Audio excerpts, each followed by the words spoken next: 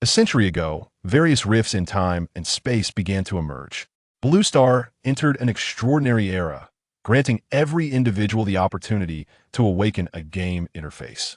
Lu Heng unexpectedly awakened as a summoner, yet his summoned entities appeared rather peculiar. Meatball, as a progeny of an evil deity, each time it is consumed, it grows stronger, and it also has the ability to induce cognitive disarray in its foes.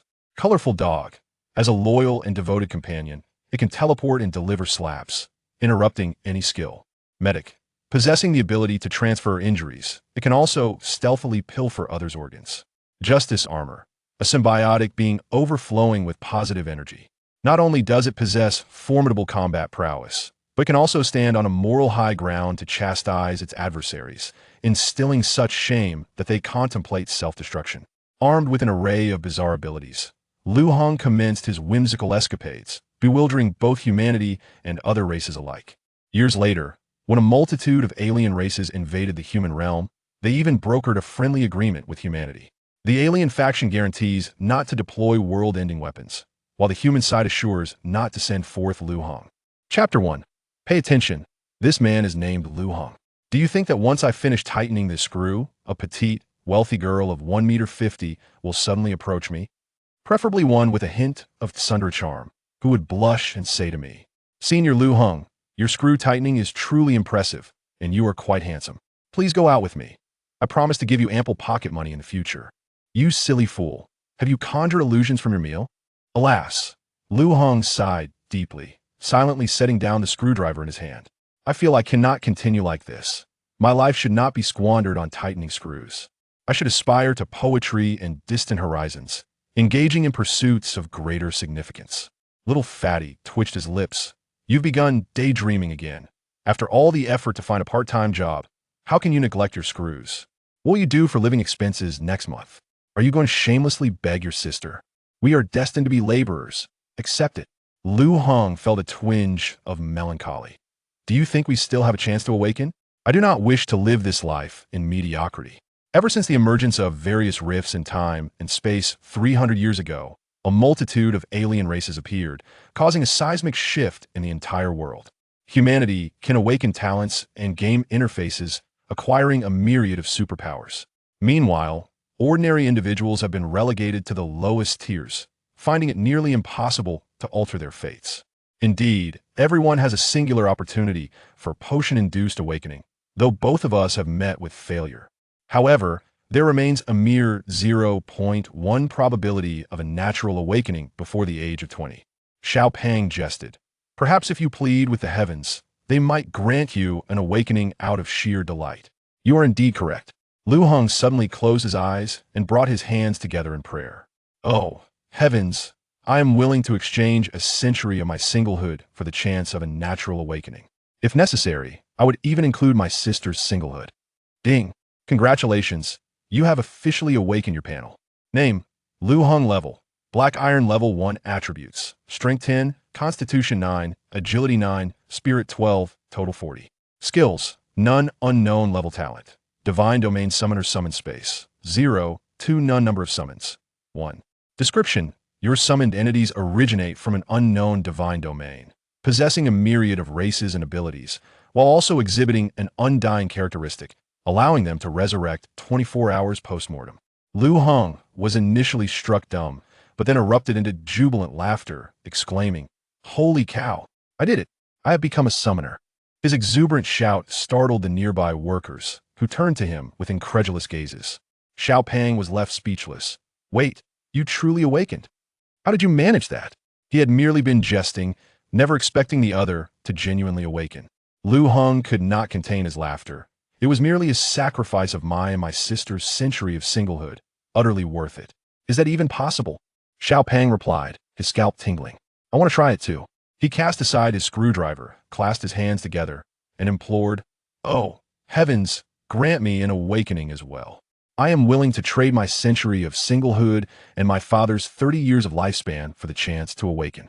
Suddenly, a radiant white light illuminated beside him. Holy cow, I've awakened too. Xiao Pang shouted in a frenzy.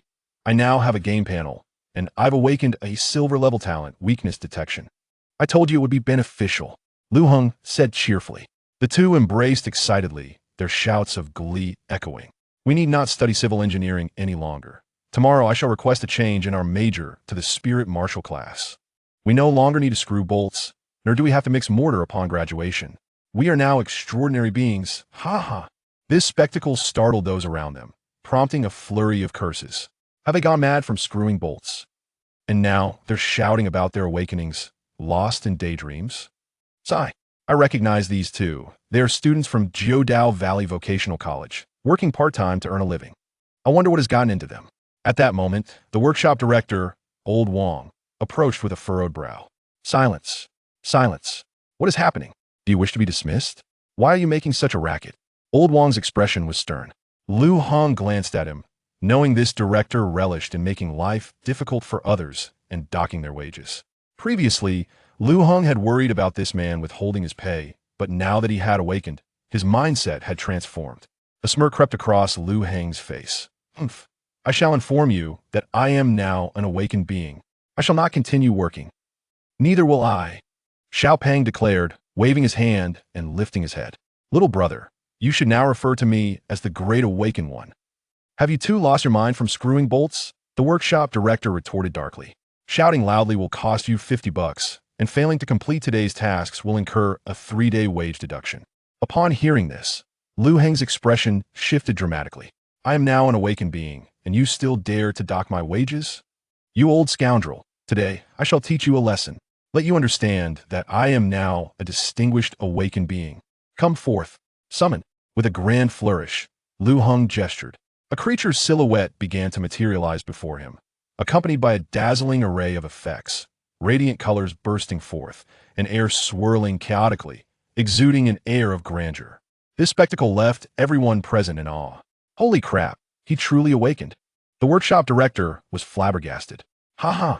Lu Heng laughed triumphantly. I am now a summoner, and all shall be at the mercy of my divine pet. Arise, my first summoned entity. As the spectacular effects subsided, something peculiar appeared upon the ground, a mass of pixels. Indeed, it was not another creature, but merely a writhing mass of pixels. You, as a summoner, did you encounter a bug? Xiao Peng's expression shifted to one of disbelief. For a moment, he questioned the reliability of the awakening opportunity acquired at the cost of his lifespan. Lu Heng was momentarily taken aback, scrutinizing his summoned entity closely. Inside lay a dark, amorphous mass, with occasional tendrils writhing as if reminiscent of a Cthulhu-like creature, though it was shrouded in pixels, truly resembling a glitch. But how could my ability be flawed? Impossible. Absolutely impossible. Lu Heng frantically clicked on the description of his summon. Meatball mental strength. 15 ability. Gains strength when consumed. Mental pollution. Gains strength when consumed. When a sentient being consumes a piece of meat, the meatball will increase its mental strength slightly. Note that the same entity can only consume once. Mental pollution. Depending on the disparity in mental strength, it can induce varying degrees of cognitive distortion in enemies, causing them to perceive themselves as animals, plants, everyday objects, and so forth. Introduction. As a nascent embodiment of an evil deity, it possesses a flavor that is both bizarre and utterly unpalatable. In short, no one would willingly consume this abomination. Please exercise your ingenuity to compel others to partake in it. Chapter 2. I considered you my brother, and yet you deceived me into consuming excrement? Surely, your summoning creature is far too abstract. Old Wang grimaced. A summoner, you say? Can this mosaic even possess any combat prowess? You can't possibly be a black iron level summoner, can you? The ranks of the extraordinary are categorized into black iron, bronze, silver, gold, platinum, diamond, and so forth. These classifications not only denote personal levels, but also reflect the tiers of talent and skills.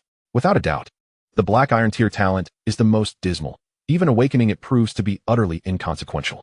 No, Lu Heng firmly believed his talent was exceptional. Although his status panel displayed an unknown level, the title of Divine Realm Summoner sounded quite prestigious. Enough said, it is through practice that one truly discerns reality. Come forth. Meatball, unleash mental pollution upon Old Wang. Let me witness your prowess. Lu Heng commanded directly. Gurgle, gurgle, emanating a peculiar dark purple halo. The mosaic creature's aura expanded and twisted, subsequently burrowing straight into Old Wang's mind. Wait, what's happening? Old Wang exclaimed in alarm, yet soon his gaze became vacant. Am I A dog? Without control, he crouched down, hands on the ground, his posterior wiggling uncontrollably. Old Wong first howled at the ceiling, woof, woof, after barking. His attention shifted to a discarded cardboard box in the corner of the office, and he dashed over, tearing it apart with fervor. The others were left in utter shock. Director, what on earth is happening? Then, Old Wong emerged from the box, vigorously sniffing the air, moving about the office in a frenzy. Suddenly, as if drawn by an invisible force, he charged towards a colleague, even nudging his nose against the man's backside. What the hell, Director? What are you doing? The colleague gasped, pale with fear. Woof, woof. Old Wong began tugging at his pants, his face alight with excitement. Thud. In a state of panic, the employee delivered a swift kick, sending Old Wong sprawling. Did I not wipe clean after using the restroom? Old Wong, having received a hefty kick, regained a flicker of clarity in his eyes. He quickly turned to Lu Heng. Stop. Stop. Don't do this to me. Lu Heng's expression brightened with joy. It seemed that Meatball was far more capable than he had anticipated. So, are you still going to deduct my salary? At last, Lu Heng felt a sense of vengeance fulfilled. I was wrong, brother. I will never deduct your salary again. Let us end this madness. Old Wong pleaded earnestly. That won't suffice. You've deducted my wages in the past, and we must account for that. Lu Heng firmly refused. What do you want? Old Wong asked, visibly distressed. Lu Heng replied with a light scoff. It has to be more money. All right, I'll pay you back. Everything I deducted will be returned. Old Wong quickly agreed, overwhelmed by an uncontrollable urge to relieve himself in the corner. Fine. Lu Heng, now in high spirits, commanded, Meatball, return. Gurgle. Meatball ceased the mental pollution and obediently crawled back to Lu Heng's side. Here. I deducted 450 from your salary, plus the wages for these 2 days, totaling 690. I'm sending you 1,000. Old Wong hastily transferred the money to Lu Heng. Then, in a state of panic, he fled the scene. Lu Heng chuckled as he accepted the payment. After all, we live in a lawful society. One cannot rob excessively. Asking for an extra 300 is merely a supplementary benefit. Around them, the workers watched in astonishment, hardly daring to breathe. Lu Heng and the little chubby fellow departed the factory. You, my friend, you must possess at least a gold-tier talent. To have Old Wong reduced to such a state is quite a spectacle. The little chubby one exclaimed gleefully. Both had suffered under Old Wong's unreasonable salary deductions, so they relished his punishment. Stay low-key, Lu Heng said, though internally he reveled in delight. He glanced once more at the summoning creature's ability description. Can grow stronger by consumption, and cautiously extended his hand into the mosaic. Swiftly, he extracted a small, gooey blob of black mosaic. Eating this will enhance my mental strength? Lu Heng pondered, hesitating at the sight of the squirming mass in his hand. The appearance alone was repulsive, not to mention the panel description indicated it was difficult to ingest. How did you manage to take a piece of your pet? The little chubby one asked, bewildered by the scene. Of course, it's for consumption. Lu Heng disregarded his reservations and directly shoved the substance into his mouth. In an instant, the taste of rotten eggs overwhelmed his palate, mingled with hints of vinegar and the scent of sweaty feet. My goodness, this is horrid. Lu Heng's face flushed as he forced himself to swallow the revolting mixture. Ding. Meatball's mental strength won. Upon seeing this notification, his expression improved slightly. The price he paid to enhance Meatball's combat capabilities was well worth it. The mental strength of an average person hovers around 5. While Meatball's is 15, 3 times that of an ordinary individual, capable of inducing the kind of retching experienced by Old Wong. However, against Black Iron Awakeners, it would be less effective, as their mental strength typically ranges from 10 to 15. More enhancement is essential.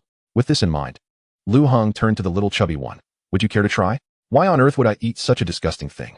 Is this some sort of miraculous elixir? The little chubby one replied, horrified at the prospect. You're correct. According to the panel, this is indeed a miraculous elixir. Lu Heng exclaimed, pulling a small piece from Meatball. Here, give it a taste. The little chubby one hesitated, eyeing the distorted mosaic in his hand. Can this really be eaten? Absolutely. I've already consumed it, and it was delightful. Lu Heng coaxed. This has the potential to enhance your attributes. I'm not offering this opportunity to anyone else. Fine then. The little chubby one, still skeptical, placed the mass into his mouth. In an instant, his eyes widened, and his complexion turned an alarming shade of green. Ugh. Just as the little chubby one was about to vomit, Lu Heng quickly covered his mouth. Don't spit it out. Swallow it down quickly. If you don't, it won't work. Lu Heng urged, holding him firmly. Ugh. The little chubby one's eyes bulged, shaking his head violently, mucus streaming from his nostrils. Come on. This could enhance your attributes. Lu Heng encouraged. No. Ugh. No. The little chubby one fought back desperately. Lu Heng, using all his strength, pressed against his mouth, even prying open his throat to force the mass down. Gulp. The little chubby one had no choice but to swallow. Ding. Meatball's mental strength won. Yes. Just like that. Lu Heng released his grip, satisfied. Ugh ugh. The little chubby one knelt on the ground, retching violently, tears and snot streaming down his face. He glared at Lu Heng with a fierce expression. I considered you my brother, and yet you deceived me into consuming excrement. Chapter 3. No one is more useless than I. No. Lu Heng cleared his throat and turned away. The taste, well, it varies randomly. The flavor I had earlier was apple pie. Perhaps you just had bad luck. The description did indeed mention that the taste could change unpredictably, differing for everyone. What about the attribute points? Why don't I have any? The little chubby one exclaimed in frustration. Ah, it's all said to be random. Lu Heng deliberately avoided meeting the other's gaze, speaking with a hint of guilt, but rest assured, there are no adverse effects from consuming this. Despite knowing he had been deceived, the chubby boy could only let out a long sigh. Forget it. Let us head to school and request a change of major from the principal. Approximately half an hour later, the two arrived at the principal's office. The principal was a middle-aged man with a receding hairline, his bald head gleaming brightly, with a few sparse strands of hair hanging limply around it. After the two explained their desire to transfer classes, the process went surprisingly smoothly. Any student who awakened their powers could unconditionally transfer to the spirit martial class.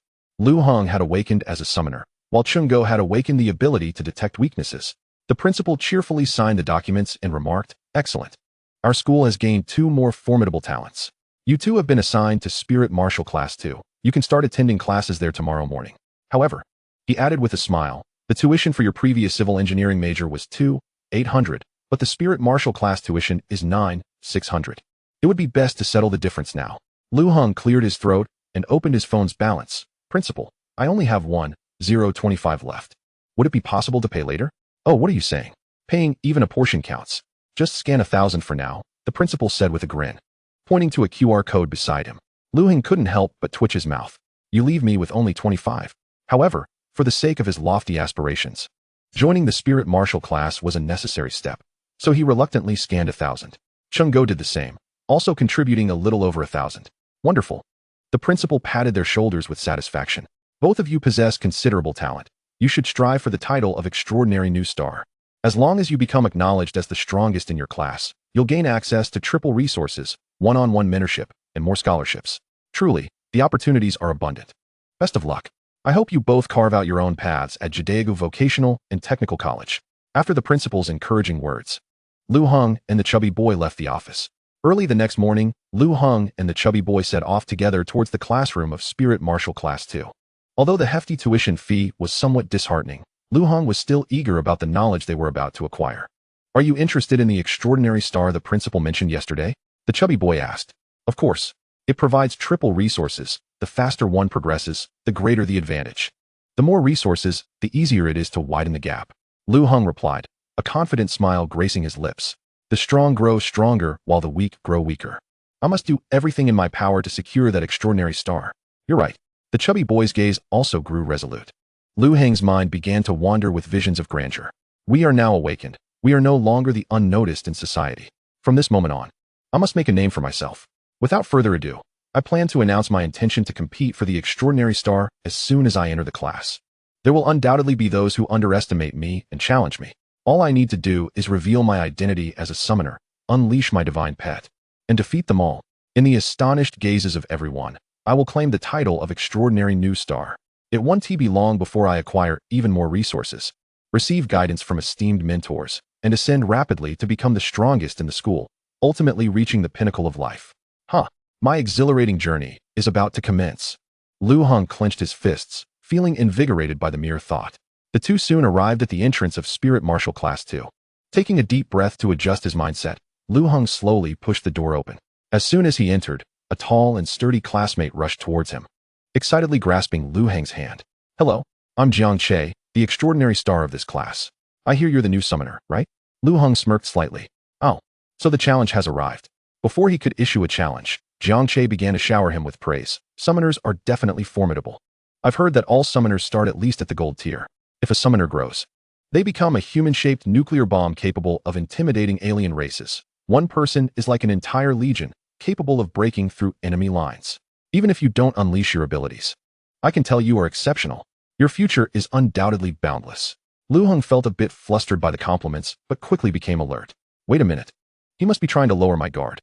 Knowing that new students often issue challenges, he wants me to forego competing for the extraordinary star? How naive. Lu Heng stated directly, since you're here, let us skip the formalities. I want to compete for the extraordinary star. What? That's fantastic. Jiang Che exclaimed, his expression filled with delight. Had I known earlier, I wouldn't have wasted my breath. So, I decide now to transfer my extraordinary star badge to you, from now on. You will be the strongest in this class. Saying this, he directly hung the badge from his clothing onto Lu Heng. Huh. Lu Heng was somewhat bewildered. Aren't we supposed to follow some procedure? Like a contest of strength or a demonstration of combat skills? Oh, why waste time on that? Jiang Che waved his hand dismissively. I declare that Lu Heng is the strongest in our class. He is our leader, and we are all his subordinates. Raise your hands if you agree. At this proclamation, the classmates behind them eagerly raised their hands. Woohoo! Great! I agree. The class erupted with enthusiastic cheers, leaving Lu Heng feeling somewhat perplexed. Wait, I might have misunderstood something. This extraordinary star isn't a scam, is it? Why is everyone so eager to push it onto me? Didn't the principal say the extraordinary star comes with more resources? Why is no one else interested? There's no misunderstanding. The extraordinary star should rightfully go to the strongest in the class, right? You are a distinguished summoner. At least of gold tier talent. Surely you surpass me. Jiang Che laughed heartily. You see, my ability is the weakest in this class. They practically forced me to be the extraordinary star. What? Lu Heng was momentarily taken aback. Jiang Che explained. I awakened a black iron tier ability known as expired power, which causes any food to spoil. Tell me, is that not the most useless power? Lu Heng pondered. Then how did you become the extraordinary star in the first place? Isn't that reserved for the strongest in the class? Because they were joking around. My ability is indeed the weakest. However, laughter erupted from the classmates at the back. Do you know what my talent is? I can summon a cockroach. I ask you all, what use is summoning a cockroach? Yet, some classmates clearly disagreed. What is that? My ability turns people's hair green, and within 3 days, they go bald. Not only is it useless, but it also gets me beaten up. Nonsense. You can at least change hair color. My ability instantly trims people's fingernails. Now that's useless. No, my talent is the most pointless. I can make a man's member stand up. My ability turns chili peppers into salt. My ability makes down jackets lose their warmth. My ability makes you burp continuously after drinking water. Shut it. No one can match the uselessness of my ability. A voice shouted as a student stood on a desk, throwing open his shirt. Watch closely. As he spoke, a flash of white light flickered through his chest. Subsequently, nothing changed. Indeed, my talent is the ability to release air. Do you think there's any necessity for this ability to awaken? No one is more useless than I am. No. Chapter 4 is quite simple. I just need to enter the factory. Lu Heng was somewhat taken aback. Isn't this class just about comparing who is more pathetic? However, the chubby boy beside him suddenly had an epiphany. Oh, I just remembered that we are merely a vocational college. Any talent above silver level that has awakened can easily gain admission to a bachelor's program, and those with golden talents can even be granted direct entry. Those who come to vocational colleges typically possess only black iron level talents. Lu Heng pondered. Then won't this extraordinary new star be a problem? Jiang Che, with a patient demeanor, replied. Oh, come on, Lu, the extraordinary new star is undoubtedly a good thing. Triple resources, personal guidance from mentors, plus thousands in bonuses every year. How wonderful is that? Lu Heng still harbored doubts, but there was no time for further inquiries as the class bell had rung. Dingling. Everyone hastily took their seats. Lu Heng also had to find an empty spot in the second row to sit down. At that moment, a man dressed in a black trench coat sauntered in leisurely. So, have you decided on the extraordinary new star? You can't delay any longer. Otherwise, I will have to assign someone myself, the mentor said languidly. Yes. After unanimous discussion among all of us classmates, the new student, Lu Heng, is the most suitable candidate. Indeed, this handsome and powerful fellow is perfect to be the extraordinary new star. All eyes turned to the second row, leaving Lu Heng somewhat bewildered. The mentor glanced at Lu Heng. Oh, the new student? I heard you are a summoner, which is certainly much stronger than this group of black iron talents. It's you. You will represent the school in the joint competition in a week. Joint competition? Lu Heng hurriedly inquired. What is that, and why should I participate? Oh, it's nothing. Every extraordinary new star has to participate in this, Jiang Che said with a grin. Anyway, the mentor has already decided on the extraordinary new star. So I won't hide it anymore. This joint competition is, to put it bluntly, a face-losing event for our Jiu Dao Go Vocational Technical College. But don't worry, brother. As long as you have thick enough skin, just treat it as a sightseeing tour. Lu Heng was perplexed. A face-losing event? Why do you say that? Because over there are elites from various schools. Our province has 90 colleges participating. But do you know how many vocational colleges there are? Just 1 hours. So we are going there to lose face, to come and last every year. And it's always been like this. Haha. You understand now, brother. Lu Heng was even more astonished. If it's known that attending as a vocational college is embarrassing, why does our school still participate? Jiang Che waved his hand dismissively. Because our principal is a fool. No need to explain. You will understand in the future. The surrounding people chimed in with their complaints. That bastard. Knowing it's embarrassing to send us, he still insists on having someone participate. He expects us to bring back a ranking, claiming it will help the school upgrade to a bachelor's program. With our pathetic status, isn't that a joke? He doesn't care about his own face. Dragging us down with him. At this moment, Lu Heng finally understood why everyone was reluctant to accept the extraordinary new star title. It seemed there was a price to pay. However, it didn't matter. If there were benefits, he would endure. As for competing with geniuses at the school joint meeting, that still sounded rather intriguing. Ahem, everyone, prepare for class. The mentor coughed lightly. The students quickly settled down. Lu Heng temporarily set aside thoughts about the extraordinary new star. Yes, at the very least, we have triple resources and guidance from distinguished mentors. Since I have entered the spirit martial class, I must study diligently. Surely, I will learn various fascinating extraordinary knowledge next. Perhaps engage in fierce beast confrontations? Master profound martial combat skills? Just the thought of it filled Lu Heng with anticipation. The mentor's sharp gaze swept over the crowd. Does everyone have their phones? Yes. Everyone cheerfully raised their hands. Suddenly, Lu Heng sensed something amiss. Then everyone can sit in your places and enjoy playing on your phones. After saying this, the mentor lazily slumped onto the desk. I'm going to take a nap. Wake me when class is over. The students in the class seemed already accustomed to this. Log in, log in. Hurry, I'm already in the King's Canyon. Without further ado, they dove into their games. Some students even moved their chairs to sit together with friends, preparing for a gaming session. Lu Heng watched, feeling somewhat bewildered. The chubby boy was equally astonished. How is this more ridiculous than our previous civil engineering class? At least in that class, the teacher would present a PowerPoint and read from notes. Here, it's like they don't care at all. Jiang Che chuckled. Oh brother, everyone is just here to pass the time. How much stronger can we Black Iron Talent Awakeners be compared to ordinary people? Why think so much about it? Just play. Wait, what about our resources? My triple resources can't be fake, right? Lu Heng asked, uncertain. Well, brother, I want to hide it from you. The triple resources are actually just 3 low-tier experience stones, equivalent to nothing. What about the senior mentor? Lu Heng inquired again. The other person chuckled, pointing at the mentor. There he is, just ask him for personal guidance. Lu Heng fell silent, observing the mentor's languid demeanor, guessing he probably wouldn't be able to teach much. Watching his classmates indulge in merriment, he reluctantly asked, Aren't you all awakening talents? Are you really going to just lounge around for 3 years? What will happen after graduation? Haha. Jiang Che waved his hand dismissively. It's simple. I'll just enter the factory. Vocational college people, vocational college spirit. If you can't endure the hardships of studying, you must endure the hardships of tightening screws. Brother, don't think too much. We're all destined for factory work from now on. Lu Heng suddenly fell into silence. This was not what he envisioned awakening to be. He had thought awakening would elevate him above others, yet now he was being told he would remain a small fry in society. If you told me to enter the factory before awakening, I could accept that. But now, after awakening, you still want me to enter the factory? Am I not awakening for nothing? Lu Heng felt a shiver run down his spine. The more he thought about it, the more anxious he became. Suddenly, he stood up abruptly. No, this is not the life I want. This outburst drew everyone's attention. I refuse to be like you, sitting in class every day just to play on my phone. I will not enter the factory after graduation. I have my own goals. I want to become a powerful, extraordinary being. I want to rise above others. I will strive. I will fight. With that, Lu Heng stormed out of the classroom in a fit of passion. If you want to teach me, I will learn on my own. This scene left everyone astonished. Even the mentor lifted his head to glance at him. Lu Heng began to run frantically on the playground. I will strive. I will fight. He went to the library and found books on extraordinary knowledge, but he couldn't comprehend any of them. He then went to the training square, only to discover that there were no machines available for training. He began to run around the entire school, yet he found nothing. The institution offered hardly any effective facilities for the awakened. Exhausted, he finally lay on his dormitory bed, flipping over and cheerfully scrolling through short videos. Smartphones are delightful. Chapter 5. Pay attention. This woman is named Lu Xiaoka. Shortly thereafter, Xiaopeng returned to the dormitory. He glanced at Lu Heng, who was engrossed in Douyin on the bed, and asked, puzzled, aren't you supposed to be striving hard?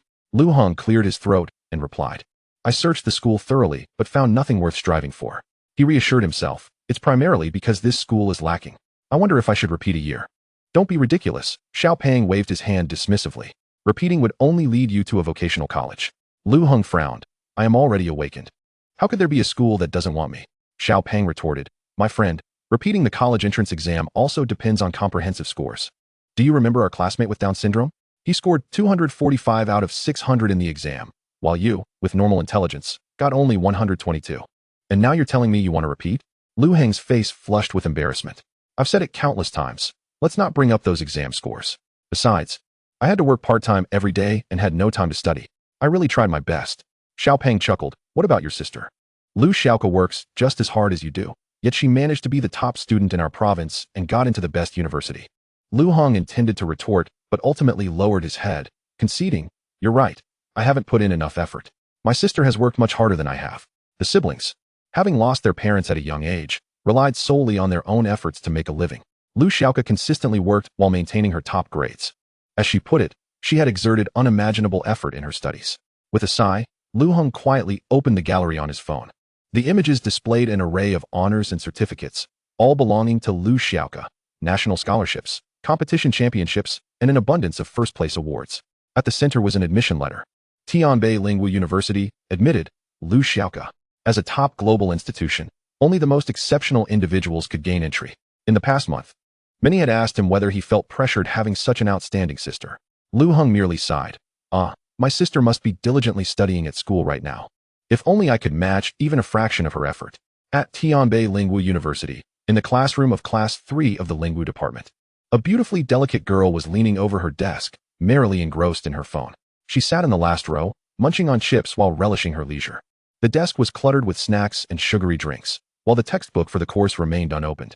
In stark contrast, the teacher at the podium was earnestly lecturing, and the students below were intensely focused, their desks overflowing with study materials. This scene highlighted a striking disparity, yet the teacher showed no inclination to reprimand the girl, as if everyone had long since grown accustomed to her behavior. The bell rang, signaling the end of class. The teacher cleared his throat. The next class will have a quiz, and the grades will count towards credits, so it's best for everyone to review a bit. Upon hearing this, the students clenched their fists. Damn, I've been studying all night for 3 days for this quiz. I must score high this time. Trash. I prepared for a whole week in advance. Second place is mine for sure. Why say so much? Let's just review one last time. The class erupted into a frenzy of studying. Meanwhile, in the last row, Lu Xiaoka continued to blissfully scroll through her phone until a shy male classmate reminded her, Hey, there's an exam next class. Maybe take a glance? Only then did Lu Xiaoka turn off her phone, gulp down some soda, and say, I suppose it's time to start putting in some effort. She picked up her book, tore off the cover, and inquired, What part will be on the test? Everything before page 94, the boy quickly replied. Got it. Lu Xiaoka rested her chin on one hand while flipping through the book at a remarkable speed, nearly turning a page every few seconds, making it appear as if she were perusing a comic. After about 10 minutes, she swiftly finished reading over 90 pages. As the class bell rang, the teacher announced, Let's begin the exam. At this, every student's demeanor sharpened, as if they had entered a battlefield. Electronic screens lit up on each desk, displaying the exam questions. All the students were fully alert, diligently working on their answers. Lu Xiaoka, however, leisurely completed her exam. Approximately 10 minutes later, while others were barely halfway through, she had already submitted her paper. Glancing at her classmates still laboring over their work, she remarked, How slow you all are. Deciding to take a nap, she rested her head on the desk. As the end of class approached, the teacher announced, All right. Anyone who hasn't finished must submit their work. Time is up. Damn, I still have 2 questions left. Ugh, these questions are so difficult. I can't believe anyone could score 100.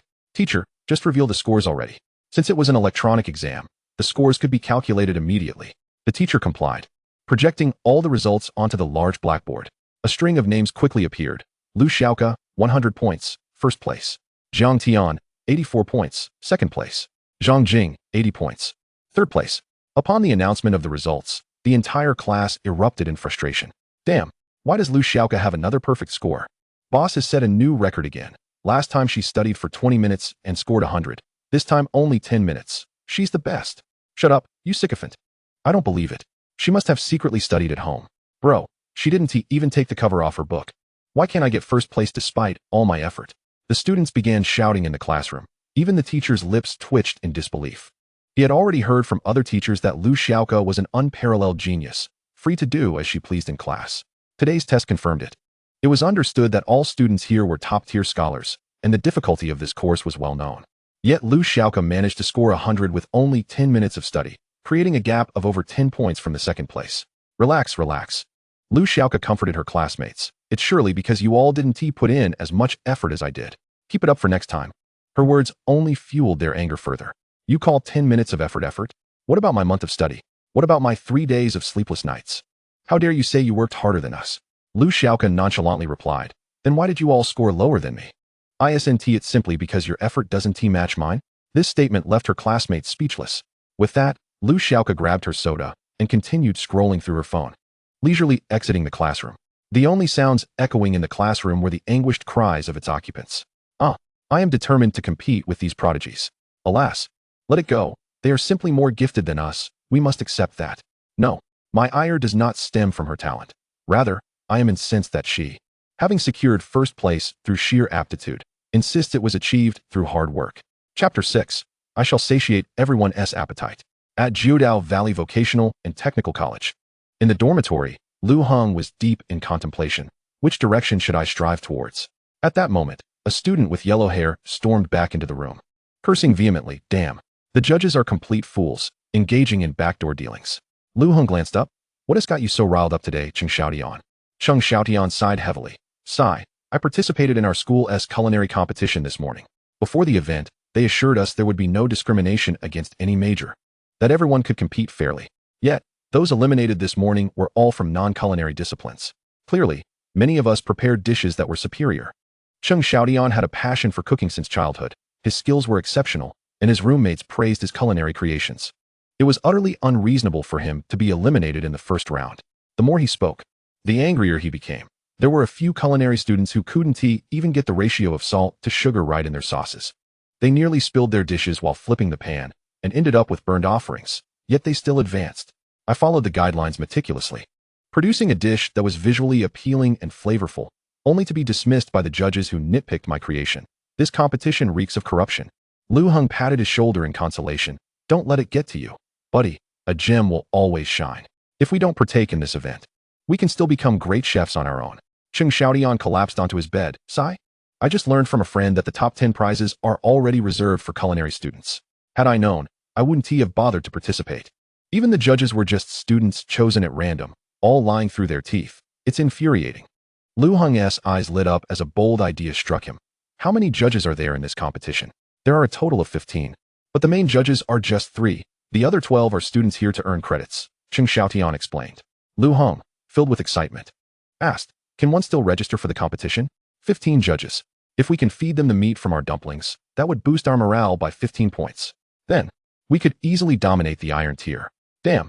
Finally, I have a direction to focus my efforts. Cheng Xiaotian nodded.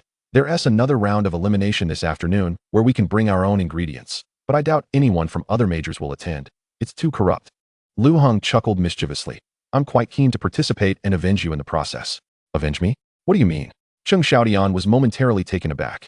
I have some exceedingly unpalatable ingredients. I intend to use them to disgust the judges. Lu Heng grinned slyly.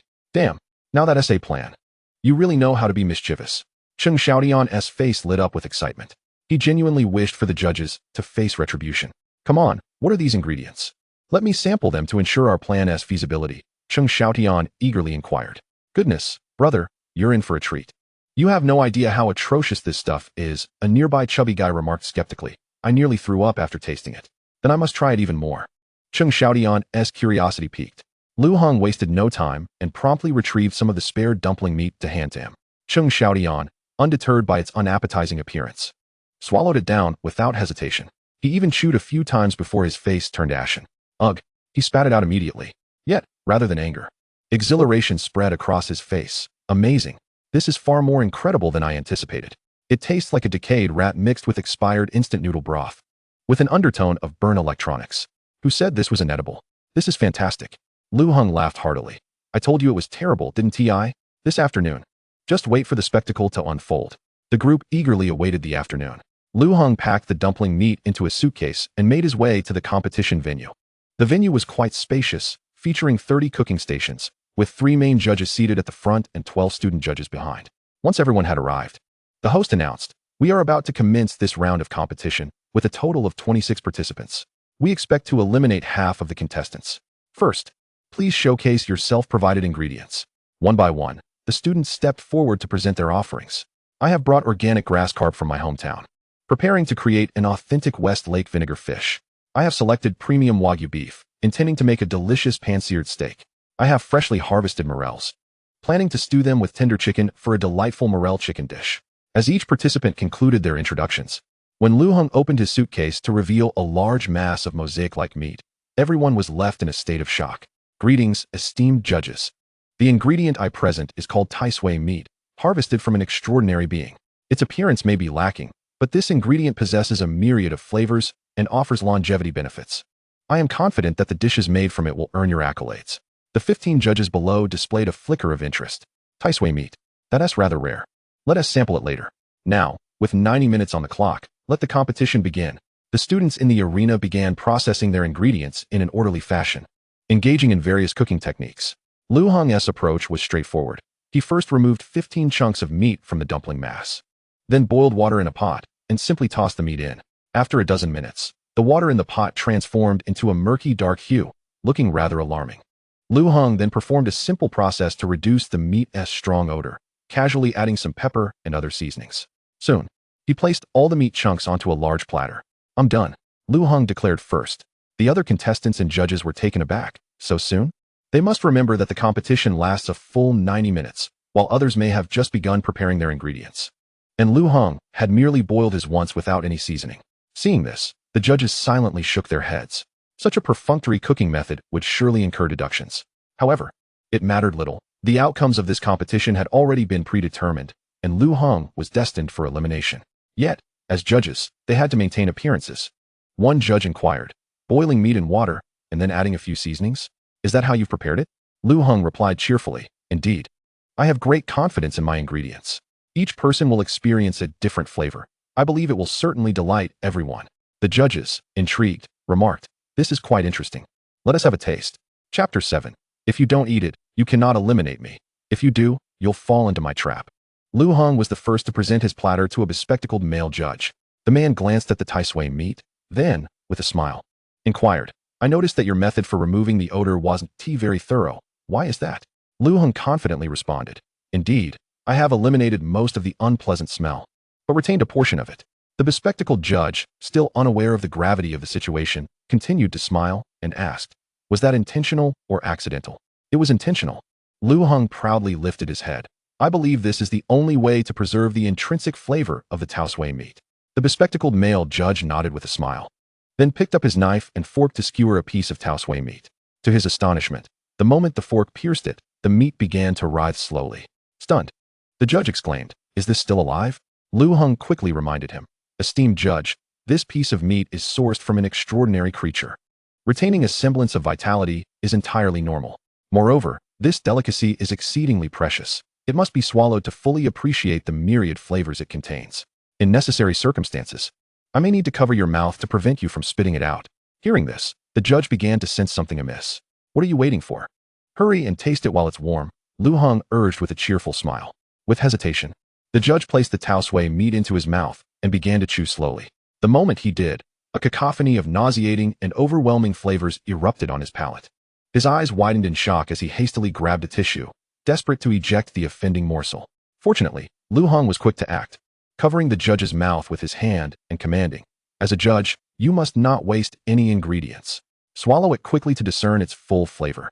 The judge struggled, his face reddening, yet he discovered that Lu Heng's grip was surprisingly strong. Gulp. Under Lu Heng's insistence, the judge finally swallowed the piece of meat. Ding. Spirit Power 1.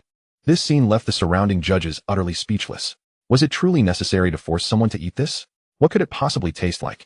The judge took a full half-minute to regain his composure before glaring at Lu Heng with a contorted expression.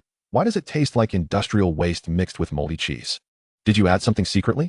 Lu Heng replied with dignified composure. Esteemed judge, please respect my ingredients. This is tai sui meat.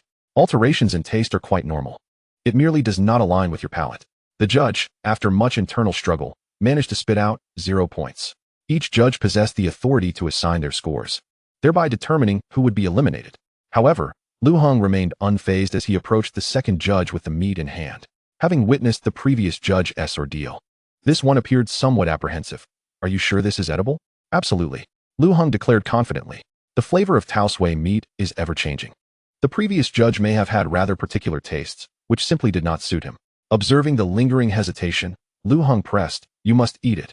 As a judge, your responsibility is to take this seriously.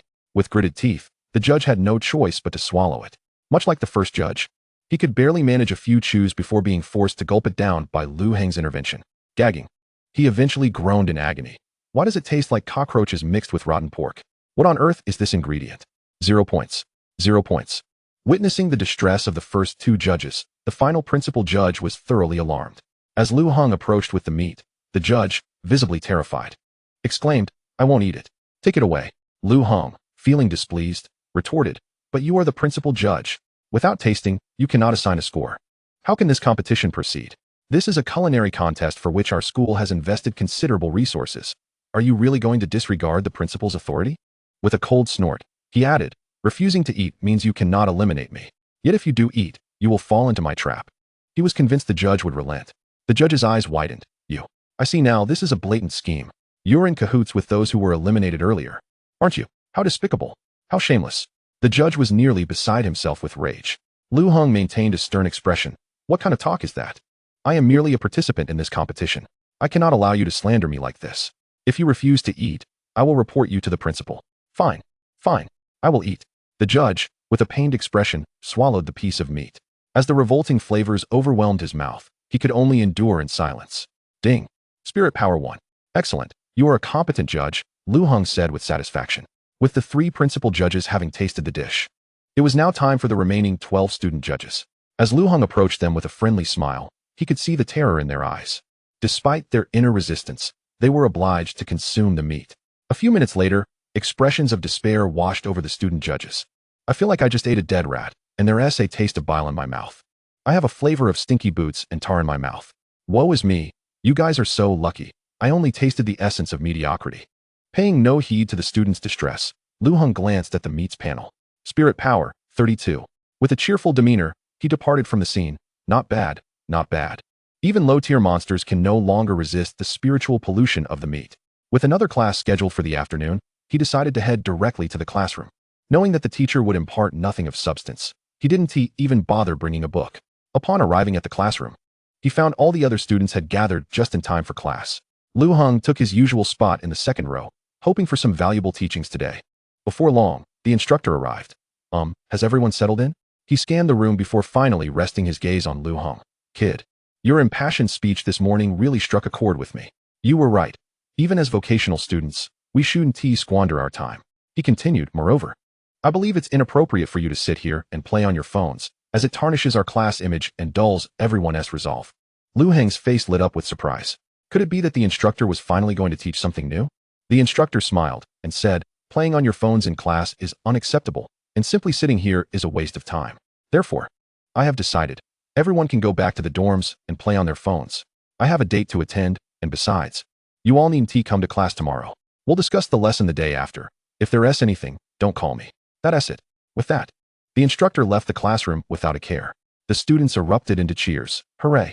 Back to the dorms for gaming. Let the fun begin. They joyfully exited the classroom, leaving Lu Heng standing alone, bewildered in the wind. He grimaced. Well, I might as well head home and ask my little sister to help me grind some dungeons. Chapter 8. My Poor Neighbor. Wenchang Street. It was dusk, and the entire street was bathed in a warm orange glow from the setting sun. A beautiful girl in a unique school uniform strolled down the street. Her white shirt paired with a deep blue pleated skirt accentuated her slender figure, while her long legs were enveloped in black knee-high socks, complemented by black leather shoes. Her delicate face glowed with a faint pink hue, and her large, bright eyes sparkled with a lively spirit. Due to her striking appearance, passers-by couldn't help but glance back, their attention nearly guaranteed. This girl is stunning. Should I go up and ask for her contact information? What are you thinking? Can't you see that uniform? Those are students from Tianbei Lingua University, the nation's top institution. All of them are awakened beings. Do you really think you're worthy of associating with them? Wow, that's indeed impressive. Lu Xiaoka seemed unfazed by the whispers of passers-by. Continuing her solitary stroll, suddenly, she spotted something glittering on the ground, her eyes instantly lighting up. Without a care for her image, she crouched down to retrieve it. Upon closer inspection, It turned out to be an ordinary trinket, which she disdainfully clicked her tongue at before casually stuffing it into her pocket, muttering, "Perhaps I can sell it for a little cash." As she continued her walk, her gaze lingered on a stall selling roasted duck. Lu Xiaoke licked her lips, clearly tempted by the sight. Checking her phone, she saw that she had only $1.62 left. Damn it. Had I known, I shouldn't have bought so many snacks. Reluctantly, she averted her eyes, concluding, "Never mind. I'll skip dinner tonight and save it for 2 buns in the morning." Lu Xiaoke walked on and soon returned to her rental apartment. The rent for this place was a mere 900 yuan, yet it boasted a compact layout with a living area, kitchen, and bathroom. The space was snug, but all necessary amenities were present, creating a cozy atmosphere. However, the soundproofing was atrocious. She could even hear the sounds of passionate encounters from the neighboring unit, which made her cheeks flush. Lu Xiaoke slipped into her slippers and flopped heavily onto the sofa, whining, "I'm so hungry." Just then, the door to the apartment swung open, and Lu Heng returned home. Lu Xiaoke turned her head, her face lighting up with surprise. "Hey, old dang, you're back. Aren't you supposed to be working on screws today?" "I fired my boss," Lu Heng replied as he changed into his slippers and sat down on the sofa. "The salary should be due now. How about giving me some gold coins?" Lu Xiaoke's eyes sparkled with anticipation as she looked at him. Lu Heng smirked, "You overestimate me. There's no spare change." After paying his tuition yesterday, he was left with only 25 yuan, which had long been spent on 2 meals and a bus ride home. Lu Xiaoke's expression fell. "All right then, why are you home today? Don't you usually come back on Saturdays?" "Actually, I returned to tell you something." Lu Heng pondered for a moment before saying, "I awakened yesterday." Lu Xiaoke's head, which had been hanging low, shot up in disbelief, her face a canvas of shock. "What? You, the idle dreamer with no achievements, have actually awakened? Hey, some thoughts are better left unspoken. Why say them out loud?" Lu Heng retorted, slightly exasperated. Unfazed, Lu Xiaoke covered her face with a pillow, sobbing, "Oh no, with your awakening, our family's monthly poverty allowance of 1,000 yuan will be gone. We won't even be able to afford food. Come on, I've awakened, and you're worried about not earning 1,000 yuan a month?" Lu Heng's face darkened. "Then give me 1,000 yuan now." Lu Xiaoke extended her hand. "That's not possible just yet." Lu Heng turned his face away sheepishly. "Didn't you say you had a decent scholarship? How come you're out of money?" He had initially planned to awkwardly ask his sister for some living expenses. "Yes, the scholarship is substantial, but upgrading costs a fortune. Otherwise, I won't keep pace with my classmates. As soon as I get money, it's gone," Lu Xiaoke lamented, looking rather pitiful. "My appetite has been especially large lately. I'm always hungry." At that moment, her stomach growled audibly. Lu Xiaoke pouted, "I'm a bit hungry." Gurgle. This time, it was Lu Heng's stomach growling. He sighed, "I'm hungry too." A silence enveloped them. "We are so poor." Just then, a loud thumping sound erupted from the adjacent room, unmistakably the sound of a bed crashing against a wall. Following that, the increasingly embarrassing noises grew louder. Lu Heng, already irritable from hunger, snapped, "This is definitely a disturbance." Lu Xiaoke angrily chimed in, "I don't know what is going on next door. They've been at it almost every day. It doesn't quiet down until around 7 or 8 in the evening. Damn it, I'm going to give them a piece of my mind." Lu Heng grumbled as he picked up his phone and messaged in the building's group chat. "To the resident of Unit 114. Could you keep it down during your activities? You know our walls are thin. Please be considerate." Moments later, someone named, owner of Unit 114, requested to add Lu Heng as a friend. He frowned and accepted. "Owner of Unit 114, I'm not home. I'm working overtime at the office." Lu Heng was momentarily stunned. "Then how is it that I can hear your wife's noises from next door?" Upon sending the message, he realized the implication. "Ah, so this guy is being cheated on." Owner of Unit 114, transferring 38 for 124 yuan, awaiting acceptance. Owner of Unit 114, "Bro, help me block the door. I'll be home soon." Chapter 9. Justice may be delayed, but it will never be absent. Lu Heng was momentarily taken aback. The transfer was a tidy sum, evidently all he had. Working overtime every night for such little pocket money was one thing. But to find out his wife was having an affair? Lu Heng couldn't help but feel a twinge of sympathy for him. He quickly messaged back, "Don't worry, bro. I'll block the door tight." He silently confirmed the payment and then turned to his sister, "Old sis, we've got a job. We're having dinner tonight." Lu Xiaoke beamed at the message. "I knew it. Turns out he's being cheated on, taking someone else's money to do their bidding." Without further ado, Lu Heng stood up and headed outside. "Let us go block the door. Once we finish, we'll treat ourselves to a nice meal. Hooray, no more hunger tonight." Lu Xiaoke exclaimed, brimming with enthusiasm as she joined him. The siblings swiftly made their way to the door of Unit 114. Confirming that the sounds were indeed emanating from within, Lu Heng hurriedly said, "Sofa. Drag our old sofa out here." And the wardrobe too. We must block them in. Got it. In a flurry of activity, the two worked together to haul their old sofa and wardrobe outside, placing them in front of Unit 114's door. Everything's ready. Now we wait for the homeowner to return, Lu Heng said with delight. Lu Xiaoke began to anticipate their evening feast. Meanwhile, the occupants within the room remained blissfully unaware of the commotion outside, their embarrassing sounds continuing unabated. After another 20 minutes, the noises inside began to subside significantly. A deep male voice called out, "I'm going downstairs to grab some water. We'll continue when I get back." "All right," a sultry female voice replied, her tone drawn out enticingly. Lu Heng's eyes sharpened as he lowered his voice. "Sis, pay attention. They're about to come out." With that, he firmly planted his feet, bracing himself against the wardrobe in front of the door. Lu Xiaoke's expression grew serious, her gaze locked on the door. "Don't worry. Brother, my strength attribute is 18 points, which is equivalent to 2 adult men. I can definitely hold it." Click. The doorknob turned, producing a crisp sound. However, when the person inside attempted to push the door open, they found it firmly shut against their efforts. "What is going on?" The man's voice brimmed with confusion as he pushed against the door with force, but a powerful resistance held it steadfast. He leaned closer to the peephole, pressing one eye against it, only to behold a shadowy expanse outside the door, cluttered with a dilapidated sofa and a makeshift wardrobe. "Goodness, this is bad. We're trapped." The man's face paled in panic, his voice abruptly rising. Within the room, 2 other male voices echoed, filled with shock and trepidation. "What did you say?" "Our affair won't be discovered, will it?" Hearing these voices, Lu Heng's expression changed drastically. "Little sister, did I just hear 3 men inside?" In broad daylight, engaging in infidelity is one thing, but to do so with such flamboyance? Lu Heng suddenly felt a wave of sympathy for the male host of this household. Good grief. The female host of this household is truly shameless. Lu Xiaoke was equally astonished. The men inside began to bellow, "Charge. Let us combine our strength and break down the door." As soon as the words left their lips, the 3 men began to exert their might, their faces reddening as they furiously slammed into the door. Bang, bang, bang. The door reverberated with the sound of their assaults. Outside, Lu Heng stood firmly planted, his feet steady on the ground, arms straining against the sofa, veins bulging on his forearms. "Come on, little sister. For 300 yuan, we must fight." "Ah, for tonight's roast duck," Lu Xiaoke echoed, pouring all her strength into bracing against the wardrobe. The 2 sides clashed, as the door creaked under the relentless assault, the plaster around the doorframe crumbling. Lu Xiaoke's physical strength was indeed formidable. With her 18 points of power, she held her ground alongside Lu Heng against the onslaught of the 3 burly men. "Damn, I can hear someone outside," the men inside exclaimed in alarm. Who is out there?" Another shouted, his tone rife with anger and anxiety. Lu Heng bellowed with righteous indignation. "Don't concern yourself with who I am. Your sordid deeds have already been discovered by the male host of this household. He will soon come to exact retribution upon you. Young brother, I can hear you're still quite young. Matters of adults are beyond your comprehension, so please let us go." The man called out again, urgency lacing his voice. "Nonsense. I'm already in college. Don't treat me like a 3-year-old. Lu Heng scoffed in disdain. "Release you? Impossible. I've been paid for this. Do you understand the concept of professional ethics?"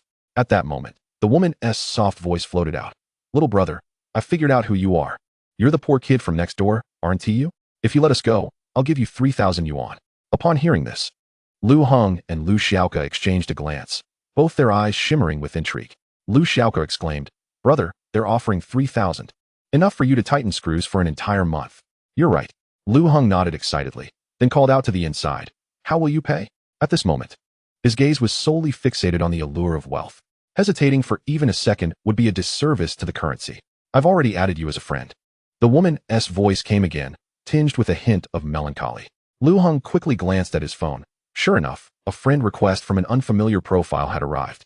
And as soon as he accepted it, a transfer notification popped up, 3,000 in total. "Haha, 3,000. Lu Heng joyously tapped to confirm the payment.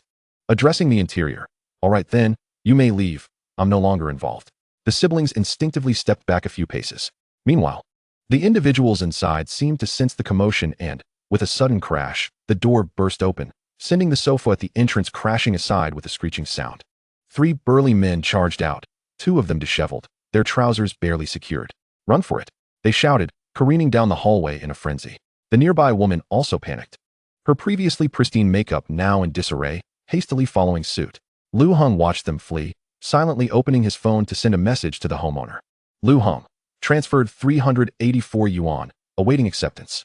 Lu Heng. Apologies, brother. There are 3 burly men on the other side, and we simply cannot hold them back. I cannot accept this money. 114 homeowner. What? 3 burly men. 114 homeowner. Brother, I know your sister is an extraordinary person. How could you not hold them back? Speak honestly, did they bribe you? Lu Heng's gaze flickered with embarrassment, but he still messaged back. Yes. They offered me 3,000. 114 homeowner quickly replied. I can still take out a loan. I'll send you 5,000. Help me catch them. I'll be home shortly. Transferred 5,000, awaiting acceptance. The moment Lu Heng received the message, his expression sharpened, turning serious. Justice may be delayed, but it will never be absent. Just as the burly men descended the stairs, Lu Heng let out a loud shout. Don't run. Chapter 10. Ah, little sister. I can't catch up. You must go after them. Lu Heng urgently called out. All right. Lu Xiaoke responded promptly, dashing forward. With her superior agility, she steadily closed the gap between herself and the men. Her steps were light, yet powerful, the sound of her small shoes echoing crisply against the floor, while the deep blue pleated skirt fluttered with her movements. The burly men, somewhat flustered, exclaimed, Didn't we already give you money? Why are you still chasing us? Humph, your money is insufficient, unless you add more. Lu Xiaoke stated bluntly. Her words ignited their fury. Damn, do you truly think a mere schoolgirl can stop us? One of the men spat, his face twisted with malice, while the other 2 halted, glaring back with hostility. Lu Xiaoke remained unfazed. Seizing the moment, she lunged forward, grasping one man by the shoulder, then, using her own momentum and formidable strength, effortlessly hurled him aside. The man's body arced through the air before crashing heavily to the ground with a pained howl. The seemingly delicate figure had easily toppled a man standing at 6 feet tall, creating a striking visual impact. This woman is an awakened. The other 2 men, witnessing the scene, stared in horror with wide eyes. Lu Xiaoke's right leg rose high, her long leg encased in black knee-high stockings, slicing through the air like a drawn blade, landing heavily on another man's side. Thud! Another man was sent sprawling. The last one barely registered what was happening before Lu Xiaoke kicked him in the stomach, causing him to yelp in agony. The woman, too frightened to flee, crouched down with her hands over her head. I'm not running anymore. I'm not running anymore. Please don't hit me. That will suffice. Lu Xiaoke adjusted her slightly disheveled skirt, a joyful smile gracing her face. When Lu Heng arrived, his eyes gleamed with astonishment. Well done, little sister. When did you become so formidable? It's all from the martial arts basics I learned in high school. You didn't study diligently enough. Lu Xiaoke replied with a grin. They waited for a short while, and soon the male host returned, his expression that of a meek man. Upon seeing the woman crouching on the ground, he stormed forward and slapped her. I've given you so much. Why did you betray me? Haven't I given you enough? What is wrong with me, just having a bit of fun? The woman shot back defiantly. What have you ever done for me? The man yelled. I bore your child with this drinking belly. With a hand accustomed to smoking and rolling dice, she prepared a meal for you. What more could you possibly find unsatisfactory? You ungrateful wretch. The woman scolded vehemently, showing no regard for the man. You are utterly unreasonable. I must have been blind to marry you in the first place. The man grew even more enraged. The couple was on the brink of physical confrontation. Witnessing this, Lu Heng subtly tugged at Lu Xiaoke's sleeve and whispered, Let us leave. This is their domestic affair, and we should not interfere. Lu Xiaoke obediently nodded, all right. The 2 began to depart. The cacophony of their quarrel echoed behind them in the stairwell, a relentless exchange of sharp retorts. Yet, Lu Heng and his sister appeared oblivious, walking side by side with a lightness in their steps, leaving the tumult behind. I want to eat roast duck. 10 of them. All right. The following morning, the alarm clock in the bedroom rang. Dingling, dingling. Clad in a pink pajamas, Lu Xiaoke rose leisurely. Brother, I'm off to school. I'll take you to level up this afternoon when I have no classes. Lu Heng, sprawled on the floor beside the bed, opened his eyes groggily. Okay. He attempted to get up, but found himself too drowsy to rise. Observing this, Lu Xiaoke comforted him. It's fine, big brother. There's no need to feel guilty about not getting out of bed. You wouldn't create any value by doing so anyway. With that, she changed her clothes and prepared to head out. You are right. Lu Heng mused, feeling reassured by her words, and promptly fell back into a deep slumber. Meanwhile, Lu Xiaoke strolled happily towards the university campus. The rental apartment was not far from the school, and she arrived within a 10-minute walk. Upon entering the campus, she was greeted by a lively atmosphere. Students hurried along the pathways. Some clutched textbooks. Others carried backpacks while munching on buns bought from street vendors, discussing campus gossip with hearty laughter. Lu Xiaoke's arrival drew the attention of several classmates, who began to whisper amongst themselves. Isn't this Lu Xiaoke, the academic prodigy of the freshman year? Indeed, and some say she possesses extraordinary hidden talents, though she denies it herself. She is quite attractive too. I remember when the student council was selecting the freshman beauty, Lu Xiaoke was their first choice. But then they found out she single-handedly devoured 18 bowls in the cafeteria and quietly replaced her with Su Yao. Isn't that ridiculous? So what if she eats a lot? Isn't the title of school beauty about looks?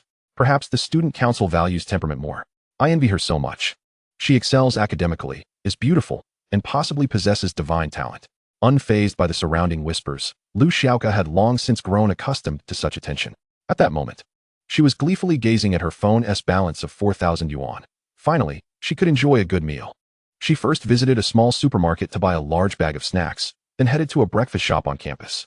5 baskets of meat buns, 10 char siu, 2 sweet corns, and 6 cups of soy milk. Ah, Beauty Lu is here again. The owner greeted warmly. Lu Xiaoke promptly scanned her payment and casually took a seat. Before long, the owner brought her breakfast to the table. Take your time to enjoy.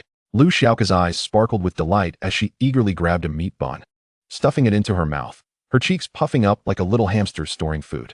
After finishing, she began to devour the char siu, her eyes narrowing in satisfaction. Just then, a man dressed ostentatiously in a white suit with slicked back hair sauntered into the breakfast shop. He strutted over to Lu Xiaoke's table, pulled out a chair without hesitation, and seated himself, resting his elbows on the table.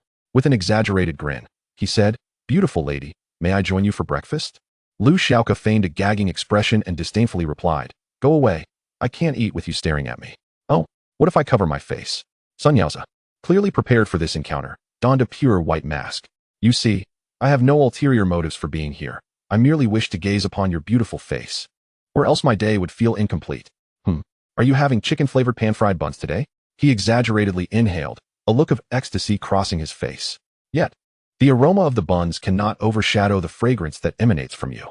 Lu Xiaoke involuntarily shivered, instinctively shielding the buns with the steamer. Undeterred, Sun Yaozi began to recite sweet nothings. "Lu Xiaoke, may I address you as you?" This time, Lu Xiaoke chose to ignore him, focusing solely on her meal. Sun Yaozi flashed a charming smile. "This way, I can hold you in my heart." Crack. Lu Xiaoke gritted her teeth, forcing herself to suppress her irritation. Stay calm. Stay calm. Finish your meal and leave immediately. Under no circumstances should you respond to him. She mentally urged herself to remain composed and resumed eating. Seeing that Lu Xiaoke was unresponsive, Sun Yaozi only grew more pleased, smirking, "You're ignoring me. Are you shy?" "It's all right. I understand. Girls tend to be bashful." He fancied his flattery was having an effect and continued in a melodious tone. "Could you assist me with something? For example, with your affection?" Lu Xiaoke was on the verge of shattering her bowl, exclaiming, "Get lost. Oh, so you're willing to talk to me now?" Sun Yaozi's smile became even more mischievous. "I knew you had feelings for me." He slowly stood up, gazing past the steamer, his eyes filled with longing. "Darling, do you know my love for you is as fervent as a tractor ascending a hill? For the love of all that is holy, could you not be so forward?" Lu Xiaoke clasped her hands together, feeling a wave of discomfort wash over her. "You're so slick. I can't eat a single bite today." "Haha, is that so? How fortunate I feel." Sun Yaozi dismissed Lu Xiaoke's disdain, boldly continuing, "Why not come to my house for a meal? We have a top-notch chef. Being with me means you'll indulge in exquisite delicacies and experience untold riches. You'll surely want to cling to me every day." "I'm done eating, all right?" Lu Xiaoke cried, her frustration boiling over as she stormed out of the breakfast shop. "Hey, aren't you going to eat your meal?" Sun Yaozi called after her. But Lu Xiaoke ignored him, quickening her pace. "Ah, she must indeed have feelings for me, knowing I hadn't tea at breakfast and leaving me so much food." Sun Yaozi mused, a smile curling at the corners of his mouth. He leisurely retrieved a napkin, elegantly draping it over his chest as if he were dining in a high-end restaurant. He then called out to those outside, "You all, come in and join me for breakfast." Before long, 3 students clad in black suits entered, clearly Sun Yaozi's lackeys. They gathered around the table, merrily tucking into their meals. "Boss, you're incredible. This meal must be worth dozens of yuan." One exclaimed, "Look at how that girl was mesmerized, letting you treat her to such a lavish breakfast." "Boss is amazing. You'll definitely win her over within a week." The trio continued to shower him with praise. As Sun Yaozi listened to the praises, a hint of a Dragon King smile gradually appeared on his face. "I must be cursed," Lu Xiaoke grumbled as she walked, lamenting. "Why is it that I keep encountering such peculiar individuals lately? Whatever, time for class." With her backpack in tow, she made her way to the martial arts classroom. The room was exceedingly spacious, its lofty ceiling resembling a miniature indoor arena. Inside, An array of uniquely designed training apparatuses was set up, while various data flickered continuously on an ethereal blue display. The walls surrounding the room were adorned with an impressive collection of wooden weapons. Most of the students had already gathered, and the martial arts instructor began. This morning is dedicated to free practice. Everyone, take up your preferred weapon and find equipment for sparring. You may also challenge classmates armed with the same weapon. Up until today, Lu Xiaoke was the only student to have achieved 100 proficiency in the basic techniques of swordsmanship. I hope to see a second individual reach 100 today, regardless of the weapon they wield. Let us all strive for excellence. No sooner had he finished speaking than the other students eagerly grabbed their weapons and commenced various forms of training. Some practiced directly on the equipment, while others sought out opponents for duels. Let the training begin. Today, I must push my basic spear skills to 40. Practicing with machines is dull. Is there anyone brave enough to spar with me for a true contest of strength? Come on, count me in. In an instant, the training arena was filled with the sounds of clashing weapons, the shouts of students, and the roar of machinery. Wooden weapons intertwined, leaving trails of afterimages. The atmosphere brimming with vitality and passion. Amidst this fervent energy, however, Lu Xiaoke appeared out of place. She set her backpack down and reclined leisurely on a lounge chair in the corner of the training area. From her bag, she pulled out a plethora of snacks, munching away while engrossed in her phone. This scene caught the eye of a certain girl, who clenched her teeth and muttered, "Damn it, Lu Xiaoke. Today I will defeat you. I refuse to remain the perennial second place." Jiang Tian firmly gripped her wooden sword and pressed the activation button on the machine. The mechanical arms swiftly rose, simulating fierce attack moves. Jiang Tian's expression was one of focus and determination as she diligently practiced her strikes and blocks. The morning passed quickly. As others began to tire and rest on the ground, Jiang Tian continued her relentless training, her sword techniques growing increasingly adept. Eventually, she delivered a piercing strike that struck the machine's head. Ding! Jiang Tian's swordsmanship proficiency reached 99, then 100. The data flashed prominently on the screen. Hooray! I've achieved 100 swordsmanship. I've finally caught up to you, Lu Xiaoke. Jiang Tian leaped in joy, waving her arms in the air, unable to contain her exuberance. She glanced at her attributes. Name, Jiang Tian. Rank, Black Iron level 9. Attribute points, Strength 13, Constitution 13, Agility 13, Spirit 10, total 49. After reviewing her stats, Jiang Tian stood tall, her eyes glimmering with confidence and fighting spirit. She then issued a challenge. Lu Xiaoke, you're also Black Iron level 9, right? Our levels and sword skills are now equal. I refuse to believe I will lose again. Do you dare to engage in a true contest of women? Chapter 12. Surely, it's because you're not putting in enough effort. Huh, but school is about to end. Let us postpone this for another day. Lu Xiaoke glanced at the clock on the wall, her tone laced with laziness and reluctance. Ahem, the martial arts instructor interjected at the opportune moment, surveying the two with keen interest. It's not every day we have another student reaching 100 proficiency, especially in swordplay. Why not have a duel to further hone your skills? He paused briefly before adding, the winner will receive a piece of black gold, or, quite valuable for weapon forging. Fine then. Lu Xiaoke sighed, reluctantly rising to her feet. She stretched languidly, her tall figure exuding an air of nonchalance, then sauntered toward the center of the arena. The competition between the top two students instantly captured the attention of everyone present. Even the previously exhausted classmates perked up, gathering around with curiosity and anticipation gleaming in their eyes. Jiang Tian, having been bested in their last encounter, was eager to reclaim her honor. With both having achieved 100 in basic swordsmanship and being at the same rank, the odds seemed more even this time. Perhaps Jiang Tian would emerge victorious? I still believe Lu Xiaoke has the upper hand. A genius is bound to possess unexpected trump cards. Haha, I love watching women fight. The martial arts instructor cleared his throat and stated, you may begin. Lu Xiaoke picked up her wooden sword, flicking her wrist gracefully to perform a stunning flourish. Jiang Tian, however, wore a serious expression, her brows furrowed as she gripped her wooden sword tightly. Whoosh! The battle was about to commence. In the opening move, Lu Xiaoke swiftly lunged forward with a strike, causing a flicker of panic to cross Jiang Tian's eyes as she hurriedly defended herself. Yet this was merely the beginning. Lu Xiaoke began to wield her sword with such finesse that Jiang Tian found herself retreating continuously. With a powerful swing, Lu Xiaoke struck, numbing Jiang Tian's arm. Finally, Lu Xiaoke unleashed a rapid blow, causing Jiang Tian's wooden sword to fall from her grasp, leaving her utterly defeated. It was clear to all observers that Jiang Tian hadn't even had the chance to execute her techniques, overwhelmed by Lu Xiaoke's superior strength, agility, and reaction speed. The classmates gaped in astonishment, their faces expressing sheer disbelief. For moves, this time, It took only 4 moves to defeat Jiang Tian. Wow, Lu Xiaoke truly is a prodigy. Not only does she learn quickly, but her attributes surpass those of her peers at the same level. Lu Xiaoke is amazing. Ugh, I'm going to feel inferior again. Jiang Tian asked begrudgingly. You're also Black Iron level 9, right? What are your attributes? Here, take a look for yourself. Lu Xiaoke casually showed her status panel to Jiang Tian. Name, Lu Xiaoke. Rank, Black Iron level 9. Attributes, Strength 18, Constitution 15, Agility 15, Spirit 11, total 59. Jiang Tian was left speechless, her mouth agape in shock. Why are your attributes a full 10 points higher than mine? Didn't your family lack the funds to buy attribute manuals? Most Black Iron level 1 individuals possess around 40 points in total attributes. And with each upgrade within the Black Iron tier, only 1 random attribute point is added. Thus, a typical person at Black Iron level 9 would hover around 49 points. Yet, Lu Xiaoke had exceeded that range by 10 points. It's definitely because you're not trying hard enough. Lu Xiaoke leisurely took the black gold ore from the instructor, wearing a smug smile. Just then, the school bell rang, and she tossed the ore in the air while humming a cheerful tune, her steps light as she exited the classroom, leaving her classmates envious and filled with resentment. Shortly after Lu Xiaoke left the classroom, she found a secluded corner and, with a crunch, swallowed the ore. Constitution 1516. Experience 121. Not bad. This or can boost my constitution. Satisfied, Lu Xiaoke departed the scene.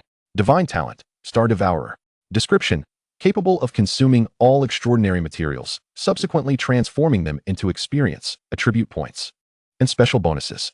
This was Lu Xiaoke's talent. While outsiders speculated that she possessed a divine grade talent, she had never confirmed it. To date, only she and Lu Heng were privy to this secret.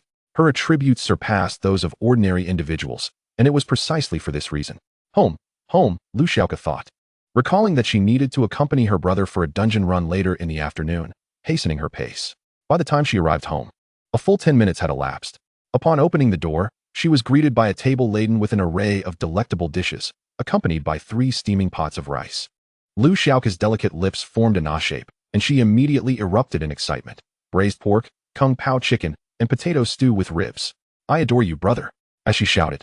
She discarded her backpack and dashed toward the dining table, ready to feast. Eat up, Lu Heng said, removing his apron and serving himself a bowl of rice. Finish quickly so we can get to the dungeon. All right, Lu Xiaoke replied, picking up her chopsticks and beginning to devour the food with fervor. In no time, the 2 large pots of rice had been consumed, and the 3rd pot would likely not last much longer. Lu Heng's mouth twitched as he remarked, has your appetite increased again recently? I specifically prepared 3 large pots, and yet it's still not enough. Indeed, one of my exceptional talents is the ability to eat continuously without gaining weight. Lu Xiaoke's eyes narrowed into crescent moons. Do you realize how coveted this talent is among young girls? Haha. Apparently, your divine gift only proves useful in terms of consumption, Lu Heng said, shaking his head in resignation. True, the talent levels up quickly, but it is quite costly and not suited for me, Lu Xiaoke replied, her mouth full and her words muffled. Lu Heng pondered for a moment and sighed. Our family really needs to earn more money to purchase higher grade materials for you. This talent cannot go to waste, and I find it challenging to keep up with expenses on my end. Lu Xiaoke dismissed the thought, stating, if we have that money, why not indulge my palate instead? Eating good food is far more delightful. Lu Heng chuckled helplessly. How many would envy her divine talent that so many yearned for? While his little sister seemed entirely unconcerned. I'm done. Let's get going, Lu Xiaoke declared, finishing her last mouthful. Which dungeon are you planning to tackle? Lu Heng asked as he tidied up the dishes. Animal Paradise. The monsters there are easy to defeat, Lu Xiaoke replied, retrieving a sword from beneath her bed. Did your school give you that? Lu Heng inquired. Yes, but it's quite useless. Just basic gear, Lu Xiaoke explained as she handed him the sword. Name, the most useless sword in the village.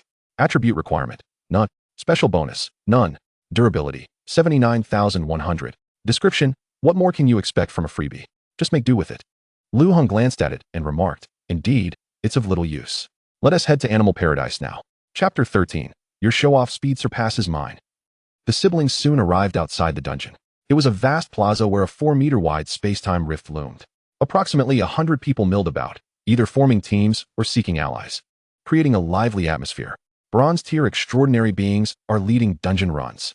A guaranteed 300 experience points per run for 5,000 coins. Interested parties, come speak to me. 4-person team. We need one more, hurry. If you lack dungeon entries, come to me, and I'll take you in for free. experience will be shared, but all other rewards are mine. Navigating past the bustling crowd, the brother and sister approached the space-time portal. A gate stood before them, requiring verification from the staff before entry. Please present your identification, the staff member stated. Lu Xiaoka promptly produced her student ID. The staff scanned it with a phone and said, "You're from Tianbei Lingua University, right? You have 4 dungeon entries each month. Currently, you have 2 remaining. I am uploading your information now." Lu Heng listened enviously from the side. After all, at their inferior college, they received only 1 dungeon entry opportunity per semester, while Lu Xiaoka's school granted 4 entries each month for free. "Are you teaming up with this young lady?" the staff member inquired, looking at Lu Heng. He nodded yes. "Will there be an additional cost for that?" "No, you can have a maximum of 4 in the same entry," the staff member replied, operating his phone. "You may proceed. Your team application is complete." Beep. You have formed a team with Lu Xiaoka. Your experience will be shared, while other rewards will be distributed individually. Lu Heng quickly received the notification. Beep. The gate before them swung open. "Brother, remember what I said. Once we enter the dungeon, stay behind me and don't wander off, all right?" Lu Xiaoka cautioned. "Come on, I'm not a 3-year-old. Lu Heng waved his hand dismissively. "It's not the same. This is your first time in a dungeon, and even the slightest misstep could be fatal." Lu Xiaoka's expression turned serious. "You don't need to do anything. I'll handle the monsters. Just focus on keeping yourself safe." She had reiterated this countless times during their journey, and Lu Heng was beginning to feel his ears might develop calluses from hearing it. Enough with the repeated warnings. "I can take down monsters too," he retorted, bolstered by his 32 points of mental power. "Please, even among our classmates with perfect scores in martial arts, they had to behave and stay back on their first dungeon run. One misstep could easily lead to injury from the beasts." Lu Xiaoka dismissed his confidence. "Especially for someone like you, who scored only 3 points in martial arts and whose overall attributes are insufficient. Just stay back and let me lead," she added confidently. Lu Heng sighed in resignation. "Fine, I'll do as you say." This little sister of his still instinctively viewed him as ineffectual. He resolved to impress her later on. "Let us go, brother," Lu Xiaoka said, finally satisfied, her eyes narrowing into delightful crescents. Together, they stepped into the space-time rift, their bodies vanishing in an instant. Meanwhile, behind them, what a coincidence. Sun Yaoza observed the siblings entering the dungeon, a wicked smile playing on his lips. "It seems that fate has entwined me with Lu Xiaoka, even in a dungeon." Beside him stood a burly tattooed man with a fierce countenance, high cheekbones, and a pair of menacing triangular eyes exuding an aura that discouraged approach. He appeared to be one of those individuals who thrived on violence. Yet, he treated Sun Yaoza with utmost respect. Zhang Hu inquired, "Young master, is that the girl you mentioned, the genius beauty?" "Indeed. Only someone of her caliber could catch my eye," Sun Yaoza declared confidently. "I'm certain she possesses at least diamond-tier talent. I noticed she has a foul-mouthed brat accompanying her. Could he be a suitor?" Zhang Hu expressed confusion. "What nonsense. That's my brother-in-law." Sun Yaoza shot him a glare. "Oh, I see," Zhang Hu replied. "The master instructed me to ensure you reach bronze tier 2 today. Do you have other plans?" Sun Yaoza pondered for a moment and then said, "Indeed, I have some thoughts. Let us enter the dungeon first." Inside the Animal Paradise dungeon, their surroundings revealed an expansive plain, basked in the scorching sun. Waves of golden grass undulated like a sea of gold, reminiscent of the African savanna, as a gentle breeze stirred the landscape. Beep. You have received a talent quest. By reaching level 4 in this instance, you will be rewarded with a summoning opportunity. Lu Heng paused momentarily. "Sister, did you receive a talent quest?" "No, did you?" Lu Xiaoka chuckled. "Well, you seem to be quite fortunate. Each individual has a chance to trigger a talent-related quest upon entering the instance, with rewards also linked to their talents, albeit with a low probability of occurrence." Lu Heng nodded in understanding. "The quest requires me to reach level 4. That should be manageable. Quite easy indeed. I will handle the monsters in front, and you can just stay back." Lu Xiaoka, exuding confidence, gracefully unsheathed her sword. "That one do. I possess combat prowess as well," Lu Heng replied cheerfully. "Get me a sword too, and we shall be an unstoppable duo." "Oh, please," Lu Xiaoka retorted, performing a flourish with her sword before advancing. After walking a short distance, Lu Heng spotted a creature lurking in the grass. Spiked porcupine. Attributes: Strength 4, Constitution 3, Agility 4, Spirit 2, total 13. Skills: Dig, Counterstab. "Ha, sister. Look what I've found. A wild porcupine." Lu Heng exclaimed eagerly, relishing the opportunity to impress his sister. "It's time to show off." "Summon." With a sweeping gesture, the meatball was swiftly released. He commanded, "Come." Use mental stain on it. Before he could finish, Lu Xiaoka had already leaped forward, swiftly reaching the porcupine. With a swift motion, she effortlessly severed the creature's body. Ding. Congratulations, you have gained 6 experience points. Black Iron Level 1, 630. Lu Heng was taken aback. Sister, how did you act so swiftly? I hadn't even begun to show off. Could it be that her display outshone his? Lu Xiaoka nonchalantly wiped the blood from her sword. What is so impressive about this weakling? By the way, is your summoner class bugged? Why did you release a blob of pixels? She queried curiously. While she was aware that Lu Heng was a summoner, she had not anticipated that his summon would be so abstract. Ahem, its appearance is indeed peculiar, but its capabilities are quite formidable, Lu Heng replied, somewhat embarrassed. Let us continue onward. There are fewer monsters near the entrance. Chapter 14, Kuin Chicken. The two continued their journey across the plains. Soon, Lu Heng spotted several roosters with center-parted feathers pecking at insects on the ground, beside which lay a basketball. Kuin Chicken. Attributes, none. Wow. Brother. We hit the jackpot. We encountered a special creature. Lu Xiaoka exclaimed excitedly as she advanced, sword drawn. Goodness. Lu Heng's eyes widened. This was the first time he had heard of such a creature appearing in an instance. Gah. The Kuin chickens began to screech and flap their wings, attempting to flee, but Lu Xiaoka pursued them relentlessly. Your teammate has slain 4 Kuin chickens. You have gained 24 experience points. Black Iron Level 1 to Black Iron Level 2, 050. Spirit 1213. Ugh, my spirit was already high enough. Why is the random attribute increase also spirit? Lu Heng remarked sullenly. At this rate, I'll become a spiritual young man. He hoped for an increase in strength or agility instead, as that would enhance his combat capabilities. Spirit points, on the other hand, were rather esoteric, often requiring specific skills and equipment to be of value. Shaking his head, he looked ahead. Brother, see, special creatures yield good loot, Lu Xiaoka said cheerfully, handing him a book. Use this. You have obtained the Strength Compendium 1, used to gain 1 point of strength. Sure, Lu Heng accepted it without hesitation. He knew she could acquire attribute points through devouring extraordinary materials, so this book was of little concern to her. Strength 1011. Feeling the surge of power within him, Lu Heng clenched his fist in satisfaction. Are all the creatures in this animal paradise so trivial?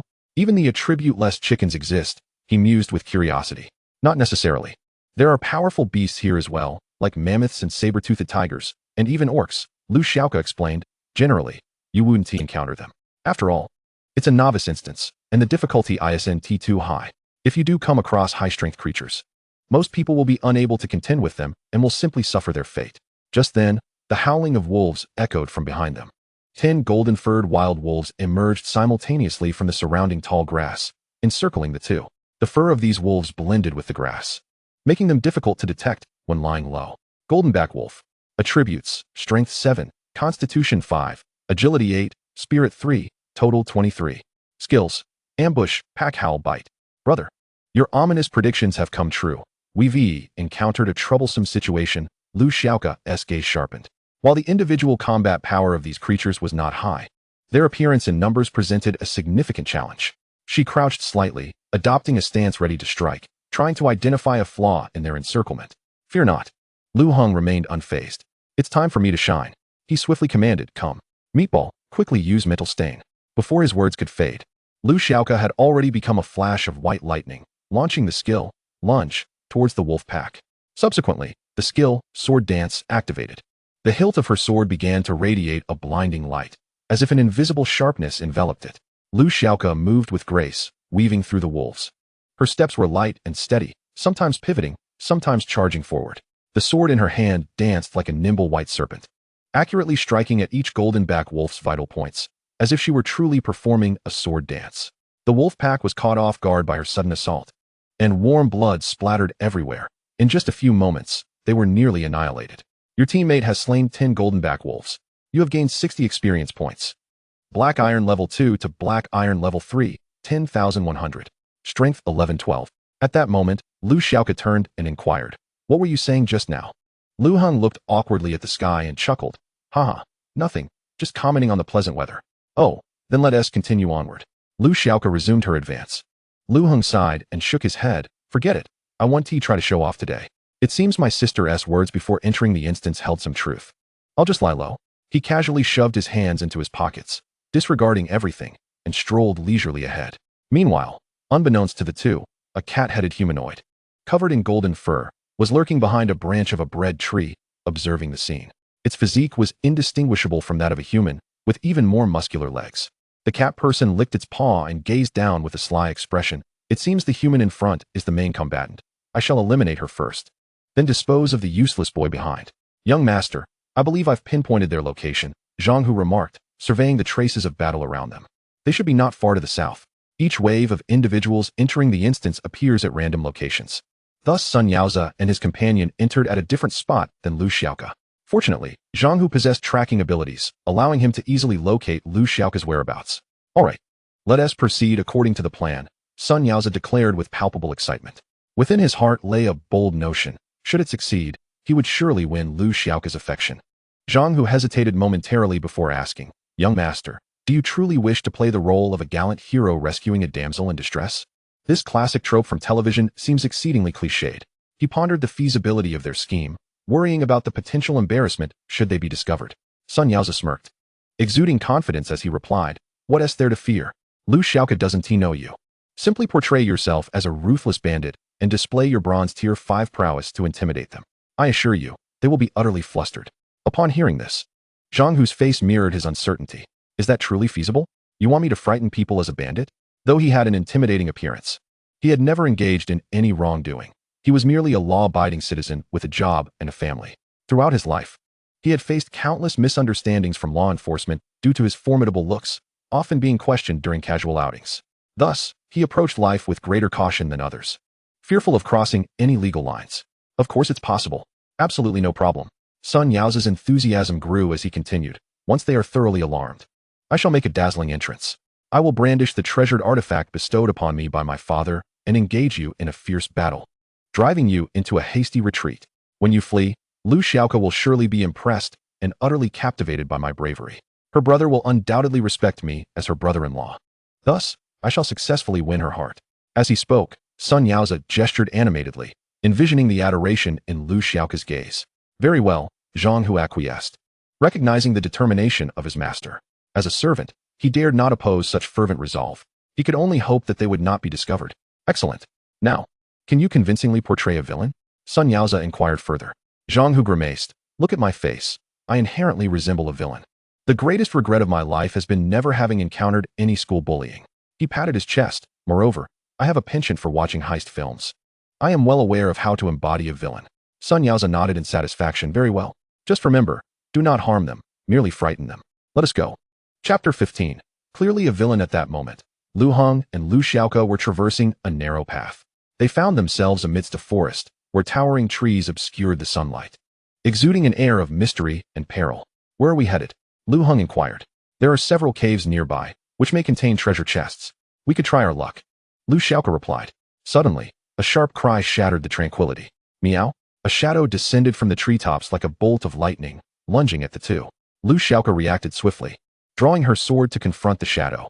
Upon closer inspection, she exclaimed, It's an orc.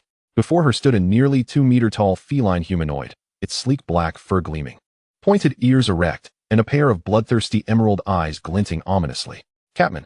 Attributes: Strength 16, Constitution 15, Agility 20, Spirit 12, overall 63. The Catman and Lu Xiaoke clashed in an instant, their swordplay and claw strikes intertwining. The Catman, agile and relentless, circled Lu Xiaoke, launching a barrage of fierce attacks. Although Lu Xiaoke was a skilled swordswoman, she found herself somewhat challenged by such a nimble opponent. The Catman, noticing her struggle, smirked coldly. With your meager skills, you shall likely meet your demise here today. With that, its attacks intensified. Meanwhile, Lu Heng called out from behind, Boy, am I not a person? How can you disregard me so easily? Yet, the Catman paid no heed to Lu Heng's voice, fixated solely on the increasingly beleaguered Lu Xiaoke, intent on eliminating her first. Suddenly, a series of peculiar dark purple halos penetrated the Catman's mind. The Catman's gaze turned vacant as it muttered, I am a dogman? No, I am a sheepman. Its thoughts seemed to spiral into chaos, leaving it motionless. Seizing the opportunity, Lu Xiaoke struck decisively at the Catman's waist. Thud! The blade sank into flesh, tearing open a gaping wound in the Catman's abdomen, crimson blood gushing forth. Following this, she swung again at its leg. But her strike was insufficient, becoming lodged in its bone. Nevertheless, this was adequate to incapacitate the Catman, whose agility was now compromised. The Catman staggered, crashing to the ground, only to swiftly regain consciousness, exclaiming, What have you done to me? Lu Heng stepped forward and mercilessly kicked the Catman, What does it matter what I've done? You are finished. Well done, brother. I didn't expect your talent to be so effective, Lu Xiaoko acknowledged, giving a rare thumbs up. Of course. Am I not your capable brother? Lu Heng basked in his sister's praise, eager to showcase his prowess. Please, spare me. The Catman pleaded, writhing in terror. Spare you? I shall send you to your end. Lu Xiaoko withdrew her sword from its leg, prepared to deliver the final blow. However, Lu Heng quickly interjected, Wait, little sister. A flicker of curiosity crossed Lu Xiaoko's eyes, but she complied, stepping aside. The Catman, filled with relief, whimpered, Are you truly going to spare me? Thank you. I shall remember your great kindness. Who said I would spare you? Lu Heng replied, casting a puzzled glance at the creature. He then procured a piece of meat from the Catman's form and forcefully stuffed it into its mouth. Eat this. According to the panel description, the meat could only enhance the mental strength of wise beings. Encountering a talking beast man was a rare opportunity not to be squandered. Ugh, ugh. The Catman choked on the unexpected offering, its eyes rolling back in agony. What is this foul stench? Eat it, or I will end you. Lu Heng growled menacingly.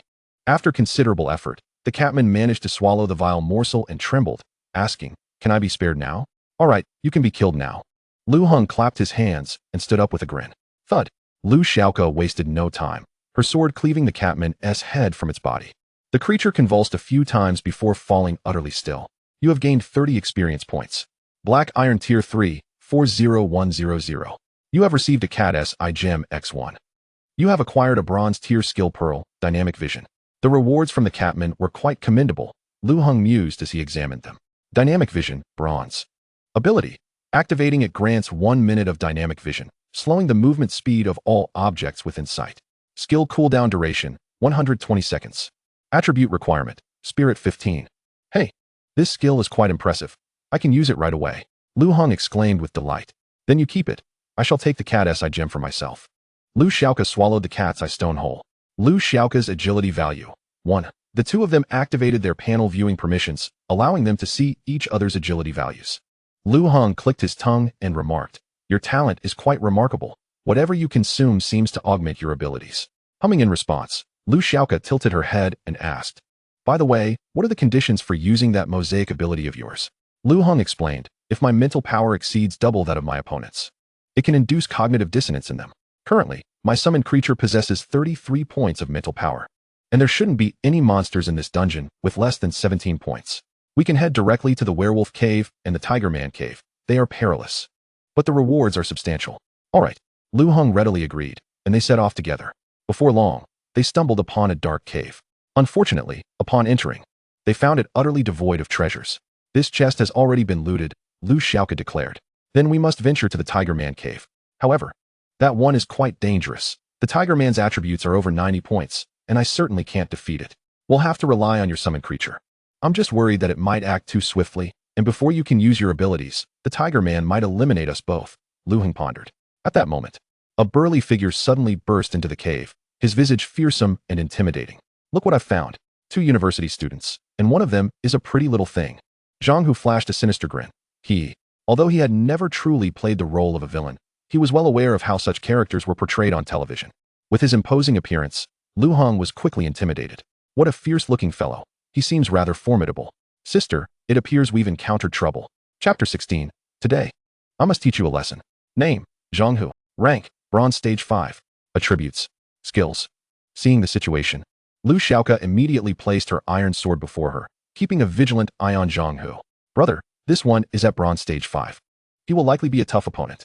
Zhang Hu wore a cruel smile as he gathered his spiritual energy in his right arm, then struck the nearby stone wall with a powerful punch. Bronze tier skill, Crushing Fist. Boom. A deep crack immediately appeared in the stone wall, debris scattering as he seemed to showcase his terrifying strength. Haha, do you see my fist, as large as a sandbag? Tell me, are you scared? Zhang Hu laughed maniacally, his voice dripping with menace. I advise you not to resist me. If I become ruthless, even I would fear myself. Now, hand over all your valuables. His gaze locked hungrily onto Lu Xiaoko, a repugnant smirk curling at his lips. Pretty girl, why don't you come and entertain me today? Hee. While speaking, he recalled the lines and actions of villains from robbery films, striving to embody the persona of a fearsome bandit.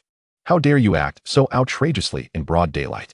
Do you truly believe that entering a dungeon exempts you from the rule of law? Lu Heng shouted, Meatball. Use mental pollution on him. Buzzing. A purple light swiftly emanated from Meatball, piercing directly into Zhang Hu's mind. His movements abruptly halted, the fierce expression fading to a vacant stare. Am I a seductive little wildcat? Indeed, you are a seductive little wildcat. Lu Heng chuckled. It appeared that this bronze stage 5's mental fortitude was rather lacking, effortlessly succumbing to mental pollution, even less resilient than the previous cat person. Meow? Zhang Hu emitted a plaintive sound, his robust form now adopting an exaggerated S-shape as he crawled slowly towards Lu Heng and Lu Xiaoke. The once oppressive aura of the bronze stage 5 dissipated, replaced by an oddly endearing demeanor. Wow, brother, you are truly impressive. Lu Xiaoke was utterly astonished. Previously, she had witnessed the cat person snap out of his daze only to be swiftly dispatched by her, but now she was witnessing the true power of mental pollution. Before long, Zhang Hu reached Lu Heng, even affectionately rubbing his cheek against Lu Heng's pant leg. Come, let me pet you. Lu Heng stifled his laughter, deliberately adopting a playful tone as he scratched under Zhang Hu's chin. The burly man actually squinted his eyes, his hefty hand resting on Lu Heng's thigh, kneading it with a demeanor identical to that of a cat. Lu Xiaoke was even more astonished. Brother, how long can this mental pollution last? He hasn't regained any semblance of awareness at all. As long as we don't forcefully attack him, it should last for several minutes without issue, Lu Heng replied. Meow? At that moment, Zhang Hu flipped onto his back, exposing his belly, completely vulnerable and inviting anyone to eliminate him, thereby plunging himself into a state of peril. Lu Xiaoke suggested, shall we incapacitate him first, just in case he regains consciousness? Agreed, Lu Heng responded. This man was just attempting to violate you. Let us ensure he is rendered incapable. Coincidentally, at that moment, a loud shout echoed from outside the cave. Release that woman. Sun Yaozi, wielding a large blade, charged in. His expression was filled with valor and determination, exuding an imposing presence. However, when his gaze fell upon the scene inside the cave, his previously resolute demeanor instantly froze, and the muscles in his face tensed. Meow? The once intimidating Zhang, who was now sprawled on the ground, affectionately rubbing against Lu Heng's pant leg. This stark contrast struck Sun Yaozi like a heavy hammer, delivering a profound psychological blow. Ahem. Sun Yaozi deliberately averted his gaze from Zhang Hu, forcing a smile. Oh, Lu Xiaoke, I didn't expect to see you here. Lu Xiaoke's eyes narrowed suspiciously. What brings you here? I came here to grind through the dungeon, Sun Yaozi replied, scratching his head with a chuckle. Well, then, I'll take my leave. He quickly turned, preparing to distance himself from the scene. Just then, Zhang Hu regained a flicker of awareness. Young master, save me. My mind is in disarray. At this moment, he had only partially regained his senses, his cognition still in a half-cat, half-human state, and he could only plead for help, his body struggling to adjust. Damn, who the hell is your young master? Don't go around misidentifying people. Sun Yaozi scolded him harshly, his pace quickening as he attempted to escape. Wait. Lu Heng's lips curled into a smile. I can't shake the feeling that you have some issues yourself. Beside him, Lu Xiaoke explained, brother, he is from our school. But he is a bit off and keeps bothering me. Ah, I see. Lu Heng mused, glancing down at Zhang Hu. So you two are in cahoots? Zhang Hu shook his head fervently. No. I don't know the young master. Get lost. Lu Heng delivered a firm kick to him. I see you want to continue being a seductive little wildcat. Do you believe I 1T sever your manhood and render you unable to hold your head up high for the rest of your life? He could surmise the intentions of these two. Ah, no. Please, don't. Zhang Hu recalled his earlier experience, a wave of terror and shame washing over him. In his previous state of mental pollution, he had been utterly defenseless, completely at the mercy of others. If he encountered a true enemy, he feared he would have perished countless times. I admit it. We are in cahoots. I am merely playing the role of the villain at young master's behest, allowing him the opportunity to perform his heroic rescue. Zhang Hu hastily declared. However, Sun Yaozi showed no inclination to acknowledge this, instead becoming increasingly agitated as he exclaimed. What are you saying? This is slander. Slander. His face flushed with indignation.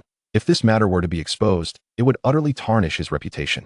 Despite the fact that he was not particularly concerned with maintaining his dignity. I can see you two wish to indulge in a little flirtation, Lu Heng retorted impatiently, preparing to unleash his spiritual pollution through his meatball. Young master, stop pretending. His abilities are quite sinister. You cannot withstand them. Zhang Hu quickly urged, fearful that Sun Yaozi might act impulsively. Glaring at the pixelated creature beside Lu Heng, Sun Yaozi gritted his teeth and conceded, fine, I admit it. I merely wish to pursue your sister. Is that a crime? How can I be blamed when she flaunts such a beautiful face and strolls around the campus daily? Isn't that an invitation for me to be intrigued? Can you guarantee that you will never find a girl appealing in your lifetime? I expend considerable effort daily crafting various romantic lines to woo your sister. I create no fewer than 5 encounters with her each day. I fully utilize my emotional intelligence and cunning to pursue her.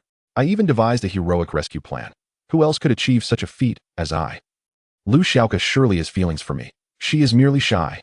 Ask her if you don't believe me. Sun Yaoza unabashedly displayed his lack of shame, exuding a defiant bravado. Meanwhile, Lu Xiaoke felt a surge of frustration, her heart seething with indignation. Why must such a deluded person exist in this world? Lu Heng, equally exasperated, chuckled. All right, it seems I must properly educate you today. Chapter 17, Mother's Love and Twisted Affections. Spiritual Pollution.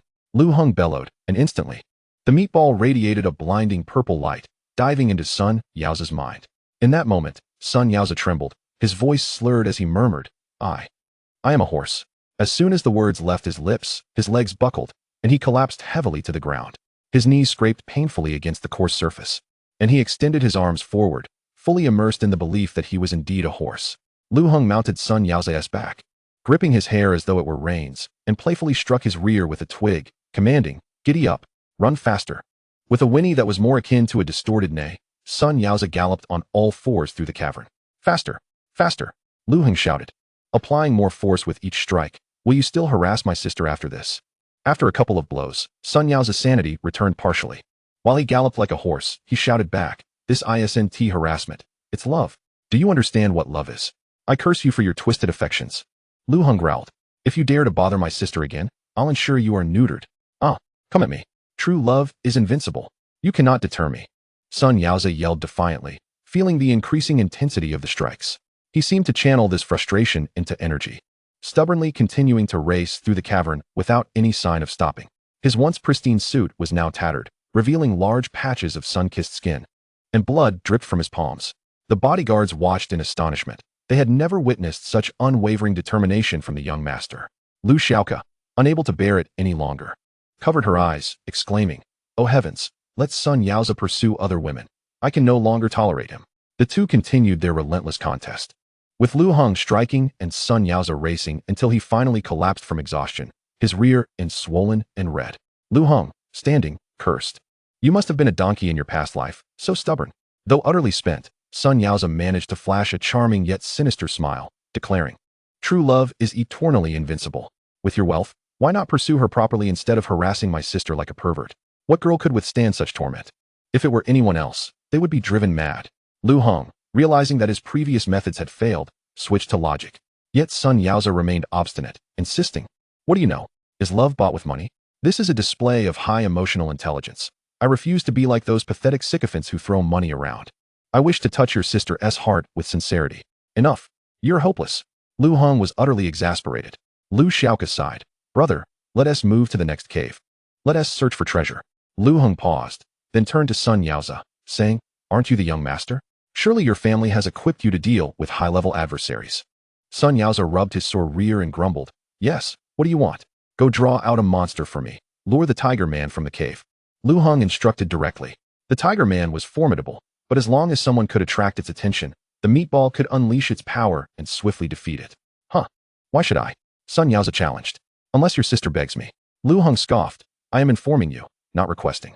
With that, he lifted the meatball, asking, do you want to experience being ridden again? Sun Yaoza shuddered. Fine. I'll go. Having witnessed the creature's prowess firsthand, he was unwilling to undergo such an experience again. Zhang Hu sighed.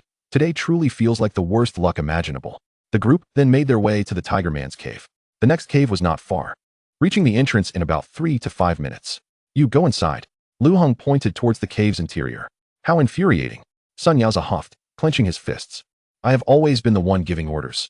How could I be commanded by you today? Get in there already. Is your rear not sore enough? Lu Heng kicked him sharply. Sun Yaoza winced, a pained expression crossing his face as he begrudgingly entered the cave. Moments later, a thunderous roar echoed from within the cave. Following that, a colossal humanoid tiger emerged, claws bared, relentlessly pursuing Sun Yaoza, who frantically waved a jade pendant that emitted a faint glow, clearly capable of blocking powerful attacks, allowing him to escape outside. At that moment, Lu Heng seized the opportunity to command the meatball to use spiritual pollution. Buzz. As a wave of energy penetrated the tiger man's mind, he momentarily fell into a daze. Quickly, the gap in spiritual strength is small. He won't hold out for long. Lu Heng urged. Lu Xiaoka, her resolve firm, unsheathed her sword without hesitation, darting toward the tiger man like lightning, plunging her blade into his throat. Zhang Hu reacted swiftly, letting out a furious roar, his massive fist crashing into the tiger man's abdomen with tremendous force. With a splatter of crimson, the tiger man lost all resistance. Blood gushing from his neck in a vivid arc, Lu Xiaoka seized the opportunity. Gripping the tiger man's head tightly with one hand while forcefully holding the sword's hilt with the other, her arm muscles taut as she slid the blade, decapitating him. The tiger man met his demise with a resounding thud, kicking up a cloud of dust as he fell to the ground. Ding! Congratulations on slaying the tiger man. You have earned 100 experience points. Black Iron Level 4, 40,250. Your agility has increased by 1. You have successfully completed your talent quest. Summoning attempts. 1. Lu Heng wore a cheerful expression, since he and Lu Xiaoka were on the same team, while Sun Yaozi and Zhang Hu formed another. It was clear that whoever first killed the tiger man would reap the experience and rewards. Lu Xiaoka acted swiftly and seized the experience for herself. All right, you may leave. Lu Heng patted Sun Yaozi on the shoulder. Remember to bother my sister less in the future. Sun Yaozi remained silent this time, merely taking Zhang Hu with him as they slowly walked away into the distance. Initially, Lu Heng was puzzled by the sudden silence, unaware that Sun Yaozi was harboring a surge of indignation within. He halted at a distance of over 50 meters from Lu Heng and shouted with fury, Lu Heng, remember this. I am not a man who easily forgets his enmities. The humiliation you inflicted upon me today, I shall repay with 15-fold retribution. After delivering his threat, he turned on his heel and dashed away, disappearing in an instant. Chapter 18. The most powerful lackey makes his entrance. He certainly ran quite swiftly. Lu Heng smirked. Meanwhile, Lu Xiaoka had already darted into the cave. Look, a treasure chest, she exclaimed joyfully as she opened it. Congratulations on opening the Tiger Man treasure chest. You have acquired the following items. Golden Tiger Sword X1. Tiger Skin Gloves X1. Iron Bone or X1. Skill Book, Basic Fist Technique, 50. Strength Tome X2. Constitution Tome X2. Spirit Tome X2. A series of notifications appeared, and Lu Heng was pleasantly surprised. What generous rewards. Lu Xiaoka picked up the Golden Tiger Sword and remarked, this sword is far superior to my old one. You can keep it. I'll take the gloves. Lu Heng glanced at the tiger skin gloves. Tiger skin gloves, bronze. Quality, superior. Special bonus, force stun. Description, wearing these gloves, any strike to the head, whether a punch or slap, will stun the enemy for 13 seconds. Single target can only trigger once. The effect is impressive, Lu Heng noted with satisfaction. Lu Xiaoka rummaged through the chest once more and retrieved the iron bone, saying, I'll consume this. You can take everything else to level up quickly and carry me along later. All right. Lu Heng responded without hesitation, promptly using all the remaining items. Basic Fist Technique 0 to 50. Strength, 12-14. Constitution, 9-11. Spirit, 13-15. Just in time, his spirit reached 15. So he used the skill gem as well. Lu Heng took out the skill gem and activated it. You have learned the bronze tier spirit technique, Dynamic Vision. Dynamic Vision. Activating this skill allows you to slow down everything you see by 3 times. Lu Heng glanced at his overall attributes. Level, Black Iron Level 4, 40,250. Attributes, Strength 14, Constitution 11, Agility 10, Spirit 15, overall 50. Not bad at all. This overall attribute is comparable to Black Iron Level 9. Lu Heng nodded in satisfaction. By the way, you should be able to summon a new companion now. Lu Xiaoka spoke up, her curiosity piqued regarding her brother's summoning abilities. Lu Heng, equally eager, replied, yes. Let us summon one right now. He immediately consumed his summoning attempt. A low hum resonated as a radiant effect enveloped the area, and a creature's outline began to materialize on the ground. Suddenly, a cartoonish Shiba Inu appeared before them, albeit in a humanoid form, standing upright with an exceedingly peculiar appearance. A cartoon this time? Lu Heng's anticipation heightened. However, the moment the dog opened its eyes, it fixated on Lu Xiaoka with an intensity as if it had discovered the most precious treasure in existence. A woman. A woman. The dog's mouth involuntarily curled into a grin, drool trickling from the corner of its mouth as it lunged toward Lu Xiaoka. What the? Lu Xiaoka, startled, kicked it away.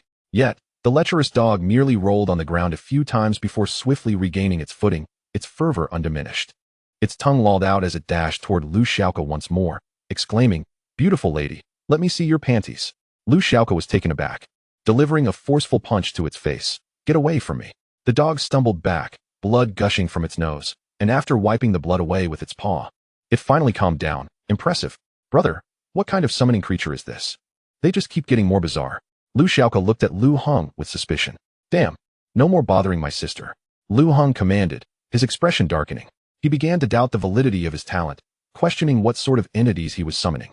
The lecherous dog, in response, pounded the ground with its paw in frustration. Why must I encounter the woman I long to protect at the most helpless stage of my life? Can't you tone down the theatrics? Lu Heng sighed, covering his head in exasperation, and decided to return the dog to the summoner's space.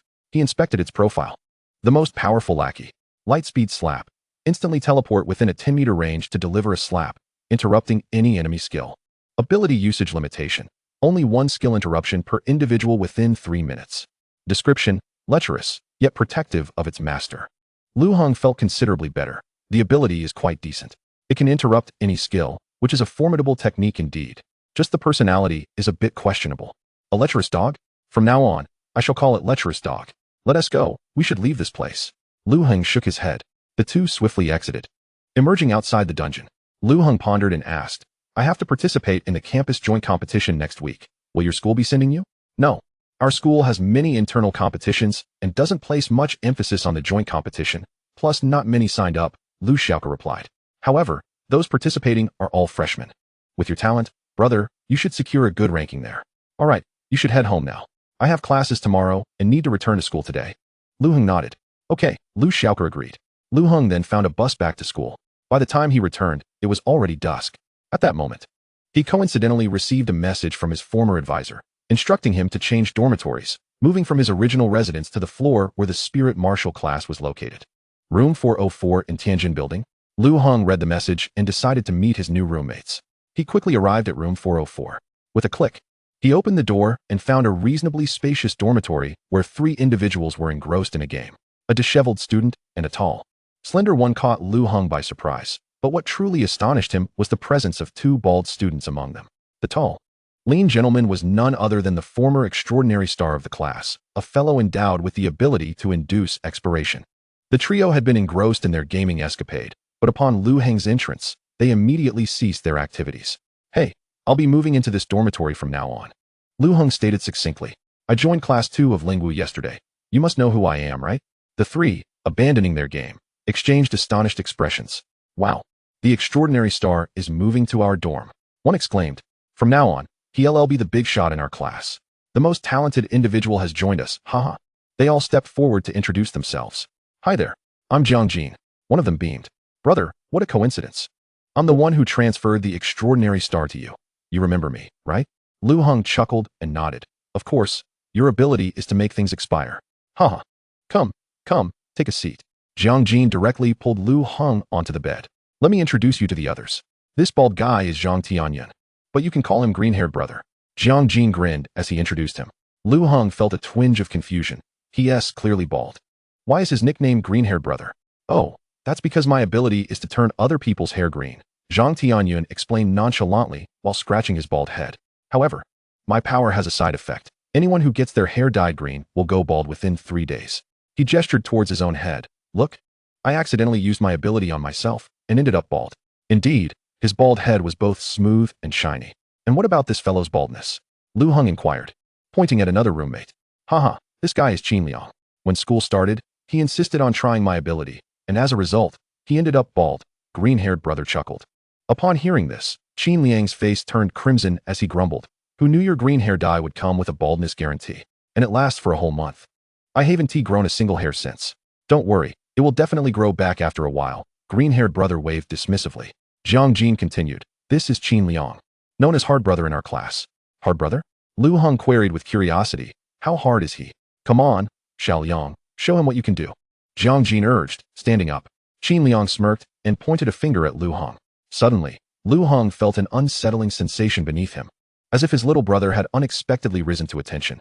Lu Heng was utterly shocked. Goodness, you're the one who can make others stand at attention. Hard Brother erupted in laughter, proudly declaring, how hard? Just ask if you're hard. Hard. Quite hard. Lu Heng admitted, acknowledging the other's ability. Indeed, his dormitory mates were quite eccentric. Jiang Jin then patted Lu Heng on the shoulder.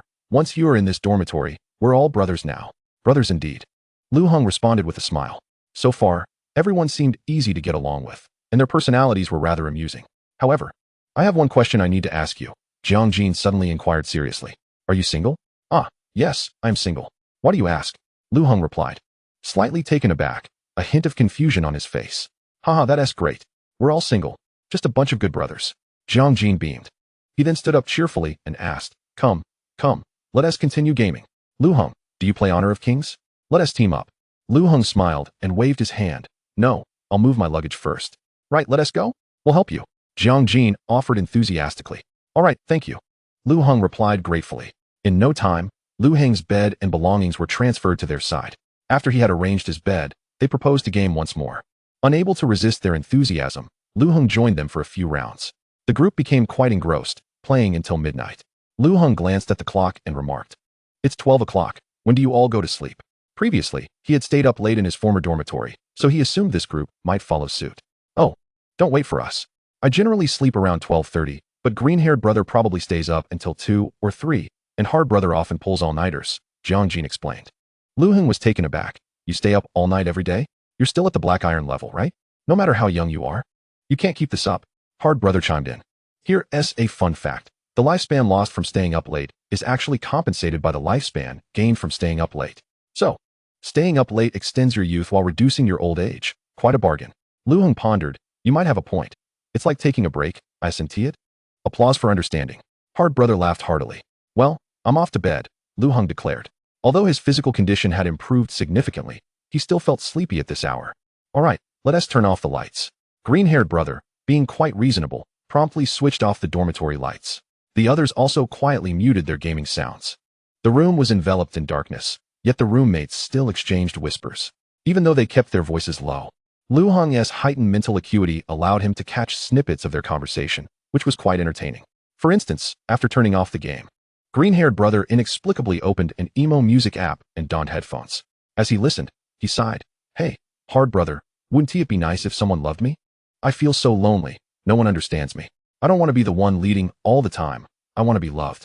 Hard brother, scrolling through short videos, responded without hesitation. You, green-haired brother, play games in the morning, noon, afternoon, and night. Then at midnight, you turn on emo music to lament your need for love. Do you have some serious issues? Green-haired brother retorted, if I want to be loved, I should pursue a girl, right? Maybe some girl will have the misfortune to notice me. Dating? You know how terrible I am at flirting. I get scolded for every line I throw out, green-haired brother lamented, growing more dejected as he listened to the emo tunes. He began to fantasize. What if I wake up tomorrow with a new talent, like having my charm levels increase 1,000-fold? Then when I say good morning to the goddess, she'll be crying, wanting to spend her life with me. The urgent matter at hand is to delete that tomato novel, green-haired brother interjected. Stop thinking about women. You're more suited to become a monk, hard brother joked. Damn. You know, when my college entrance exam results came out, I actually went to a temple, green-haired brother said, his frustration palpable. I went to the abbot and said I wanted to become a monk. Do you know what he asked me? Whether I was a graduate student or a PhD. Can you believe it? With my low scores, I wasn't even allowed to become a monk. Wow, what did you say? Hard brother chuckled. I said I scored just over 200, green-haired brother replied, and the abbot responded with Ba, my Buddha doesn't he accept those from vocational schools. Talk about a blow to the gut. That's quite something, green-haired brother coughed lightly. Green-haired brother sighed and resumed listening to some emo tunes. However, they continued to engage in casual conversation intermittently. They began by discussing girls, then shifted to their futures, lamenting societal issues, before delving into history and national affairs, even igniting a fervent debate criticizing various world leaders. It wasn't until 3 in the morning that the group began to retire for the night, exchanging goodnights with one another. Good night, Makabaka. Good night, Wuxidixi. Good night, Yagubigu. Chapter 20. Passionate training. The following morning, the alarm clock chimed incessantly, rousing everyone from their slumber. Lu Heng exhaled lightly upon rising. To be honest, having a high mental fortitude is somewhat beneficial. Even though I didn't sleep well last night, I don't feel too fatigued now. By the way, do we have class this morning? I'm quite tired, green-haired brother drowsily inquired. Did you stay up until 5 last night? Hard brother chuckled. I think I fell asleep around 5:30, so I've only had about 2 hours of sleep, green-haired brother replied, his voice lacking energy. You're doomed then. We have martial arts class this morning, and the instructor will make us practice. You might just collapse, Gucci brother teased. It doesn't matter. The instructor won't care if I just lie down and sleep, green-haired brother retorted, standing up. Today is martial arts class? Lu Heng exclaimed, somewhat excited. Finally. Will we learn something useful? Oh, the instructor won't teach us much. We'll have to rely on our own practice, Guichi brother said while getting dressed. In no time, everyone was up, and they all went out to buy breakfast before heading to the martial arts arena. The arena was fairly spacious, though somewhat barren. Apart from 30 wooden posts and a plethora of wooden weapons stored in barrels, there was little else. The instructor stood at the center. Is everyone here? He scanned the group and continued. Today we will practice martial arts. First, select your preferred weapons. Remember, once you choose, you must practice with it consistently until your foundational skills reach 100 before you can train with anything else. Don't be overly ambitious. Practicing a bit of this and a bit of that will lead to mediocrity in all. With that, everyone rushed to the barrels to choose their weapons. Some selected wooden swords, others opted for wooden spears, although the quality of these wooden weapons was subpar. When it was Lu Heng's turn, he discovered that the weapons emanated a faint musty odor, with mold spots adorning their surfaces and crumbled at the slightest touch. They appeared exceedingly fragile, as if they would shatter with merely a few swings. Never mind, Lu Heng sighed in resignation, abandoning the idea of selecting a weapon. Instead, he turned his attention to the cloth wrapping the weapons, tearing it off and carefully wrapping it around his fists. Better to practice punches. After all, I still have a 50 foundation in boxing. Lu Heng recalled the skill book he absorbed yesterday. Practicing this wouldn't require a weapon. Once everyone had selected their weapons, they formed several rows again. Today marks my first time leading you in martial arts class, the instructor stated, hands clasped behind his back. I'd like to ask you all, why do you think you should practice martial arts? The students exchanged glances before responding in unison. To better challenge dungeons. To strengthen our bodies. To protect ourselves. Good answers, but there's an even more crucial reason to practice martial arts, the instructor said calmly. As we all know, reading is meant to help you engage calmly with fools. Practicing martial arts is to ensure that fools engage with you calmly. Understood? Applause. The students clapped, finding the instructor's words quite reasonable. Now, you all understand that our resources are limited, so we don't have many auxiliary training tools. The instructor smiled at everyone. So, take out your phones and search for training materials on your own. There are plenty of wooden posts available, and if you encounter any difficulties, feel free to ask me. Got it. Understood. The students responded in unison, then each found a cool, comfortable spot to settle down.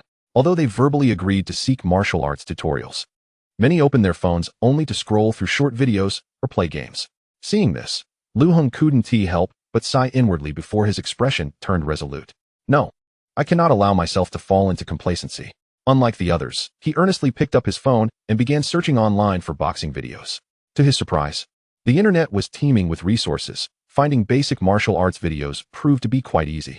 After discovering a suitable video, Lu Heng diligently followed the tutorial, practicing each move earnestly. With his existing 50 boxing foundation, he managed to keep pace with the video's rhythm. However, as he continued, he felt something was amiss. For instance, he struggled with the nuances of the movements and was uncertain if his exertion technique was correct. After pondering for a moment, he approached the instructor with humility, asking, "Instructor, how should I practice this part?"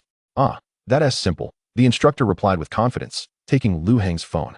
"Let me look it up for you." Lu Heng thought. "Oh no." The instructor pointed at the screen and said, "You see, according to this, you need to lower your center of gravity first, like solidly grounding yourself in a horse stance. Once your base is stable, your punches will have more power." All right. Lu Heng covered his forehead, feeling a sense of helplessness, and turned to leave. The information online is still too cluttered. I need a reliable martial arts tutorial.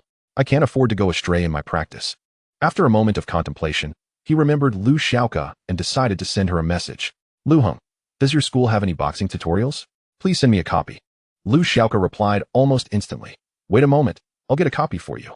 Lu Xiaoka, basic boxing teaching materials from Tianbei University, ready to receive. Lu Xiaoka, the video and text analysis are both included. Following this, you won't go wrong, but the school doesn't allow sharing, so practice it privately. Lu Heng, understood. Upon receiving the materials, Lu Heng felt a wave of relief as he watched the video. It's good to be at a top university. They have all sorts of quality resources. The video not only showcased a complete set of basic boxing techniques, but also provided detailed explanations for each movement's power points, breathing coordination, and key action points. It even highlighted common mistakes with corresponding solutions, including the very areas Lu Heng had struggled with earlier. Compared to the free and uneven quality content found online, this tutorial was vastly superior. Finally, he could embark on his passionate journey of martial arts training. Lu Heng clenched his fists tightly, excitement gleaming in his eyes. With a reliable tutorial in hand, Lu Heng's practice finally fell into a proper rhythm. He stood before the wooden post, fully focused, throwing punch after punch, each one precise and deliberate. Bang, bang, bang. The sound of powerful impacts began to resonate throughout the martial arts arena. Meanwhile, most of the students leisurely played on their phones, and the instructor found a corner to sit and rest his eyes. Only Lu Heng, under the blazing sun, tirelessly continued his practice. Sweat poured down from his forehead, soaking his clothes. After a prolonged session, he muttered to himself, so tired. Lu Heng began to feel utterly exhausted, his legs trembling beneath him, and with a thud, he collapsed onto the ground. Yet, after only a brief respite, a surge of defiance welled up within him. No, how can I, having trained for such a short time, succumb to fatigue? Lu Xiaoke must be working exceptionally hard at school right now. How can I allow myself to falter? Strive. Struggle. I cannot afford to be so indolent, for how will my younger sister regard me in the future? The mere thought of his diligent sister infused Lu Heng with renewed vigor, and he sprang to his feet. Despite his weariness, he resumed pummeling the wooden stakes with fervor. Smartphones are such a delight.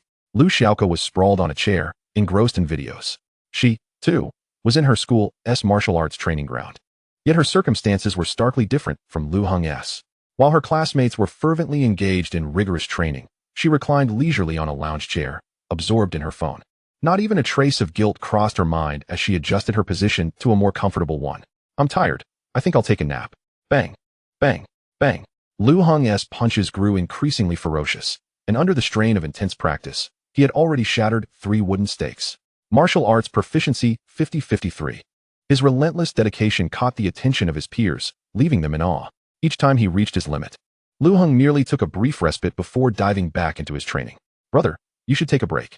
We can't keep pushing ourselves like this. Our bodies will give out, urged Hard Brother, unable to contain his concern. Yet, Lu Heng resolutely shook his head.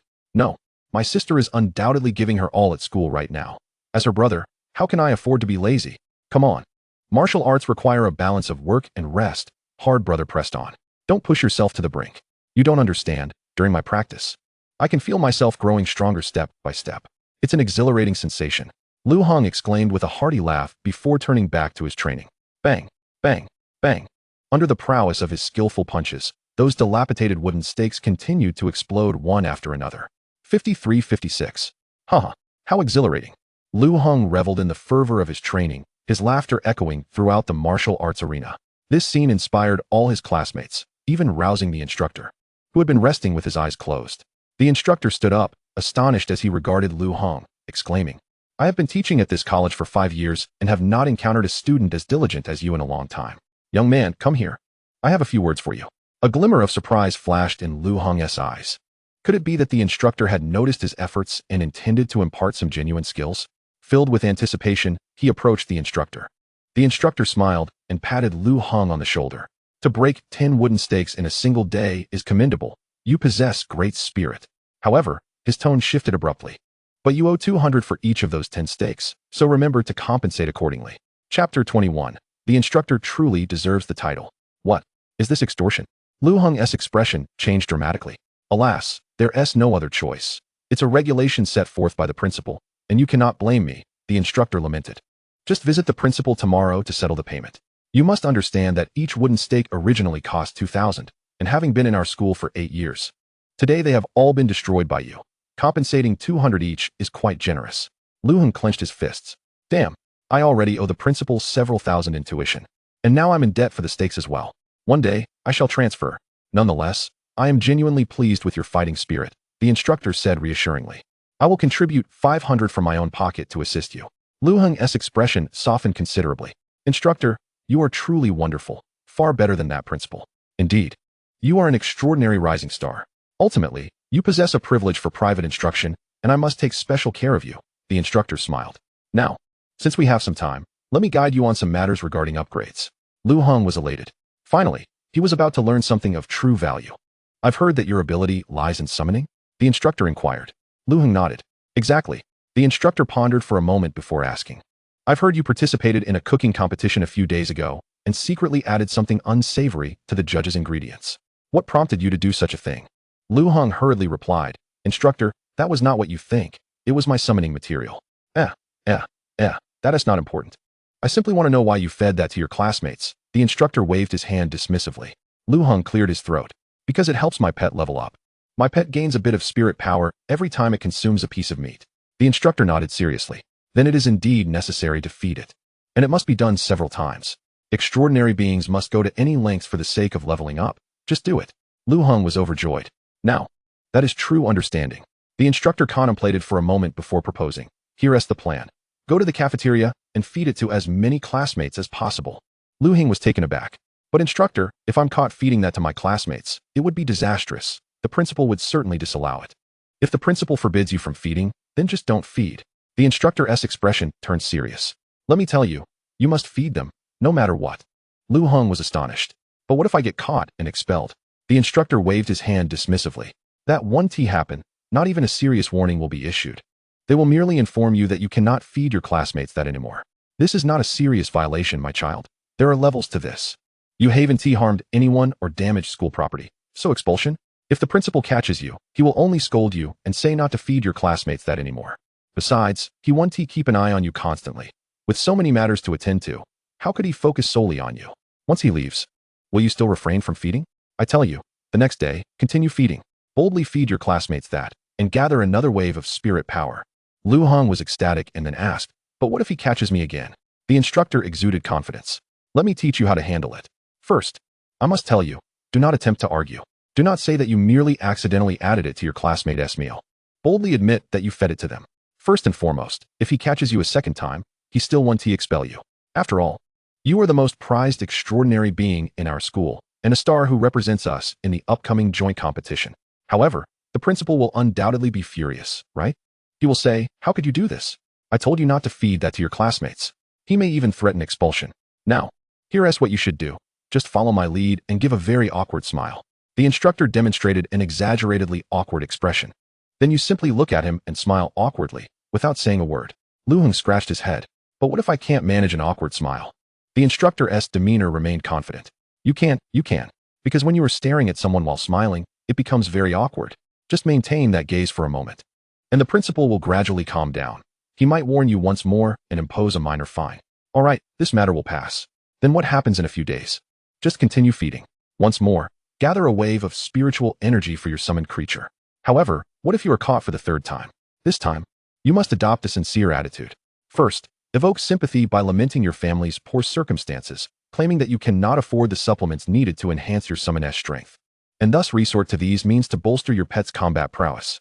Next, assert that your intentions are solely to perform better in the upcoming campus joint competition. Promising never to resort to such methods again, never. After all, if you continue down this path, even the principal would be driven to despair. Hence, I estimate that you could afford to indulge in this practice 3 times without consequence. So boldly proceed. Go feed it now. The mentor patted the student's shoulder, offering an encouraging glance. Lu Heng was elated. Indeed, his mentor was worthy of the title. If he were to follow through and feed his classmates 3 servings, wouldn't his meatball's spiritual energy soar by 100 points? Let us do this. Without further ado, Lu Heng checked for part-time job openings on his phone. At the beginning of the semester, he had taken on a few meal-serving jobs, but soon realized the pay was insufficient, thus opting to join his friend in searching for daily wage work instead. Nevertheless, he was still quite familiar with the procedures of a meal-serving job. As expected, he quickly found an ad for a cafeteria looking for meal servers on the school's official website. Thrilled, Lu Heng accepted the position on his phone without a moment's hesitation and headed straight for the cafeteria. It was 11 in the morning, and the cafeteria had started to see a trickle of students coming in for lunch, though the crowd was still sparse. He arrived at the designated location mentioned in the job listing, window number 9 within the cafeteria. This section offered self-serve dishes, with 8 options displayed, 4 meat dishes and 4 vegetarian. Although the dishes were laid out, there was currently no one manning the station. Shortly, a chef emerged from the kitchen and said, I'm sorry, the meal server is absent today. I'll help you serve. What would you like? No. I'm here for the job as a meal server, Lu Heng politely explained. The chef nodded with a smile. Yes, we're short-staffed today. You'll earn 20 yuan for the day, plus lunch. I'll take it. Lu Heng nodded in agreement. The pay was modest, but he was unconcerned. He merely wished for more people to savor the delights of his meatballs. The chef gestured. All right, come in from the back. It's almost noon, and the crowd will be increasing. Chapter 22, The Strange Incident in the Cafeteria. Lu Heng made his way from the kitchen to the serving window. He didn't fuss much over his attire, donning only a dust cap and a pair of plastic gloves to prevent any stray hairs from falling into the food. Have you done this before? The chef inquired. Yes, I have, Lu Heng replied confidently. I don't need any instructions. At the serving window, there were 8 dishes. and behind it stood a table with 2 rice cookers filled with steamed rice. All he needed to do was add rice first, and then the dishes. And Lu Heng planned to stealthily incorporate some bits of his meatballs into the rice, ensuring he wouldn't be seen. "I'll get back to work now. You just need to handle the payments and serve the meals," the chef instructed before returning to the kitchen. With no one overseeing him, Lu Heng seized the opportunity to extract numerous small bits of his meatballs. He then placed these morsels into one of the rice cookers. The pot had a large lid, and when it was lifted, students buying meals wouldn't be able to see what was inside.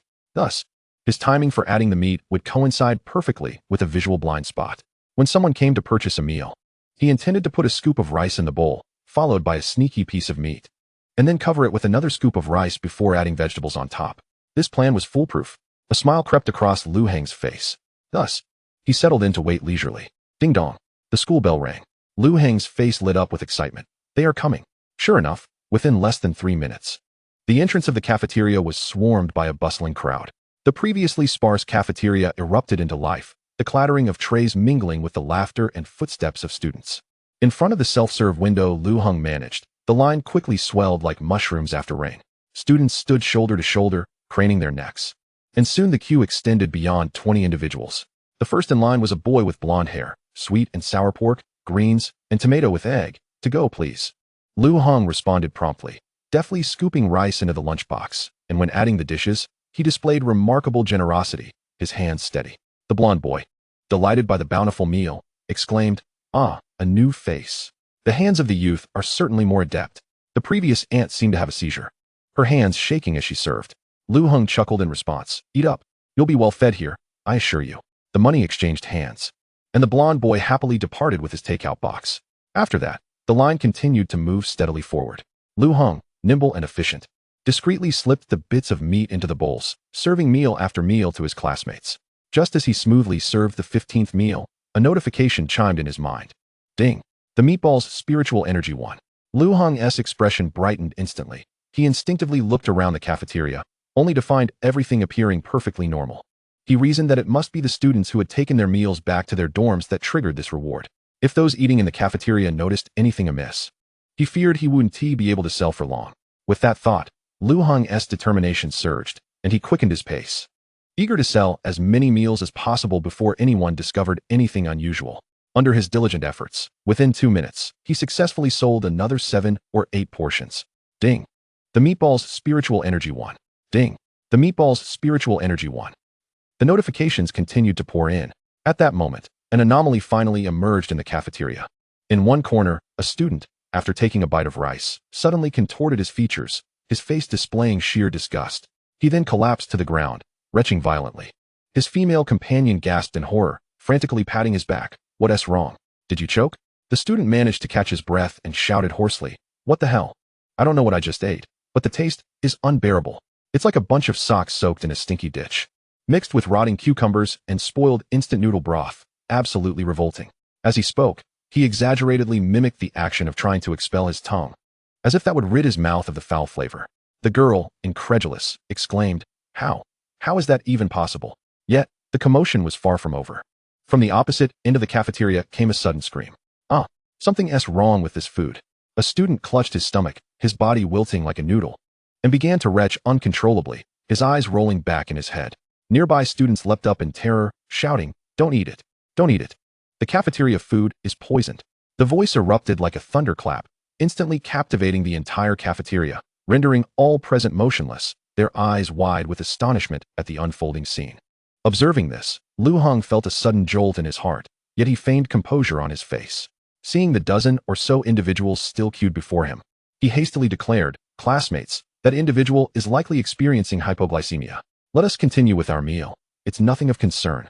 The students in line appeared unfazed, resuming their pursuit of food as if the earlier incident had merely been an inconsequential interruption. Lu Heng secretly sighed with relief, hastening to serve his classmates once more. However, who could have anticipated that the cafeteria was akin to a powder keg, ready to ignite with a series of bizarre occurrences? For instance, one student, who had been relishing his meal, suddenly turned beet red, unable to utter a word, and took a full 3 seconds to swallow his food. Finally regaining his senses, his face contorted with strain, he managed to exclaim, "What on earth have I just eaten?" Soon after, another student leapt up, bouncing and hollering, "Ah, I can taste the flavor. Someone has been sneaking something awful into the food. The sheer terror in his voice caused everyone in the cafeteria to hesitate. Their appetites suddenly extinguished. In no time, the cafeteria transformed into a chaotic stage of madness. Students exhibited peculiar reactions. Some jumped up as if electrified, flailing their arms and shouting, while others collapsed onto their tables, retching uncontrollably. What was happening? Had someone surreptitiously laced the cafeteria food with poison? A palpable fear gripped the students as they abandoned their bowls and chopsticks, casting wary glances around the room. What on earth have you all eaten? Finally, a brave soul dared to ask. Self-serve dishes. We consumed self-serve dishes. Came the anguished reply from the student who had encountered the strange food, his face twisted in despair.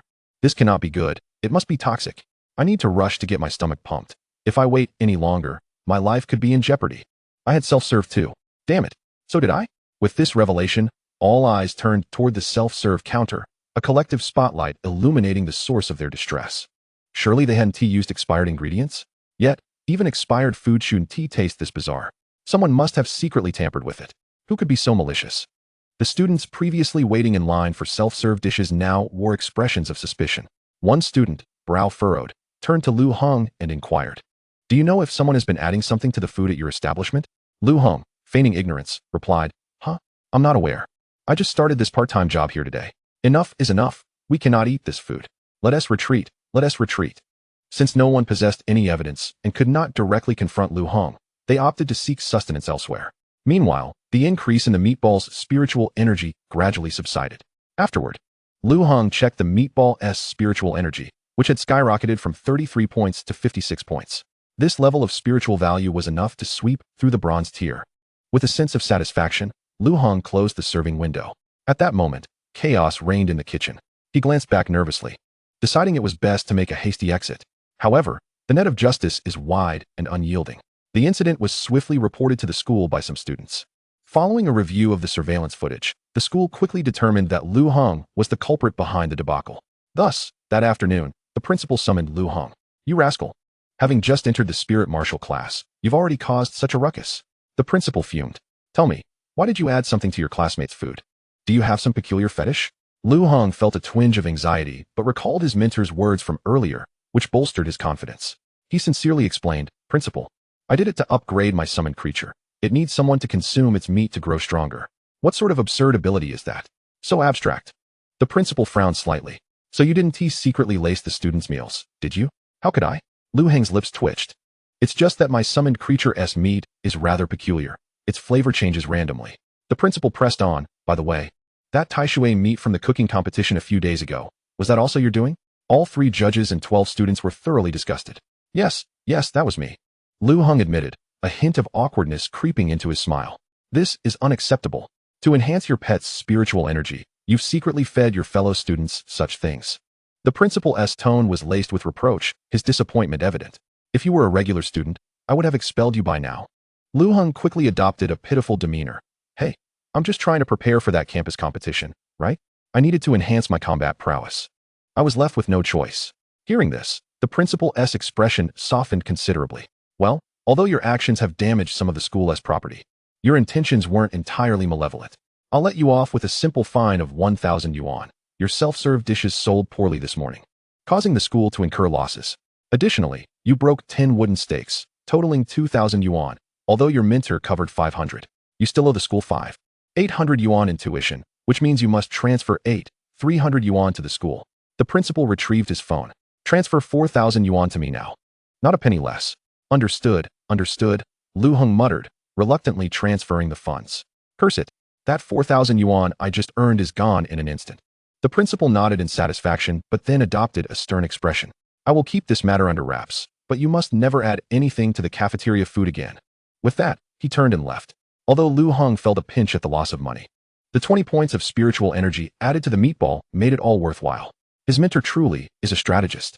With a beaming expression, he departed the scene, thinking, "Next time, I'll continue to feed it." News of Lu Heng's exploits rapidly spread throughout the campus, swiftly making its way to the trending topics. The culprit who secretly tampered with the self-serve dishes has been found. His name is Lu Heng. It was said that he was also the one who employed underhanded tactics during the cooking competition, deceiving the judges with Taishui meat. Damn, I knew him. He was in our civil engineering class. I always thought he was untrustworthy, but I never imagined he had such a quirk. I want to take revenge on him. I'm still recovering from that dreadful meal. Why would anyone add such things to food? Come on, he's from the spirit martial class. And I hear he's an extraordinary newcomer. Besides, he likely has some strange quirks. If you confront him for revenge, he might just make you eat another round. This is outrageous. Are extraordinary beings free to do as they please? Unfortunately, that is precisely the case. Thus, Lu Heng's name began to circulate throughout the campus, with some even bestowing upon him the moniker of the great saint of feeding excrement. Lu Heng paid little heed to these rumors, acknowledging the misdeeds he had committed. The students had endowed the meatball with a considerable amount of spiritual energy. Let the reprimands come. At this moment, Lu Heng strolled leisurely around the college campus, his heart brimming with delight. Suddenly, a voice pierced the air. A group of uninvited guests unexpectedly obstructed Lu Heng's path. This was a band of spirited youths with dyed red hair, adorned in snug pants and donning tilted caps, exuding an air of self-importance. 7 or 8 lanky individuals stood in a row, resembling a troupe of delinquent characters straight out of a comic book. Moreover, these fellows appeared to be extraordinary beings, subtly emanating an aura of distinction. So, you must be Lu Heng? The foremost figure with red hair tilted his head back, as if surveying Lu Heng from a lofty height. As he spoke, he pointedly jabbed his finger into his own chest, asserting, "Do you know who I am?" The audacity of the other party prompted Lu Heng to furrow his brow slightly. "What do you want?" "I've heard you are a summoner." The red-haired youth raised an eyebrow, a glimmer of provocation flashing in his eyes. Lu Heng's gaze narrowed instantly. Clearly, this encounter was not fortuitous. Without a moment's hesitation, he summoned his pets. The colored dog and meatball appeared at his side simultaneously. "Ah, so you really are a summoner." A flicker of surprise crossed the red-haired boy's face, quickly overshadowed by his habitual arrogance. He crossed his arms over his chest, declaring, "I am Qin Zhe, and these are my little brothers. A small yet notorious faction within our school. I am a fan of One Piece, particularly the red-haired pirates, hence our hair color. You may refer to us as the red-haired pirate crew." As Qin Zhe spoke, he pointed to each of his companions, seemingly flaunting the strength of his gang. "My little brothers are quite formidable," Qin Zhe boasted arrogantly. "They are certainly stronger than the bunch of useless individuals in your class." As he uttered the word useless, disdain marred his features, clearly looking down upon Lu Heng's classmates. "As for myself, I am quite powerful. Currently an extraordinary rising star in Class 3 of the Spirit Martial Arts." The arrogance in Qin Ze's eyes intensified. "But I digress. The reason I sought you out is, smack." Before the red-haired youth could finish his sentence, the colored dog, like a bolt of lightning, teleported in front of him. Its furry paw struck Qin Ze's face with unrelenting force, producing a crisp sound. "How dare you speak to my boss like that?" The colored dog bellowed, its large, round eyes glaring at Qin Ze. Stunned, Qin Ze's head jerked aside from the unexpected slap, leaving him bewildered and furious. "You, how dare you hit me?" "It was indeed you," Lu Heng shouted, charging forward with fervor. Understanding the principle of striking first, he had already donned his tiger skin gloves, unleashing a flurry of punches. His fists sliced through the air, accompanied by the sound of rushing wind, raining down upon Qin Ze like a hailstorm. Thud, thud, ah, ouch, stop it. Qin Ze, utterly defenseless, began to scream in agony. "Shut up." Lu Heng, fueled by exhilaration, continued his relentless assault, his eyes sparkling with excitement. Having just practiced his punching technique that morning, he seized this opportunity to hone his skills on a human punching bag. His face radiated the fervor of battle, each punch accompanied by a fierce roar, as if he aimed to unleash his entire might. "Ah!" Qin Ze writhed on the ground, his face rapidly displaying bruises of every hue. He hadn't even had the chance to unleash his abilities before Lu Heng overwhelmed him completely. "Boss!" One of the red-haired lackeys, witnessing the scene, felt tears welling up in his eyes, loudly questioning, "Why are you hitting my boss?" Smack! The colored dog delivered another slap, leaving the lackey dazed. Standing proudly, the colored dog scoffed, "Humph! Does my boss need a reason to hit someone?" A second lackey stepped forward, indignantly accusing, "On what grounds?" Smack! The colored dog unflinchingly struck him as well. "On the grounds of our strength." The third lackey advanced, angrily demanding, "Do you know why we are here?" Smack! Another slap landed. The colored dog coldly retorted, "Humph! Just by looking at your disheveled appearance, it's evident you came here to challenge my boss." Such occurrences are all too common. The fourth lackey, trembling, interjected, "Please let me finish my sentence." Smack! The fifth lackey, witnessing this unfold, dared not utter a word. Smack! The sixth lackey, puzzled, queried, "Why hit him when he hasn't said anything?" Smack! The seventh lackey quickly begged for mercy, "Don't hit me." Smack! The eighth lackey, frightened to the core, squatted on the ground, hands clutching his head. Smack! The ninth lackey, in sheer panic, turned to flee. The colored dog nimbly intercepted him. Smack. In the end, each lackey bore a bright red paw print on their faces, clutching their cheeks, their eyes filled with fear and grievance. Meanwhile, Qinze had been reduced to tears by Lu Heng's relentless blows. He lay on the ground, a mix of snot and tears streaming down his face, lamenting. Why are you hitting me? Do you look down on our red-haired pirate crew? His voice, laced with sobs, sounded utterly pitiful. Only then did Lu Heng cease his actions, looking down upon the red-haired youth. Remember this for next time. Do not challenge others lightly, especially not me. Through his tears, Qinze raised his head in disbelief. What challenge? We came here to join you. Chapter 24. I am the enemy. Upon hearing this, Lu Heng stood in stunned silence. You wish to join me? Indeed. I heard that an incredibly powerful extraordinary being has joined Class 2, not only a summoner, but capable of breaking 10 wooden stakes in their first martial training session. Qinze sobbed, wiping his tears and snot with his sleeve. Our red-haired pirate crew admires the strong, so we thought to seek your guidance. Besides, I am also an extraordinary rising star, and we plan to team up for the campus joint competition. I was hoping you could mentor me. As he spoke, Qinze retrieved several red bills from his pocket, tearfully stating, Look, I even brought a protection fee. How infuriating. I am such a fool. Lu Heng, overwhelmed by this revelation, felt a twinge of guilt. A hint of embarrassment crept onto his face as he pondered what to say. They had come seeking his support, and he had just beaten them up? And with a protection fee in tow, where could he find such considerate allies? Then why were you so arrogant earlier? I thought you were part of some gang. Lu Heng scratched his head, his embarrassment becoming increasingly apparent. Because we are the red-haired pirate crew, the most formidable group in the entire freshman year. We must maintain our pride, even when seeking to ally with others. Qinze replied, attempting to straighten his posture, striving to regain some semblance of his earlier bravado, despite the tear stains adorning his face, rendering him rather comical. All right, Lu Heng sighed, a wry smile tugging at his lips. It seemed this fellow might have a few screws loose. Nevertheless, he accepted the 1,500 yuan with a nonchalant cough. Fine, you are now part of the team. Thank you, boss, Qinze said, wiping away his tears, his face still bearing a look of grievance. All right, stop crying. Lu Heng gently patted his shoulder. In the future, if something comes up, communicate properly. Avoid adopting an overly arrogant attitude, or else you'll easily find yourself in trouble. He offered this advice. As a young person, it's best not to be overly impetuous. That's not acceptable. Hong Mao protested, visibly displeased. If you're not impetuous, how can you call yourself young? Lu Heng's lips twitched, and he inquired, by the way, what do you intend to join me for? I have no interest in running an underground syndicate. You've misunderstood, boss. We are not an underground syndicate. We are simply banding together for self-protection, ensuring that we are not bullied by others. Hong Mao stated earnestly. Self-protection? Lu Heng raised an eyebrow, asking, then where are the enemies? His eyes reflected doubt as he recalled his experiences since arriving at the school. Up to this point, he had not encountered anyone foolish enough to provoke him. Boss, the discipline committee at our school is the enemy, Hong Mao declared with a serious expression. His eyes burned with indignation, as if merely mentioning the discipline committee filled him with rage. The discipline committee is composed of powerful, extraordinary beings, mostly second and third year students. Boss, they are the real underground syndicate.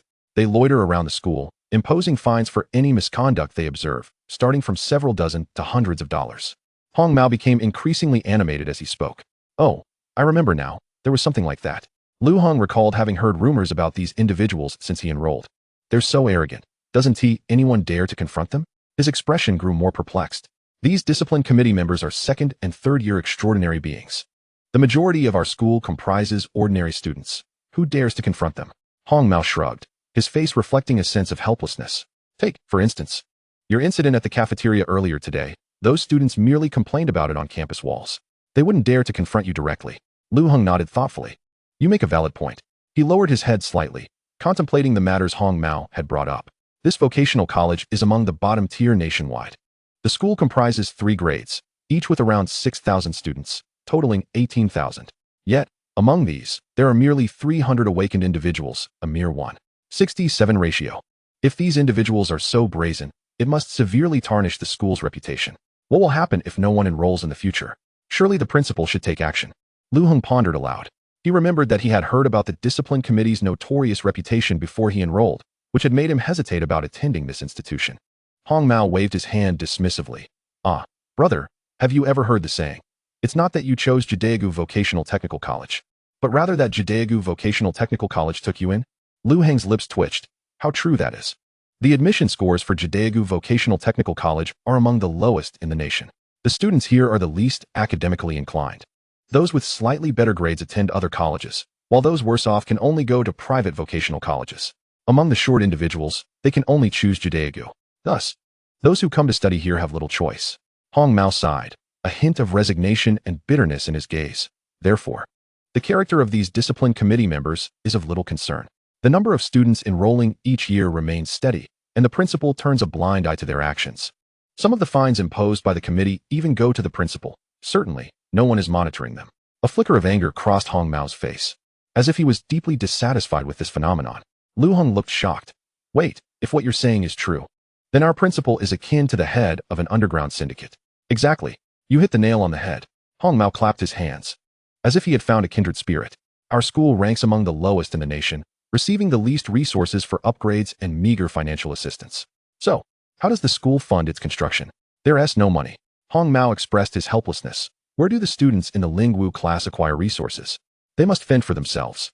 Hence, the discipline committee emerged, profiting by imposing fines on students, using that money to invest in themselves.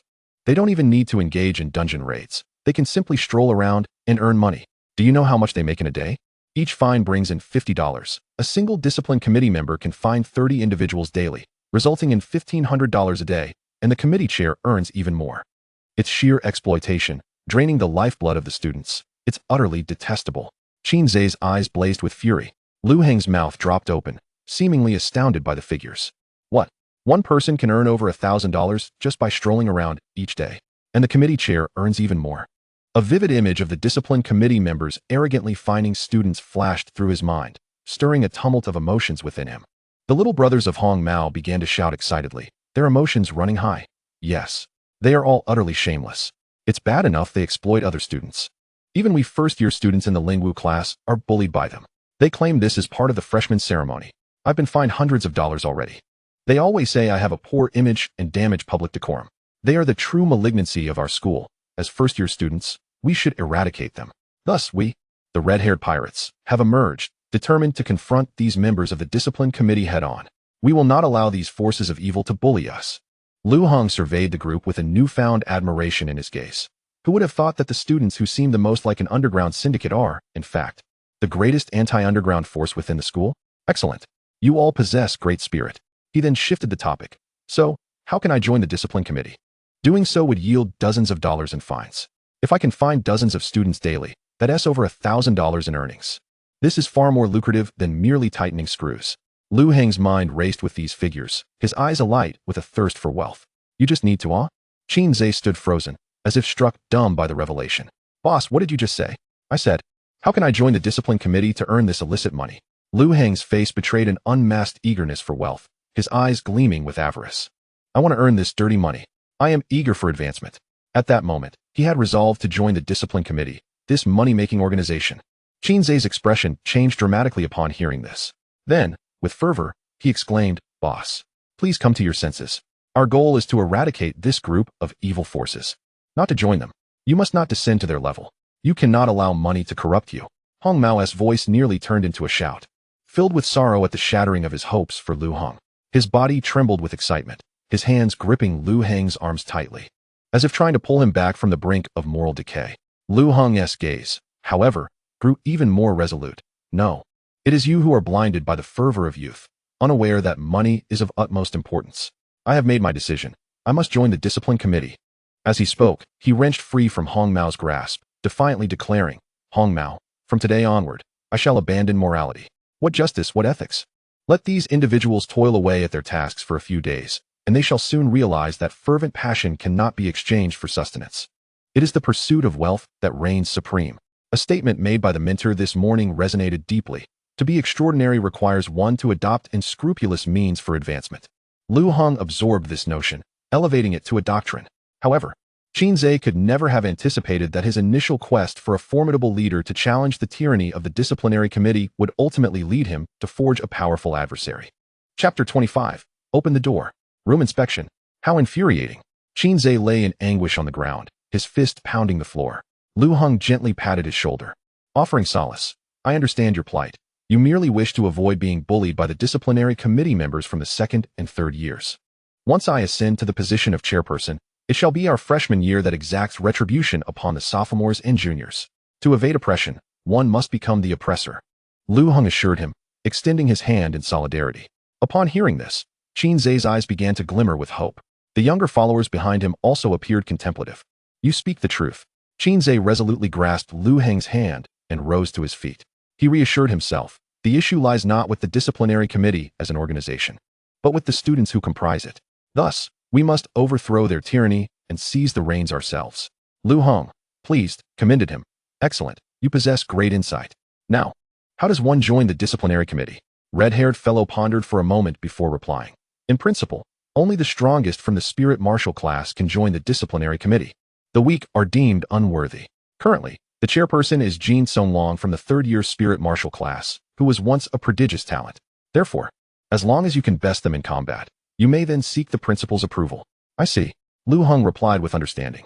Do you have any specific information about them? Qin Zhe thought for a moment and said, tonight, the disciplinary committee will conduct room inspections, specifically targeting our spirit martial class building. We can use this opportunity to gather intelligence on our foes. Sounds good. Lu Heng agreed. You all should head back for now. Let me have a word with these individuals tonight. Lu Heng soon returned to his dormitory, where his three friends were engrossed in a video game, engaging in light-hearted banter. Mostly trivial, yet entertaining. Have you seen the news? One inquired. Yes. Did something significant happen? Another responded. No, it's about Peppa Pig. Mama Pig has announced her third pregnancy. Is that worthy of a news headline? What do you know? Even a neighbor's dog urinating on someone else's tire made the news. Lu Heng chuckled at their amusing exchanges. Upon noticing his return, the trio jested. Ah, Lu Heng is back. Big brother. Your lunchtime antics at the cafeteria have gone viral on campus walls. They say you have a peculiar taste. Lu Heng replied with a grin. I wouldn't call it a peculiarity. There is certainly a purpose behind my actions. As he revealed 3 blocks of mosaic meat, he asked, would you care to sample this? If you do, I shall divulge my reasons. No, we shan't partake. The 3 exclaimed, shaking their heads in alarm. Lu Heng placed the meat on their table. Well, remember to eat it when hunger strikes. He then reclined on his bed. Curiosity piqued. The trio approached to examine the meat. Wow, this meat even has a mosaic design. Impressive. Indeed, this could serve as excellent fodder for a prank. They divided the meat and returned to their game, resuming their light-hearted chatter. With some time to spare before the disciplinary committee's arrival, Lu Heng settled on his bed to play with his phone, yet the conversations below captured his attention. For instance, Hard Brother initiated a topic. What should I do if I run out of pocket money? Green-haired brother interjected incredulously. But it's only the 12th. Don't you receive $2,000 a month for living expenses? How could you possibly spend it all? Hard Brother scratched his head. Well, on the 1st, I spent $300 on dinner. What on earth costs $300? Green-haired brother queried. I'm not sure. There was a tea egg priced over $200. And I thought, having never tasted such an expensive egg, I'd give it a try. It turned out to be rather mediocre, Hard Brother lamented. That exemplifies the modern college student's spending habits. Overdue, brother chimed in, intrigued. And then what? Where did the rest of your money go? Let me think. Oh, the day before yesterday, I splurged $648 on a Source God game. Hard Brother chuckled. I drew a 2-life water deity, huh? That accounts for 1,000. But what about the other 1,000? Green-haired brother began to analyze. I realized I was spending too quickly and needed to earn some money. Therefore, the day before yesterday, I was persuaded to purchase a course that promised to make me wealthy. Hard Brother displayed his phone. It cost $588 in total. It contains entrepreneurial tutorials, 100 methods for male success, and over 1,000 zero-cost startup projects. I thought it was quite valuable. Have you been scammed? Green-haired brother's lip twitched. Let me see that course. Not a chance. I spent over $500 on it. You need to give me $200 to view it, Hard Brother retorted. Clutching his phone protectively. I still think you've been duped, Green-haired brother replied with a hint of resignation. Absolutely not. The material is comprehensive and insightful, Hard Brother countered. Overdue brother interjected. If it guarantees your wealth, why haven't you succeeded yet? What do you know? They said any theory must be paired with practice. My current lack of earnings doesn't mean the course is flawed, but rather that I haven't taken action, Hard Brother asserted defiantly. All right. I think I've deduced where all your money has gone. You'll be relying on instant noodles for the next 2 weeks, Overdue brother remarked nonchalantly. I suggest you work a couple of days in a factory to earn some living expenses, Green-haired brother encouraged. There's a factory nearby hiring day laborers for assembly work, paying over $100 a day. That won't do. I aspire to become a big boss. Hard Brother waved his hand dismissively. I could never work for someone else. Then keep dreaming, Green-haired brother retorted, returning his focus to the game. Suddenly, Hard Brother's eyes gleamed with a bold idea. What if I work in a factory, earning 4,000 a month, but hire someone for 3,000 to work in my stead? Wouldn't that net me a profit of 1,000? If I hired 10 people, that would be 10,000. Wait, before we even discuss how you'd find workers, how do you figure that 10 people could earn you 10,000? Green-haired brother asked, astonished. Simple mental math. I'm quite quick at calculations, Hard Brother replied confidently. Green-haired brother probed. All right, tell me, if one person earns 3,000 and you hire 16, how much in total would you need to pay them? 32,000. Hard Brother answered without hesitation. Wrong. It's 48,000. And just now, you said you would hire 10 people, which would only yield 10,000, not 10 million. Green-haired brother corrected, raising his voice. Hard Brother scratched his head. Oh, I must have miscalculated, but I was just asking if my calculations were fast. Fast. Unbelievably fast. You, my friend, are not only tenacious, but also remarkably quick. Green-haired brother exclaimed, dramatically applauding. You've truly found your calling. Lu Heng, overhearing this exchange, couldn't he help but smirk at their absurdity. Suddenly, a knock echoed through the air. Open the door. Discipline Committee inspecting the dorm. Chapter 26. I will find you daily. Damn it. This group of wretched beings is back to inspect. The expressions of several individuals in the dormitory soured. They had previously endured considerable harassment from the Discipline Committee, and at the mere sound of the knock, their tempers flared. Knock, knock, knock. The impatient voices outside clamored again. Are the people inside deaf? What are you dawdling for? Hurry up and open the door. Though Hard Brother was reluctant, he had no choice but to step forward and unlock the door. In strode several students clad in black uniforms, adorned with the insignia of the Discipline Committee, swaggering in as if this place were their own domain. The leader, a tall and lanky figure, raised his chin and boomed, from now on, remember our 6 faces. When we arrive, it signifies an inspection. He gestured emphatically at a stern-looking, well-built boy beside him, introducing, this is our committee president, Jin Songlong. Address him as senior. Despite their dissatisfaction, the others begrudgingly chorused, greetings, senior. At that moment, Lu Heng's eyes sparkled with excitement. So this is the Discipline Committee? They truly exude authority. How audacious. I absolutely love it. He glanced at the information on Jin Songlong. Name, Jin Songlong. Rank, Bronze Level 6. Attributes, Strength, Constitution 19, Agility, Spirit 17, Overall. Skills. Only 17 points of mental strength? If he encounters a tough opponent, it might not be enough. A smile crept across Lu Heng's face. Tomorrow, he would seek out the principal and challenge the committee president. It was a sure thing. The 6 began to parade around the dormitory with an air of superiority. The lanky student furrowed his brow and surveyed the floor, then exclaimed with irritation, Look at the litter strewn about. I told you to clean up properly last time. How come it still looks like this? Collective fine of 50, but we just threw that out. We'll clean it up immediately. Green-haired brother stepped forward to plead. Who decides, you or me? The lanky student glared, shooting a piercing look at green-haired brother. The fine must be paid in full by tomorrow morning, or you will face consequences. And this, do you not know that the balcony is off limits for storage? Why are there 2 large cardboard boxes here? What's inside? Shoes. Another student marched to the balcony, peered inside, and frowned. Beads of sweat formed on Guochi brother's forehead as he hurried over. Those are mine. I simply have too many things. The dormitory has no space left. Then mail them home. 100 fine for the dormitory. The student didn't even look up, coldly stating, if you don't move your things next time, the fine will continue until you learn your lesson. Fine. Guochi brother's face was a portrait of frustration, and he could only clench his fists silently. Jin Songlong, hands clasped behind his back, strolled leisurely around the room, his gaze settling on Lu Heng. Are you a newcomer? Yes, Lu Heng replied. He had heard of Jin Songlong before. Clearly, he truly believed himself the leader of a gang.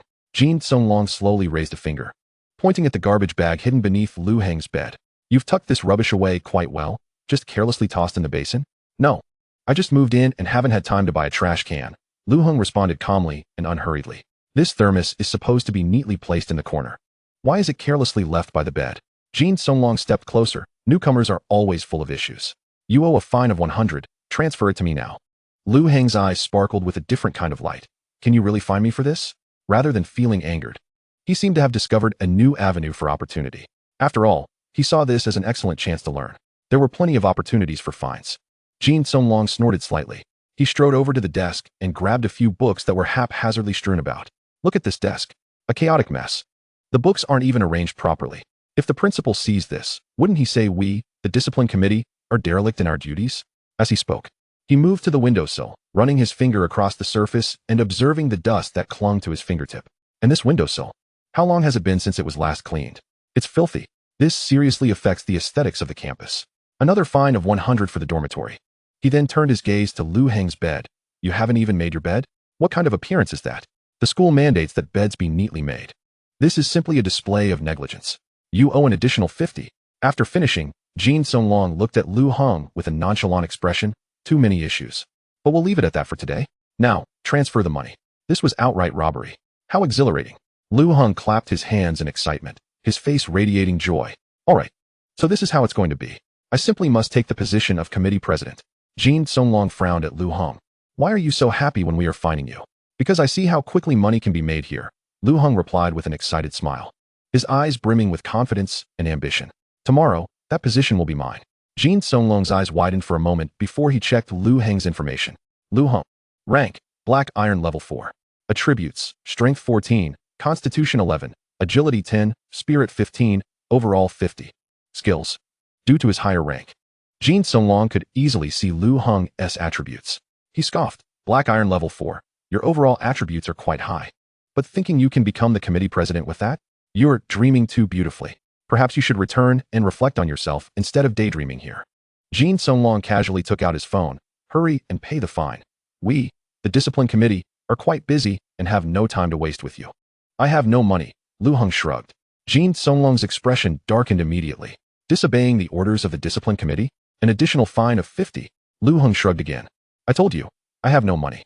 Seeing this, the other students swiftly encircled him like a pack of wolves, each wearing a fierce expression, their eyes glinting with malice. Hey, you're not going to hit me, are you? Green Hair Brother hurriedly stepped forward to mediate. This is a school, and even if you are extraordinary, you can still be apprehended by the enforcers. What nonsense. We know we can't hit anyone. Jin Songlong forced a smile. We are all law-abiding citizens. However, as long as you are in this school, this is our turf. Looking down at Lu Heng, his gaze was filled with menace. There are plenty of ways to trip you up. I'll give you one more chance. Will you pay the fine or not? Green Hair Brother, visibly anxious, tugged at Lu Heng's sleeve, whispering, Lu Heng, why not just pay it? Better to avoid trouble. This is how all newcomers have to deal with it. I already said I have no money. Lu Heng maintained a calm smile. I can lend you some. Gucci Brother gritted his teeth, his expression resolute. No need. I want to see how they will try to trip me up, Lu Heng replied, grinning at the 6 individuals, his eyes radiating a fearless spirit. Very well. Jin Songlong threatened. You will come to understand that in this school, the discipline committee establishes the rules. Your personal evaluations within the campus, your scholarship applications, and the allocation of resources for advancement all pass through my hands. With just a flick of my fingers, I can render all your efforts futile. Moreover, the extraordinary students from the 1st and 2nd years must heed my commands, and even certain mentors are obliged to listen to me. I shall ensure they isolate you severely, allowing you to endure the agony of 3 years in university life. The days ahead will be quite delightful for you. Jin Songlong sneered. What? Are you not the least bit concerned about such a future? Heh. Lu Heng, with his hands in his pockets and an arrogant demeanor, replied. Jin Songlong. Is it? I merely wish to say that your position as committee chair won't last much longer. Once I secure this role, I shall be the one conducting dorm inspections every day, and we'll see if I impose fines on you. Chapter 27. You are more sinister than the dark society. The roommates in the dormitory were dumbfounded. Even the dorm inspectors were taken aback. They had threatened others with fines numerous times during their tenure as discipline committee members. However, encountering someone as direct and unyielding as Lu Heng, who dared to turn the tables and issue threats, was an unprecedented experience for them. The several discipline committee members exchanged glances and then burst into laughter. All right, kid, you are even more audacious than we are. You wish to impose fines on us. Very well, we shall wait for you. To think a mere Black Iron level could attempt to bully us bronze tier individuals, how bold. Jin Songlong grunted dismissively, a mocking smile adorning his face, his gaze akin to that of someone observing an insufferable clown.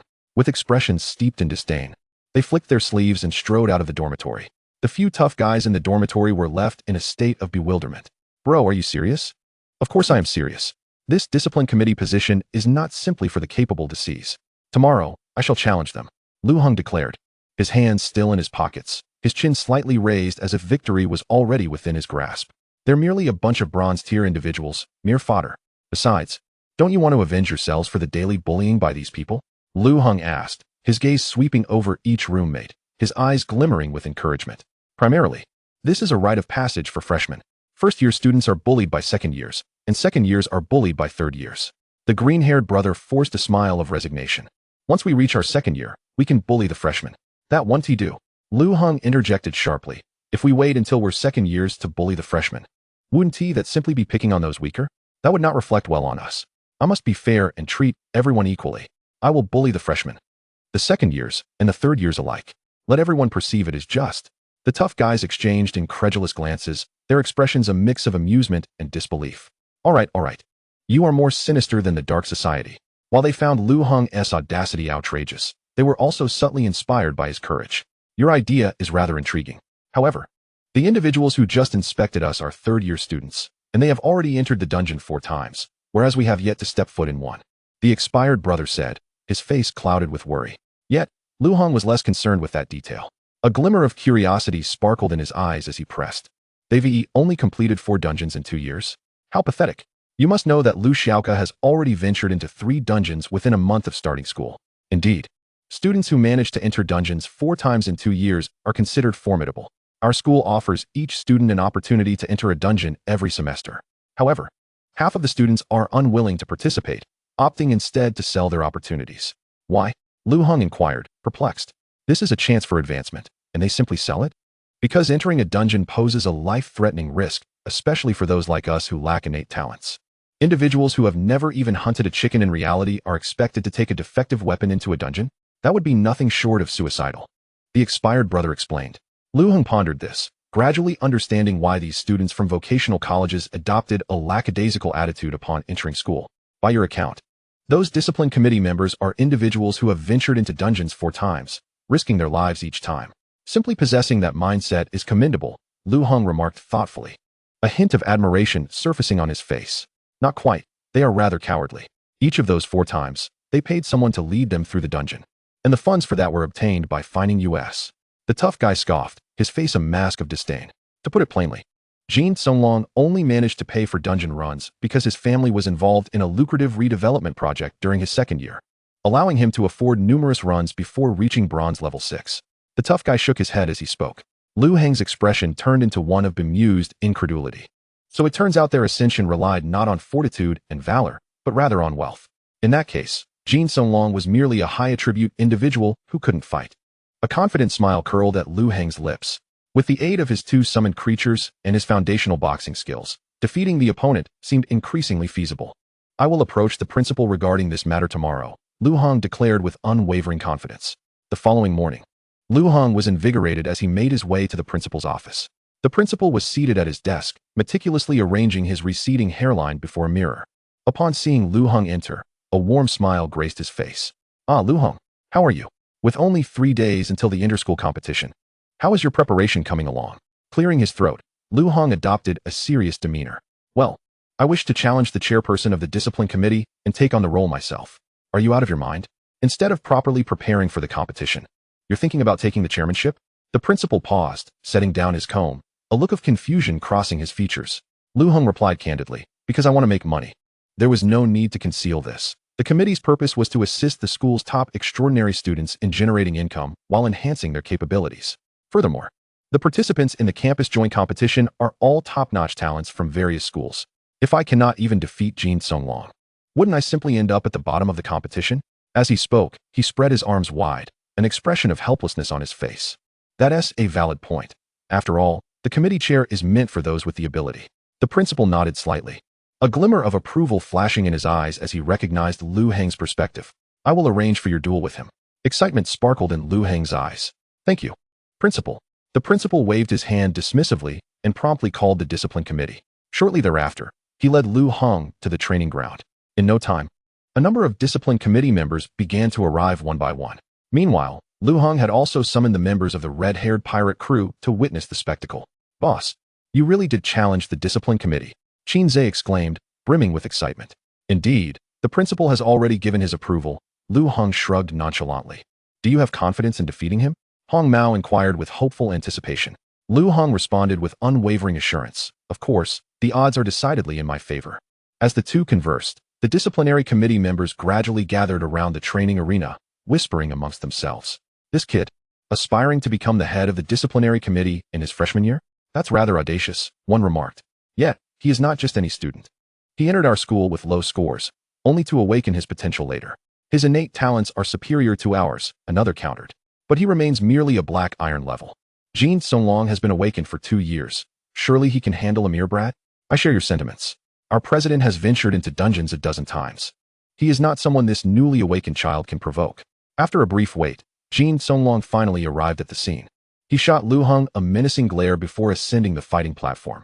Lu Heng's face broke into an excited grin as he followed suit. The principal observed the unfolding drama with a smile, proclaiming, "This battle will determine superiority, not life or death. Let it be a fair contest. The victor shall, under my witness, become the head of the disciplinary committee." Chapter 28. A resounding slap. The rules of engagement were straightforward. Unrestricted combat until one party was thrown off the platform. With the introduction complete, the principal announced loudly, "Let the battle commence." The two combatants readied themselves for battle. Jin Songlong narrowed his eyes at Lu Heng. "I never imagined you would actually attempt to usurp my position. You declared war just last night, and here you are on the platform today. How impatient you are." Lu Heng smirked slightly, indeed. "Very well." Jin Songlong inhaled deeply. "I have heard you are a summoner and a prodigy in your freshman year. You possess some merit. However, before me, you are still insignificant." With that, he slowly drew a steel axe, its blade glinting ominously in the sunlight. In an instant, a brilliant light began to coalesce at the axe's tip, the beam materializing with a palpable intensity. Simultaneously, an oppressive force radiated from Jin Songlong, suppressing everything in its vicinity. Silver Tier's skill, luminous strike. The surrounding disciplinary members erupted in amusement at the spectacle. Clearly, the committee head regarded this young challenger with great seriousness, unleashing his most formidable move right from the start. This is overkill. With a single strike, the president could be rendered incapacitated. What does it matter? This kid will surely be eliminated. I wonder if his small frame can withstand the onslaught. At that moment, Lu Heng felt an invisible force constraining his body, as though he were ensnared in a thick quagmire, each movement becoming exceedingly laborious. He glanced up to see the beam in Jin Songlong's hand intensifying, evidently gathering even greater energy. The impact of that strike would be astonishing. This skill has impressive effects, Lu Heng mused, but my effects surpass yours. With that, he silently invoked his summoning. A dazzling array of colorful light erupted before him, and the outline of a dog began to materialize. A booming voice echoed throughout the arena. "How dare you disrespect my master?" Even before the dog fully appeared, its voice had already resonated. In an instant, a yellow figure darted towards Jin Songlong like lightning. Smack! Accompanied by a sharp sound, the furry paw landed a resounding slap on Jin Songlong's face. "So you call yourself Jin Songlong, huh?" The dog's expression was one of brazen arrogance, embodying the essence of a sycophant. The beam in Jin Songlong's hand dissipated like a mere bubble. Having forcibly unleashed a silver tier skill, he felt utterly drained. This slap from the dog possessed the remarkable ability to interrupt any skill, rendering even silver tier abilities ineffective. "What?" Jin Songlong exclaimed, his face a mask of disbelief. Yet, what bothered him more than the interruption was the fury that bubbled within him as he shouted, "You, a mere dog, dared to slap me? My own parents have never struck me." Smack! "What's it to you?" The dog retorted, delivering another slap. Though this blow lacked the ability to interrupt skills, its insult was undeniable. "What did you say?" Jin Songlong's eyes widened, ready to retaliate. However, Lu Heng swiftly followed up with a resounding slap of his own. "What is it to you?" Smack! As the sound echoed, something miraculous transpired. The tiger skin gloves trait caused a chance of dizziness after a heavy blow. Jin Songlong suddenly felt a wave of dizziness wash over him, his eyes rolling back as he succumbed to a state of confusion for 3 seconds. In those 3 seconds, time seemed to freeze in Jin Songlong's mind. The world reduced to the alternating slaps between the dog and Lu Heng. Smack! "What is it to you?" Smack! "What is it to you?" Smack! Smack! Smack! Smack! In just 3 seconds, the duo executed a flawless rhythm, delivering over a dozen slaps to Jin Songlong. Once he regained his senses, fury and humiliation filled his eyes as he roared, "Just because a tiger is silent, do you think I am a sickly cat?" Bronze tier skill, Tiger's Might. He quickly unleashed his skill, sending shockwaves that propelled both the man and the dog back 2 meters. "Oh!" Lu Heng raised an eyebrow, a playful smile gracing his lips. He waved his hand once more. This time, a meatball was summoned, accompanied by a surge of purple light directed at the foe. Jin Songlong felt his mind lapse into a stupor again, his gaze becoming vacant. He muttered dazedly, "I am a scallion?" As soon as he uttered the words, he froze in place, squatting on the ground without moving. The meatball possessed over 50 points of mental power, a disparity of more than 3 times compared to Jin Songlong. which utterly altered his perception, transforming him from a human into a mere plant. Lu Heng, seeing this, could not contain his laughter. Indeed, you are a scallion. The dog leaped with excitement, rushing forward without hesitation to continue the onslaught of slaps. Lu Heng joined in, their collaboration flowing seamlessly like a well-rehearsed performance. Smack, smack, smack. A renewed flurry of furious strikes ensued, causing Jin Songlong's face to swell grotesquely, resembling a pig's head, blood even oozing from the corners of his mouth. Meanwhile, he remained in a dazed state, mumbling incessantly, "I am a scallion. Scallions cannot move." This time, the difference in mental strength between the meatball and the enemy was so vast that Jin Songlong was unable to regain consciousness, even while being struck. The audience below was left utterly astounded, rendered speechless by the scene before them.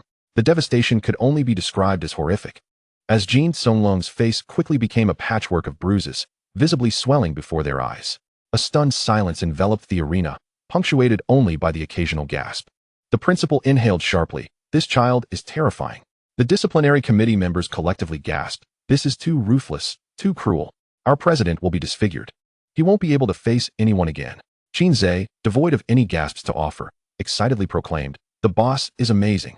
The other members of the red-haired pirates recalled their own fears of being met with such slaps. Yet in this moment, they found an unexpected thrill, their eyes sparkling with excitement. The sound of slaps continued relentlessly for 2 minutes, until Jin Songlong's brain was completely restored to consciousness. His voice trembled with fury. You. He bellowed once more, invoking his spiritual technique for the second time. "I will kill you two bastards." This time, he was willing to exhaust his already drained body to continue unleashing the radiant strike. In an instant, golden light coalesced around the axe, and the immense energy fluctuations rendered the surrounding air scorching.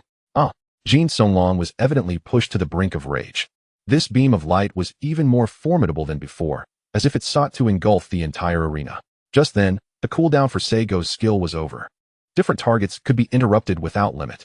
For the same entity, after interrupting a skill once, it only required a 3-minute interval to unleash it again. With a snap, Seigo vanished in an instant, delivering another slap to interrupt his opponent's skill. Jin Songlong was once again left in shock. Before he could react, Lu Heng charged forward, delivering a resounding slap. Smack! Yell again, I dare you. As it appeared that the man and dog were about to execute another combined assault, a glimmer of fear finally flickered in Jin Songlong's eyes. "Stop! I surrender! I surrender!" he exclaimed in terror. "I don't want to be the committee chairman anymore." Only then did Lu Heng nod with satisfaction, a victorious smile gracing his face. Very well. Although Jin Songlong verbally conceded defeat, he could not resist adding a menacing remark. "This time I concede, but just you wait. I will repay today as humiliation tenfold." He clenched his fists tightly, veins bulging on the back of his hands, his eyes glinting with malice, as if he wished to devour Lu Heng alive. With that, he turned to leave, his steps somewhat unsteady. "Not so fast." Lu Heng's eyes flashed with displeasure as he firmly grasped Jin Songlong's shoulder. "I abhor threats. It signifies that you have yet to submit to me. I have surrendered. What more do you want?"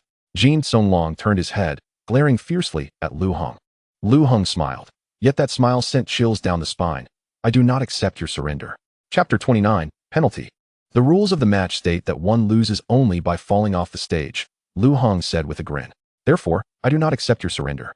The moment those words left his lips, it was akin to a bombshell. Not only was Jin Songlong stunned, but the spectators below were also rendered speechless with astonishment. "Continue fighting. Today, I must make you submit," Lu Heng shouted loudly. Without further ado, he dashed toward Jin Songlong. This time, he refrained from using slaps and instead wielded his fists. The tiger skin gloves, reinforced with tiger bones, combined with Lu Heng's martial arts foundation, ensured that each strike was considerably more painful. Seigo too altered his previous tactic of slapping, opting instead for a combination of scratching and clawing. Its claws were razor-sharp, leaving a trail of bloodied scratches across Jin Songlong's body. Ola ola ola ola ola. The duo, man and dog, unleashed a relentless barrage of frenzied attacks upon Jin Songlong. It is worth noting that after consecutively casting Radiant Strike twice, Jin Songlong's body was already overexerted, rendering him incapable of resistance. He could only cower in terror on the ground, hands clasped over his head, his body trembling uncontrollably. Jin Songlong let out a pained scream. But the torrential assault only ignited a greater fury within him. Just you wait, you will pay for this. I know many brothers. Today, for every blow you strike, I will return it tenfold. You dare to humiliate me, I will ensure someone breaks your arms." Jin Songlong raged, his voice slightly distorted. Meanwhile, Lu Heng remained silent, relentlessly delivering blows. Bang, bang, bang. His fists fell like a torrential downpour. During this time, Lu Heng also honed his martial arts, continually adjusting his rhythm and force, seemingly treating his opponent as an exceptional human punching bag. The resilience of his brother was indeed remarkable. Even battered and bloodied, he had yet to lose consciousness. For 3 minutes, Jin Songlong howled hoarsely, while Lu Heng showed no mercy throughout the entire duration. Gradually, the expression in Jin Songlong's eyes shifted. From initial anger and defiance, it morphed into bewilderment, followed by panic and helplessness, ultimately culminating in sheer terror. Eventually, he completely broke down, his eyes reddening, tears streaming down his face. Wah! Jin Songlong sobbed. I was wrong, bro, I was wrong. I shouldn't have threatened you. His voice was laden with regret and pleading. The onlookers were left agape, eyes wide in disbelief. No one could have anticipated that the once imperious Jin Songlong would now be reduced to such a pitiful state of begging for mercy. Only then did Lu Heng cease his assault, rubbing his slightly reddened knuckles, seemingly feeling he had not practiced enough. Martial Arts Foundation 56-59. Lu Heng calmly inquired. Do you understand your mistake?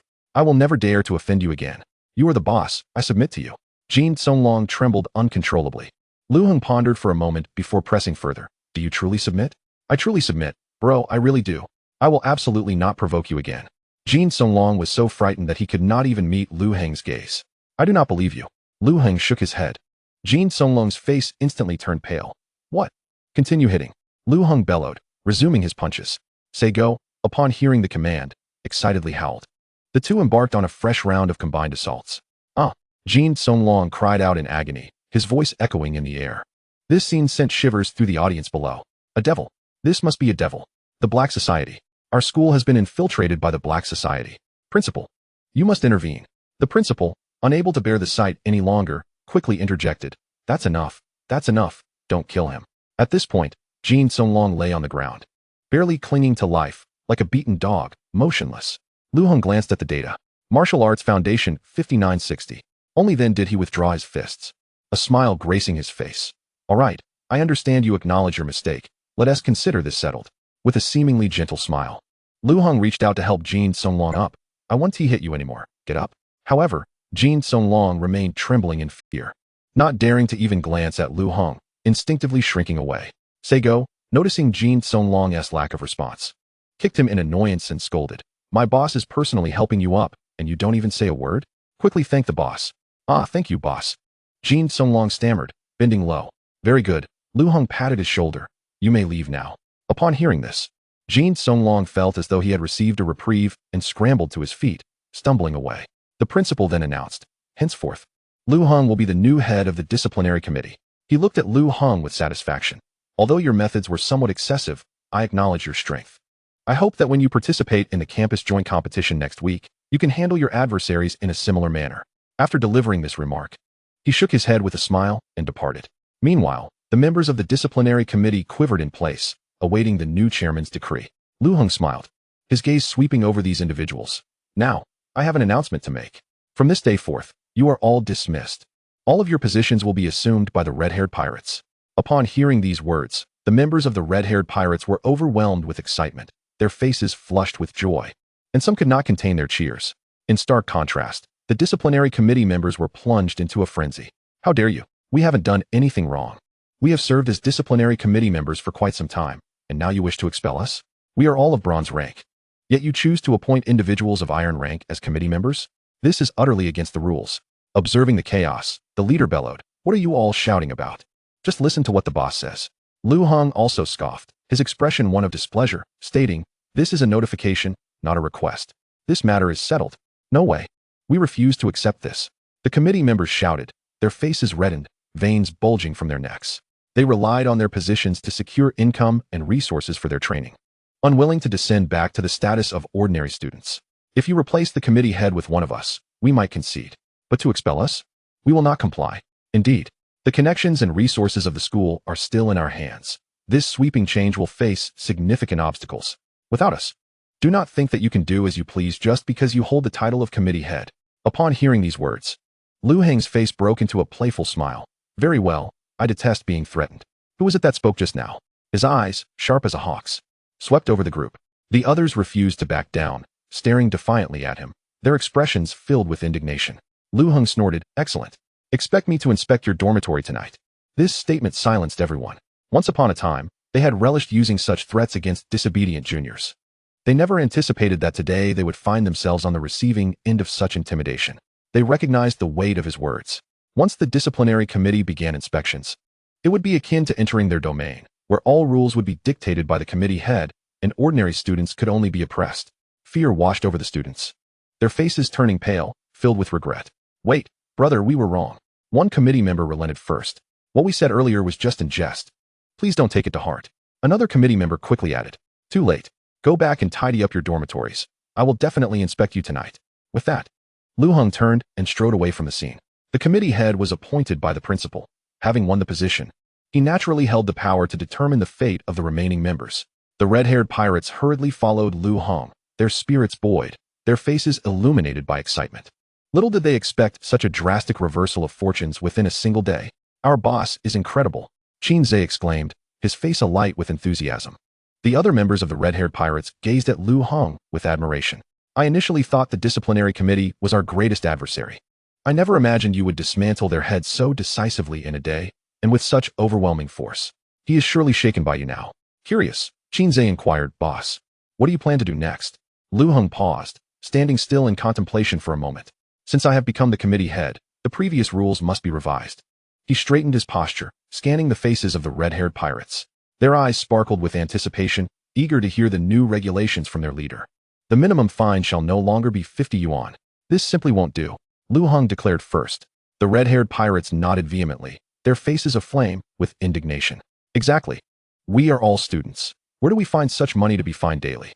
The previous committee was too arrogant and malicious. We must change the status quo." Lu Heng continued passionately. "Henceforth, I have decided to raise the single fine to 500 yuan.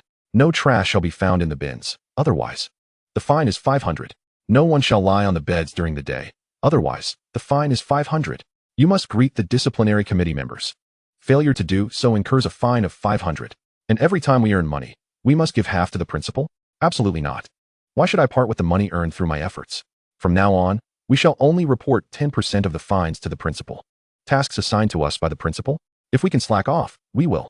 But with fines, we must be proactive. Our guiding principle shall be to eat. Take. Cart. Demand." The red-haired pirates gaped in astonishment, their faces a canvas of disbelief. "Boss, are we perhaps becoming a bit too tyrannical?" They had thought they were coming to be the heroes, but found themselves transformed into the new villains without any transition. "What I mean is, for the previous disciplinary committee members, those who have bullied us, and those who disobey, the fine shall be 500 each time." Lu Heng chuckled, patting a companion's shoulder. "For ordinary students, a fine of 50 will suffice. Otherwise, they won't be able to bear it." The red-haired pirates chuckled, their faces brightening with delight. "This works." Lu Heng stood tall, addressing the red-haired pirates. "So remember, as your newly appointed committee head, I will focus on 3 things. Fines, fines, and more damn fines." Chapter 30, Frustration. Utter frustration. "All right." The red-haired pirates erupted in applause. Lu Heng then declared, "Let us go. We still need more hands on deck. I will gather a few more brothers." First, he returned to his dormitory, inviting his roommates to join the disciplinary committee. Without hesitation, his friends eagerly anticipated the chance to impose fines. Especially Hard Guy, who had no living expenses left and was keen to earn some money. Night soon descended. The members of the red-haired pirates, along with Lu Heng's dorm mates, arrived at the disciplinary committee's designated area, their eyes brimming with excitement and tension. "Come on, put on the disciplinary committee uniforms." Lu Heng distributed the attire. It was a tailored black suit, with a striking red tie at the collar and a silver badge emblazoned with the disciplinary committee's emblem. Once everyone donned the attire, their imposing aura intensified. The newly appointed disciplinary committee members were exhilarated, for at the Jiudao Valley Vocational Technical College, wearing this uniform commanded respect and instilled a sense of authority among all students. Let us inspect the dormitories of the second and third year extraordinary students tonight, especially targeting the previous disciplinary committee members. Let them taste their own medicine. Lu Heng commanded with a sweeping gesture. Yes. The crowd responded in unison. Lu Heng, satisfied, nodded, resembling a general strategizing a battle plan. From now on, we shall split into 3 teams. Qin Zhe and Hard Guy, you two will form the vanguard assault team with me. Green Hair and Expired Guy. Each of you select your own teams to form the other 2 squads. One team heads north to ambush the third-year dormitory, catching them off guard. Any violations should be met with severe penalties. Do not waste time negotiating. The other team will head south, sweeping through the second-year dormitory. Anyone who dares to resist shall face the consequences. As for me, I will personally lead the charge against the previous disciplinary committee members. After tonight, I shall ensure that the entire school is aware that we are the new rulers. Let us embark. No sooner had he spoken than Lu Heng departed the office, accompanied by Qin Zhe and the formidable brother Ing. The others swiftly assembled into teams, proceeding towards their designated target. Boss, which one shall we investigate first? Red Hair inquired with eager anticipation. Let us commence with Jin Songlong in the first dormitory, Lu Heng declared, summoning the aptly named color dog before locating Jin Songlong's residence. Room 707, I presume? With his hands thrust into his pockets, he delivered a decisive kick to the door, flinging it wide open. Bang! The door swung open to reveal 4 individuals within the dormitory. Jin Songlong lay languidly on his bed, his head swollen grotesquely, resembling that of a pig, while his roommates tended to him, muttering disparaging remarks about Lu Heng. Humph! Lu Heng proclaimed with an air of arrogance. Inspection time. Ah, why are you here again? Jin Songlong exclaimed, his expression one of dread upon seeing Lu Heng. I stated that I would undoubtedly inspect your dormitory tonight, Lu Heng replied, a smile gracing his lips as he strode inside. At that moment, Color Dog raised its head and declared, from now on, recognize our faces. When we arrive, it is an inspection. Be mindful of the badge. Aside from us, no one else has authority over you. As he spoke, he gestured towards Lu Heng. This gentleman is your new discipline committee chair, Lu Heng. Address him as chair. Jin Songlong, taken aback, realized that these words were once his own, now reversed within a mere day. What are you waiting for? Address him as chair. Colored Dog brandished its paw threateningly. Do you wish to feel my wrath? With a look of terror, Jin Songlong quickly complied. Good day, chair. The other roommates, albeit begrudgingly, echoed, good day, chair. Lu Heng, adopting the demeanor of an imposing official, cast a disdainful glance at the floor, remarking, why are there bandages strewn about? As former members of the discipline committee, is this your example? He kicked at the bandages scattered on the floor. Hey, why are you being so harsh? Why is there so much debris on the floor? One of the roommates retorted angrily. Bloodied bandages and medicinal items lay in disarray beside Jin Songlong, presumably used for his injuries. However, Lu Heng remained unfazed, promptly extracting a payment code, a fine of 500. Transfer it. One of the roommates, his face flushed with indignation, his eyes wide with fury, shouted, how can you be so unscrupulous? Slap. Color Dog reacted swiftly, delivering a resounding smack to the roommate's face. It bellowed, how dare you speak to the boss in such a manner? The roommate staggered, a red mark from Color Dog's paw adorning his cheek, his body trembling with rage. You dare to strike me? Jin Songlong, observing the scene, quickly raised his hand. Stop. Don't provoke him. I'm genuinely afraid of Lu Heng now. The memory of the earlier beating from Lu Heng and Color Dog sent shivers down his spine. He feared further displeasing Lu Heng would only lead to more suffering. Although the remaining roommates were filled with resentment, witnessing Jin Songlong's plight and Lu Heng's imposing presence left them no choice but to relent. Yet Lu Heng was far from finished. With his hands behind his back, he strolled about the dormitory as if surveying his territory. As he ambled, he glanced around, occasionally touching a desk or kicking a chair. Look at this. Your shoes are in disarray. That's another 500. And this trash hasn't been disposed of. That's another 500. The blankets are not even folded properly. That's another 500. Once he surveyed the dormitory to his satisfaction, he exclaimed, all right. Today's total fine is 2,000. His tone was casual, as if discussing a trivial matter. You are nothing but a tyrant. The roommates could no longer contain themselves and began to denounce him. Lu Heng quickly interjected. Hey, hold on. This is all according to the rules. Although the rules were entirely of his own making. What a delightful feeling this is. He continued, shaking the payment code in his hand. Now pay up. The roommates stood frozen, faces filled with reluctance, unwilling to approach. Their teeth clenched, their eyes flickering with defiance. They harbored resentment towards Lu Heng. Ah, I see. Lu Heng raised an eyebrow. Color Dog, prepare yourself. Yes, sir. Color Dog began to bounce in place, seemingly warming up for the impending confrontation. Witnessing this, Jin Songlong's face turned pale, and his legs buckled beneath him, collapsing to the ground. With a trembling voice, he urged, just give him the money. Quickly. Reluctantly. The surrounding roommates complied, stepping forward to scan 2,000 yuan with their phones. Lu Heng smirked. Good. We'll continue our inspections tomorrow. Ensure your dormitory is tidy. He then turned and sauntered out of the dormitory, his back exuding an aura of arrogance. The remaining occupants of the dormitory lamented in frustration. This is so infuriating. Chapter 31. The Muscle Brothers. Lu Heng and his companions paid no heed to the wails emanating from behind them as they strode purposefully towards their next target, ready to continue their inspection endeavor. Upon exiting the dormitory, several red hairs rushed over, their expressions fraught with urgency. Boss, the residents of room 507 are defiant. What should we do? What did they say? Lu Heng inquired, hands clasped behind his back, maintaining a calm demeanor. They are also former committee members. But these fellows are rather tough and well-built. They chased us away as soon as we entered, the red hairs reported, their heads bowed in shame. We apologize, boss, for the embarrassment. Lu Heng gently patted one on the shoulder, speaking soothingly. No worries, I shall handle this personally. They soon arrived at the infamous room 507. Before they even stepped inside, a potent aura of masculinity assaulted them, as if an invisible barrier emanated a palpable force from within. The scene that greeted them was chaotic yet brimming with vigor. Various gym equipment lay strewn about, dumbbells scattered haphazardly across the floor, and the walls adorned with fitness posters. Interspersed among the posters were weapons, glimmering daggers, and spiked clubs that instilled a sense of trepidation. Interesting, Lu Heng remarked, taking in the four formidable figures within. The room housed four muscular men, each broad and brawny.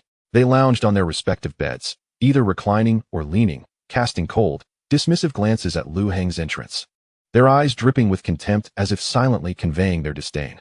Without a hint of trepidation, Lu Heng began his inspection, approaching the garbage bin first. Let us see. Is there trash in your bin? That incurs a fine of 500. Upon hearing this, one of the muscular men widened his eyes in disbelief. Are you robbing us? What is this? This is a fine. If the dormitory is not kept clean, penalties must be imposed. Lu Heng replied with calm assurance. Furthermore, failing to greet the chair incurs a fine of 500. And those thermoses, you were instructed to align them neatly in the corner. Why are they haphazardly placed? Another 500. The bed is in utter disarray, a fine of 500. After a series of penalties, several robust fellows were unfazed. Levy whatever fines you desire. But we shall not pay a single coin today. Excellent. I admire your tenacity. Lu Heng smiled, his mind racing, and summoned the meatball directly. Come. Inflict him with mental pollution. Lu Heng pointed at the dormitory leader. Buzz. A beam of light shot forth with astonishing speed. The moment the dormitory leader was struck by the beam, his expression twisted into something bizarre. Am I a dancing girl? With a rip, he violently tore open his shirt, exhibiting a rather brutish demeanor.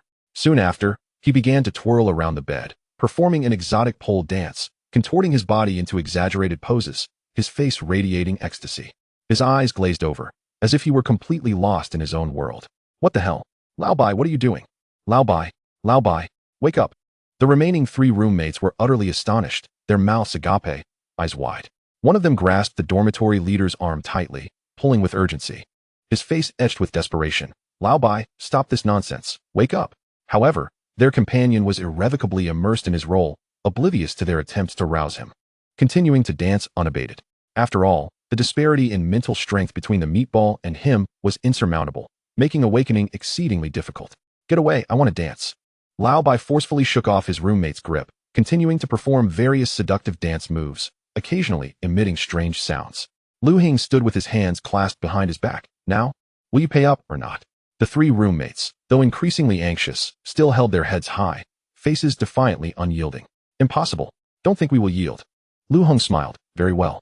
While he began recording a video on his phone, he commanded the meatball once more. The meatball directed its mental pollution towards two of the individuals. Upon being struck by the beam, their gazes instantly dulled. I am a juggler, one of them uttered. As he began to perform clumsy somersaults on the ground, his actions utterly comical. I am the Supreme Emperor. The other proclaimed, standing on the bed, hands on hips, a haughty expression adorning his face. As for the last individual, the meatball evidently lacked sufficient mental energy. With a total of over 50 points of mental power divided among three individuals, it was already at its limit. Nevertheless, it sufficed. The entire dormitory erupted into a chaotic frenzy, and the last remaining sober roommate succumbed to sheer terror. Ha ha ha, I am the Emperor. Bow before me.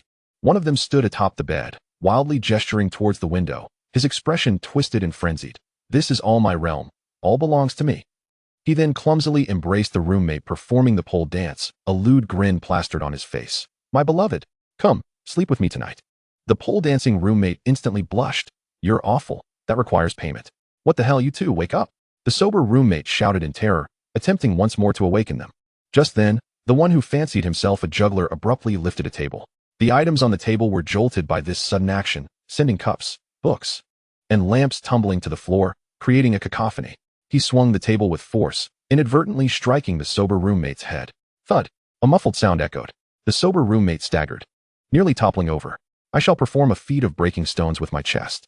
The juggler's eyes widened. Without hesitation, he lay on the ground, placing the table on his chest. Then, with fists clenched, he began to pound the table furiously. With each strike, his arm muscles bulged, and his expression grew increasingly grotesque.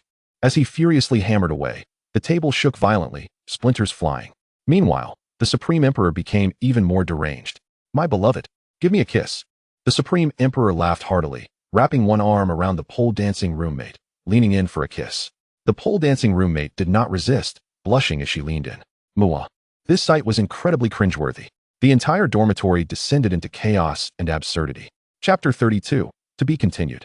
After such a ruckus, the sober roommate's legs turned to jelly, and he cried out, almost in tears, "Big brother, please retract your powers. We will accept the fine. We will accept it." Hearing this, Lu Heng's lips curled into a quintessential Dragon King smile. Excellent. With a flick of his hand, the dormitory occupants gradually regained their senses. However, their memories of the preceding absurdities remained vividly intact, especially the two who had just kissed. At this moment, they exchanged glances filled with embarrassment. The juggler suddenly spat out a mouthful of blood, then shoved the table off himself. I'm injured. Damn it. Lu Heng remained unperturbed, projecting the video he had just recorded. Look, I have captured your ludicrous antics in the dormitory. The video replayed the scene of chaotic revelry. You wouldn't want your families to see this humiliating footage, would you? Lu Heng grinned wickedly. So hurry up and pay the fine. Upon seeing this, the group lost all semblance of defiance and obediently pulled their fines. Let us go. To the next dormitory. Lu Heng nodded in satisfaction as he turned to leave.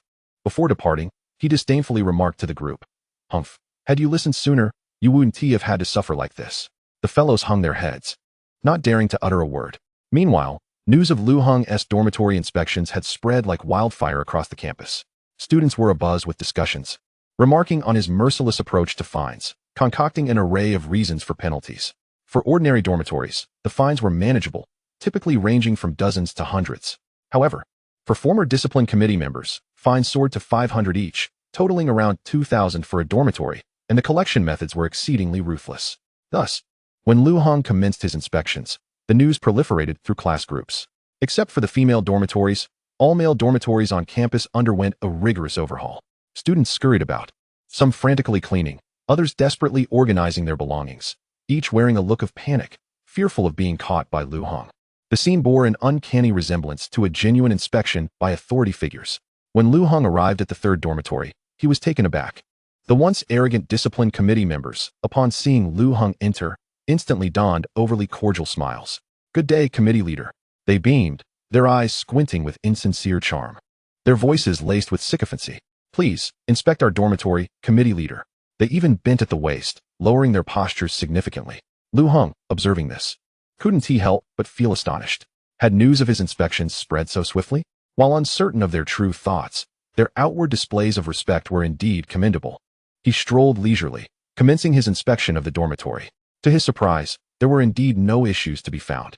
After all, these individuals were former discipline committee members themselves, well versed in the intricacies of fines and fully aware of the standards for dormitory management. However, this did not pose a challenge for Lu Heng. A sly glimmer flickered across his face as he exchanged a knowing glance with Brother Ing. Brother Ing, understanding the unspoken cue, immediately utilized his ability. In an instant, the four occupants of the dormitory felt a sudden warmth in their lower bodies, leading to peculiar reactions. The four of them were momentarily dumbfounded. What on earth was happening? One of them blushed furiously and muttered under his breath. Another instinctively covered his groin with his hands, exclaiming, "Why am I suddenly reacting like this?" Lu Heng's penetrating gaze swept over their lower bodies, and he suddenly bellowed, "What are you doing?" His face was a portrait of righteous indignation. "Were you secretly watching inappropriate content in the dormitory just now?" "No, we weren't." The group paled in fear, frantically waving their hands in denial. "Not at all. Then why are you all so excited?" Lu Heng's expression hardened, his voice rising several decibels. "Check your phones. I want to see your phones." Qinze, unable to contain himself any longer, burst into laughter and rushed forward to confiscate the four phones without a moment's hesitation. Brother Ing and the color dog also stepped in to seize their devices, initiating a thorough investigation. "Boss, I found that his phone has access to adult websites." Qinze proudly raised the phone, shouting, Brothering chimed in, equally excited. I found it too. It's in the browser. There are at least 10 websites here. Goodness. This guy's cloud storage has dozens of gigabytes of resources. The color dog exaggeratedly exclaimed. After this revelation, the four in the dormitory were left speechless. A maelstrom of embarrassment, anger, and shame swirling within them. What was wrong with a man having a little hobby? Did it warrant such an investigation? One of them shouted, his face flushed with rage. Investigate. Lu Heng declared with unwavering resolve. Your pants are still bulging. It's clear you were engaging in inappropriate activities. So each of you will be fined 500. At this proclamation, the four nearly exploded with fury. One of them slammed his fist against the bed, producing a thunderous sound. Coincidentally, a roll of toilet paper tumbled from the edge of the bed. Lu Heng pointed at the toilet paper and commanded, pick up that toilet paper. Pick it up. Look, this is evidence. The color dog promptly grabbed the toilet paper. What can this possibly prove? Don't be ridiculous. All four were seething with indignation. Yet Lu Heng remained unfazed. Hand over the fines obediently. Otherwise, I will report you to the school for engaging in inappropriate activities. He continued, the campus network is provided for your studies, not for indulging in such filthy content. How outrageous. How shameless. Can't you act like a decent person? We've never bullied anyone during dorm checks before. Big guts. The color dog retorted fiercely. What was in the past is past. Now is now. The boss's rules are to be followed. Hurry and pay up, or you will surely regret it. The four brothers were left panting heavily, their chests heaving. However, remembering the recent plight of the previous dormitory in the group chat, they ultimately caved in, their faces filled with humiliation as they complied with the fines. Lu Heng, chuckling with delight, collected the phones. Let us go. On to the next one. That night, Lu Heng not only checked the former committee members, but also ensured that no other students escaped his grasp. He did not discriminate, whether committee members, students from the spiritual martial arts class, or those from regular classes. He left no opportunity for exploitation untouched. As Lu Heng put it, he never targeted the weak, but instead imposed equal pressure on everyone. Thus, Lu Heng's name spread throughout the campus. Terms like insatiable, ruthless, and black market became synonymous with him. Whether freshmen, sophomores, or juniors, all who heard Lu Heng knocking on their dormitory doors were seized with panic. As if faced with a ferocious beast, everyone deeply etched his name in their minds, burying their fear within. Meanwhile, Lu Heng was comfortably reclining in his dormitory, counting his earnings. There were only about 20 members on the previous disciplinary committee, and Lu Heng had fined them all, raking in over 14,000. As for other ordinary students, he fined them 50 each, not checking too many, which added up to 1,000. All in all, he earned a total of 15,000 that night. What a thrill. Lu Heng laughed heartily. This sum was enough for him to indulge in 5 months' worth of snacks. And he had merely strolled through various dormitories to amass such wealth. Being a member of the disciplinary committee was indeed advantageous. No wonder those sophomores and juniors were eager to take on the role. Lu Heng reclined leisurely on his bed, contemplating his next money-making scheme. However, he knew he had to maintain moderation in his checks. If he kept exploiting the same source, it would eventually run dry. Moreover, focusing solely on the male dorms seemed unfair to the female students. Next time, he would simply wander around campus and penalize anyone he caught. Tomorrow would be another day. Chapter 33. If you provoke me, you've kicked a cotton ball. Early the next morning, as soon as the alarm rang, Lu Heng sprang out of bed like a coiled spring. His roommates were stirred from their slumber by the commotion. Brothering rubbed his sleepy eyes and mumbled, "What is going on? Why are you so eager to get up today?" "Going out to make some money," Lu Heng replied while donning his disciplinary committee uniform. He approached the door and asked, "Are you coming?" "I'll go," Brothering said, suddenly motivated and hurriedly getting dressed. "We're not going." Overdue guy and green hair guy groaned, too sleepy to care, and burrowed back into their blankets. Not enough people, Lu Heng thought, picking up his phone to message Qinze. Before long, Qinze arrived at Lu Heng's dormitory door in a whirlwind. He quickly summoned the color dog as well. The trio, along with one dog, was once again assembled. "Boss, are we finding people again today?" The color dog inquired. "Indeed, let us set off right now," Lu Heng affirmed, and thus the four of them set out. It wasn't too long before they arrived at the playground. The scenery was splendid. The gentle morning sunlight bathed the earth, while the flowers and grass swayed softly in the breeze. Students filled the area, some engaging in morning exercises, others taking leisurely strolls. Lu Heng smiled and nodded. "Very nice. I love this atmosphere." "Color dog, Qinze, let us find some targets to find." However, when he glanced down, he realized the color dog had vanished. Lu Heng's expression turned perplexed. "Huh, where's the color dog?" "Over there, flirting with a girl." Qinze pointed toward the other end of the playground. There, the color dog sat on a public bench with a girl, sitting upright. It spoke in a deliberately low and magnetic voice. "Beautiful lady, did you know?" The moment I laid eyes on you, I knew you would be the second woman in my life that I most wished to protect. With a deeply affectionate expression, the color dog continued, so, may I become your knight, my lady? The female student couldn't help but cover her mouth with laughter. You're so funny. What kind of creature are you? Clearly unafraid. She seemed accustomed to talking with extraordinary beings. Oh, I'm merely a divine hound descended from the celestial realm. The color dog tilted its head, gazing into the distance. Adopting a pretentious air. Do you know of the Tengu? The one that eats the moon. That's my identity in the celestial realm. Oh, is the Tengu a Shiba Inu? The female student queried, her eyes filled with curiosity. That doesn't seem right, does it? Since you are a celestial being, you must possess remarkable abilities, don't you? The lecherous canine sighed helplessly, a hint of sorrow etched upon its face. The tale is rather lengthy. I offended someone in the heavens, and thus I was cursed to become mortal, subsequently falling to this realm. Is that so? The female classmate began to stifle a laugh, clearly skeptical of the dog's claims. However, I do have a method to regain my divine powers. The canine suddenly fixed its gaze intently upon her. Have you ever heard of the frog prince? At the moment when a fair maiden kisses the frog, it transforms back into a prince. As it spoke, it leaned closer. I, too, am under such a curse. Would you be so kind as to grant me a kiss? Once I regain my human form, I shall bestow upon you the title of Grand Princess of the Divine Realm. How brazen you are! You must not be a proper summoning. The girl blushed slightly, playfully admonishing him. The canine, however, seemed undeterred, its eyes gleaming with mischief. Then, might you allow me to lick your thigh? It would restore half of my divine strength. Or perhaps just a glimpse of your undergarments. Absolutely not. The girl crossed her arms in a gesture of refusal, shaking her head vehemently. Very well, the canine responded, its ears drooping in defeat. Suddenly, it raised a paw towards the sky, exclaiming loudly, "Look! What is that?" The girl instinctively glanced upward. At that moment, the canine seized the opportunity, swiftly lifting her skirt. Her face flushed crimson, a mixture of embarrassment and anger as she forcefully swung her arm. With a resounding slap, she sent the lecherous creature flying. Thud! The canine soared through the air, a trail of blood following its trajectory as it landed heavily on the ground. Yet its face bore a blissful grin. Hee, I saw it. It was blue and white striped. It chuckled while wiping the blood from its nose. Curse you! The girl, her face aflame with rage, stomped her foot and swiftly departed. Lu Heng, witnessing the scene nearby, felt a mix of helplessness and embarrassment tugging at his lips. He hurried forward, grabbing the canine by the scruff and scolding, "We have a mission today. Must you always run amok?" "Not a problem, boss." The canine replied with a cheeky grin, as if nothing had transpired moments ago. "Keep this up, and I will revoke your summoner's privileges," Lu Heng warned, his gaze sharpening as he surveyed the playground. "Now, who shall we punish first?" At that moment, Hard Brother pointed towards a public bench adjacent to the playground. "Lu Heng, look, a couple is kissing."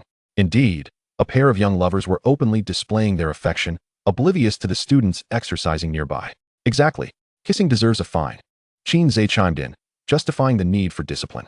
"Otherwise, it might cause emotional distress to us single folks."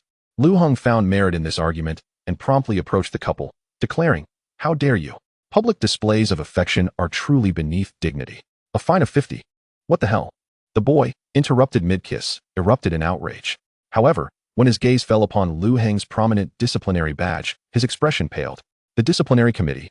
The boy stuttered, "I was just kissing nearby. Does that really violate school rules?" Hard Brother, fuming, retorted, "You have inflicted considerable psychological trauma upon us single souls. I've long been intolerant of such displays. If you wish to kiss, find a secluded grove." Without further ado, Lu Heng whipped out his phone. "Quickly, 50 for the fine."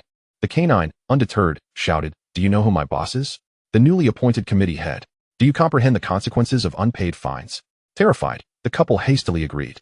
"We understand. We'll pay." They quickly settled the fine and fled the scene. Lu Heng, grinning, remarked, "See? This is the power of reputation. I didn't even have to lift a finger for them to comply." Meanwhile, the entire playground had taken notice of the unfolding drama. The once bustling area fell into a hushed silence.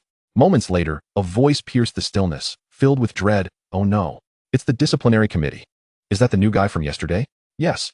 The new committee head is ruthless. Run." A collective panic ensued, students scattering in all directions. In a flash, the playground was left desolate. Qin Zhe, chuckling wryly, said, "Boss, your reputation has grown too large. We can't seem to catch anyone now." Lu Heng cleared his throat. "No need to worry. Such a vast campus surely holds someone we can find." His gaze began to scan the playground. Indeed, he soon spotted an unsuspecting target. A charming girl seated on a bench, munching on a bun and sipping soy milk, curiously glancing in Lu Heng's direction. Perfect. A glimmer of delight flashed in Lu Heng's eyes as he strode towards her. Hey, what are you doing here? Su Ranran, sensing the approach, nervously replied, just eating. Upon closer inspection, Lu Heng recognized from her uniform that she, too, was an awakened individual. Nonetheless, she was not from their class, and thus, she was liable for a fine. How dare you disregard the disciplinary committee? A fine of 50, he proclaimed. Su Ranran's eyes widened in disbelief. You dare to provoke me? Do you possess considerable strength? Lu Heng's expression shifted slightly. Could it be that this girl was so confident due to her power?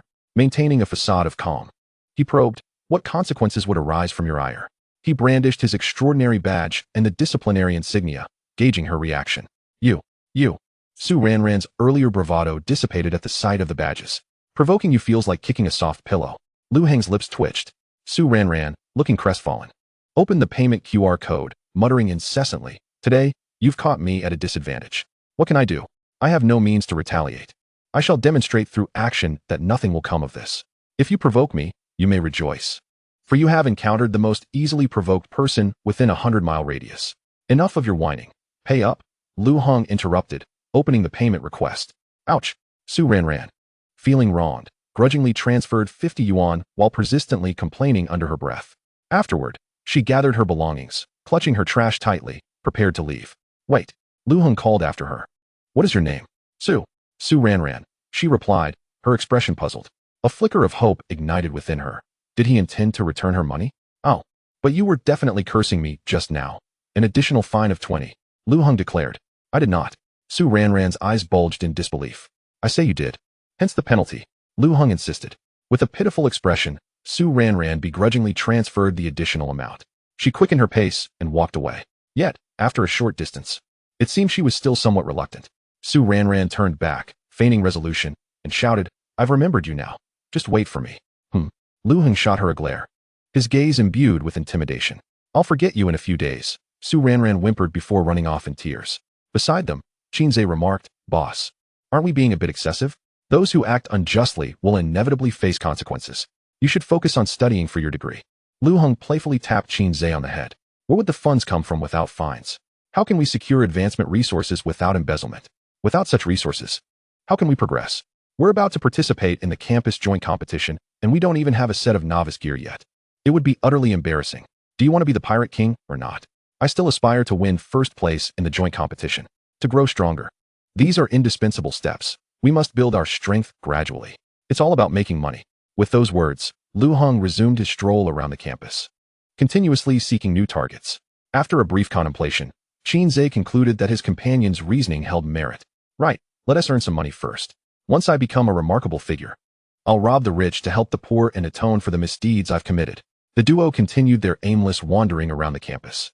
Thus, the morning swiftly passed, and Lu Heng amassed over 1,000 in fines. Yet, this was just the beginning. At noon, a new scheme struck him. Yes. 2 days ago, I fed students some tai shui meat in the cafeteria and gained over 20 points. The instructor mentioned that feeding them 3 times should pose no issue. Hence, I can feed them once more today. With a cheerful smile, Lu Heng made his way back to the cafeteria. This time, he didn't bother to disguise his intentions. He wandered about holding a batch of the grotesque tai shui meat. Before long, he zeroed in on a male student who was eating. The student's sun-kissed skin suggested he was an athlete. Hello, would you care for some tai shui meat? Lu Heng inquired, brandishing a piece of the writhing mass. Upon seeing Lu Heng in his suit, the athlete was taken aback. You're the discipline committee chairman, Lu Heng. Recalling the campus rumors, he hurriedly stood and bowed at a 90-degree angle. Good day, chairman. His demeanor suggested he feared a fine. Hey, it's mealtime. No fines during meal times. Lu Heng reassured him with a smile, patting the athlete's shoulder. Come, sit down and eat at your leisure. I'm already full. I don't want any. The athlete stammered, looking anxious to escape. Oh, how can we waste food? Lu Heng maintained his cheerful demeanor, yet with one hand. He firmly pressed the student back into his seat. With a strength attribute of 14, restraining a typical student was hardly a challenge. Now come, sample the tai shui meat I've brought. He promptly shoved a small piece of the grotesque mass into the student's bowl. What is this? The athlete asked, a hint of worry in his voice. Excellent fare, truly excellent, Lu Heng replied, grinning. You're an athlete, right? Eating this will make you strong, fierce, and indomitable. I think I'll pass. The athlete shook his head vigorously, terror evident in his eyes. He had heard of such things. especially after the incident involving the self-serve station a few days prior that had frightened many. Noticing the student's reluctance, Lu Heng's expression turned grave. Eat. I command you to eat. Not eating is wasting food, and I'll fine you. Weren't you just saying there are no fines during meal times? The athlete lamented, on the verge of tears. Spare me the excuses. Just eat. Lu Heng's tone grew more forceful. Reluctantly, the athlete, under the weight of Lu Heng's intimidation, swallowed the meat. Unsurprisingly, shortly after, he began to retch. This is absolutely disgusting. Excellent. Lu Heng nodded in satisfaction, continuing his search for the next target within the cafeteria. Regardless of whether they were athletes, art students, or extraordinary students, anyone he encountered was unable to escape his grasp. Throughout the noon hour, he compelled over a dozen individuals to consume the taishui meat. Finally, Lu Heng checked the spirit points of his meat mass. Meat mass. Mental power, 75. Very good. Lu Heng exclaimed with glee. Now his meat mass could even mentally contaminate silver-tier extraordinary individuals. This would provide him with a greater advantage in the upcoming campus joint competition. However, his action sparked a considerable uproar on campus, with various outraged messages circulating. The feeding of the excrement saint has begun once more. Avoid the cafeteria at all costs. From now on, let us take our meals back to the dorms. The excrement saint is now the discipline committee chairman. He can inspect your dorms. How about the playground? Let us find a random spot on campus to eat. What do you think? He'll inspect the playground too. This morning, he strolled around the campus and fined over 20 people. It's infuriating. We can't stay in the cafeteria. We can't stay on the playground. We can't stay in the dorms. Soon we won't even be able to stay in classrooms. Can someone put a stop to this? Are we to endure this persecution? I missed the previous discipline committee. Although they were also tyrants, they were nothing compared to Lu Heng. Indeed, where are the former discipline committee members? Rally together and reclaim the position of chairman. Are there any dragon-slaying heroes among us? Quickly, slay this vile dragon. No one could stop him, no one at all. Chapter 35. My desire for progress is unquenchable. Following a brief period of turmoil, the principal sought out Lu Heng once more. Unlike their previous encounter, the principal was particularly irate this time, unleashing a torrent of reproaches. You. How could you stir up such a significant mess? Didn't I explicitly forbid you from feeding excrement? Do my words fall on deaf ears? You've only just awakened. Haven't you? You awakened last Sunday, and that day you were transferred to the spirit martial class. On the first day of class this week, you had the audacity to feed the judges elegies. The next day, you went home to play dungeon runs and didn't cause trouble. But then you had the gall to return to the cafeteria the following day to feed elegies once more. And on the fourth day, you dared to challenge the committee, demanding dorm inspections. Fine, inspect away. In the same extraordinary class, you imposed a 500 fine on them. How greedy can you be? Today, not only did you roam the campus in the morning, imposing fines and creating panic, but you also returned to the cafeteria at noon to force your classmates to eat elegies. Moreover, I've heard that you didn't even pretend. You forcibly made them eat, didn't you? Good heavens, you've only awakened for 5 days, and you've already made yourself the most formidable figure on campus. How can you be so inhumane? The principal's unrelenting scolding continued. Lu Heng, however, remained unperturbed, recalling his instructor's teachings. He deliberately adopted a sincere and pitiful demeanor. I am terribly sorry, Principal. I'm just so eager to improve. With only 2 days left until the campus joint competition, I don't want to embarrass myself. You know my family's circumstances. I have no money for advancement resources, and I still don't even have a set of novice gear. I yearn to bring glory to our school and achieve an esteemed ranking. Thus, I must elevate my capabilities. I am compelled to enhance my pet's combat prowess, even if it means treating my classmates to a few extra servings of olive. All my endeavors are aimed at securing a commendable position in the competition. Heaven bears witness. It is all for the school, for your honor. How could I stoop to such depths? Upon hearing this, the principal's fury only intensified. You uttered the same words last time. Do you intend to deceive me once more? Very well. If you possess the audacity, participate in the competition and secure a place for me. The principal continued. Historically, our school has always ranked last in competitions. Should you again find yourself at the bottom, I shall expel you, and you will repay your fines tenfold. Do you hear me? Tenfold repayment. Lu Heng was taken aback. He had amassed fines totaling 16,000. If he truly finished last, he would owe a staggering 160,000. 160,000. Such a sum could very well be the end of him. However, after a brief moment of contemplation, he concluded that avoiding last place was not an insurmountable task. The principal then abruptly stated, by the way, all participating students are from undergraduate institutions. By their progress, they are all above bronze level. Yet you have only recently awakened. And you are merely at black iron level 4. The principal scoffed. You better wish for your own good. Most students awaken their abilities during the college entrance examination. With 2 months of summer vacation and an additional month after the semester begins, totaling 3 months. Generally, students make little progress during summer, primarily leveling up during the first month of the new term. For those in undergraduate programs, this is indeed a normal progression. Meanwhile, in our college, 90 of students remain at Black Iron Level 1. Let alone leveling up, they have barely made any progress. No wonder our college has consistently ranked last. Clearing his throat, Lu Heng replied, "No worries, principal.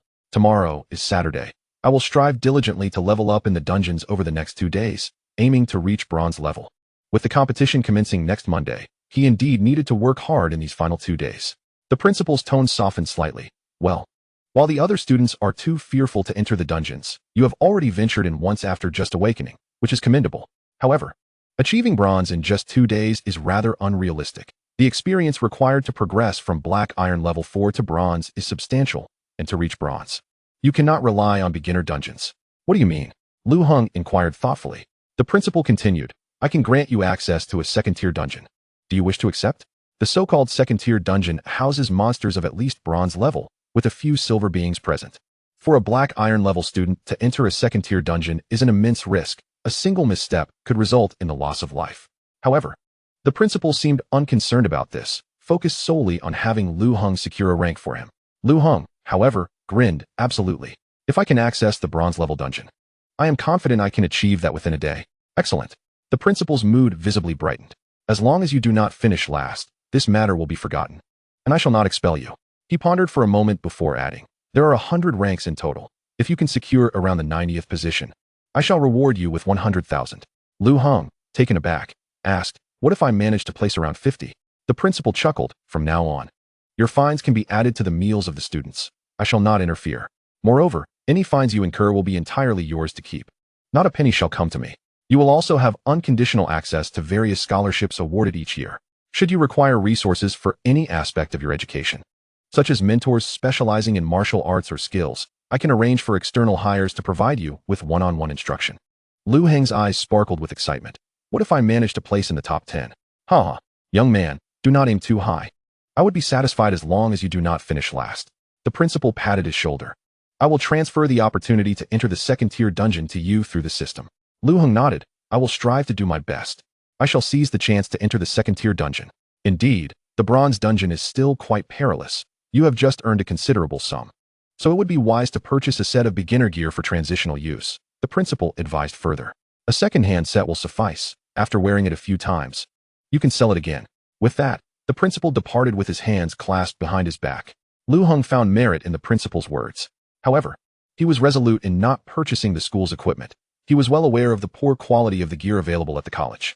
Thus, he ventured to an equipment shop outside the school, surveying the array of armor on the shelves. Lu Heng felt a pang of regret. Why are the cheapest items 5,000? Especially the complete sets including armor, leggings, and boots, which all exceeded 10,000. With only 16,000 in his possession, he felt the pinch. Nevertheless, entering the second-tier dungeon necessitated an enhancement of his survival capabilities. After considerable deliberation, Lu Heng finally selected a complete set of beginner gear. Lightweight protective gear set, beginner level.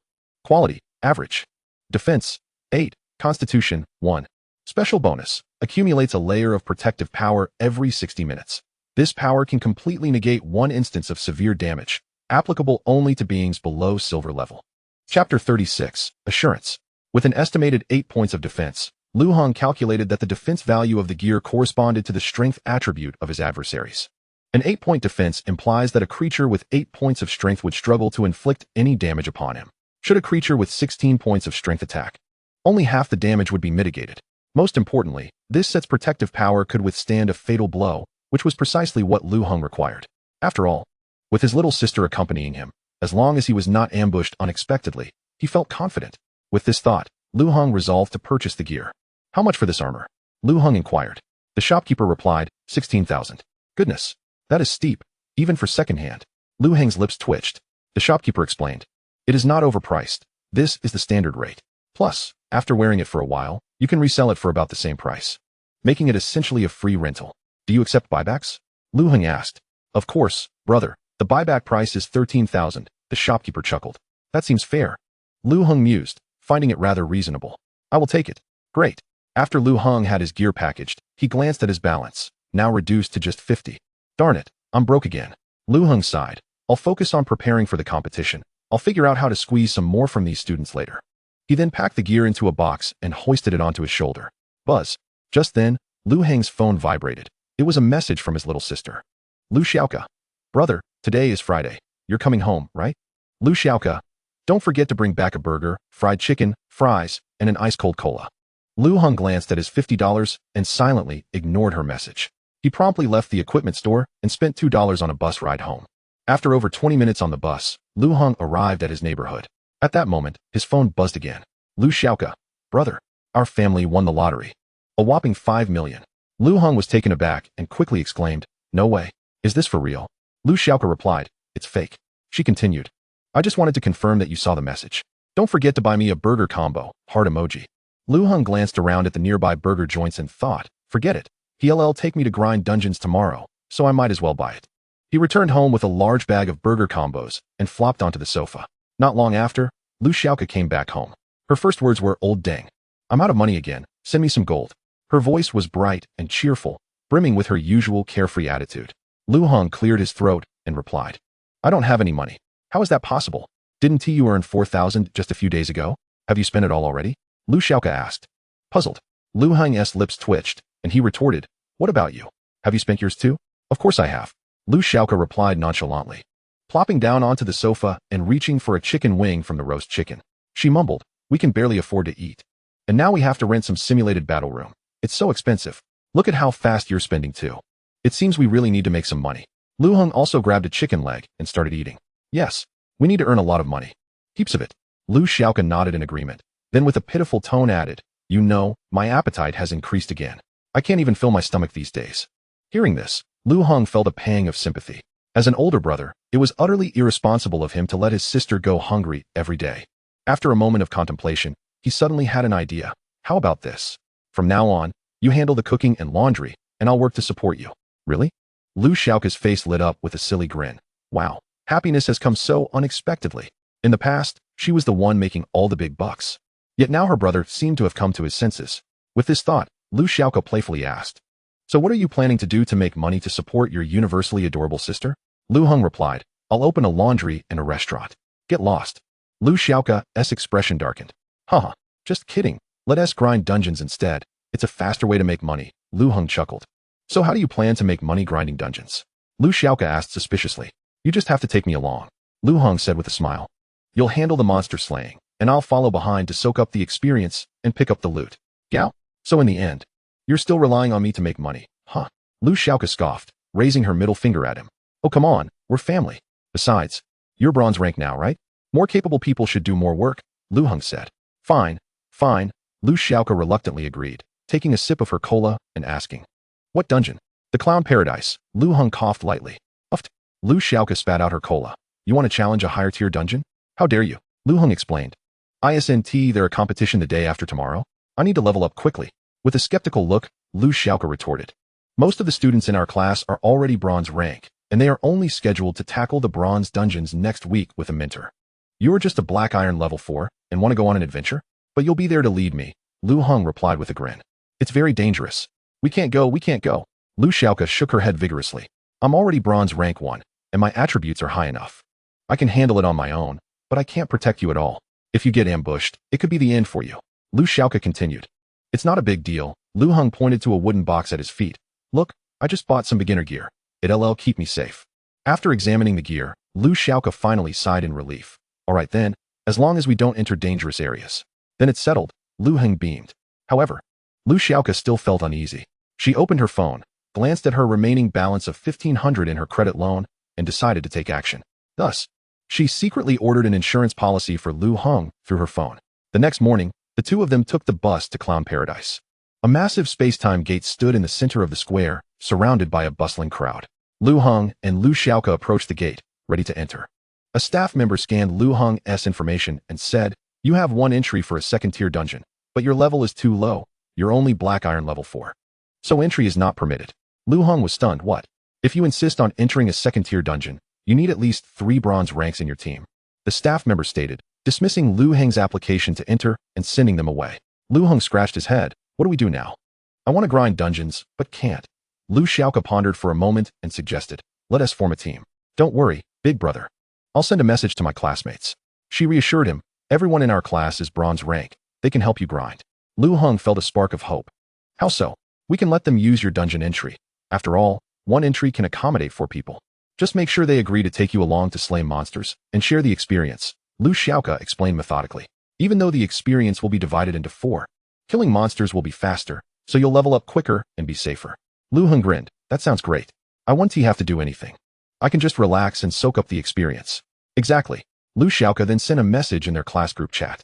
Group chat, Tianbei Lingua University Class 1, 3. Lu Xiaoka.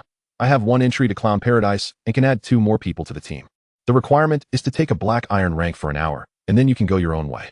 Anyone interested? Classmate A. Awesome, Lugia. Just reached bronze, and you're already going for a 2nd-tier dungeon. Are you that confident in your strength? Classmate B. Look.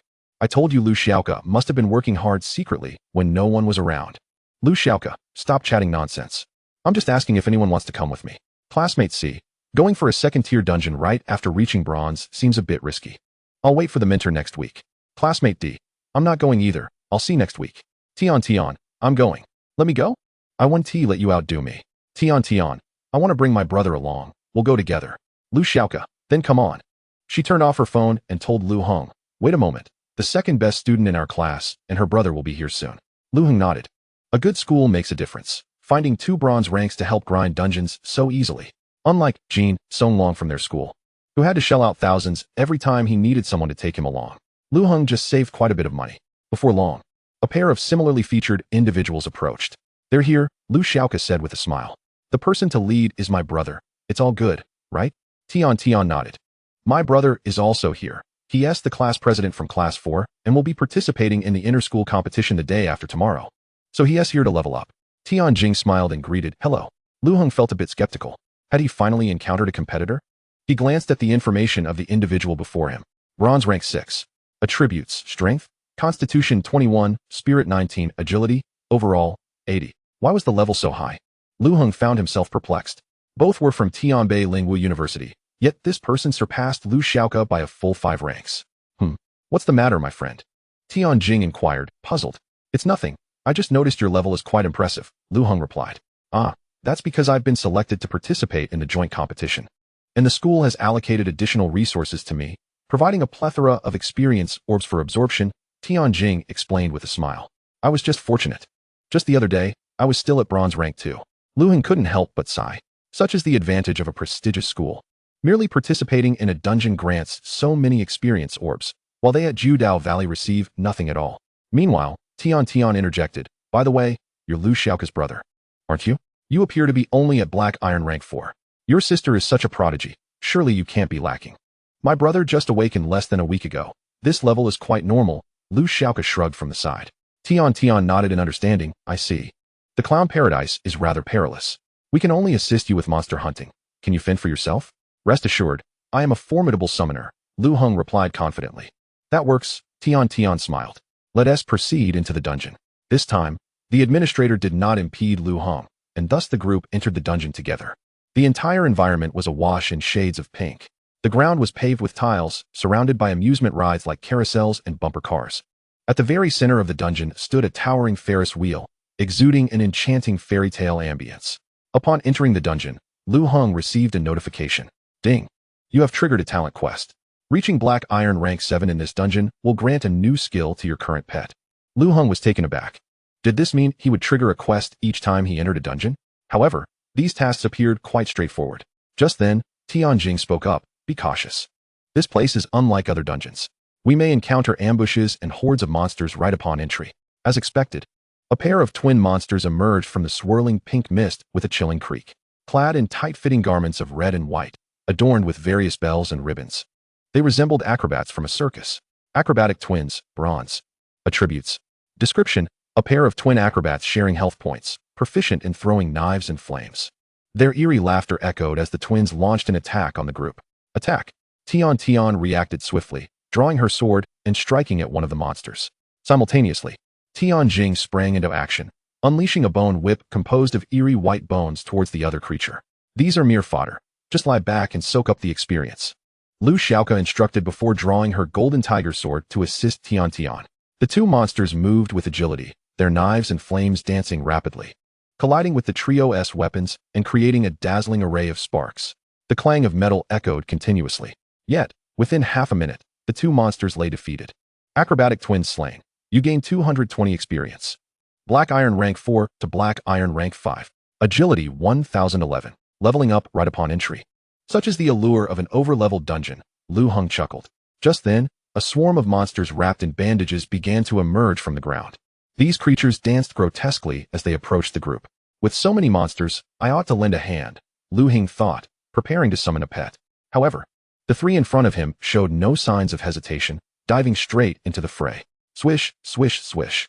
Experience 80. Experience 80. Experience 80. Black Iron rank 5 to Black Iron rank 6. Agility 1112. Alright, it seems the Tianbei University folks are quite formidable. Lu Heng settled comfortably on a stone stump, watching the battle with keen interest. Chapter 38, Fire at Will. Swish, swish, swish. The fierce battle continued ahead. Tian Jing was the swiftest in vanquishing foes, taking down multiple monsters with a single whip strike. Lu Xiaoka was not far behind, dispatching one foe at a time with her sword. Tian Tian, however, was the slowest in defeating monsters, seemingly competing against Lu Xiaoka and escalating her efforts to outpace her. Yet, the intensity of the prolonged battle began to exhaust her. In contrast, Lu Xiaoka remained energetic, her speed undiminished, even matching the prowess of the bronze rank 6 Tian Jing. Noticing his sister's fatigue, Tian Jing wielded his bone whip while advising Xiao Tian. You should step back and rest. There aren't too many monsters left. Reluctantly, Tian Tian retreated, dragging her weary feet. Upon spotting Lu Heng leisurely seated on a stone stump watching the spectacle, she couldn't help but inquire, "Aren't you a summoner? Why aren't you summoning your pets?" Lu Heng pointed at Lu Xiaoka. "There, that is my summon." "How shameless of you," Tian Tian remarked, her lips curling. "Is it proper to let your sister do all the work for you?" "It's called conserving energy," Lu Heng replied nonchalantly. His pets were single-target attackers. It was more efficient to leave the group combat to Lu Xiaoka. "Fine," Tian Tian huffed, not pressing further. At that moment, Lu Xiaoka and Tian Jing had just finished dispatching the last few small monsters.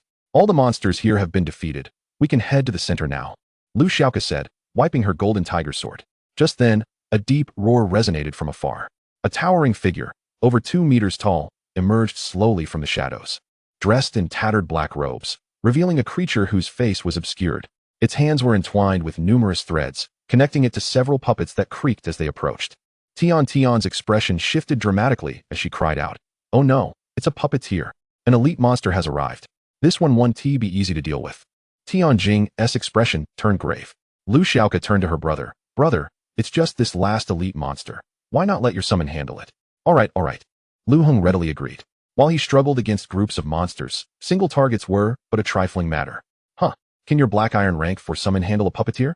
Tian Tian expressed her doubt. "Doubt me? Then I suppose I must show off a little." Lu Heng smirked, waving his hand. In an instant, a flash of light revealed the appearance of Seeker and Meatball before the group.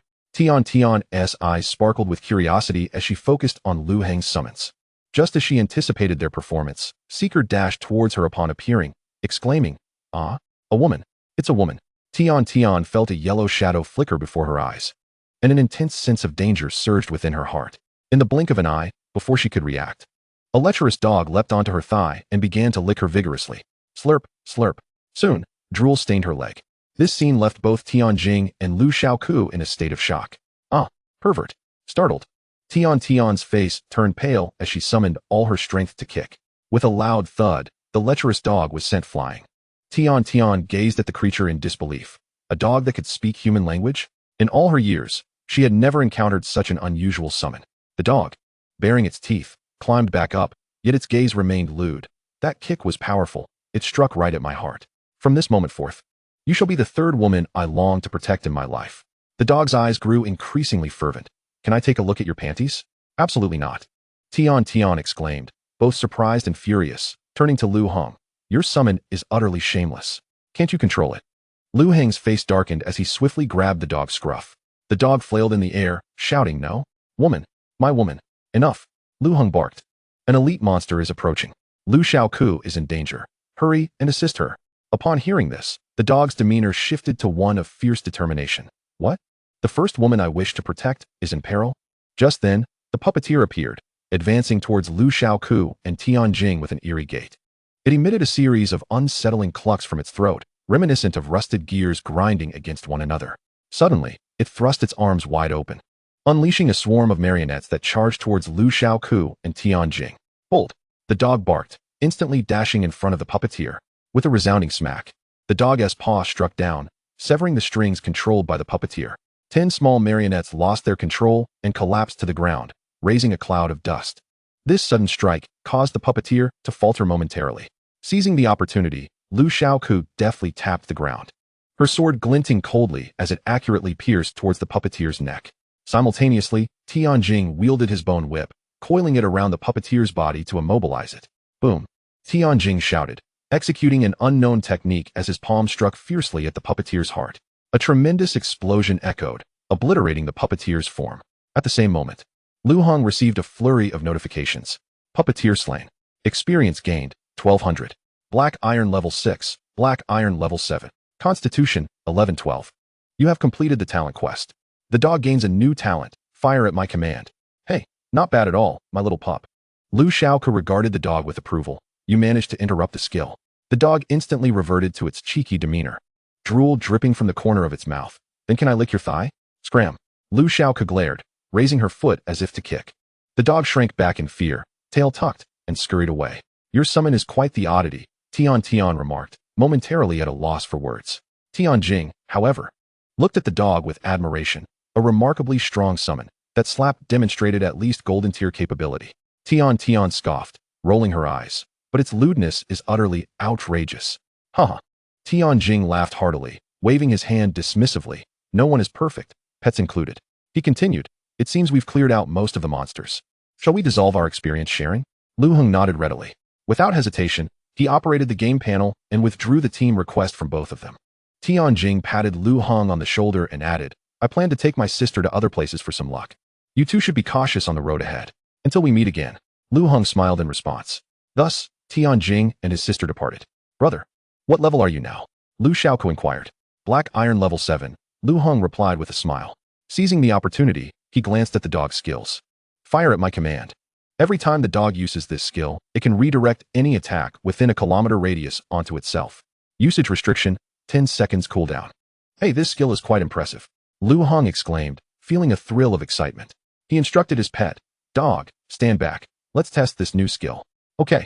The dog scampered away, finding a spot 10 meters from Lu Heng to await instructions. Lu Heng then extended his leg, saying, Sister, step on my foot. Lu Xiaoku looked puzzled. What is this for? My dog has awakened a new skill that can draw all attacks to itself. I want to see how it works. Lu Heng explained. All right. Lu Xiaoku didn't exert much force as she lightly stepped on Lu Heng's foot. The dog, positioned at a distance, shouted, Fire at my command. Slurp.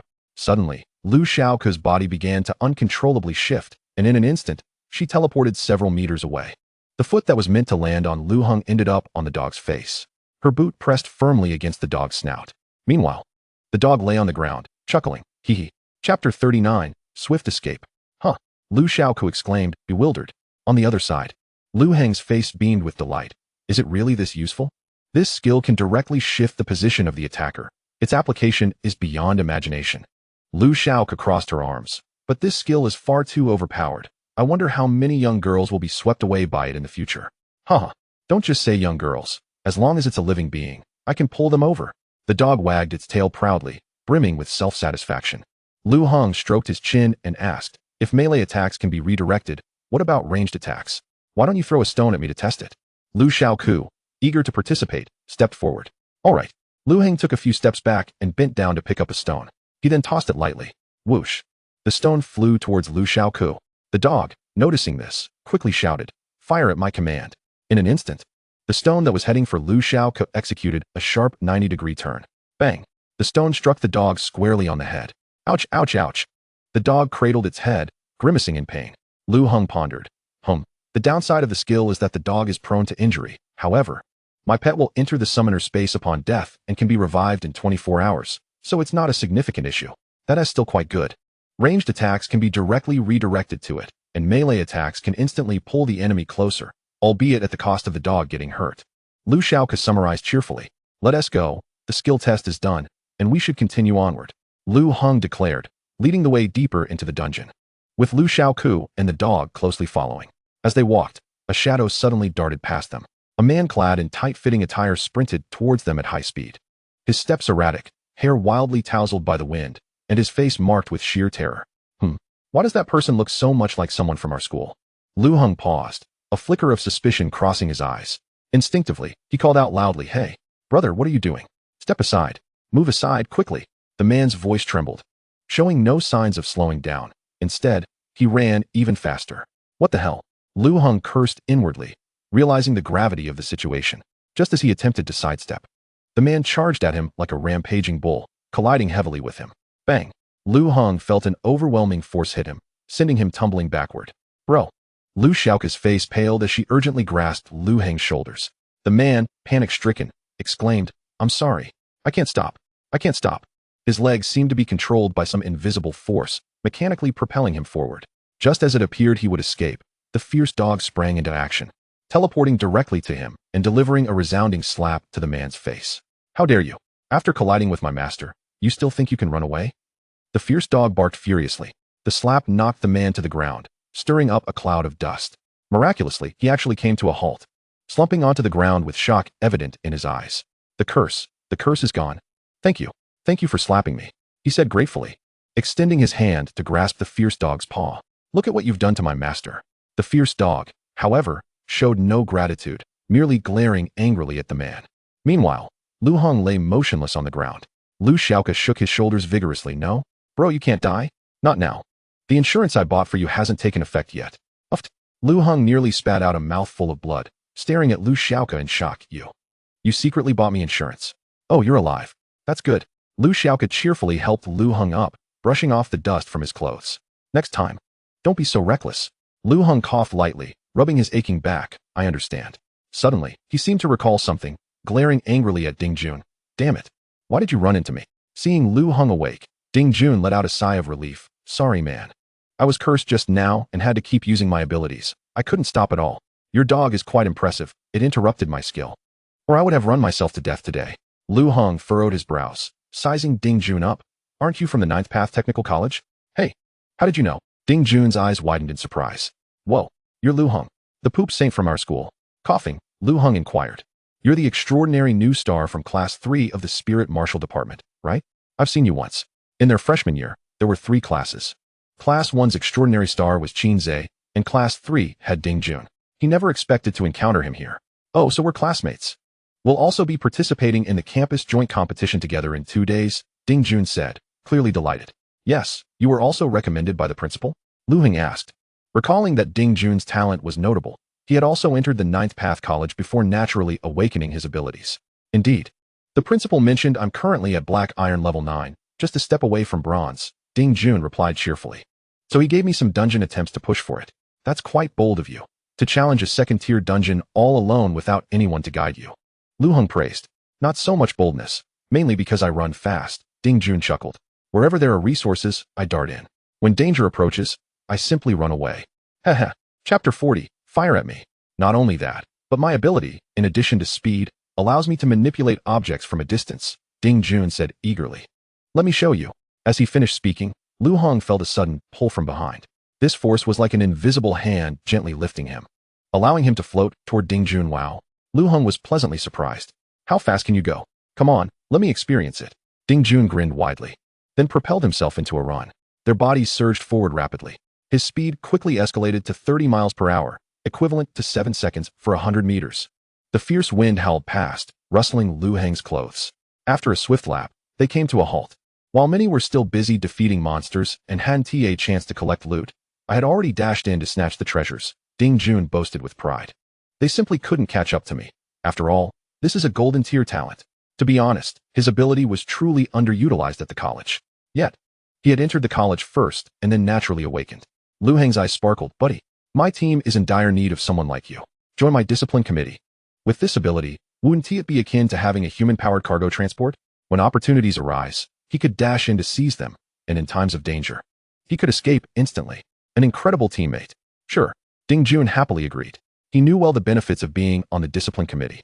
Plus, Having the renowned poop saint as a leader would surely make waves at school.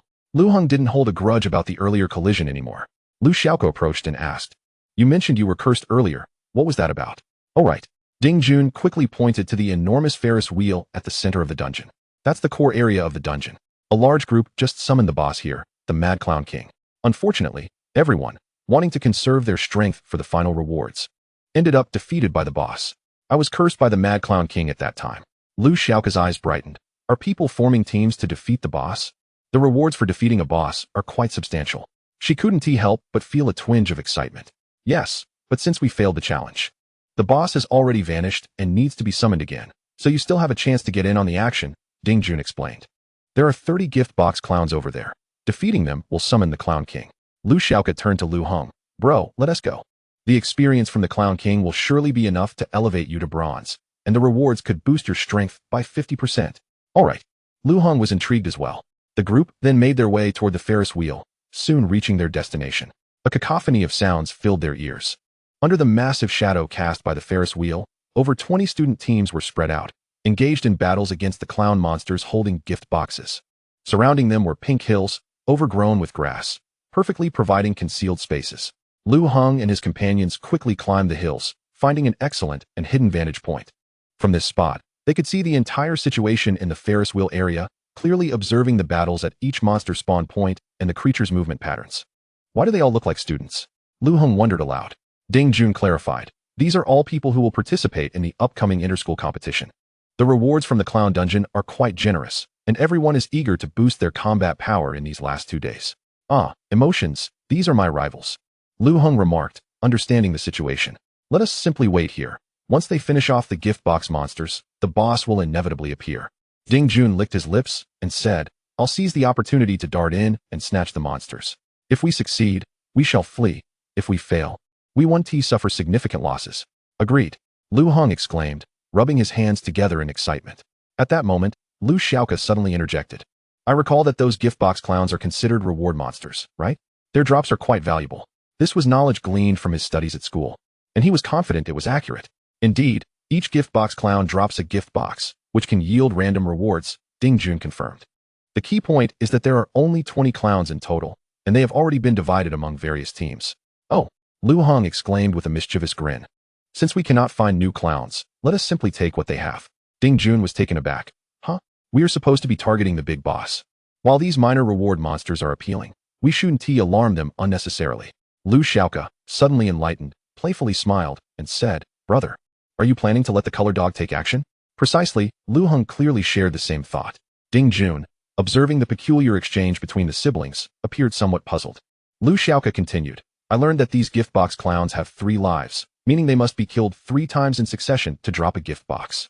Moreover, they possess high vitality and defense. It usually requires a bronze team to continuously whittle down their health for about 10 minutes before they can be defeated. Am I correct, Ding Jun?" "That is correct. This is also why summoning the boss is so challenging. It requires eliminating all 20 gift box clowns." Ding Jun nodded in agreement. Lu Heng glanced at the teams currently battling the clowns. They were indeed engaged in a protracted struggle, and thus far, not a single clown had been vanquished. Suddenly, Lu Xiaoka pointed in a particular direction.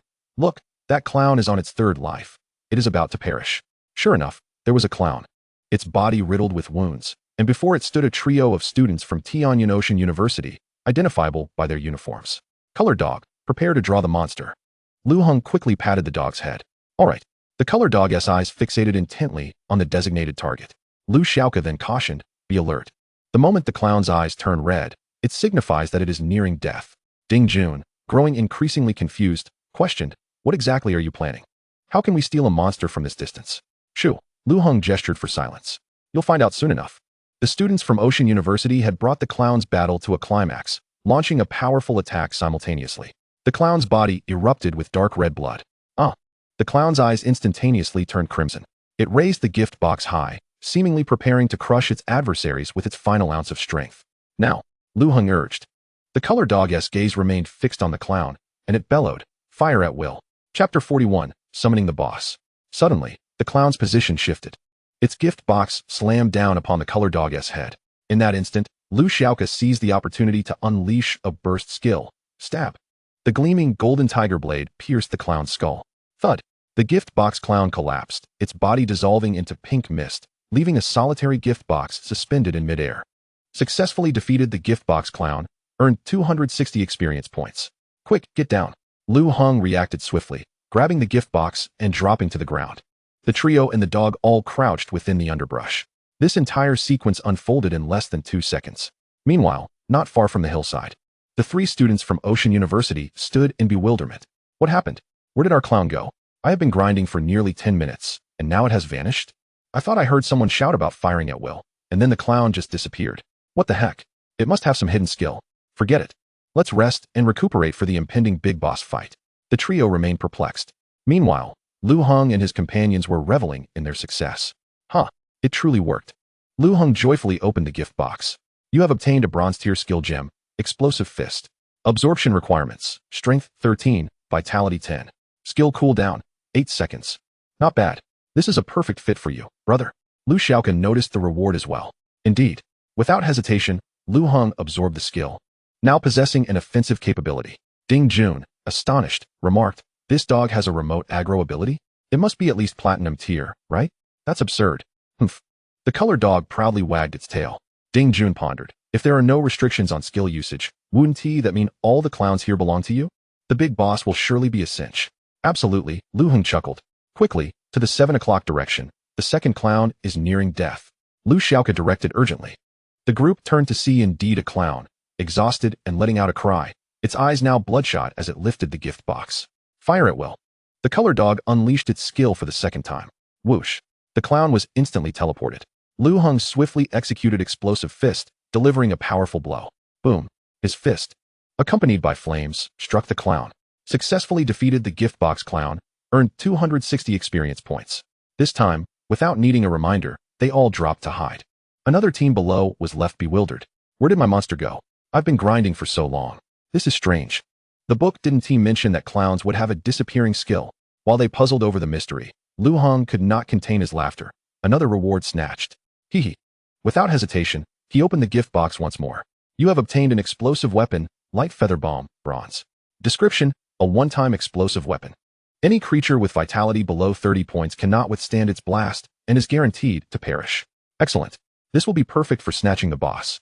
Lu Heng tucked it away in his pocket. Impressive, impressive.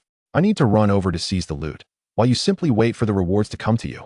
Ding Jun praised, giving a thumbs up. Lu Heng smiled, then turned to the color dog and inquired, can you hold on?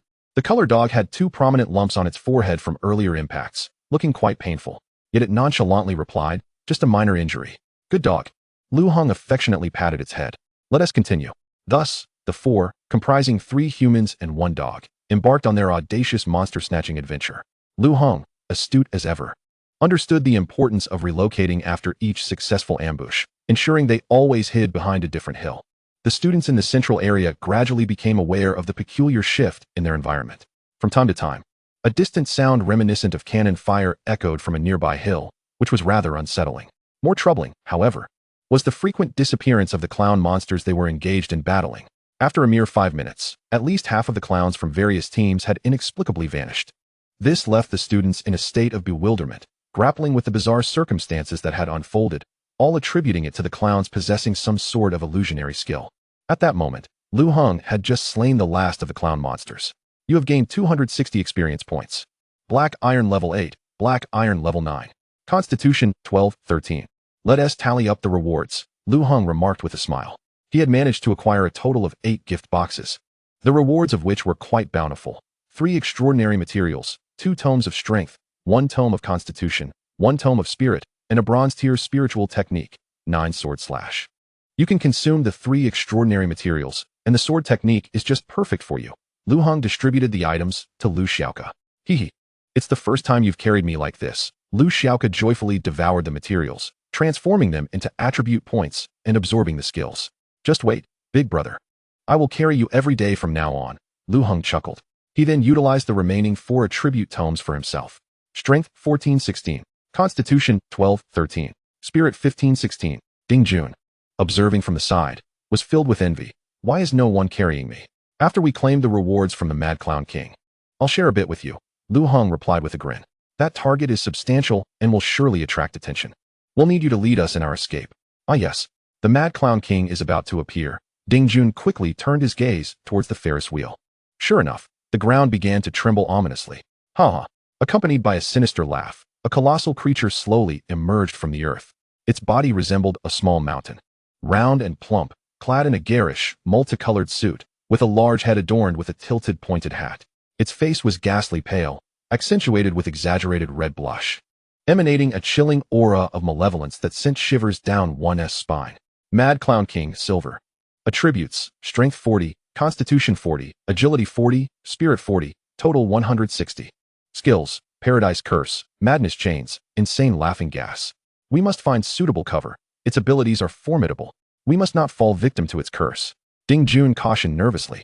Lu Heng, seated cross-legged and unfazed, replied with a smile. No worries, we shall wait until they finish dispatching it. And then we will seize the opportunity to claim the spoils. Thus, the trio concealed themselves, readying for the imminent heist. Below, the 20 teams gazed at the boss with fervent eyes, as if gazing upon a treasure. Charge! Chapter 42, Golden Legend.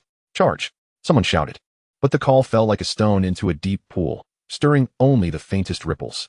The crowd exchanged glances, yet no one dared to step forward, each hesitant to be the first to take the plunge. Even the Clown King, having readied its defensive skills, was affected by the eerie atmosphere, pausing in confusion as it surveyed the hesitant humans before it. Go on. You go first. You all go ahead, I'll follow. Forget that. The group exchanged banter. Yet none were willing to initiate the attack.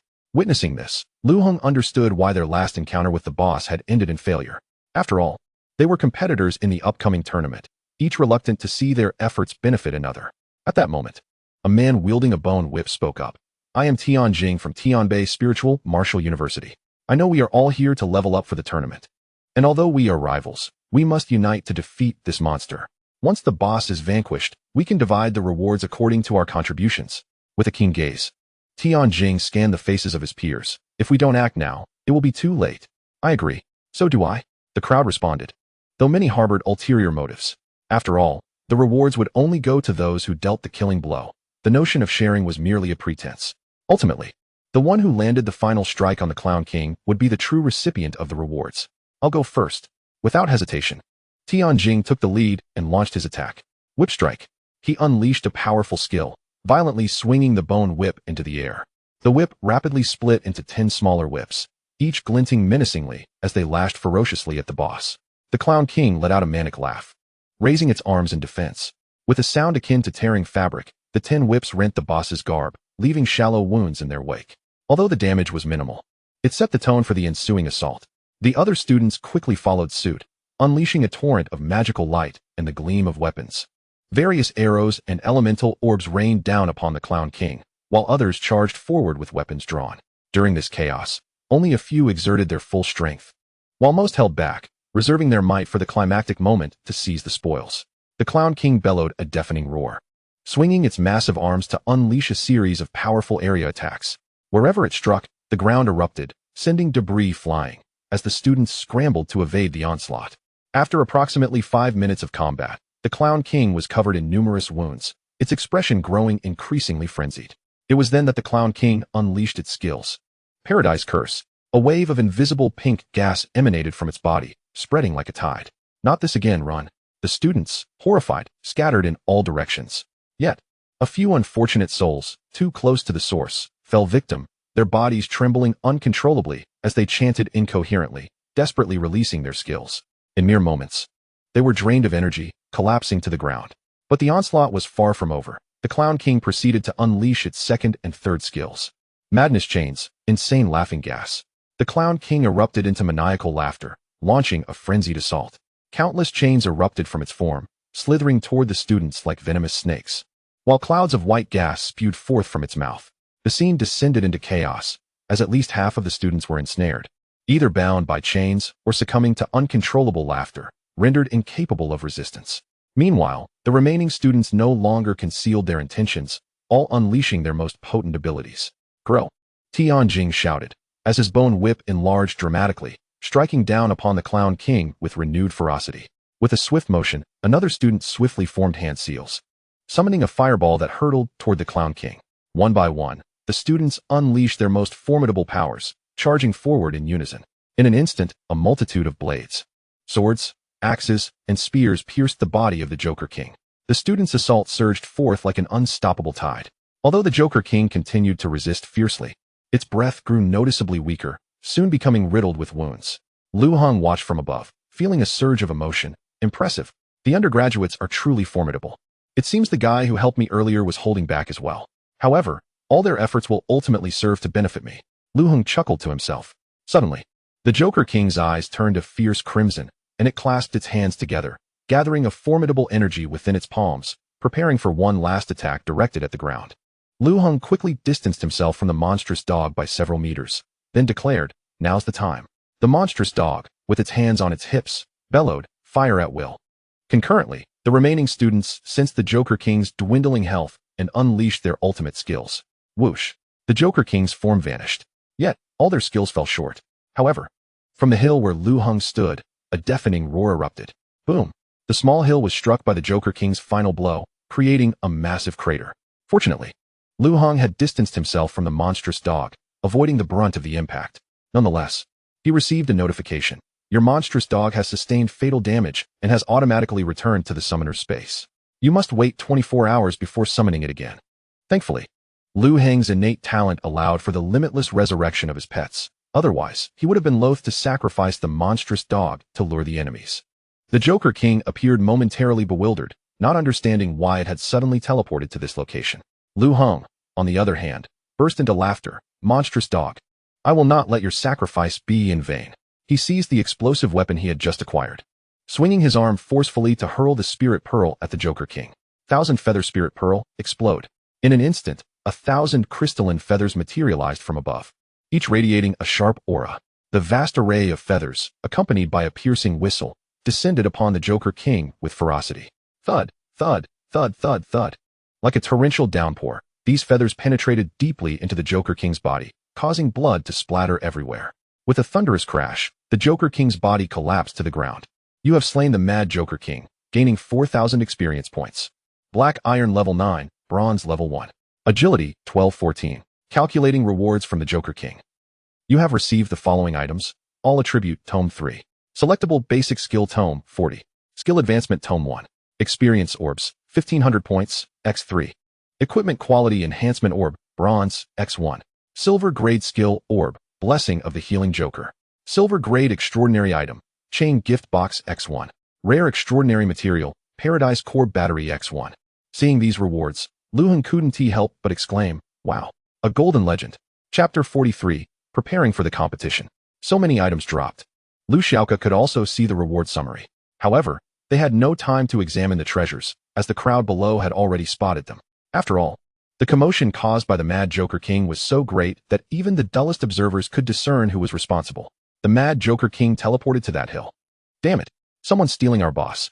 And that stealing technique seems so familiar. Look, there are still a few people on that hill. It's him. It's him. That's the young hero, Little Neza. No, our monster must have been snatched away by this guy. The gift box Joker I was working on for so long was also taken by him. Damn it, we can't let him escape. Capture him. Seize this scoundrel. The crowd erupted in furious shouts, akin to a powder keg igniting in an instant. The students, who had previously scattered, were now filled with rage, surging towards Lu Heng's direction like a tidal wave. Faced with such a situation, Lu Heng felt a twinge of panic and quickly grabbed onto Ding Jun's back. Get us out of here. We need to run. Lu Xiaoka also clung to Ding Jun. Haha, don't worry. They can't outrun me.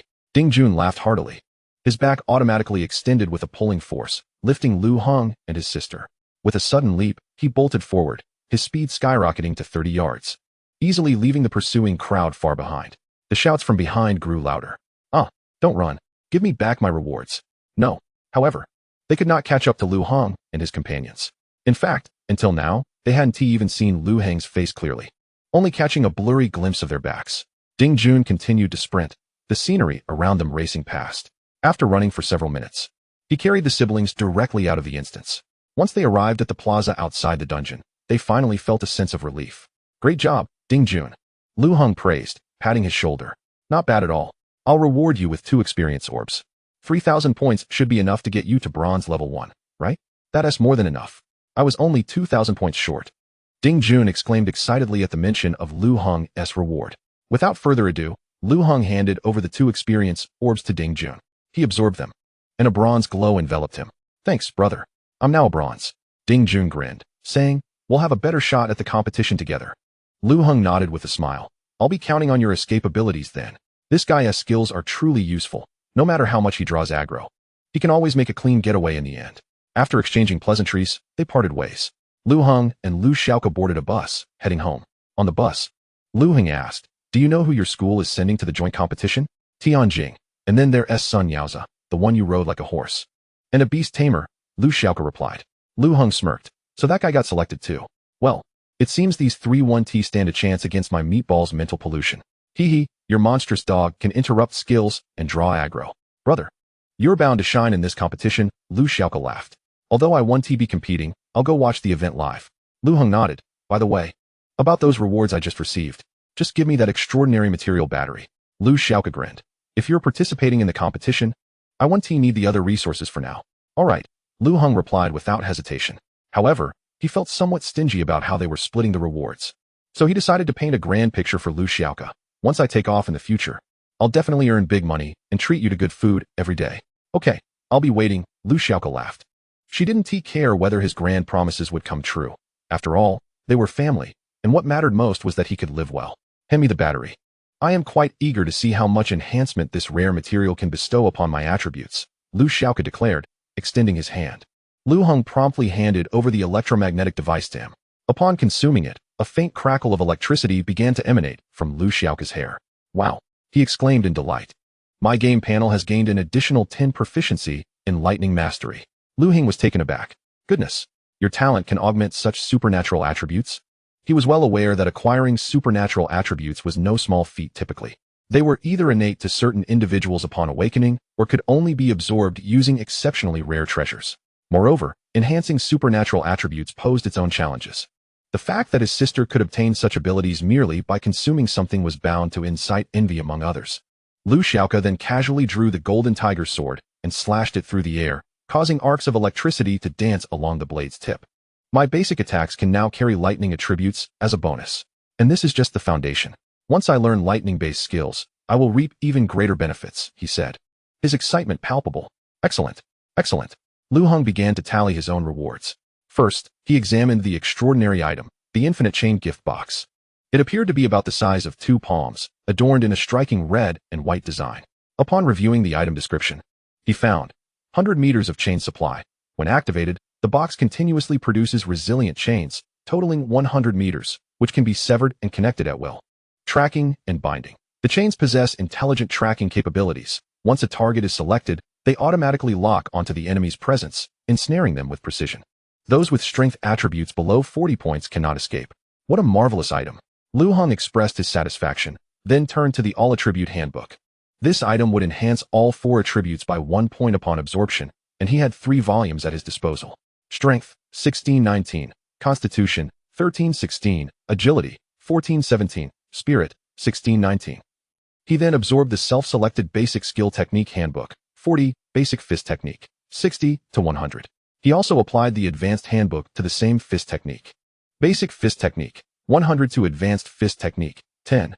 Lu Heng felt his understanding of boxing deepened significantly. His boxing prowess had now reached the level of 2.5 years of practice. He subsequently absorbed the skill orb he had just acquired. Blessing of the Healing Clown, Silver. Ability. Upon use, it can remove a significant number of negative effects. Minor physical injuries can be completely healed, while severe injuries receive slight alleviation. Skill cooldown duration, 180 seconds. This is excellent. The color dog always gets injured while pulling aggro. This will be perfect, Lu Heng remarked cheerfully. Next, he glanced at his remaining loot, including an equipment enhancement orb, which he promptly applied to the tiger skin gloves. Tiger skin gloves quality, premium quality. Stun duration, increased from 13 seconds to 25 seconds. New feature, randomly triggers tiger roar impact during punches, instilling a minor deterrent effect. He also absorbed the final experience orb. Finally, Lu Heng reviewed his attribute panel. Level, Bronze Tier 1, 1706,000. Attributes, Strength 19, Constitution 16, Agility 17, Spirit 19, Total 71. Skills, Dynamic Vision, Bronze, Explosive Fist, Bronze, Blessing of the Healing Clown, Silver. Techniques, Advanced Fist Technique, 10. Summoning Space, 23 Meatball, Color Dog. With this game panel, Lu Heng had already attained a top-tier status among all Bronze Tier 1 Awakeners. With everything in place, he planned to rest for a day before participating in the competition. Chapter 44. The competition begins. On Monday, Lu Heng rose early.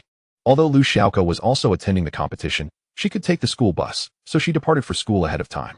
Soon after, Qin Zhe and Ding Jun arrived at his neighborhood. Once Lu Heng had gathered everything, he met up with the two. Hey, let's take a taxi together, Qin Zhe suggested with a grin.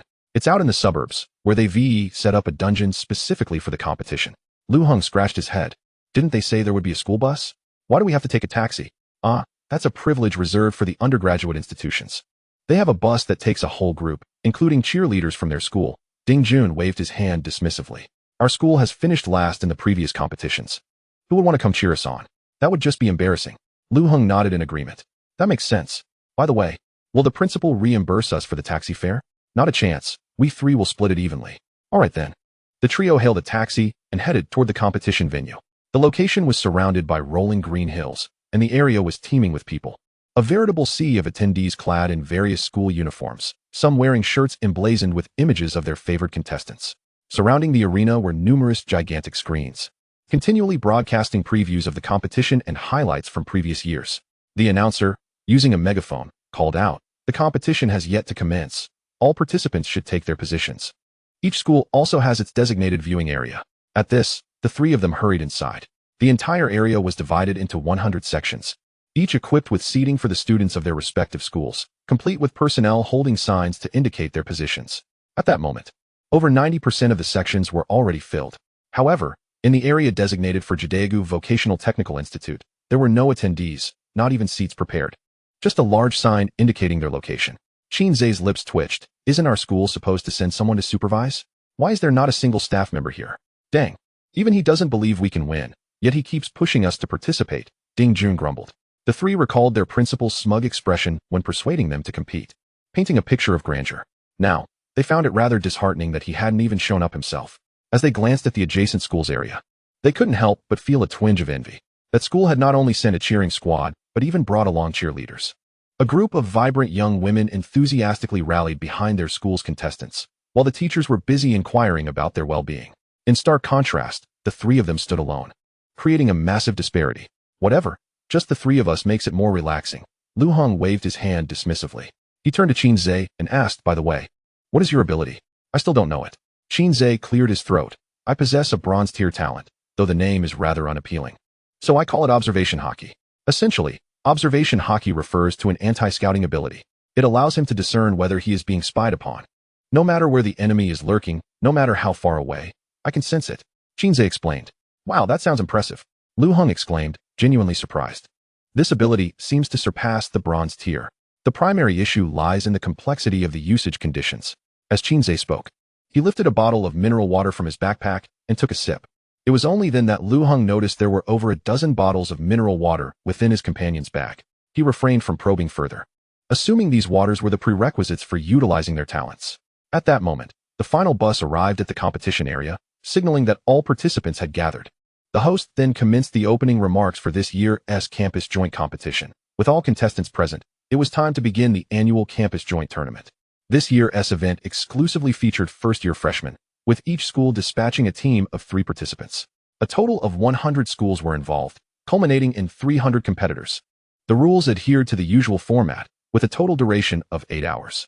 Staff would distribute scoring wristbands to all participants, within which various monsters awaited to be vanquished for points. During the first half, teams could only accumulate points by slaying monsters. In the latter half, however, they could also earn points by defeating other students and seizing 1/3 of their scores. Defeated participants would be eliminated, but the remaining 2/3 of their points would still be reflected on the scoreboard for final rankings. Additionally, various reward monsters would appear in the latter half, yielding not only substantial points, but also extra resources for upgrades upon defeat. After 8 hours, the grand prizes for the competition would be announced. With that, the host proclaimed the commencement of the tournament. The portal to the dungeon swung open, igniting a fervor among the gathered students as they donned their scoring wristbands and rushed inside. Lu Heng and his companions swiftly entered the dungeon as well. The dungeon was vast, set within an endless forest. Occasionally, they spotted pure white creatures wandering nearby. As Lu Heng surveyed his surroundings, he realized that several other teams had also been assigned to this location. How could they possibly be grouped together? Instantly, Lu Heng prepared for battle, only to observe that these individuals bore no hostility. One student clad in blue attire called out, "Hey, it appears our schools have been teleported together. What a coincidence." "Indeed. Why not temporarily form a team?" chimed another group. Lu Heng was taken aback. "Can schools collaborate like this?" "Of course," the student in blue explained. "Haven't you seen the records from past competitions? During the first 4 hours, defeating other students yields no points. And there are no restrictions on teaming up to slay monsters. Accumulating points in the first half is crucial. Even if we are ultimately defeated by students from other schools, we can retain 2/3 of our points, ensuring our ranking won't be too dismal. Strength in numbers, after all. A team formed between schools will certainly clear monsters more swiftly than a trio from a single school." Understanding dawned on Lu Heng, and he nodded in agreement. The blue-clad student then suggested, "Let us all share our schools and ranks so we can form a team." "All right. Qin and Ocean University. All 3 of us are at Bronze Tier 3. Black Dragon Spirit Martial University, all above Bronze Tier 4. Fanshan Mountain Industrial University, all at Bronze Tier 3. Jiudaogo Vocational Technical College, 2 at Bronze Tier 1, 1 at Black Iron Tier 5. Chapter 45. We shall strive quietly and then astonish everyone." As Lu Heng spoke, the expressions of the others shifted. "You're the college that always ranks at the bottom, aren't you?" the student in blue queried incredulously. "Yes," Lu Heng replied straightforwardly. The other 3 teams exchanged glances before saying, "Well, it seems we might not be suited to team up." Clearing his throat, one added, "We'll just form our own trio. Let us go." With that, they departed, forming their own team to hunt monsters without a second thought for courtesy. Lu Heng's lips twitched, yet he had anticipated such an outcome. No one would willingly team with a school that drags them down. This was entirely normal. Qinze, however, was somewhat incensed. Who do they look down upon? Exactly. Can't a college hunt monsters? Ding Jun exclaimed loudly. Our cohort is far superior to previous ones. In the past, only black iron levels participated. This time, we have 2 at bronze level. We certainly won to be last. Qinze declared passionately. Lu Heng smiled and shook his head, yet he felt a sense of comfort witnessing the fervor of his companions. After all, with such a positive attitude, they would surely give their all during the monster slaying process. Let us find some monsters, Lu Heng suggested with a grin. Thus, they began their journey deeper into the forest. Along the way, Qinze and Ding Jun continuously motivated themselves. Who says colleges can only finish at the bottom? We must shatter that prejudice. Right. Colleges can achieve commendable rankings too. It's one thing for others to look down on us, but even our own school doesn't have faith in us. I refuse to accept this. We must prove ourselves. We will quietly hunt monsters, and then astonish everyone. Lu Heng was also swept up in their fervor, clenching his fist and declaring yes. We must shock them. Soon, the trio stumbled upon their first wave of monsters. A group of diminutive, pure white creatures wielding swords, clubs, and various weapons approached. Albinistic dwarves. Attributes, Strength 10, Constitution 10, Agility 10, Spirit 10, total 40. Lu Heng exclaimed with excitement. These are mere fodder. Let us go. With that, he surged forward. Having reached an advanced level in his fist techniques, with a total attribute of 71 points, he easily dispatched these creatures. Bang, bang, bang. With a flurry of powerful punches, the dwarf creatures quickly began to falter. Points 100. Points 100. Lu Heng fought with enthusiasm, growing bolder with each victory. However, after a considerable time, he realized his 2 teammates had yet to join him in battle.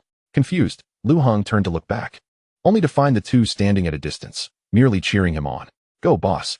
I can't fight. Securing a ranking is all on you. We must make those others eat their words. Lu Heng. Wait, what good is your cheering? Come help. Lu Heng's face darkened. I can't do this alone. You both have to pull your weight. Qinze sheepishly replied. Boss, I can't fight. I specialize in leg techniques, but my basic leg technique is only at 7, and I'm still Black Iron Tier 4. If I go in, I'd just be a liability. Ding Jun nodded seriously. Right, I can't fight either. I don't even have basic techniques, just the ability to run away. Lu Heng cursed under his breath. Damn. So all that talk about slapping faces and striving was just placing everything on my shoulders? No, boss. I can cheer you on. Exactly. If you encounter danger, I can help you escape. We can still provide support. Thus, the duo remained at a distance, fervently shouting encouragement. Damn. Lu Heng had no choice but to accept reality and continued to slay monsters on his own. Meanwhile, outside the dungeon, spectators were watching the competition on the big screen, unsure if it was intentional or accidental. The director projected the images from the large screen onto Lu Heng's side. Haha. Those 2 college guys are absolutely hilarious. All they can do is shout encouragement, right? 66-66. It's tough for the brothers up front fighting the monsters. They seem quite formidable. However, If it's just him tackling the monsters alone, at this pace, they would still rank last. The audience was thoroughly entertained. Meanwhile, on another big screen, the director switched to a different scene.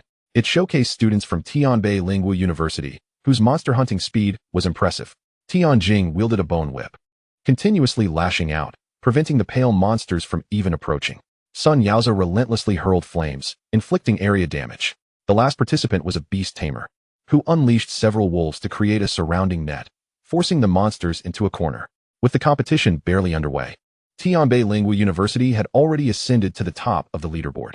Truly, Tianbei Lingua University is formidable. It is said that they merely selected 3 students at random for the competition, and these 3 are not even the most outstanding from their freshman class, merely above average. Yet, they managed to dominate the other schools effortlessly. In the audience section of Tianbei Lingua University, Tian was gleefully watching the large screen, even stealing a glance at Lu Xiaoka. Although she knew she couldn't compete with Lu Xiaoka, her older brother far surpassed him.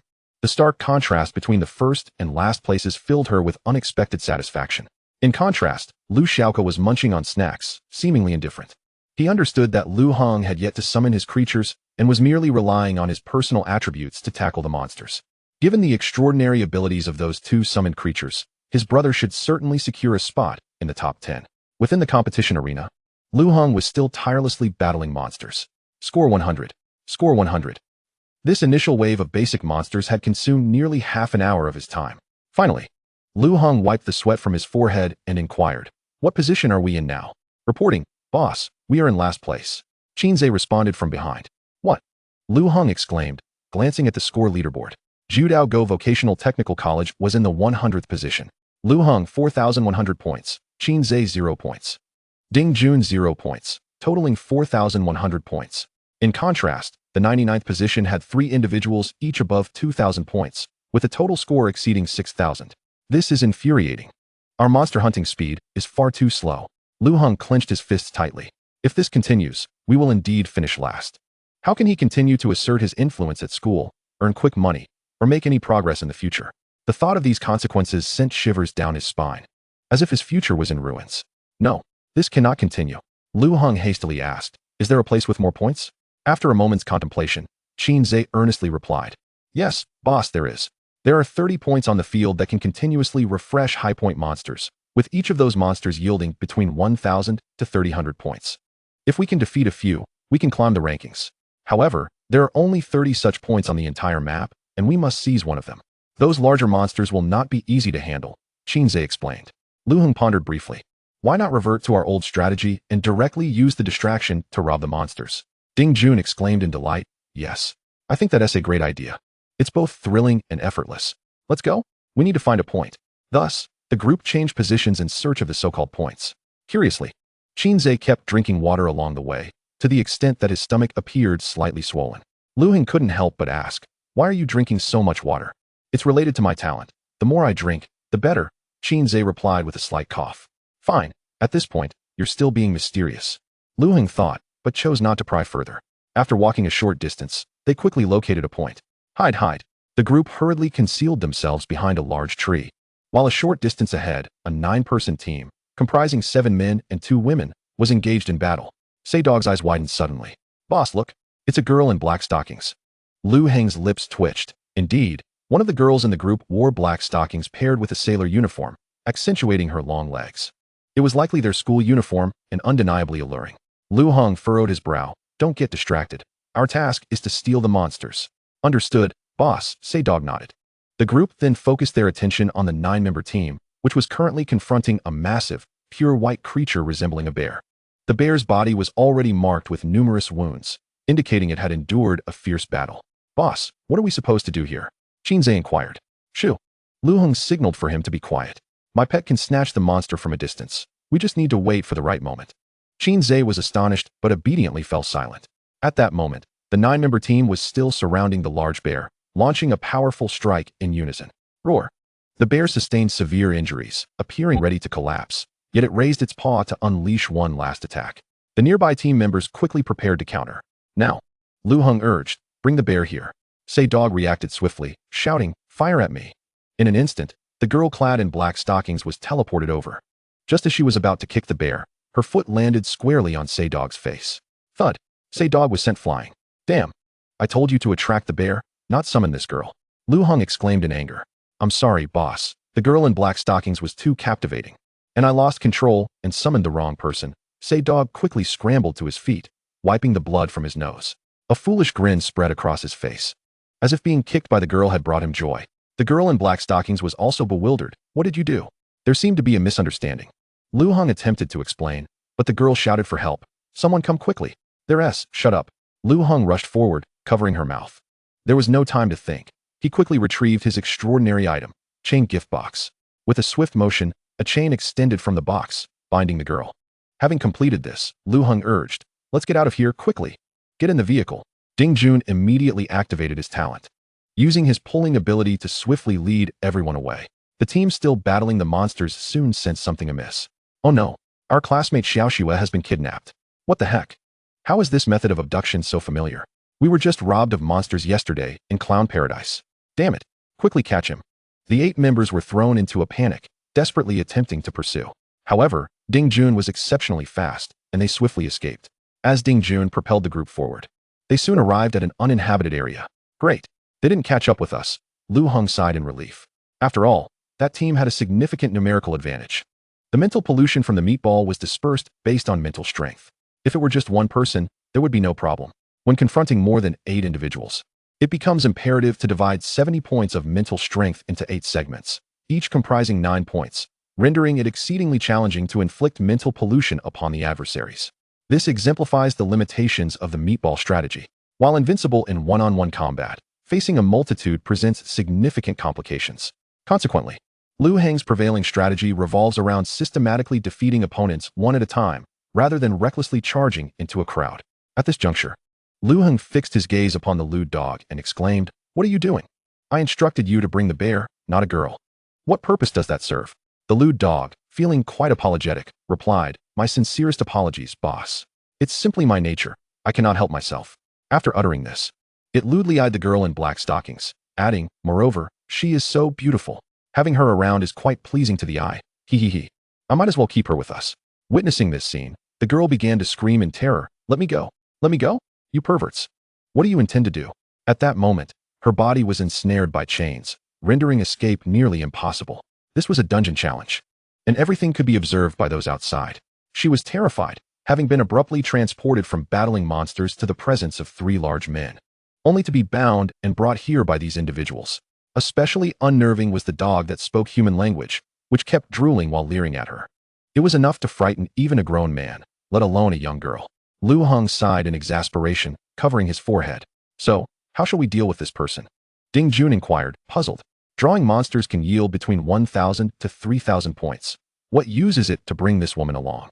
Suddenly, Lu Heng recalled something. He glanced at the points watch on the girl's wrist. 3,400 points. According to the game rules, once the match enters its latter phase, Lu Heng could seize her watch and acquire 1133 points. This amount was comparable to defeating 10 small monsters. Moreover, the match had only just begun. In 1 or 2 hours, most participants would have tens of thousands of points. Capturing one person could yield over 10,000 points. In contrast, the larger monsters in the early game offered a maximum of only 3,000 points. By the heavens, a bold idea has struck me, Lu Heng exclaimed with delight. Since we are slow at monster hunting, why not seize people instead? Once the game reaches the latter phase, we can directly claim their points. Huh, boss.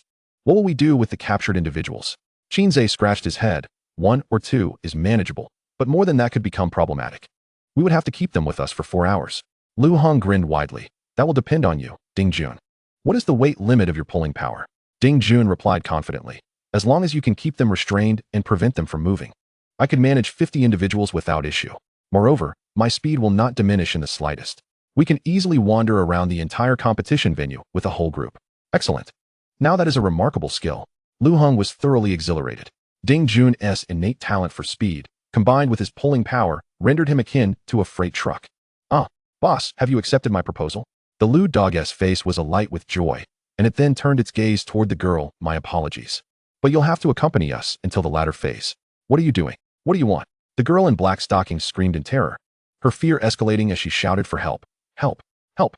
There are perverts in this competition. Someone save me." Upon hearing her cries, the lewd dog became even more excited. Cackling, "Little beauty, Even if you scream your lungs out, no one will come to your rescue. Chapter 47, Lifelong Enemies. With a resounding slap, Lu Heng struck the Lu dog on the head. What are you thinking? Just look, don't get any ideas about touching her. This was a formal competition, and every corner of the venue could be monitored by those outside. If anything untoward were to occur, the enforcers would personally escort them away for a chat. I understand. The Lu dog sighed regretfully. Please, let me go, the girl in black stockings pleaded pitifully. No way. Lu Heng forcefully tore a piece of fabric from her clothing and stuffed it in her mouth. The girl, now muffled, could no longer articulate her words. Lu Heng nodded in satisfaction. Let us go. We need to find our next target. Thus, Ding Jun employed his pulling power once more, dragging several individuals away from the scene. However, Ding Jun's speed was quite rapid, and his pulling power was unstable. The individuals being towed behind him were in a floating state, swaying with his movements, which proved to be quite torturous. Consequently, the girl felt a wave of nausea akin to motion sickness, her mind swirling in confusion.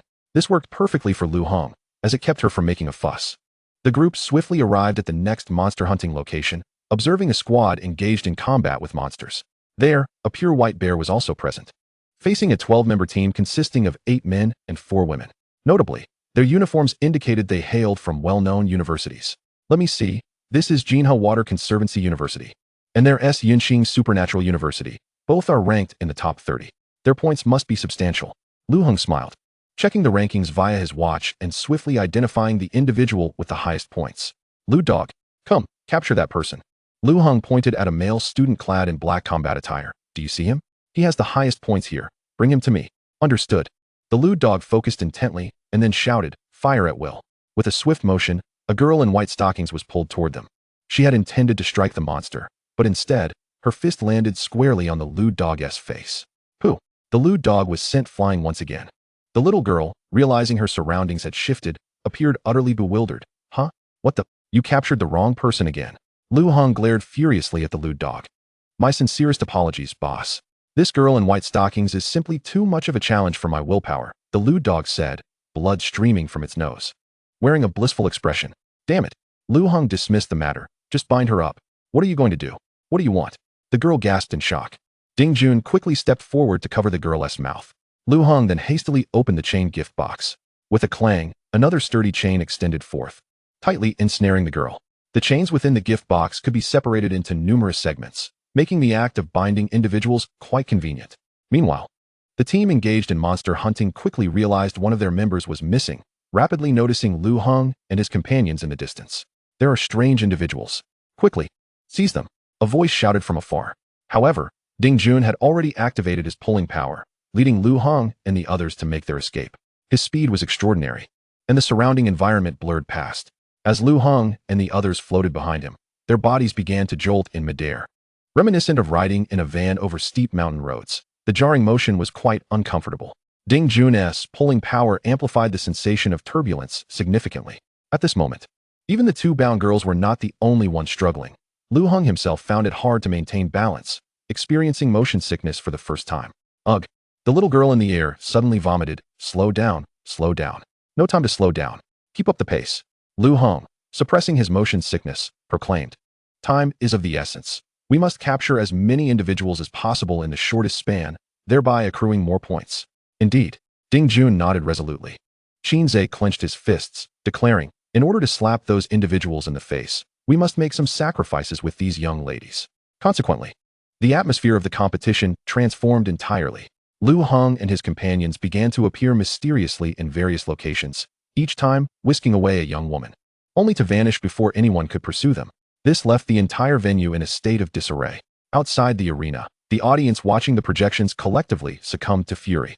It's our classmate Xiaoying from the university who has been abducted. No, how dare they treat my goddess in such a manner? Our female classmates are on the verge of vomiting. Could that one responsible for the running not be a tad slower? Must he not be more gentle? That dog. Is there no one to rein in that dog? It's secretly lifting my goddess's skirt.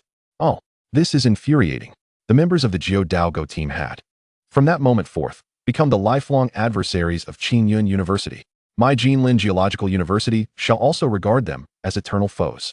Our Yunhai Ancient Martial University shall likewise deem them lifelong enemies. Our Jin and Lingwu University shall view them as adversaries for eternity. Chapter 48, the second half. In the seating area of Tianbei Lingua University, Lu Xiaoka smiled, stating, though this dog possesses an excessively lascivious nature, its capabilities are undeniably formidable. When the time comes, my brother ought to amass 30,000 points in a single sweep. Despite currently residing at the bottom of the leaderboard with a score of 4,100, Lu Heng was poised to ascend to the top once the competition entered its second half and the point-grabbing contest commenced. Tian, with a hint of melancholy, remarked, the mad clown king that my brother and I defeated the other day was actually snatched away by this dog. I wondered why those fleeing silhouettes looked so familiar. It turns out you and your brother were behind it. Tian spoke with conviction. Ha ha ha, so you discovered it. Lu Xiaoka chuckled. Tian glanced at the large screen, shuddering. Moreover, your brother's summoned creature is quite grotesque. Thank heavens I did not participate. Had the Jiu Daogo team set their sights on me, I would surely have been in peril. To endure such tumultuous jostling while fending off that dog's lewd gaze would be unbearable for anyone. Lu Xiaoka merely smiled, also directing her gaze toward the grand display. Go for it, brother. Meanwhile, within the competition, news of the Jiu Daogo Academy's relentless abduction of women spread, instilling fear into the hearts of most teams. This competition had attracted a total of 100 teams, comprising 300 individuals, with merely 90 of them being women. Yet, Lu Heng's team had already madly captured over 30. Initially, some speculated that their abductions were merely for points in the latter half of the contest. However, as time elapsed, it became evident that the Jiu Daogo team had exclusively targeted young women, with not a single man among their captives. Thus, all concluded that their intentions were not solely to accumulate points, but surely to engage in some unspeakable act. This caused considerable distress among the female students within the competition, leaving them too fearful to roam freely. At that moment, the team from Qinnan Ocean University exemplified this fear as they faced a horde of monsters. Two male students valiantly fought off the creatures, while the female classmates nervously scanned their surroundings, too afraid to join the fray. Zheng Yao, hurry and strike. These monsters are formidable, one male student urged. I'm scared, the female student whimpered, clutching her sword and cowering behind a boulder. Fear not. We shall protect you, another reassured her. Indeed, even if you are captured, we will surely rescue you. Trust us. Encouraged by their words, the female student finally rose. Then you must protect me. The two male classmates exchanged reassuring glances. We will. All right, I'm going in. The female student steeled herself and lunged at the monster before her. Suddenly, her form vanished into thin air. When she regained her senses, she found herself behind a thicket, her sword having inadvertently pierced the lewd dog. The dog grunted as the blade struck his shoulder, blood oozing from the wound. Lu Heng cursed, "You're ruthless.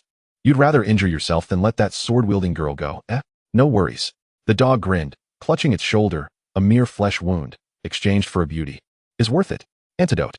The female student screamed in terror. Shush. Qinze rushed forward to cover her mouth. At that moment, chains erupted from Lu Heng's gift box, binding her tightly. Simultaneously, Ding Jun utilized his pulling force once more, hastily making their escape with a few captured individuals. The two male classmates were in a frenzy. No. Zheng Yao. I'm so sorry. Ignoring their cries, Ding Jun dashed away, having already ensnared over 30 women in chains, their forms suspended in the air, many unconscious, while others had their mouths gagged with torn fabric. The scene was nothing short of astonishing. Lu Heng glanced at Zheng Yao's points. 34,000 points. Quite commendable. That will net me over 10,000 shortly. He then assessed the dog's injured shoulder and cast a jester's blessing. A soft green light enveloped the wound, beginning the healing process. Throughout this ordeal, Lu Heng had treated the dog several times, recognizing the necessity of inflicting injury for the sake of capturing others. Let us tally up the points, Lu Heng mused cheerfully. 30 individuals amount to over 90,000 points. We can seize 30,000 points, Qinze remarked. Pausing to take a sip of water, Lu Heng surveyed the current leaderboard. With 300,000 points, he was already set to claim the top position. As for the team in the lead, Tianbei Lingua University, they held a total of 15,000 points, which meant each member had to slay 500 small monsters. One could only wonder how they managed such a feat regardless. Having Lu Heng come certainly would not result in a massacre, as his pets and skills are predominantly single-target damage. With merely 10 minutes remaining until the second half of the competition commences, he would soon amass 300,000 points in one fell swoop, securing first place. Lu Heng chuckled as he and a few others found a spot to wait. However, unbeknownst to him, the abduction of a female classmate had incensed the school officials. A formidable alliance of various schools had already assembled. Capture him. Seize Lu Heng. All students unite. Protect our school's female students. I can track our classmates. Everyone. Follow me. It was unclear how the students reached an agreement, but in total, over 20 schools combined to form a colossal team of more than 40 individuals. One among them swiftly utilized his ability to pinpoint the location of his classmates, quickly identifying Lu Heng's position. Everyone, do not act recklessly. This brother is too swift. For now, let us form a surrounding circle to ensure he cannot escape. Indeed, with over 40 of us, encircling them is more than sufficient. With that, the throng began to march in unison towards Lu Heng's location. At this moment, Lu Heng remained oblivious to the impending chaos. He glanced at his wristband. The time had come. All students received the broadcast notification. The first 4 hours had elapsed, and the competition was now entering its latter half. Chapter 49. Is this counter-observation? Everyone is permitted to plunder points from other schools' wristbands, seizing 1/3 of their points. Additionally, various reward monsters have emerged within the instance. Defeating them can yield substantial points and superior rewards. The broadcast concluded swiftly. Lu Heng promptly issued a command. Remove these individuals' wristbands. Understood. The trio began systematically removing the wristbands from the female students. Points 7,500. Points 12100. Points 11500. Points. Unsurprisingly, Lu Heng instantly accrued 300,000 points, propelling him to the top rank. Haha, exhilarating. Lu Heng exclaimed with glee. All he needed to do next was find a suitable hiding spot. Yet the girls lamented. Big brother, you've taken our points. Please spare us. According to the competition rules, those who had their wristbands removed were prohibited from engaging in combat, or else their entire school would face elimination. These girls were now devoid of any means to resist, and logically, they could be released. However, Lu Heng, resting his chin on his hand, mused, let me think. Suddenly, the tranquility was shattered by a flurry of footsteps. A throng of students surged towards Lu Heng's location, quickly forming a surrounding circle. Lu Heng, today, you shall not escape. Indeed, return our female students. How dare you seize first place in such a manner? Your points belong to us. The group excitedly advanced towards Lu Heng. Ding Jun, perplexed, exclaimed, holy cow. Boss, we are surrounded. This is a bit troublesome, Lu Heng gasped. The surrounding area had effectively formed a web of 40 individuals, making escape exceedingly difficult. Yet soon, Lu Heng devised a plan. As the students were about to charge, he bellowed, hold on. Simultaneously, Lu Heng seized 2 girls, declaring, any team that dares approach shall witness me strip your school's girls bare. Let him tremble. The excited figure exclaimed, no way. Boss, are you serious? Everyone's expression shifted, and they collectively halted in their tracks. How dare you? No, I cannot allow this. What a cruel heart you possess. Shameless. Despicable. Utterly vile. The crowd erupted in furious denunciations, yet none dared to advance. Lu Heng hoisted one of the girls above the head of the excited figure. Everyone, step back. The girl whimpered, tears streaming down her face. Meanwhile, the excited figure grew even more agitated, saliva dripping from his mouth. The other female classmates appeared terrified, instilling a profound fear of Lu Heng within them. The encircling students, now paralyzed by fear, dared not make a move, retreating a few steps with faces contorted in rage. How infuriating. This scene created a stark contrast. The atmosphere was palpably tense. These students, once brimming with confidence and intent on swiftly subduing Lu Heng and his companions, now stood frozen. Witnessing this, Lu Heng erupted into boisterous laughter. Before, Cao Cao wielded the emperor's authority to command the lords. Now, Lu Heng wields the girls to command the alumni. Are you not merely a bunch of undergraduates? In the face of my pinnacle in vocational college, you remain utterly insignificant. Your girls are in my grasp. Let us see who dares to act recklessly. After proclaiming this, Lu Heng grasped another female student, taunting, is it not your desire to reclaim your classmates? Here, I present her to you. He hurled the girl towards a certain direction with great force. No, that's a student from our class. A duo of students turned pale, their expressions devoid of color as they rushed to catch the girl plummeting from the air. Just before she landed, they steadied her. You. The 2 boys gritted their teeth, glaring furiously at Lu Heng. Yet Lu Heng had descended into madness, repeatedly seizing female students, tossing them like sacks. Come on, is it not your desire for the girls? Here they are, all for you. The girls thrown into the air jolted violently, their stomachs churning, unable to contain their nausea. This spectacle sent the entire encirclement into a frenzy, as students rushed out to catch their classmates. The scene devolved into chaos, with shouts, cries, and the sounds of pushing melding into one cacophony. Look, has the encirclement not descended into disorder? Lu Heng beamed with delight. He seized Ding Jun by the arm, exclaiming, let us make a break for it. Ding Jun, exhilarated, swiftly rallied Lu Heng and the others, darting forth. As a gap had formed in the encirclement, The group made their escape unimpeded. The three and the dog surged away like wild horses, rapidly vanishing from sight, leaving behind a chaotic scene and infuriated students. Lu Heng, damn you, have the courage to stand and fight. Beasts. You beasts. Ching Ching, are you all right? Did those people do anything to you? Someone hurried over to check on the female student. I. The girl intended to speak, but was overtaken by a wave of nausea, subsequently fainting. No. Ching Ching. What have they done to our classmate? Beasts. What did those beasts do? Capture them. We must apprehend them. I shall forego the rankings today. I want these scoundrels to pay the price they deserve. Everyone unite. First, we capture Lu Heng. Then we can continue the competition. I agree. So do I. Ignoring the cacophony of students clamoring behind them, Lu Heng and his companions had already distanced themselves from the epicenter of trouble. They ran for a considerable time before finally finding a relatively safe location. Once Ding Jun halted, Lu Heng turned to Qinze. Qinze, by the way, do you not possess counter-observation abilities? Why haven't I seen you use it until now? Logically, with so many people stealthily surrounding us just now, shouldn't this guy have sensed it? Qinze remarked. Then tell me, how should you utilize this ability? Lu Heng inquired. Qinze scratched his head and replied, Actually, boss, I must confess that I have a peculiar habit. I can't relieve myself when someone is watching. Lu Heng, why are you telling me this? I asked how to use your ability. Lu Heng appeared puzzled. What I mean is, I can't urinate when someone is observing me, Qinze said, somewhat embarrassed. Lu Heng raised an eyebrow in suspicion. So, if you can urinate, it means no one is watching us. Exactly. Qinze nodded vigorously. After a brief silence, Lu Heng mused. Well, that talent of yours is indeed useful, right? Haha. Qinze chuckled. I just need to drink plenty of water to ensure I have something to relieve. Then go ahead and relieve yourself, and check if anyone is watching us, Lu Heng suggested. All right.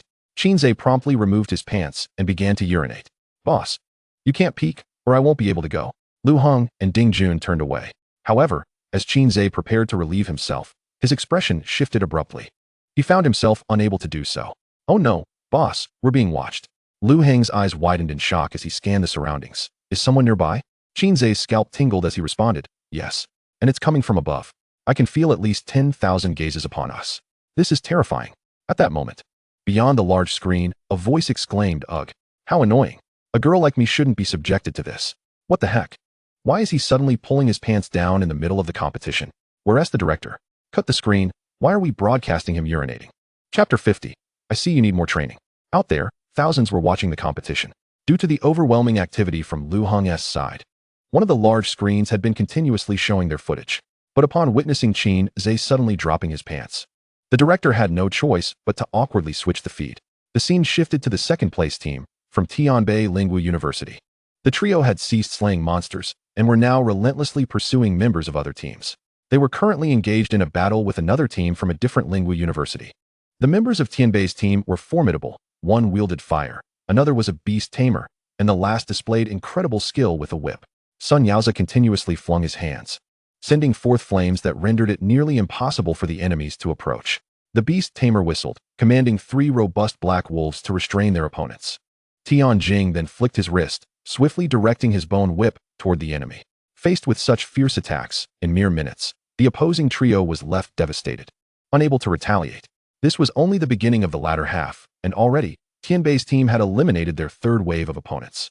Their score quickly soared to 210,000 points. At this rate, with continued eliminations, surpassing the first place would be effortless. In stark contrast to the sentiments surrounding Lu Heng's team, the audience held Tianbei University in high regard, filled with admiration and reverence. Tianbei University is impressive. Yes, those cunning individuals from Judao Ditch are merely enjoying a temporary lead. Should they encounter Tianbei University, they would undoubtedly be soundly defeated. If only Tianbei's team could take them down. Look, their direction seems to lead towards the Judao Ditch team. Wow, they are about to meet. I can hardly wait. Hurry up and eliminate those Judao Ditch folks. In the footage, the 3 wolves appeared to have found a new target. Their noses sniffed the ground, and upon pinpointing a direction, they raced forward. The beast tamer declared, Let us go. There is another group not far ahead. Sun Yaozi and Tian Jing hurriedly followed suit. As Qinze relieved himself, Lu Heng and the others finally felt at ease. However, Qinze only managed to trickle before he abruptly stopped. I must conserve for later. I still need it for counter-observation. Well done. You've got skills, Lu Heng commended, giving him a thumbs up. It was impressive how Qinze could hold it in and still run around. It must have been the spectators outside observing us, which is why there were so many gazes from above. The director should have switched the feed now, Qinze explained. That's good. As long as no one is lying in wait around us, Lu Heng replied, nodding in reassurance. But is it really all right to participate in the competition while holding it in? Someone questioned. It's not a big deal. I can hold it for another half hour without issue. I've trained for a long time, Qinze confidently stated. All right, since we're certain there's no one around, let us hide here for now. First place is just temporary. We'll wait until their score increases before we strike, Lu Heng contemplated. Agreed. The two concurred. Thus, the three of them and their dog nestled into some bushes. Unbeknownst to them, the Tianbei team was not far behind, swiftly approaching under the lead of their 3 hunting dogs. Throughout the journey, Tianjing remained vigilant with his bone whip in hand. Sun Yaozi maintained a relaxed demeanor, proclaiming, in this competition, aside from that Lu Heng from Jiudao Ditch, no one else poses a threat, so rest easy. Tianjing nodded seriously. I've seen that person. I even teamed up with him the other day, and his summons are indeed formidable. True, Sun Yaozi smirked. But I've already figured out a way to deal with him. If we encounter him, his pets 1T stand a chance. Shoo. The beast tamer suddenly gestured for silence. The 3 wolves halted at the spot where Qinze had recently urinated, sniffing intently before barking loudly. Someone has relieved themselves here? Sun Yaozi remarked, puzzled by the puddle. The person is not far from here. Stay alert. There may be an ambush, the beast tamer calmly warned. Upon hearing this, Tianjing and Sun Yaozi readied their weapons. Suddenly, the 3 wolves turned towards a nearby bush, barking furiously. At that moment, the trio fell silent. Tianjing exchanged glances with the others and gestured for him to take the lead. Sun Yaozi and the beast tamer nodded, cautiously watching the bush. Tianjing gripped his bone whip tightly and approached the shrub slowly. However, before he could draw near, a purple beam of light abruptly pierced his mind. Tianjing felt his consciousness waver. Am I a tree? Indeed, you are a tree. Following this, Lu Heng sprang from the bush, swiftly snatching Tianjing's score watch. Score, 26, 200 points. After securing the points, Lu Heng finally turned his attention to the other 2. What the hell? It's you. Sun Yaozi's expression shifted dramatically. He never anticipated that Tianjing would fall prey without even striking a blow, merely from a brief encounter with mental contamination. The beast tamer was taken aback. Tianjing has been eliminated just like that. I told you he was formidable. Quickly retreat. Retreat. We must not fall prey to the mental pollution of his pet. Sun Yaozi frantically backed away. Damn. The beast tamer hastily called back his 3 wolves, retreating several paces. Thus, Lu Heng and Sun Yaozi found themselves gazing at each other from a distance of several dozen meters. Upon recognizing his opponent, Lu Heng grinned. Ah, I remember you. The one who enjoys harassing my sister, right? You seem to have accumulated quite a few points. Why stay so far away? Come closer and let me siphon some points off you, if you please. In your dreams. If you come closer, your pet will pollute my mind. Sun Yaozi had learned to be wise, determined to keep his distance from Lu Heng. Soon, an expression of exhilaration spread across his face. You once insulted me, treating me like a dog. I promised, I shall repay you 15-fold. For these past few days, I have diligently honed my skills, solely to restrain you. Flames began to swirl in his hands. Watch closely. He hurled fireballs in all directions. One landed at his own feet, while the others fell around Lu Heng. The fireballs ignited upon impact, creating a series of blazing pyres. A total of over 10 fiery mounds burned on the ground, seemingly forming some kind of formation. Humph. Lu Heng, you are unaware of my talent, are you? I've trained fervently for this day for 3 whole days. This time, you shall not be able to use your pet's mental control on me. Sun Yaozi's fervor was palpable. Today, we shall settle the score for the grievances of the past. Lu Heng, however, appeared unimpressed. I see you are in need of further education. Chapter 51, An Effortless Annihilation. A smirk of provocation creased Sun Yaozi's lips. Humph. If you have the capability, then give it a try. No sooner had he spoken than he plunged headlong into the surging flames behind him. In an instant, his form vanished. What the hell? This scene left Lu Heng and his companions momentarily bewildered. Just as they were trying to comprehend the situation, Sun Yaozi sprang forth from a mass of flames beside Ding Jun. With a thunderous bang, his fist slammed into Ding Jun's chest. Thud. Ding Jun staggered back several steps before collapsing to the ground. Having delivered his blow, Sun Yaozi immediately dove back into the flames. Simultaneously, he emerged from an even more distant fire. Ah, I see now, a teleportation ability that requires flames as a medium. Lu Heng observed with keen interest. This talent is rather intriguing. No wonder he is a top student at Tianbei University. This ability must be worth at least platinum rank. As long as he generates enough flames around him, his agility will be formidable. Indeed, your summoned creature relies on mental pollution to suppress others. But there must be a distance limitation. Sun Yaoza laughed maniacally. So, as long as I traverse swiftly, your skills will never catch up to me. Before his words had fully dissipated, Sun Yaoza transformed into a fleeting shadow, darting between the clusters of flames. His form appeared now in the eastern flames, now in the western flames, occasionally launching fireballs at Lu Heng and his companions, rendering them unable to retaliate. Each fireball that landed became a new point for Sun Yaoza's teleportation. Relying on this maneuver, he continuously ambushed Lu Heng's teammates. While Lu Heng remained relatively unscathed, Sun Yaoza was cautious about the capabilities of the meatball, thus refraining from teleporting directly beside him. However, the other two were not as fortunate. Ding Jun and Qin Zhe soon found themselves gasping for breath, their bodies charred. Damn, boss, how do we fight this? Should we retreat?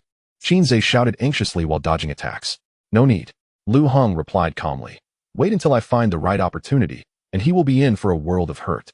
Meanwhile, the color dog's gaze remained fixed on Sun Yaoza. As long as he was within 10 meters, it could teleport to deliver a swift strike. Thus, it was constantly on the lookout for the perfect moment to act. At this moment, Sun Yaoza was reveling in his own laughter, darting about and taunting. Come on. If you've got the guts, catch up to me, aha. Look, I'm here, and now I'm gone. I'm back again, and now I've vanished. Hee hee. You can't mentally pollute me, can you? Just as Sun Yaoza basked in his triumph, the color dog finally seized its opportunity. With a swift motion, it teleported right in front of Sun Yaoza, its paw striking down with tremendous force. In an instant, the surrounding flames were swept away by an unseen gale, disappearing without a trace. What the hell? Sun Yaoza was left in a state of utter shock, staggering back several steps. Disbelief etched across his face. How could my talent be interrupted? Just then, a series of chains shot forth, ensnaring his body tightly. No way. Sun Yaoza was thrown into a panic. Lu Heng approached with a sly smile, closing the distance. It seems I must properly educate you. Sun Yaoza forced a smile that was more akin to a grimace. There are so many spectators watching the match. Could you kindly refrain from riding me? Humph. First, hand over your points. Lu Heng barked. All right. All yours. Sun Yaoza, now bound, was utterly defenseless. Lu Heng deftly removed the watch from his wrist. Points, 21,700. Not bad. Lu Heng nodded in satisfaction. Having lost his watch, Sun Yaoza could no longer attack per the rules. Lu Heng then turned his gaze towards the beast tamer in the back. The man's expression shifted dramatically, and without a word, he turned to flee. Ding Jun, pursue. Lu Heng commanded. Got it. Ding Jun swiftly unleashed his gravitational pull, propelling Lu Heng forward. His speed surged to 30 yards, kicking up a cloud of dust as he quickly closed the gap. The beast tamer, drenched in sweat and his legs trembling, realized that no matter how hard he ran, he could not shake off the two. Frustrated, he shouted, Damn it! Just because the tiger does not roar, you think I'm a sickly cat? He abruptly halted. A fierce glint in his eyes, beast transformation. In an instant, a fine layer of golden fur sprouted across his skin, his aura surging dramatically. Once I complete my transformation, my power will triple, and you shall stand no chance against me. The beast tamer bellowed with red-hot eyes. Humph. The color dog would not grant him the chance to transform. It swiftly struck, interrupting his skill. The beast tamer crashed to the ground with a thud, and the newly sprouted fur quickly receded, leaving him deflated. In the next moment, the meatball unleashed its mental pollution, sending a purple beam into the beast tamer's mind. His expression turned blank. I am but a sickly cat. He then lay motionless on the ground. Lu Heng strode forward, effortlessly snatching his electronic watch. Points, 22,100. So much for the fierce tiger. You're just a sickly cat, aren't you? Lu Heng chuckled. Approximately 2 minutes later, both the beast tamer and Tianjing regained consciousness. Tianjing was momentarily bewildered, then exclaimed, Am I already eliminated? Just a moment ago, I was scouring the bushes. How did I blink and witness the complete downfall of my team? Lu Heng shrugged, remarking, My friend, it seems you can only blame your misfortune. The beast tamer then collapsed to his knees, pounding the ground with his fists. Damn it, I am utterly dissatisfied. I haven't even unleashed my true abilities. Lu Heng waved his hand dismissively. Oh, come on, it's time to leave. You've lost and must exit the stage. Hurry along now. Sun Yaoza was the least inclined to linger, fearing that Lu Heng might truly serve him a humiliating platter. So he hastily dragged the two away to escape. Following this confrontation, the Tiande University battle team was entirely decimated. Outside the arena, over 10,000 spectators bore witness to this spectacle. They were left agape as they observed Lu Heng effortlessly obliterating Tianbei University single-handedly. Was it truly the case that Tianbei University had lost? Who exactly is this Lu Heng?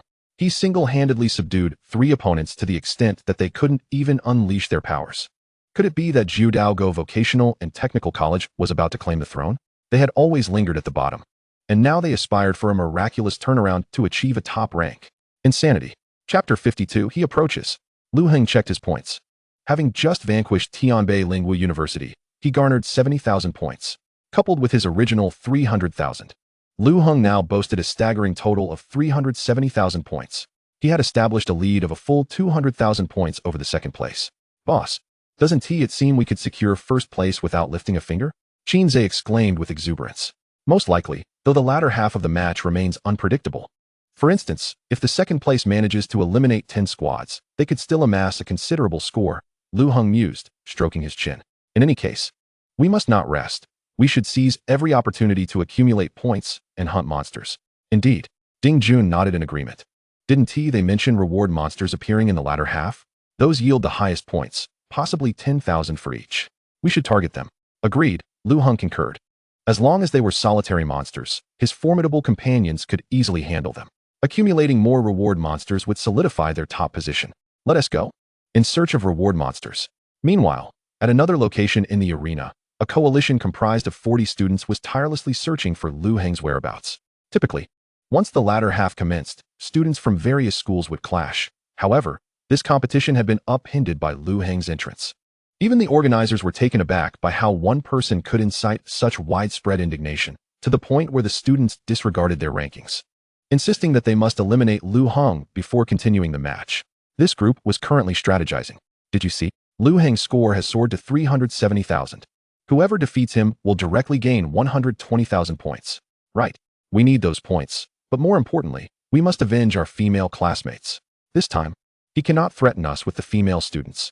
As long as we can encircle him, there is no way he can escape. Search. Continue searching. We will not stop until we find him. At this moment, outside a reward cave, 3 young women stood waiting. One had a round face, another sported a ponytail, and the third wore glasses. Their uniforms indicated they were students from Beiyun Women's College. This was the cave where the reward treasure chests were located. Opening one would yield 100,000 points, but the boss lurking inside was perilous. The round-faced girl questioned, "Are you certain we should lie in wait here?" The ponytailed girl, resolute, responded, "Without a doubt. Securing those 100,000 points will propel us into the top 30, freeing us from the bottom ranks. What about the invisibility cloak the principal provided? Quickly retrieve it." The girl with glasses adjusted her spectacles and calmly stated, "With this artifact, our risks will be significantly mitigated. Let us use it." The round-faced girl swiftly produced a large piece of fabric. "We'll proceed as planned. Surely someone will come to hunt the reward monsters. As they weaken each other, we shall strike and reap the benefits. If they can't defeat the monsters, we'll remain hidden and face no danger." The ponytailed girl methodically analyzed. After a moment of contemplation, the other two nodded in agreement. They promptly crouched at the cave entrance. The round-faced girl quickly unfurling the invisibility cloak to envelop the trio.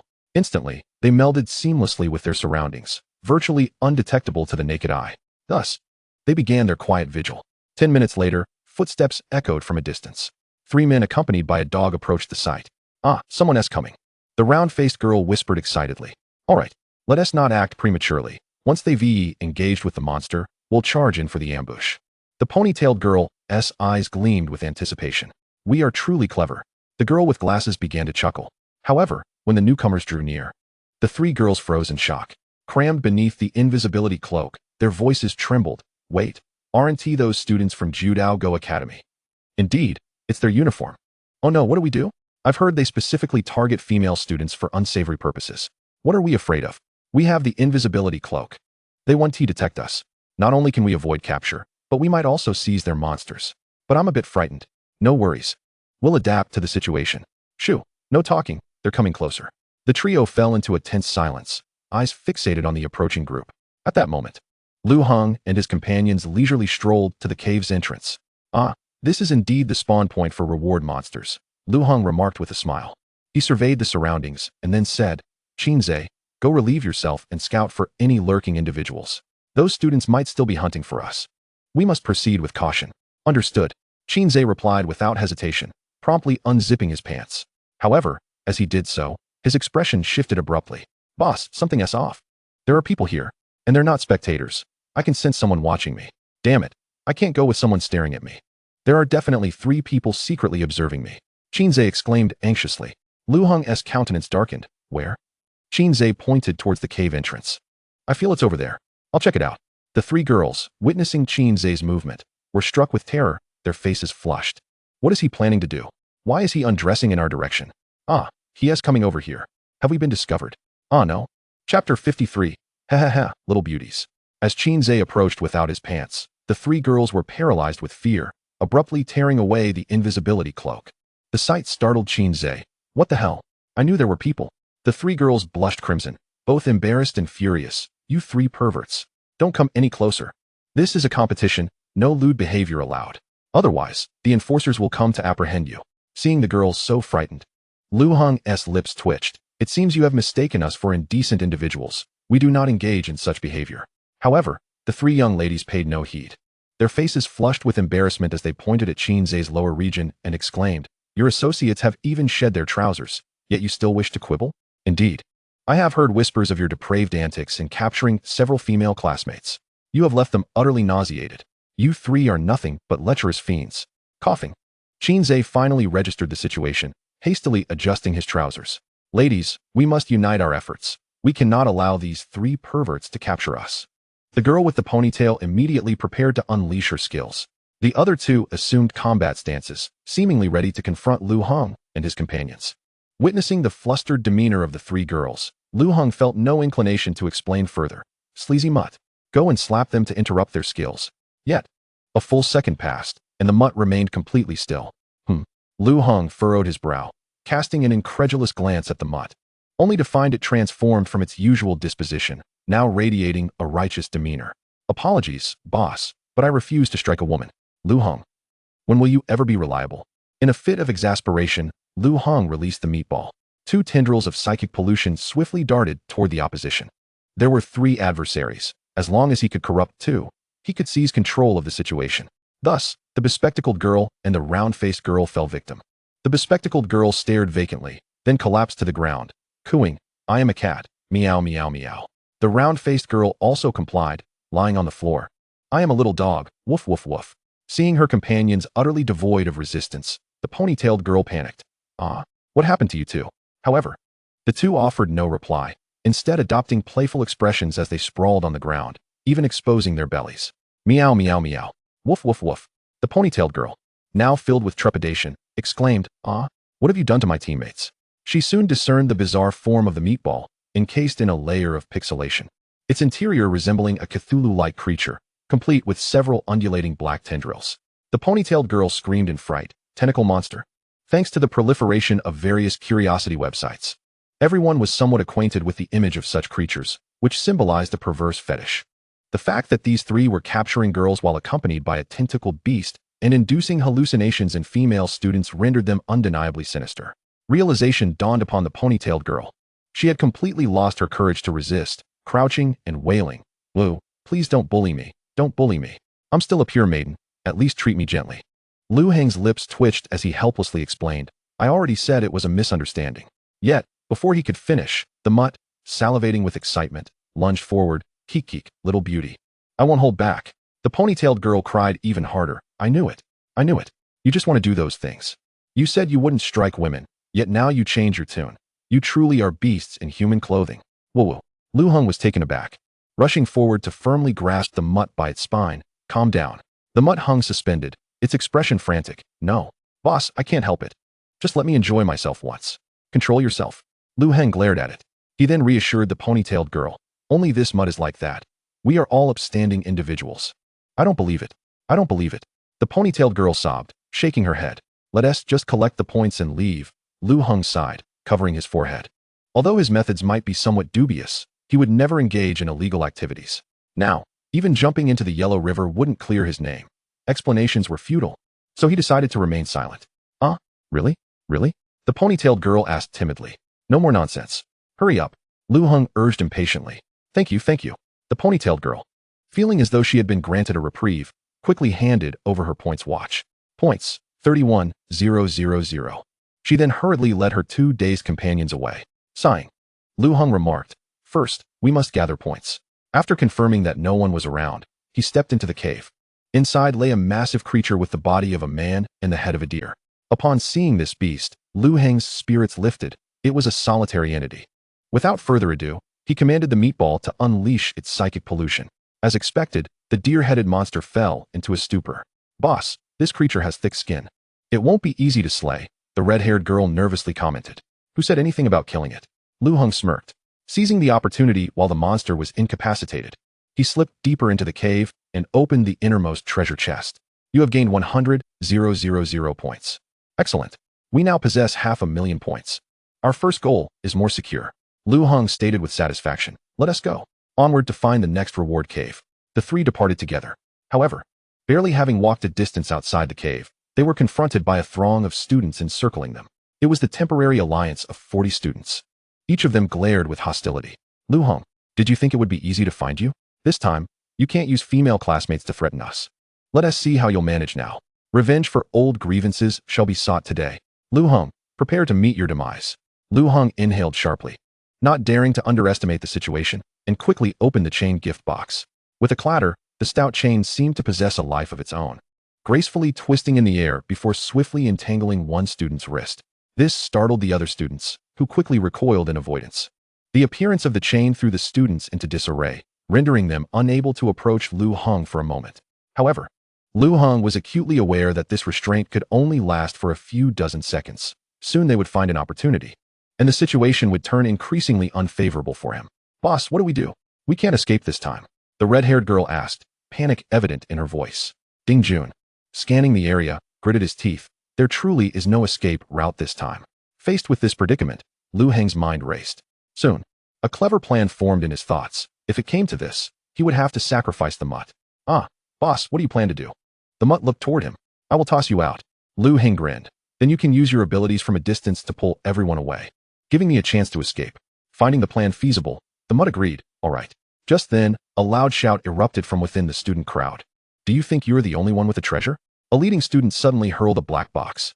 "Silver tier spirit tool, hand of suppression." Boom. The black box opened, and a massive hand, roughly 5 meters wide, burst forth, locking onto Lu Heng's treasure. The hand seized the chain and forcefully pulled back. Lu Heng felt an overwhelming force surge toward him, compelling him to relinquish the gift box. With a crash, the massive hand yanked both the chain and the gift box, slamming them to the ground, temporarily sealing the chain gift box. The black hand swiftly lost its potency. It seems this device can only be employed once, specifically designed to suppress the existence of noble phantasms. Simultaneously, the student who had just utilized the noble phantasm shouted, "Everyone, do not give him a chance. Let us strike together. All right, we must not let any of the three escape." Instantly, over 40 individuals divided into 3 groups, charging towards Lu Heng, Qin Zhe, and Ding Jun simultaneously. Seigo hurriedly exclaimed, "Boss, quickly, throw me out.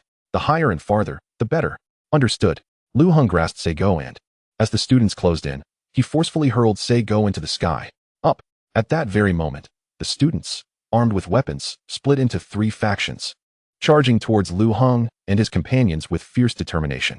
Just as a torrent of attacks was about to descend upon the trio, Seigo, utilizing inertia mid-air, bellowed down at the students below, "Fire at my command."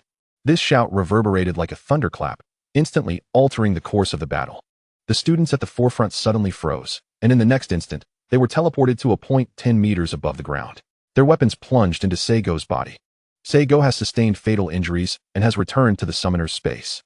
With this prompt flashing across their minds, the students suspended in midair found themselves momentarily immobilized, as if time had halted. Soon after, the air was filled with escalating screams as the students plummeted like stones. The sound of thuds echoed continuously as they crashed to the ground, descending into chaos. Some students landed heavily upon others, and those trapped beneath let out agonizing cries akin to that of slaughtered pigs. They flailed their limbs in a desperate attempt to push off the weight atop them, only to discover their bodies ached all over, rendering them utterly powerless. Most students were left dazed, their heads striking the hard ground, stars dancing before their eyes as they lost consciousness. "Ouch, this hurts like hell. What on earth just happened? Damn it, who is pressing down on me? Get off me, my back." The scene was rife with chaos, as students were tangled together, limbs entwined, and unable to move. Their physical attributes were notably high, so while they were not at risk of death from the fall, many had twisted various joints during their descent. Excruciating pain radiated from fractured bones. leaving them sprawled on the ground, completely devoid of combat capability. The once formidable encirclement crumbled within mere seconds. Lu Heng observed this spectacle, bursting into laughter. Say go. Oh, say go. Well done. Only 3 or 5 students remained, having avoided being drawn into the air by Seigo's ability. Yet they were rendered speechless by the scene before them. Run. Quick, run. Unable to fathom what further capabilities Lu Heng possessed, they turned and fled without a second thought. Lu Heng, disinterested in pursuing them, instead focused on the students writhing on the ground. These are all gleaming points. Qin Zhe and Ding Jun were bubbling with excitement. No one will pursue us anymore. Other teams are no match for us. We are surely in first place now. I told you our college is formidable. We truly slapped them in the face. Ha! We are just too powerful. Lu Heng chuckled lightly. The competition isn't over yet. Once we collect these students' point wristbands, we can find a place to hide and secure first place. His gaze fell upon the students sprawled on the ground, most of whom had lost their fighting capabilities and could only moan in despair. Taking their point bands will yield at least 300,000 points, securing our throne in first place. Oh no, I can't hold it in. At that moment, Qin Zhe suddenly clutched his stomach. I've drunk too much water. My belly is starting to hurt. I need to relieve myself. Throughout the match, he had consumed quite a bit of water, having not had the chance to relieve himself until now. After saying this, he found a spot to take care of his business. All right. Lu Heng approached the pile of students to collect their wristbands. However, just as he removed one, Qin Zhe shouted from behind, Boss. Not good. I can't pee. Lu Heng swiftly turned back. What? Is there someone else? He saw Qin Zhe, fumbling with his pants, retreating a few steps in terror. There must be someone spying on us. Upon hearing this, Lu Heng's expression shifted as he scanned the surroundings. Who is here? Step forward. Clap, clap, clap. A slow, deliberate applause suddenly broke the tension.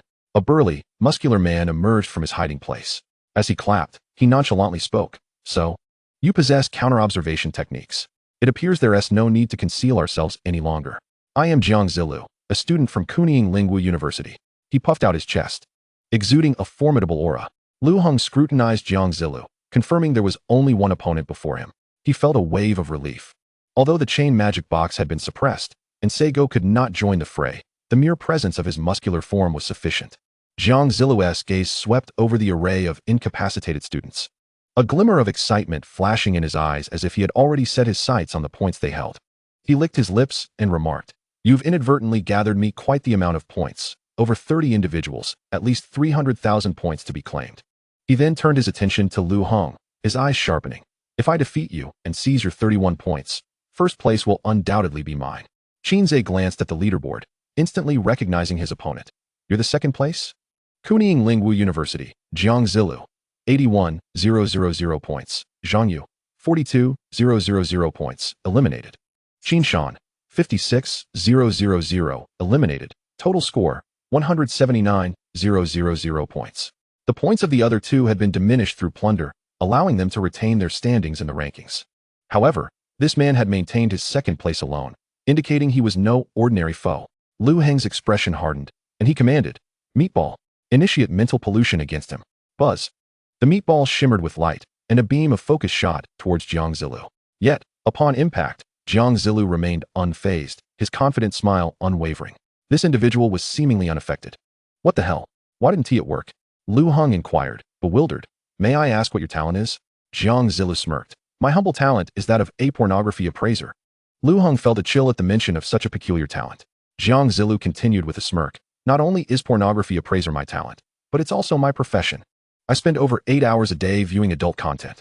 I often delve into the dark web, exploring various bizarre videos, whether they be disgusting or bloody. I can endure them all day long. For any normal person, this would wreak havoc on their psyche, but for me, it's merely a drizzle. Furthermore, I am immune to all forms of mental pollution, capable of resisting all types of illusions and effortlessly dispelling mental attacks within 10 times my mental strength. Little brother, what a coincidence. I have you at a disadvantage. Jiang Zilu laughed heartily, stepping forward to seize the meatball, tearing it apart with a swift motion. Thud. The meatball was shredded into numerous fragments. Your meatball has perished and will resurrect in 24 hours. Lu Heng became serious. Good, good, good. I finally encounter a worthy opponent. Jiang Zilu adjusted his shoulders. Now that your dog is gone, and your mosaic creature has vanished as a summoner, you can only be defeated by me. Ha! Lu Heng's gaze sharpened instantly as he assessed the opponent's physical data. Jiang Zilu, Bronze Tier 6. Attributes, Strength 20, Constitution 17, Agility 17, Spirit 17, total 71. The tier was 5 levels higher than his own, yet their total attributes were the same. Lu Heng let out a slight sigh of relief. Fortunately, he had utilized several attribute tomes, preventing any significant disparity with a higher-tier competitor. Our attributes are quite comparable. But you stand alone, while I have 3 companions. A flicker of confidence ignited in Lu Heng's heart. The advantage lies with me. Qinze, come. Let us vanquish him together. He called out urgently towards the rear. I'm sorry, boss, but I can't move. Qinze replied in anguish. Lu Heng turned back in confusion. There lay Qinze, curled up on the ground, clutching his abdomen tightly. I held in so much urine earlier. And now my bladder feels like it's going to burst. Please stop looking at me. I can't relieve myself. This is unbearable. Qinze lamented in pain. Lu Heng hastily turned his gaze elsewhere. Ding Jun. Where's Ding Jun? Yet, as he glanced into the distance, he saw that this fellow had activated his ability and fled. Boss, I believe in you. You can do it. Go. Ding Jun's legs moved with incredible speed. Swiftly departing the scene, Lu Heng could only watch as the figure grew ever more distant. Huh. Lu Heng shouted in desperation. You're just going to run away like that? Just leave me behind. But Ding Jun could no longer hear his words. Having vanished from sight. Ha! It seems we can only duel one-on-one now, Jiang Zilu said, his excitement mounting. Come, let us engage in a true man's confrontation. Chapter 55. Do not underestimate the bond between us. Jiang Zilu extended his arms with force. Bang! His clothing erupted, revealing a body brimming with solid muscle. Just from the explosive style of his attire, it was evident how formidable he was. Damn it! Lu Heng clenched his fists. With his summoned creatures gone and unreliable teammates, he had no choice but to charge forward and engage in battle. Lu Heng initiated with the skill, Explosive Fist, launching his right fist fiercely at Jiang Zilu. In response, Jiang Zilu unleashed the skill Shock Fist, meeting him head-on. Bang! Their fists collided, sending shockwaves radiating outward from the point of impact, creating a small-scale explosion. Both fighters stumbled back 2 paces, struggling to maintain their footing. You also practice martial arts? You practice martial arts too? They spoke in unison, their eyes filled with astonishment. Excellent! Jiang Zilu exclaimed with increasing fervor. Martial arts is the true technique for a man to master. Kid, I admire you. All right. Lu Heng grew earnest. With equal attributes and shared techniques, he might as well treat Jiang Zilu as a training target and engage in a thorough contest. Let us have a thrilling showdown. Lu Heng donned his tiger-striped gloves and charged towards Jiang Zilu with a powerful kick. Jiang Zilu sidestepped swiftly, causing Lu Heng's fist to graze past his clothing. Seizing the moment, Jiang Zilu lowered his stance and delivered a right punch aimed at Lu Heng's ribs. Lu Heng quickly raised his left arm to block the strike, followed by a sweeping kick aimed at Jiang Zilu's lower body. Jiang Zilu nimbly retreated a half step. Not done yet. Lu Heng pressed forward, unleashing a flurry of punches. Jiang Zilu swiftly raised his arms into a defensive stance. Bang! Bang! Bang! Lu Heng pressed his advantage, each punch accompanied by the roar of a tiger, a characteristic of his gloves that instilled fear in his opponent. Yet, this intimidation only exhilarated Jiang Zilu further. Kid, it turns out you are quite fierce. However, a manic glint suddenly sparked in Jiang Zilu's eyes. But you will still lose. Bronze technique, frenzy. Grr. In an instant, his muscles swelled with blood, his bronze skin turning a deep crimson, veins bulging beneath the surface like worms. His aura intensified, as if he had gained a significant boost in strength within moments. Come on. Jiang Zilu struck out with ferocity. Lu Heng's pupils constricted. Almost instinctively, he raised his arm into a defensive position just as the attack was launched. Bang! A powerful blow landed, and Lu Heng felt an overwhelming force surging through his arm, rendering it numb and devoid of sensation. In that moment, he realized that Jiang Zilu's strength attribute had increased by at least 10 points. As Jiang Zilu entered a state of frenzy, the speed of his punches escalated dramatically. His arms whipped through the air with a whooshing sound, moving so swiftly that they left trails in the air. Huff, huff, huff. Lu Heng felt as though he were surrounded by a storm of fists, the pressure mounting exponentially. Forget about counterattacking. He could only dodge left and right, occasionally enduring a hit. Jiang Zilu's eyes turned crimson with excitement, and he began shouting between punches. Ha! Too weak. Lu Heng, do you know why you can't defeat me? Because you lack discipline. I work out for 2 hours every day, rain or shine, without fail. And after each workout, I reward myself with a trip to the restroom, which lasts over an hour. After my reward, I indulge in adult films for at least 8 hours. Once I finish watching, I run wild in the outdoors for another hour. Upon returning, I reward myself yet again. I sleep only 5 hours a day, the rest of the time. I am disciplined. I've been this disciplined since school. No one can compare. I am strong because of my discipline, confident because of my discipline. I am a true man. While you all rely on leveling up and attribute tomes to enhance your physique, you cannot compare to the strength I derive from self-discipline. Thus, you cannot defeat me." He cackled wildly, his punches becoming even more ferocious. Upon hearing this, Lu Heng was utterly astonished. Is watching adult films considered discipline? What a guy! Nevertheless, he resolved not to concede.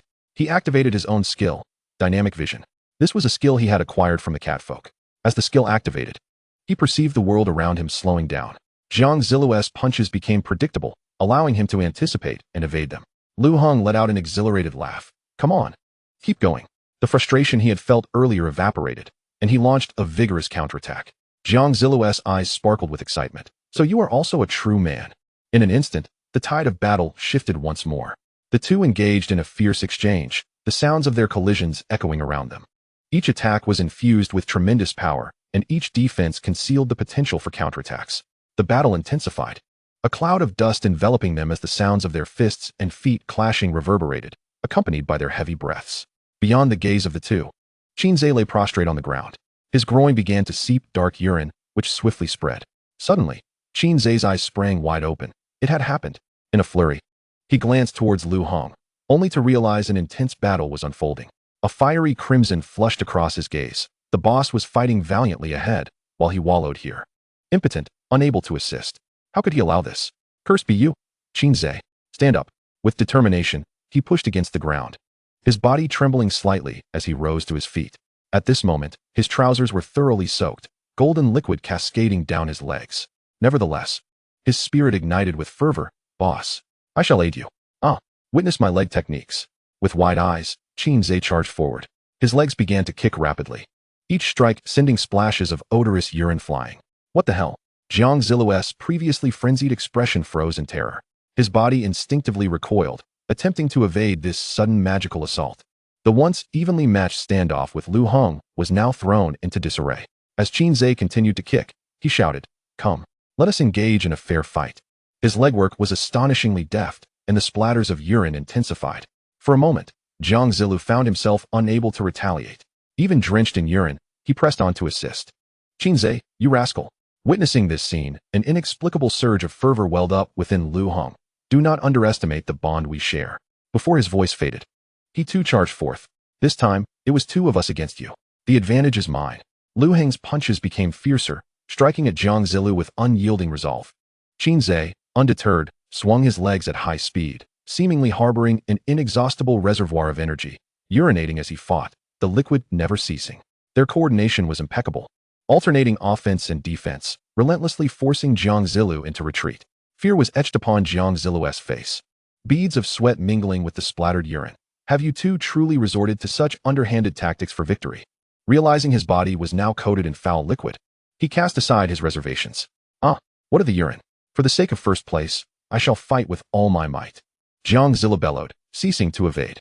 Ignoring Qinze's magical onslaught, he charged at Lu Heng and Qinze like a rampaging bull. In the midst of their fierce clash, the three became entangled once more. However, Qinze's physical prowess began to falter under Jiang Zilu's relentless counterattack. Seizing an opening, Jiang Zilu delivered a devastating punch to Qinze's chest. Thud! Like a kite severed from its string, Qinze was propelled backward, crashing heavily to the ground. No, Qinze! Lu Heng cried out. How do you like that? Jiang Zilu, drenched in yellow liquid, laughed maniacally. Now you have no trump card left, do you? Just then, a shout echoed from afar. Lu Heng, I come to assist you. The recently retreating Ding Jun had returned. He shouted as he ran. I didn't flee earlier. I was merely gathering my strength. Now, behold my ultimate strike. As he spoke, a radiant aura enveloped Ding Jun, a substantial wave of virtual energy coalescing before him. Soon, this energy transformed into the visage of a massive virtual truck, exuding an overwhelming sense of pressure. Moreover, inscribed upon the front of the truck were two imposing characters. Great Fortune. Chapter 56. The Dump Truck. Charge. Dump Truck. Silver. Explosive skill, accumulating kinetic energy through running. The faster and farther one runs, the greater the impact upon collision. Ding Jun roared skyward, his legs furiously alternating against the ground as he sprinted forth. Lu Heng's face flushed crimson, trembling with excitement. Well done, Ding Jun. He swiftly darted forward, seizing Qin Zhe's arm to drag him away from the fray. What the hell? Jiang Zilu's pupils dilated, terror etched across his features. Though he was distanced from Ding Jun, the pressure from the great fortune truck bore down upon him, making it hard to breathe. This blow could be fatal. He might even be transported to another realm. Moreover, the opponent was far too swift. Escape was futile. No. Before Jiang Zilu could react, Ding Jun surged forward, propelled by the truck. Boom. Like a cannonball, the dump truck collided violently with Jiang Zilu. His body was sent hurtling through the air, tracing a parabolic arc, crashing through branches before finally slamming into a sturdy tree. Crack. The tree shook violently, spiderweb-like fractures appearing along its trunk. Jiang Zilu felt as if his very bones were shattered, collapsing helplessly to the ground, utterly unconscious. Ding Jun, too, was not unscathed. His body aching intensely, his legs numb, and he fell to the ground with a thud. For him, a bronze tier forcibly utilizing a silver skill was akin to a double-edged sword. Fortunately, victory in this match was no longer in doubt. Haha, well done. Bravo, Ding Jun. Lu Heng exclaimed with elation. Qin Zhe's face shone with unrestrained joy. We have triumphed. We have truly won. Lu Heng hurried to help Ding Jun to his feet. By the way, how did you acquire such a formidable move? It's incredible. Ding Jun smiled weakly. My father invested heavily in this trump card skill for me yesterday. Quite powerful, I assent it. Although the silver spirit skill is impressive, it is ultimately Ding Jun's own golden talent that allows it to manifest such remarkable efficacy. Strong. So strong. Lu Heng laughed heartily. From now on, you shall no longer be called cargo transport, but rather great fortune. The trio reveled in their victory. No one dared to challenge them again. Consequently, after collecting everyone's points, they sought a place to hide until the competition concluded. Ultimately, the 9-ditch team secured the championship with a staggering score of 837,000 points. Outside the arena, the audience was left in a state of bewilderment. What the hell? They actually allowed these 3 rascals to claim first place. Truth be told, that final battle was perilous. They indeed possessed some skill. Yes, yet their actions were utterly unscrupulous. Alas, 9-ditch has truly rewritten history. This must be the most absurd underdog team in history, finishing last for years, yet this year they skyrocketed to first place. No, they cannot escape the consequences of insulting our female students. We must confront them at the dungeon exit. Right. At the very least, we demand an explanation. Thus, students from various institutions gathered, converging towards the dungeon exit. After a brief wait, the 9-ditch team emerged from the dungeon, spirits high. Lu Heng had expected a welcome befitting champions, yet was met instead with a throng of hostile students. This sight left him thoroughly stunned. During the competition, merely 40 individuals surrounded him. Now, however, there were at least several hundred blocking the entrance. Hey, the match has already concluded. Lu Heng hastily exclaimed. No need to resort to violence. We have no intention of fighting. We merely seek an explanation. One voice retorted. Indeed, your actions were utterly despicable, dragging our female classmates around and tossing them about recklessly. They have yet to recover. Do you even regard them as human beings? In the face of their criticisms, Lu Heng countered, this is a competition. Where are the rules? Our victory is a testament to our skills. The students grew even more incensed. Very well, but remember, our esteemed institutions have now deemed you our adversaries. There are many more competitions to come. If you dare to continue participating, just wait and see what we will do to you. Chapter 57, A Reckless Attitude. Oh, so you're threatening me, are you? I despise being threatened. Lu Heng shot back defiantly. Let me make it clear. I am now ranked first. With my abilities, I could easily transfer to your school if I so wished. Imagine me entering your institution, oppressing you all, making you experience the taste of penalties and humiliation. For those unaware, they could check the campus wall of Jiudao Gully Vocational Technical College. I am now the most formidable presence on campus. Upon hearing his words, the students were left utterly astonished. Wait, is he truly capable of such threats? Transferring to my school to bully me? This guy is really that impressive? I just searched the campus wall of Jiudao Gully, and this fellow is practically a nuclear weapon on campus. In just 7 days since awakening, he has instilled fear in all the students. Let us not forget his bug-level summoned beings. He could genuinely transfer schools at will. No way am I allowing such a beast to transfer to my school. Witnessing the efficacy of his threats, Lu Heng wore a smug expression. A mere undergraduate? How laughable. I am at the pinnacle of vocational education. If I were to transfer to your school, wouldn't you all be in chaos? Who else? Who else wants to threaten me? Step forward. The expressions of the students shifted dramatically as they scattered, fearful that Lu Heng might genuinely transfer to their school to wreak havoc. The mere presence of Lu Heng during the competition was already intolerable. and they could only imagine how much more tyrannical he would be within their own ranks. If such a person were to transfer to their institution, wouldn't it be a descent into darkness for the students? Quickly report to the admissions office. He must be placed on the blacklist. The students cried out in a frenzy as they hurried away. Meanwhile, Lu Heng grinned. I wouldn't even consider your school if I were to transfer. It would be to a prestigious institution like Tianbei Lingwu. Let us go. We're off to claim our rewards. The trio cheerfully made their way to the awarding area, where only the presenter awaited them, devoid of an audience, which simplified matters considerably. The Jiudao Gully team has arrived. The presenter greeted with a smile. Your rewards are quite substantial. Feel free to choose from this selection. He led the three into a small storeroom filled with numerous shelves, showcasing a plethora of exquisite treasures, skill orbs, and a multitude of weapons and tomes. Lu Heng and his companions were exhilarated. To clarify, in addition to the team score, individual rewards are allocated based on personal contributions. The presenter explained, the MVP of your team is Lu Heng. Hence, his reward will be greater than yours. Do you two have any objections? None at all. Of course not. Our first place finish is all thanks to our leader. Qinzhe promptly replied. Ding Jun nodded in agreement. Smiling, I'm just happy to receive any reward. That's great. You two may each choose one bronze tier spirit technique and one quality bronze weapon, which is quite a commendable reward for the top performing team, the presenter remarked cheerfully. Absolutely, that sounds wonderful. Qinzhe and Ding Jun immediately began to select suitable items from the shelves. Before long, they had made their choices. Qinzhe selected a pair of leg armor and a supportive skill, while Ding Jun opted for a pair of shoes and a defensive skill. They then exited the storeroom in high spirits. The presenter then turned to Lu Heng.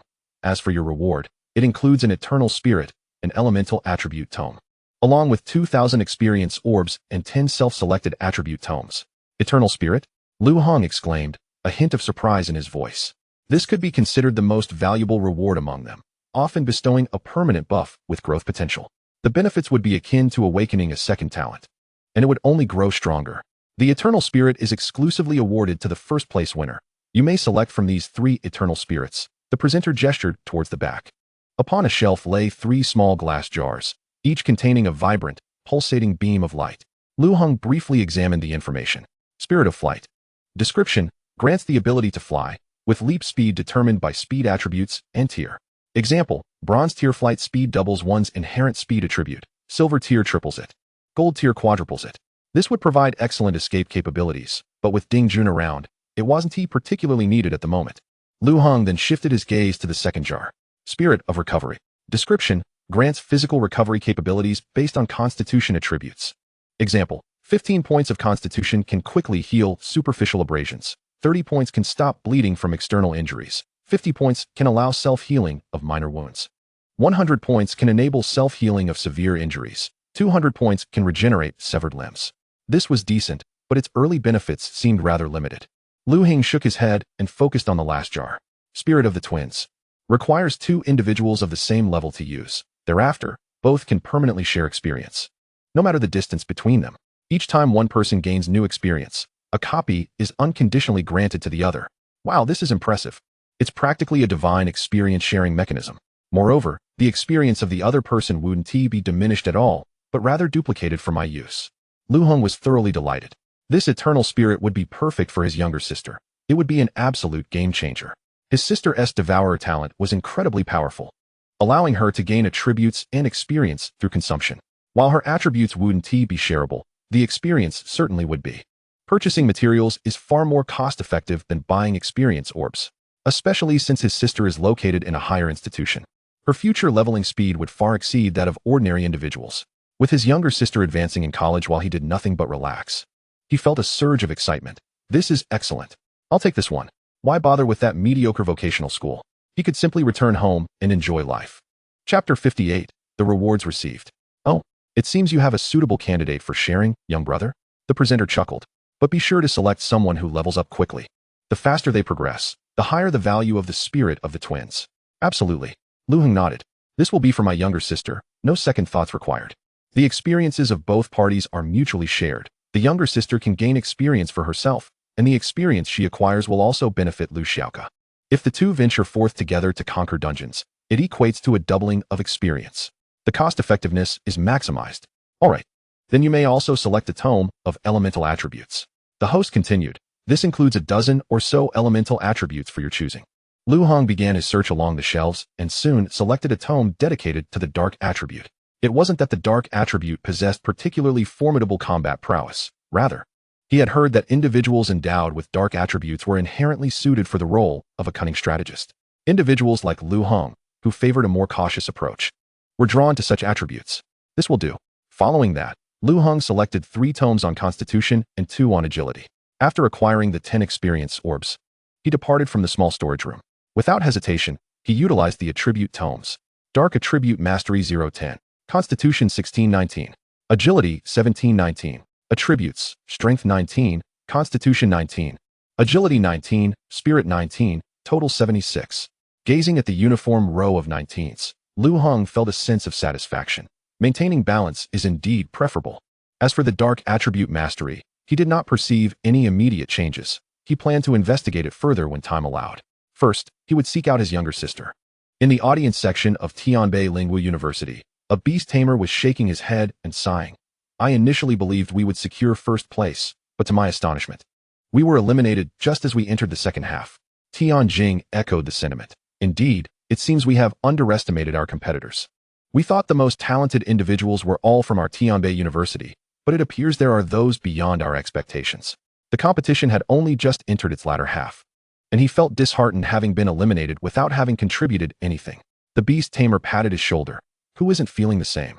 I usually reserve my beast transformation ability as a trump card, yet this time it was interrupted before I could even deploy it. Truly frustrating.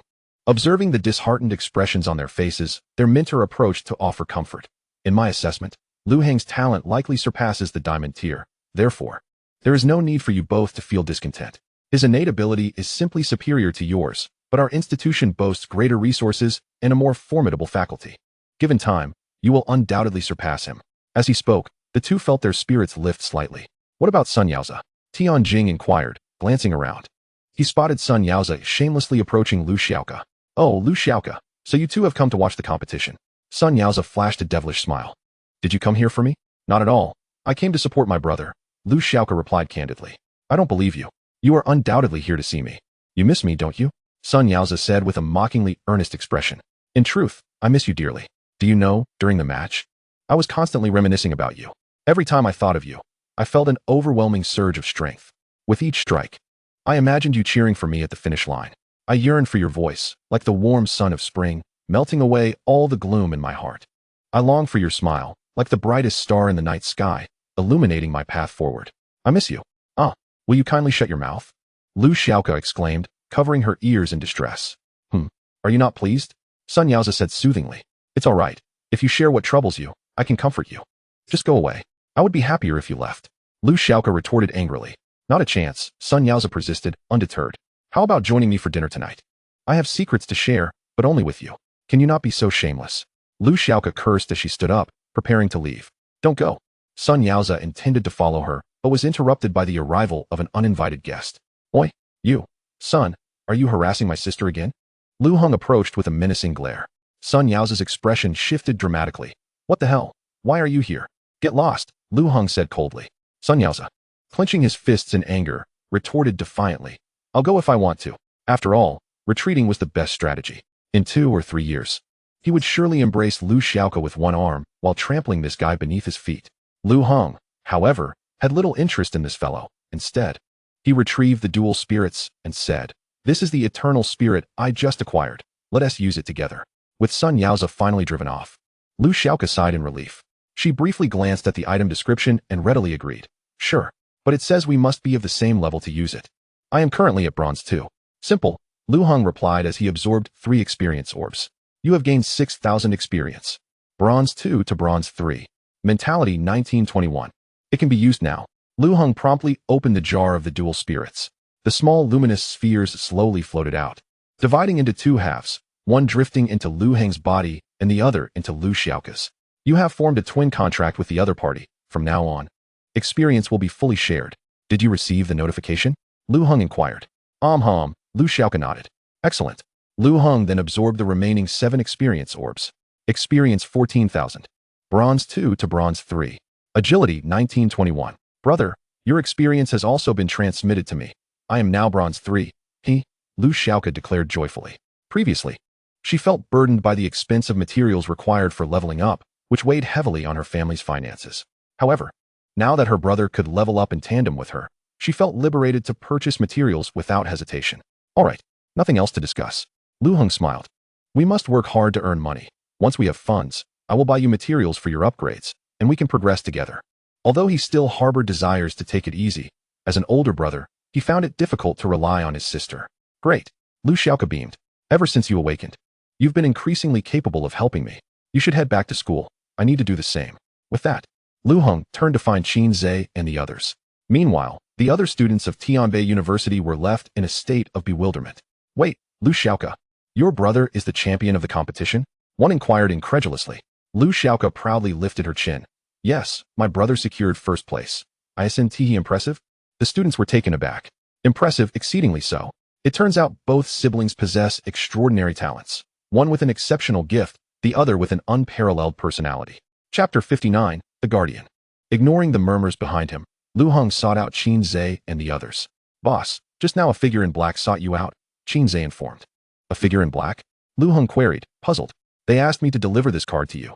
Qin Zhe handed him a black card. Lu Heng glanced at it, and to his astonishment, it bore the words, Guardian. What the hell? The Guardian is responsible for guarding dungeon gates and resisting otherworldly beings. Some creatures within dungeons are capable of gaining intelligence, and these beings are collectively referred to as wise species, also known as otherworldly beings by humanity. Often, when foreign entities emerge within the dungeons, they may lead a multitude of monsters to breach the confines of these realms and invade the human world. It is at this juncture that the Guardians manifest, tasked with quelling these intruders and restoring the dungeons to their original state, thereby safeguarding humanity's well-being. After a moment of contemplation, Qin Zhe continued. The man in black mentioned that once you attain the silver rank, you can use this card to directly join the Guardians. They are quite eager to welcome individuals of your caliber. Whether you choose to commit long-term or join temporarily, they will bestow upon you ample resources and generous rewards, especially for a prodigious talent like yourself. Lu Heng responded jubilantly. That sounds splendid. I haven't even graduated yet, and I've already received a job offer from the Guardians. Most graduates face unemployment, yet I have a position lined up. How delightful. I must keep this card safe. Who knows, I might indeed reach out to them after attaining the silver rank. He tucked the card into his pocket. Let us head back to school. Yes.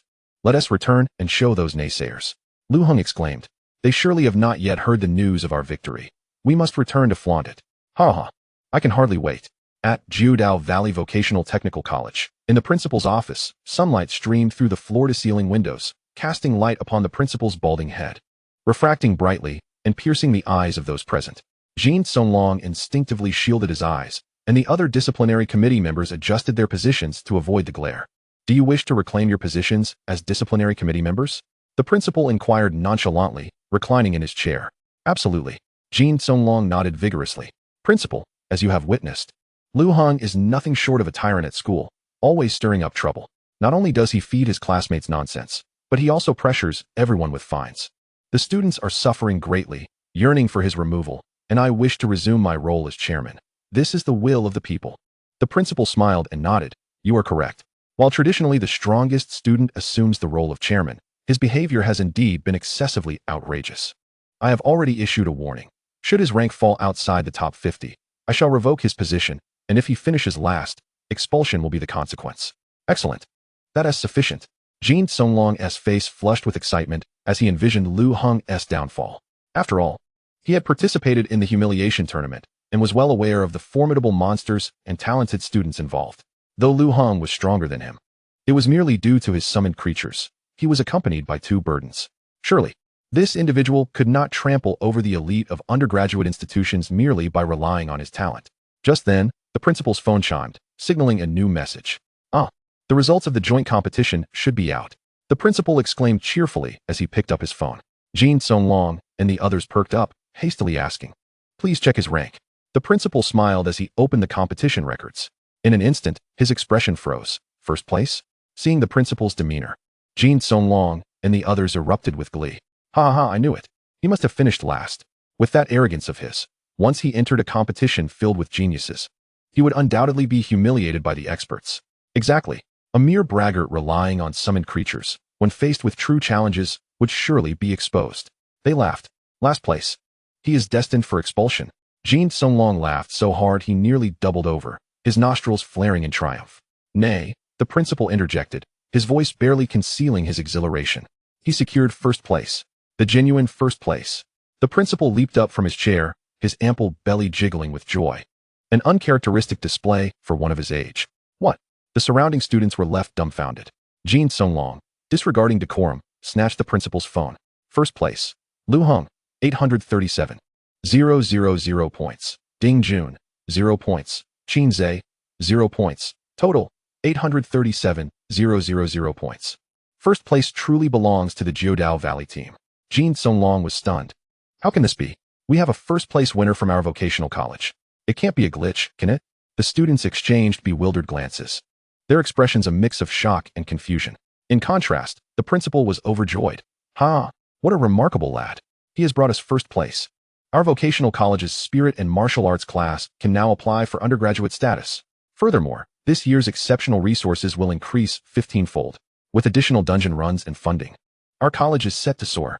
As the principal beamed with delight, Jin Songlong and his peers stood in stunned silence. What about the disciplinary committee? They stammered.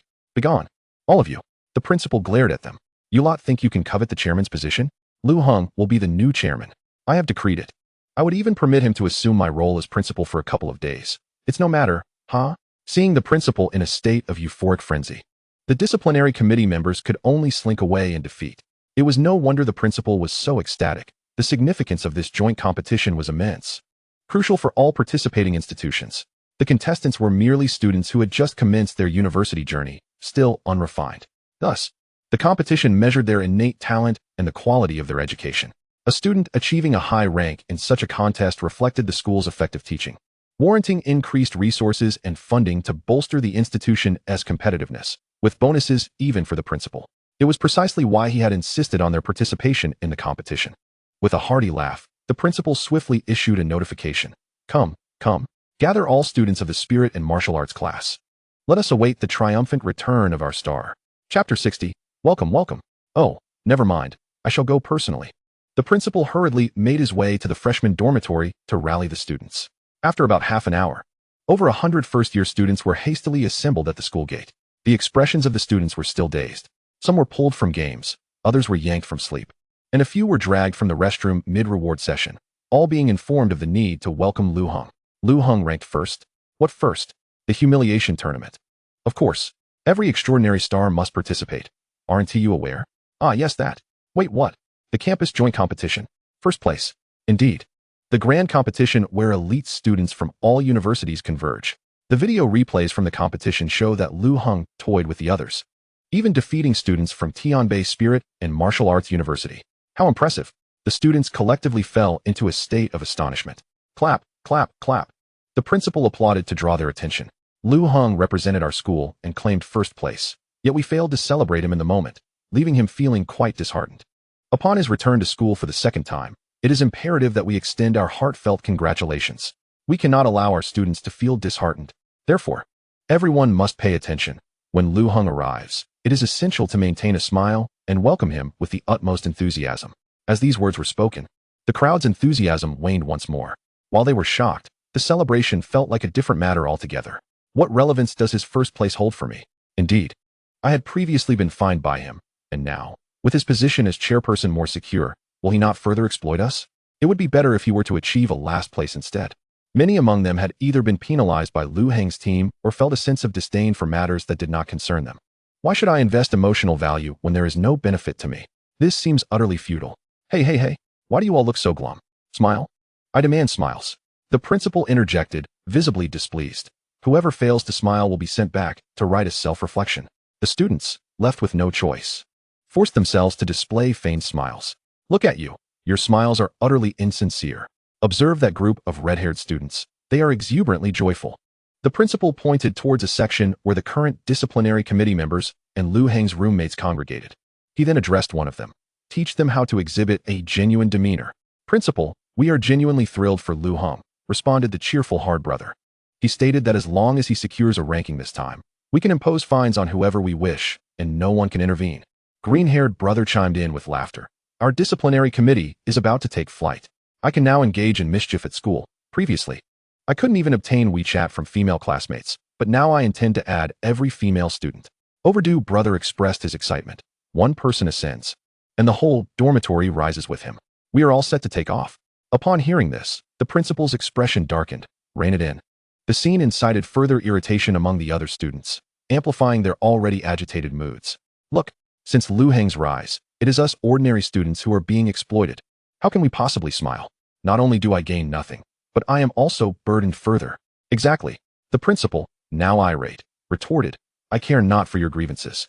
You must adopt the right attitude. Lu Heng is a pivotal factor in your elevation to undergraduate status. While it may not matter for other classes, your first-year Lingwu class is certainly prioritized for advancement to undergraduate level. Resources for upgrades, opportunities for dungeons, and training equipment will all multiply. It is up to you to manage this. Others have worked diligently to gain admission to undergraduate programs, while you merely need to await the school's efforts to elevate you to that status. All that is required is to present a smiling face to welcome our fortunate star. Is that too much to ask? As the principal's words echoed, the students finally managed to display genuine smiles, each one more sincere than the last. Satisfied, the principal randomly approached a female student and handed her a bouquet of flowers. Come, you will be responsible for presenting these flowers to Lu Heng shortly. And be sure to smile sweetly. Su Ranran reluctantly acquiesced. All right. After all, she had personally been fined 70 yuan by Lu Heng, making it difficult for her to muster a smile. Nevertheless, for the sake of becoming an undergraduate, she resolved to endure. The principal nodded approvingly. Make your smiles even more sincere, and take this opportunity to craft some heartfelt congratulatory phrases. Lu Heng is our school's golden goose, and we cannot allow him to feel disheartened. What if he decides to transfer? In a taxi, Lu Heng angrily slammed down his phone. Damn it. My transfer application was rejected. Huh. Qin Zhe queried in disbelief. But you are the first-place winner of the joint competition. You even defeated the Tianbei team. Surely such a talented individual would be sought after by other schools? I shall try again, Lu Heng declared, picking up his phone and sending emails to admissions offices at over a dozen schools, regardless of whether they were top-tier or lower-ranked institutions. As long as they offered undergraduate programs, he reached out to them. However, without exception, each email was promptly met with rejection. The reasons were all remarkably similar. Either they bluntly stated that Lu Heng was too troublemaking and posed a risk to the school's order, fearing a repeat of the misfortunes faced by Jiu Daogo College, or they diplomatically commented on his impressive abilities, yet deemed his flamboyant demeanor unsuitable for their institution. Some even responded with a message stating, "We were initially interested in recruiting you, but after reviewing your competition records and campus experiences, we are concerned that our students may suffer under your influence, hence we must decline your application. We hope for your understanding." It was evident that Lu Heng had been blacklisted by these schools. It was highly probable that the students who had previously obstructed him at the dungeon entrance had spread the word. I merely frightened those students. They actually reported me. Lu Heng fumed. They were the ones who blocked my path first. Boss, it's all right. Even if you don't get into an undergraduate program, with your abilities, you will surely thrive in the future. Qinzhe comforted him at the right moment. Lu Heng sighed. It seems that only Jiu Daogo can tolerate me. If it must be a vocational college, so be it. A vocational college with a vocational spirit, I shall still rise above. With this self-affirmation, the taxi swiftly arrived at the school entrance. The trio immediately noticed a large gathering of students awaiting them. Oh, is this a welcome for us? Qinzhe remarked cheerfully. That old principal didn't he think to provide us with taxi fare before the competition, but now that we won first place, he remembers to welcome us. Ding Jun nodded in agreement. That old rascal, quite cunning. Well, the principal had promised me significant rewards previously, so I suppose I should give him some face. Lu Heng chuckled. Thus, the three descended from the vehicle. They've arrived. The principal's eyes lit up. Come. Let's give them a warm welcome. The sound of applause erupted in unison. Welcome. A warm welcome. Congratulations to Lu Heng, Qinzhe, and Ding Jun for securing first place in this competition. The applause continued to resound. The assembled crowd then feigned sincere smiles and began to recite their congratulatory remarks. Lu Heng's presence on the competition stage was truly magnificent. It inspired us immensely. You three are the superheroes of our school, deepening the external perceptions of our institution. Not just that, you have shattered those prejudices. You three are remarkable. This victory is a testament to your hard work and serves as motivation for us all. And what was it again? Yes, may we all bravely forge ahead together, ensuring that the name of Jiu Daogo shines brightly in all arenas. Observing that the speakers could barely articulate their lines, the principal's face darkened, and he hastily gestured for Su Ranran to present the flowers. with a resentful gaze. Su Ranran approached and handed the flowers to Lu Heng. I'm not particularly happy to be serving you. What does it mean to be not particularly happy to serve me? Lu Heng chuckled. All right, let us drop the pretense. This congratulatory display feels scripted, merely for my benefit. Why all this fuss with flowers? Just grant me my rewards directly. Lu Heng waved his hand dismissively. Go back to whatever you were doing. Hearing this, the students happily dispersed. Lu Heng approached the principal directly. Principal, what about the promises you made to me earlier? They still stand, right? I didn't just place in the top 50. I secured first place. Ah, of course, I was completely serious. The principal assured him. From now on, as long as you don't break the law at this school, you can do as you please. I won't interfere. And that 100,000 yuan, it will all be yours. Let us not speak of a mere 100,000. I shall procure for you even more distinguished mentors, as well as annually valuable resources worth several 100,000, and I will personally construct a training facility for your techniques. Is this headmaster not merely a purveyor of empty promises and schemes? Why, then, is he so forthcoming this time? Lu Heng sensed a hint of something awry. However, the headmaster swiftly changed his tone. These things cannot be provided to you at this moment. I knew it. Lu Heng scoffed. Why is that? Firstly, I intend to host a commendation ceremony for you next week, where I shall publicly present you with the deserved monetary reward in front of everyone. The headmaster beamed with a smile. Is that acceptable? Lu Heng waved his hand dismissively. Oh, why go to the trouble of a ceremony? The students find such things tedious. Simply give me the money directly. No. The ceremony is indeed necessary, the headmaster insisted with a cunning grin. The attendees will not only be our school's students, but also leaders from the Extraordinary Administration Bureau, who will come to inspect. We must ensure the ceremony is grand. As long as the ceremony proceeds smoothly and pleases the officials, the money shall be yours. Lu Heng pondered. Is this commendation for me, or for the officials? The so-called Extraordinary Administration Bureau is an organization dedicated to overseeing extraordinary individuals nationwide. They collect information and manage the allocation of resources across regions and schools, including the distribution of dungeon opportunities. Of course, it is for you. The headmaster continued with a smile. Moreover, as the chairman of the discipline committee, all arrangements for this ceremony will fall to you. Lu Heng felt a bit overwhelmed. I have to prepare my own commendation ceremony? Indeed. But there is another significant purpose behind the ceremony. The headmaster elaborated. It will serve as an internal inspection and evaluation. Lu Heng, do you understand what it means to come first? It signifies that the leaders will reassess the overall quality of our freshman spirit martial class, and based on the evaluation, we may be granted the qualification to upgrade to an undergraduate program.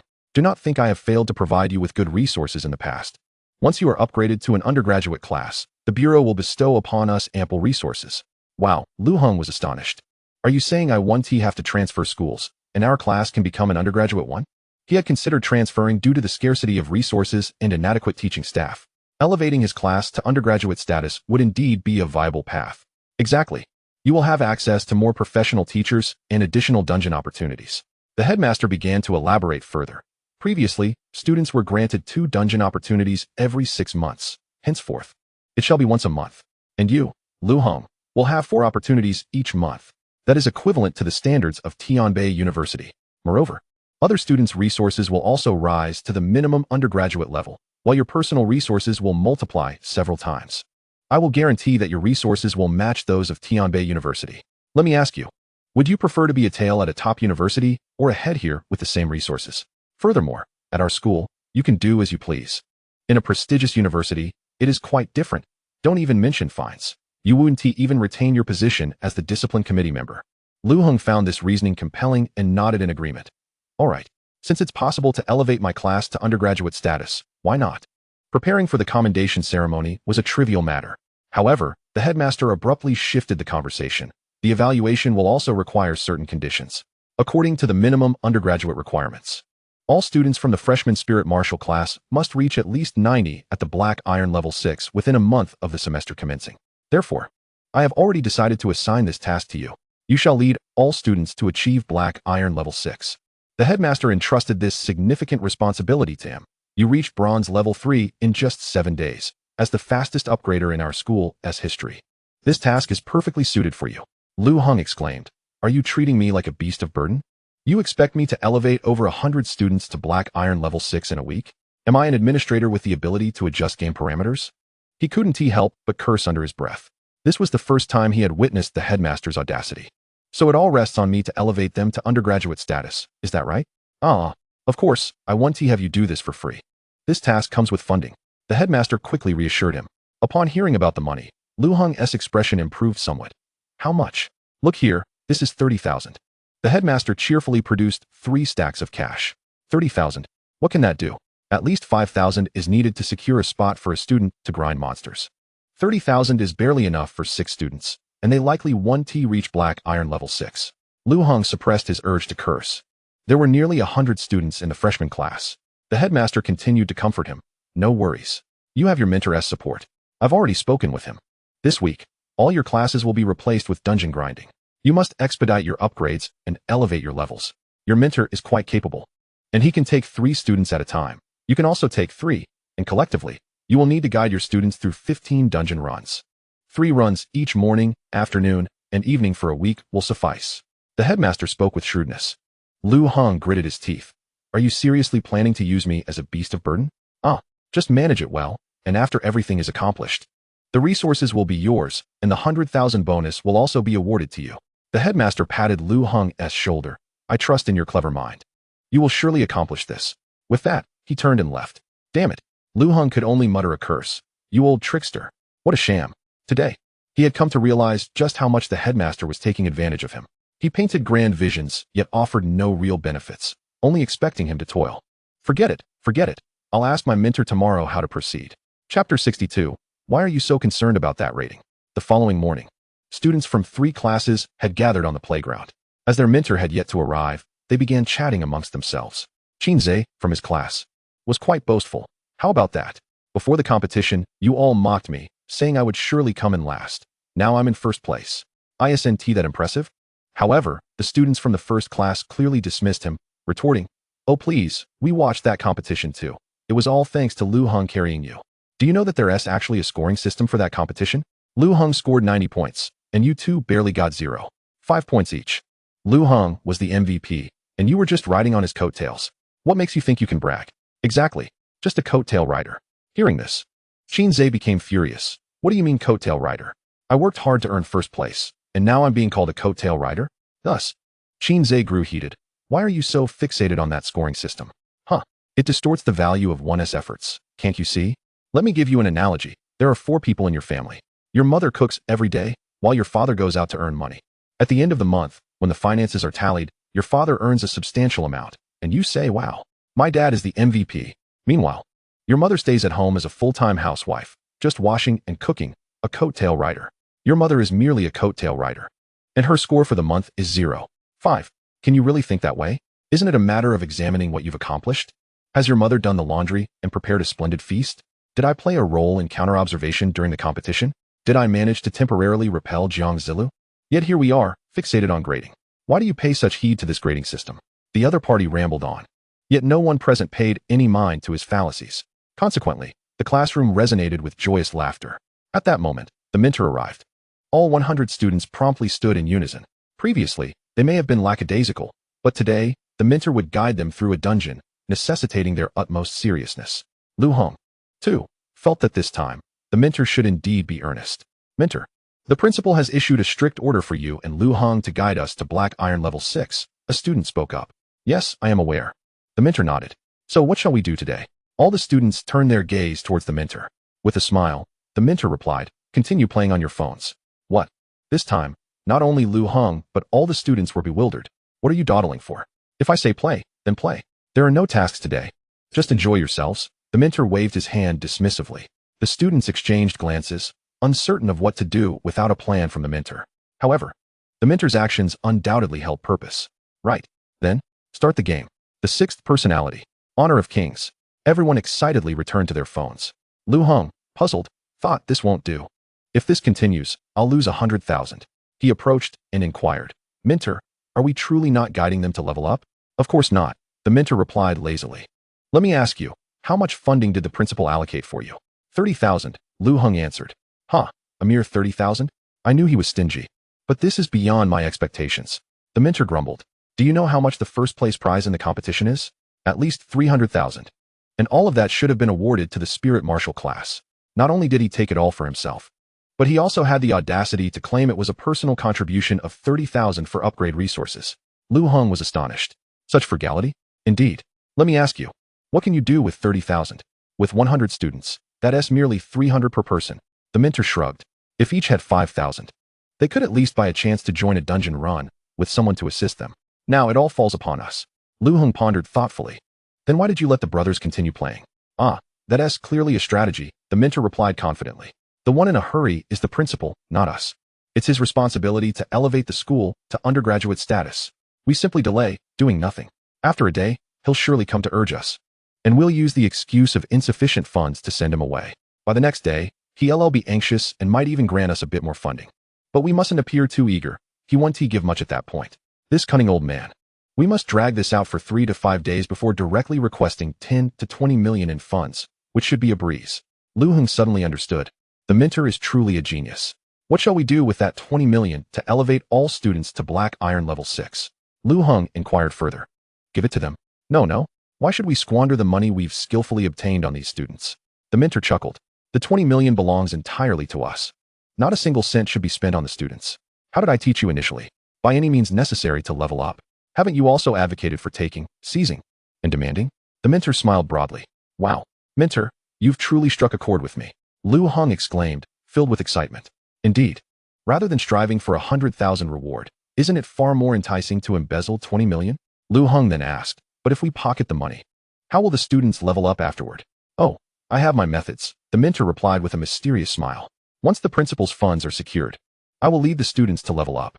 3 days will be ample for them to reach Black Iron level 6, rest assured. Excellent. Lu Heng nodded vigorously. Since the mentor had spoken, there must be sound reasoning behind it. After the competition, it was indeed time to relax. He pulled out his phone and headed towards his roommate. Hold on. Let me log in. Chapter 63, We hit the jackpot. Thus, in the ensuing days, Lu Heng and the mentor truly did nothing, simply biding their time against the principal. Day 1 passed, and the students' levels showed no progress. Although the principal harbored doubts, he refrained from probing further. Day 2 passed, and a hint of anxiety appeared on the principal's face as he pressed Lu Heng and the mentor for results. Yet, the two remained unresponsive. Day 3 passed, and the principal grew anxious, personally seeking Lu Heng, hoping he would lead the students to level up. However, Lu Heng merely replied with an excuse of insufficient funds, claiming he could not take on such responsibilities. The principal left in anger. Day 4 passed, and the principal's anxiety escalated. This time, he approached the mentor instead. Yet, the mentor simply reiterated the excuse of insufficient funds. Once again, the principal departed in frustration. Day 5 passed, and the principal was worried. He came to confront both of them directly. There are only 3 days left. Next week, the leaders will come to inspect. If you don't get them leveled up, there's no hope for the spirit martial class to advance to undergraduate status. The principal implored earnestly. Lu Heng, don't you wish to attain an undergraduate degree? Mentor, don't you aspire to become a senior mentor? At this, Lu Heng smiled and shook his head. No. Elevating the school to undergraduate status is your concern, not mine. Even without this degree, I can thrive splendidly in this world. I shan't be bothered. The mentor nodded in agreement, smiling. Lu Heng speaks wisely. Elevating the school is your duty, principal. If you choose to be a hands-off manager and provide minimal funding, it's truly difficult to manage the higher-level mentorship. Not becoming one is also acceptable. Seeing that both were resolute in their demand for funds, the principal relented. Fine. I shall provide you with the funds. How much do you require? 20 million. The mentor stated directly. What? You dare to ask for such a sum? The principal's face twisted with reluctance. 20 million is not excessive, principal, Lu Heng said with a smile. I secured first place. The higher-ups must have allocated 30 million to you. You can still deduct 10 million for yourself. Fine. I'll grant it. The principal gritted his teeth in agreement. But can you guarantee that within 3 days, all students will reach level 6? Lu Heng glanced at the mentor, who smiled and responded, a simple task. Well, seeing your confidence, I shall await your success, the principal sighed, shaking his head as he left. The funds will be transferred to your accounts. Compared to the 20 million, elevating the spirit martial class to undergraduate status was indeed of greater significance. Though currently, only the spirit martial class could reach undergraduate level, while other programs remained at the associate degree level. This was still quite commendable. The mentor is truly a mastermind. Lu Heng felt a surge of excitement. The principal indeed granted the 20 million, which was far more lucrative than any fines he could incur. This is not the end. We can still earn some more money, the mentor said with a sly grin. Wait, there's more to earn? Lu Heng exclaimed, surprised. Indeed. I have already arranged for a bus for all the students. I will take everyone to a certain location. The The Minter replied with a mysterious smile. It is a dungeon known as the Black Insect Nest, located approximately 100 kilometers from here. You know about the wise seeds, right? In this dungeon, some wise seeds have awakened, and yesterday they led a vast army of unawakened insect creatures to break through the dungeon and invade the human world. However, they are merely lowly bronze monsters. As soon as they invaded the dungeon, the human guardians arrived and incinerated the insects with a powerful fire magic. Now, that place is essentially a graveyard for the insect creatures, and that is where we are headed. Unable to contain his curiosity, Lu Heng asked, Minter, what do you mean by earning money? The insect graveyard is in urgent need of labor to clear the remains of the insect corpses. There are over 10,000 of them, and at least 100 people are required to clean them up, the Minter smiled. We can send 3 classes of students there under the guise of work to clear the insect bodies. Each head is worth 300, with 100 heads. That amounts to 30,000. Working for 3 days would yield 90,000, all of which will be ours. Wow, that's brilliant. Lu Heng shamelessly agreed. Recalling the traditional practices of vocational schools, which often sent students to electronics factories to earn commission fees. He had once deemed such actions disgraceful, exploiting students for profit. Who would have thought he would become a middleman today? Lu Heng could only think, earning money feels great. Wait, aren't we supposed to help them level up? How does this make us black market agents? Lu Heng suddenly questioned. You just don't get it. The Minter crossed his arms.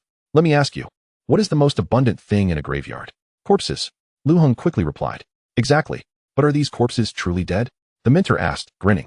As long as the monsters aren't completely dead, we can gain experience from finishing them off. Upon this realization, Lu Heng clenched his fists in excitement. Minter, I understand now. The Minter nodded approvingly.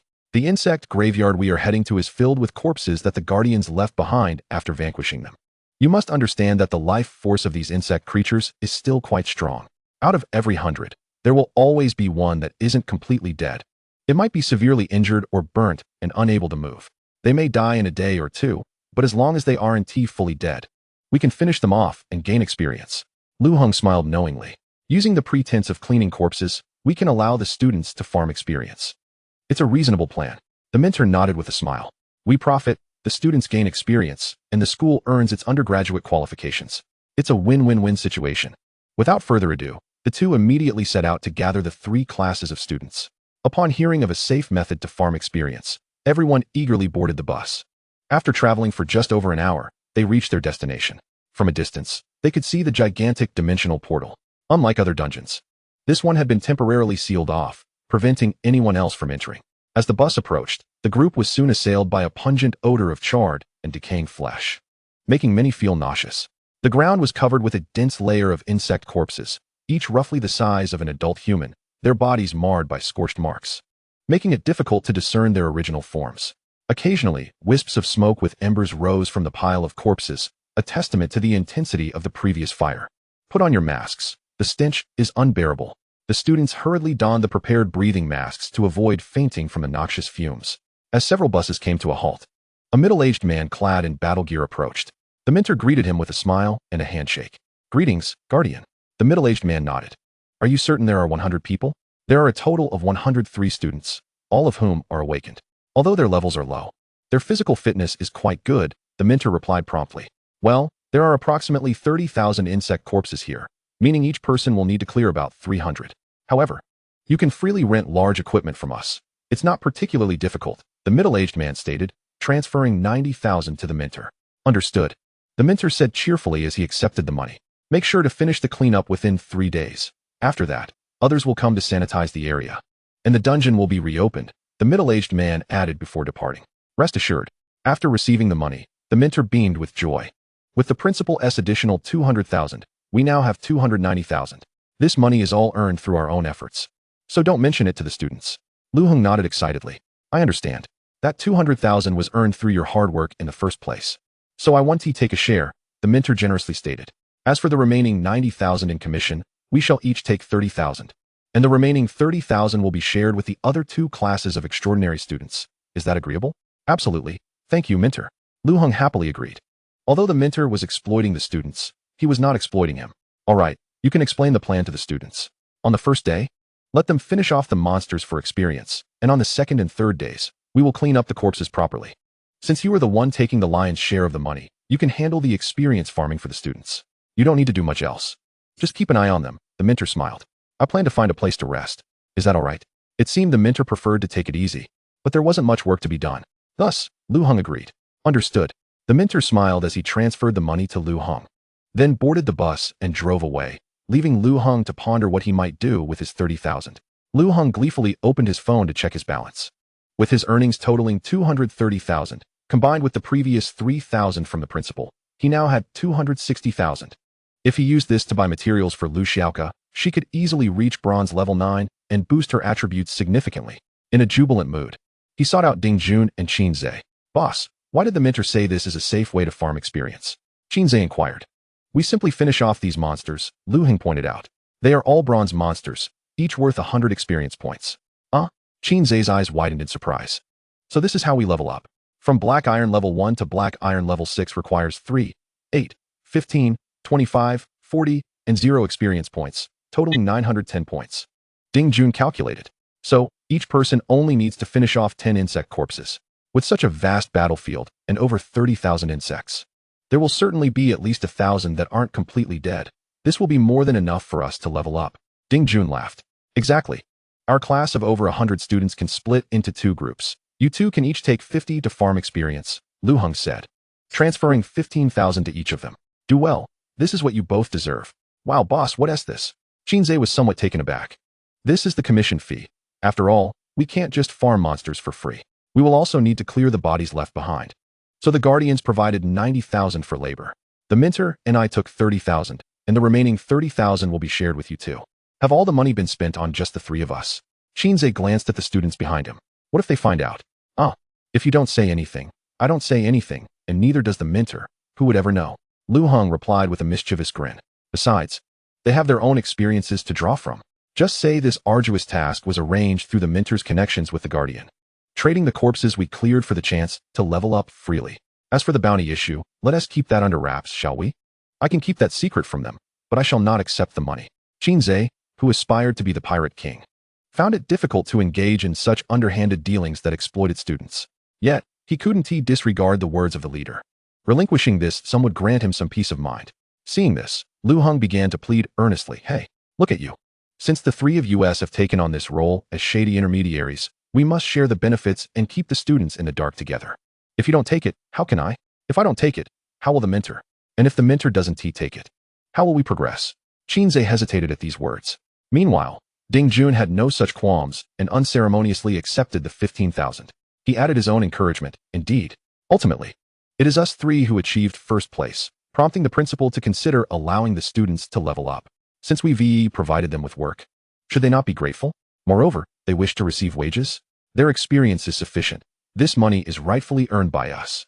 All right then, Qin Zhe conceded. 15,000 was a considerable sum for a student, equivalent to 3 months of labor without food or drink. He was indeed tempted and thus accepted the 15,000. Now that both of you have received a handsome amount, I entrust the students' experience farming to you too, Lu Heng said with a smile. I plan to find a place to rest. Is that fine? Understood, boss. Leave it to me. These 2 fellows were, after all, extraordinary rising stars in their respective classes, holding considerable clout, especially Qin Zhe, who had the ability to lead a group of students to dye their hair red. Hence, they naturally assumed roles akin to class leaders, making it easy for them to handle such matters. They proceeded to gather over 100 students and explained how to farm monsters.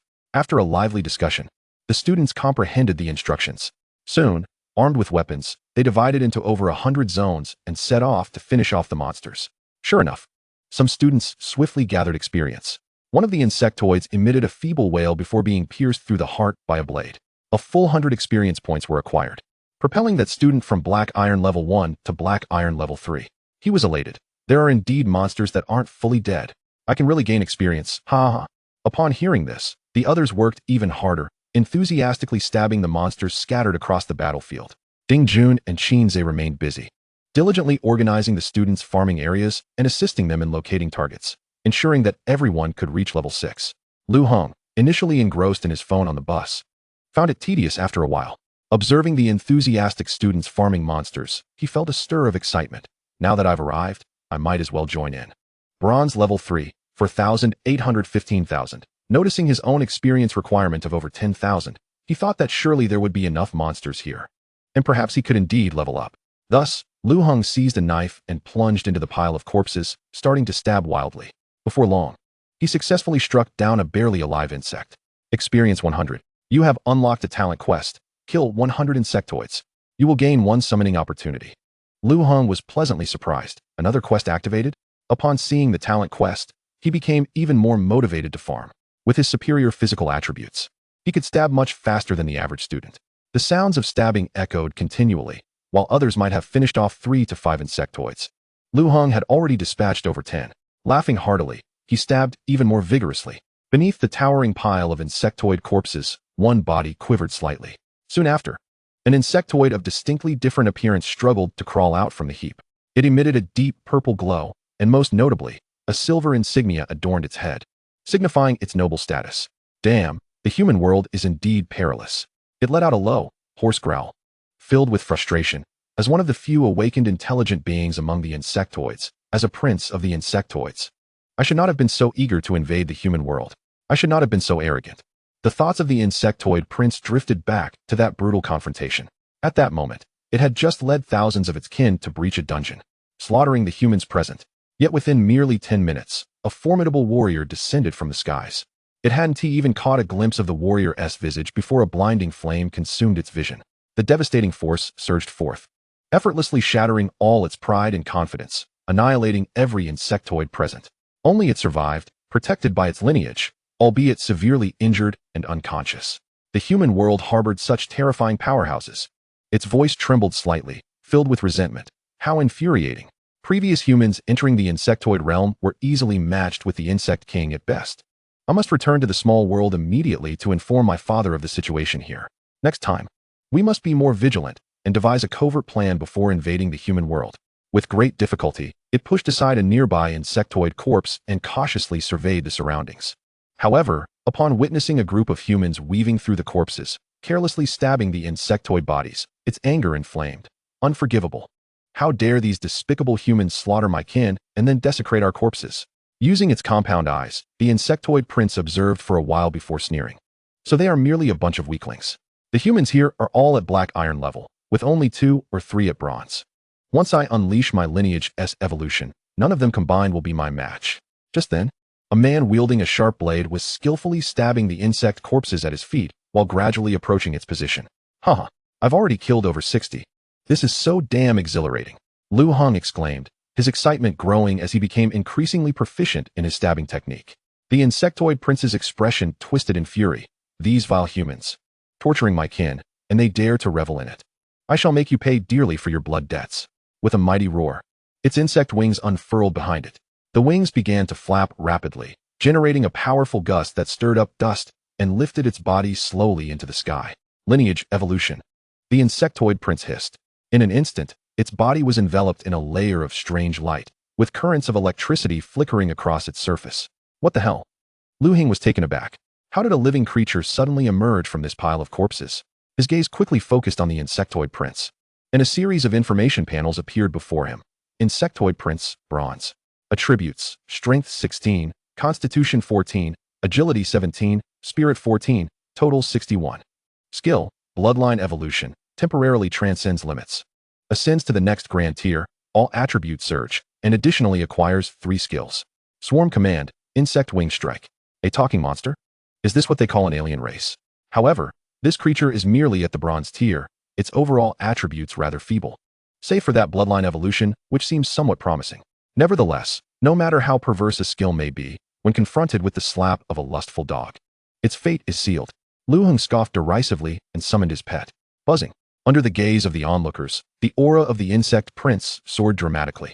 It laughed maniacally, its voice brimming with arrogance. Ha ha ha. Foolish humans, once I successfully evolve, I shall slaughter you all without mercy. Oh, enjoying the pretense? The lustful dog raised an eyebrow, glancing skyward, and unleashed its skill. In the next moment, its body teleported into the air, its paw striking down fiercely at the insect prince. Smack! The insect prince, still in the midst of its evolution, had its energy shattered by the blow, sending it plummeting uncontrollably to the ground. It was utterly bewildered. What just happened? Why did my skill dissipate? What was that teleporting dog? Before it could comprehend these events, it saw the human rushing toward it with an excited expression. A single explosive punch came crashing down. Bang!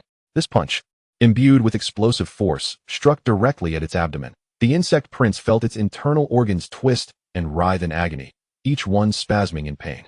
It must be noted that it was already gravely injured, and this blow could very well cost it its life. Seeing Lu Heng prepare to strike again, the insect prince, in a panic, raised its hand and exclaimed, "Wait, I am the insect prince, grant me some respect. Go to hell. For your arrogance, I shall send you soaring." Lu Heng delivered another swift punch aimed at its head. With a resounding thud, the insect prince was overwhelmed by a multitude of stars flashing before its eyes. A sharp, buzzing ringing in its ears, the entire world spinning chaotically around it. Following this, a flurry of combination punches rained down. Lu Heng's fists alternated in a relentless assault upon the insect prince. Bang, bang, bang. The insect prince endured the torment of blow after blow. Its body instinctively sought to evade, but due to its severe injuries, it was rendered motionless, helplessly absorbing the barrage of punches. In no time, the insect prince was left battered and bruised, its exoskeleton shattered. In its heart, it screamed in desperation, "I am the insect prince. I am the destined child awakened with the bloodline of the insect king. My father has proclaimed that I am destined to become the insect emperor feared by the world. Should I not be the protagonist of this tale? My future is meant to lead the insect horde to trample the human realm, ensuring my name resonates throughout the land. Yet here I am, reduced to a mere supporting character, destined to perish ignominiously beneath the fists of this human. No, I refuse." Summoning the last vestiges of its strength, it forced itself to stand and roared with a fierce expression, "No, I cannot die so unceremoniously. Remember this. I am no mere cannon fodder from a novel. I am the pride of the insect race, the hope for its resurgence. Remember my name. I am." Thud. Lu Heng's fist shattered the insect prince's skull, a torrent of green blood erupting forth. Thus fell a once mighty insect prodigy. Lu Heng frowned and shook his hand. What a mess. Chapter 66. Do you also wish to become an embodiment of justice? Ding. You have slain the insect prince. You gain 2,000 experience points. You have acquired Silver Pattern Insect King Bloodline 1.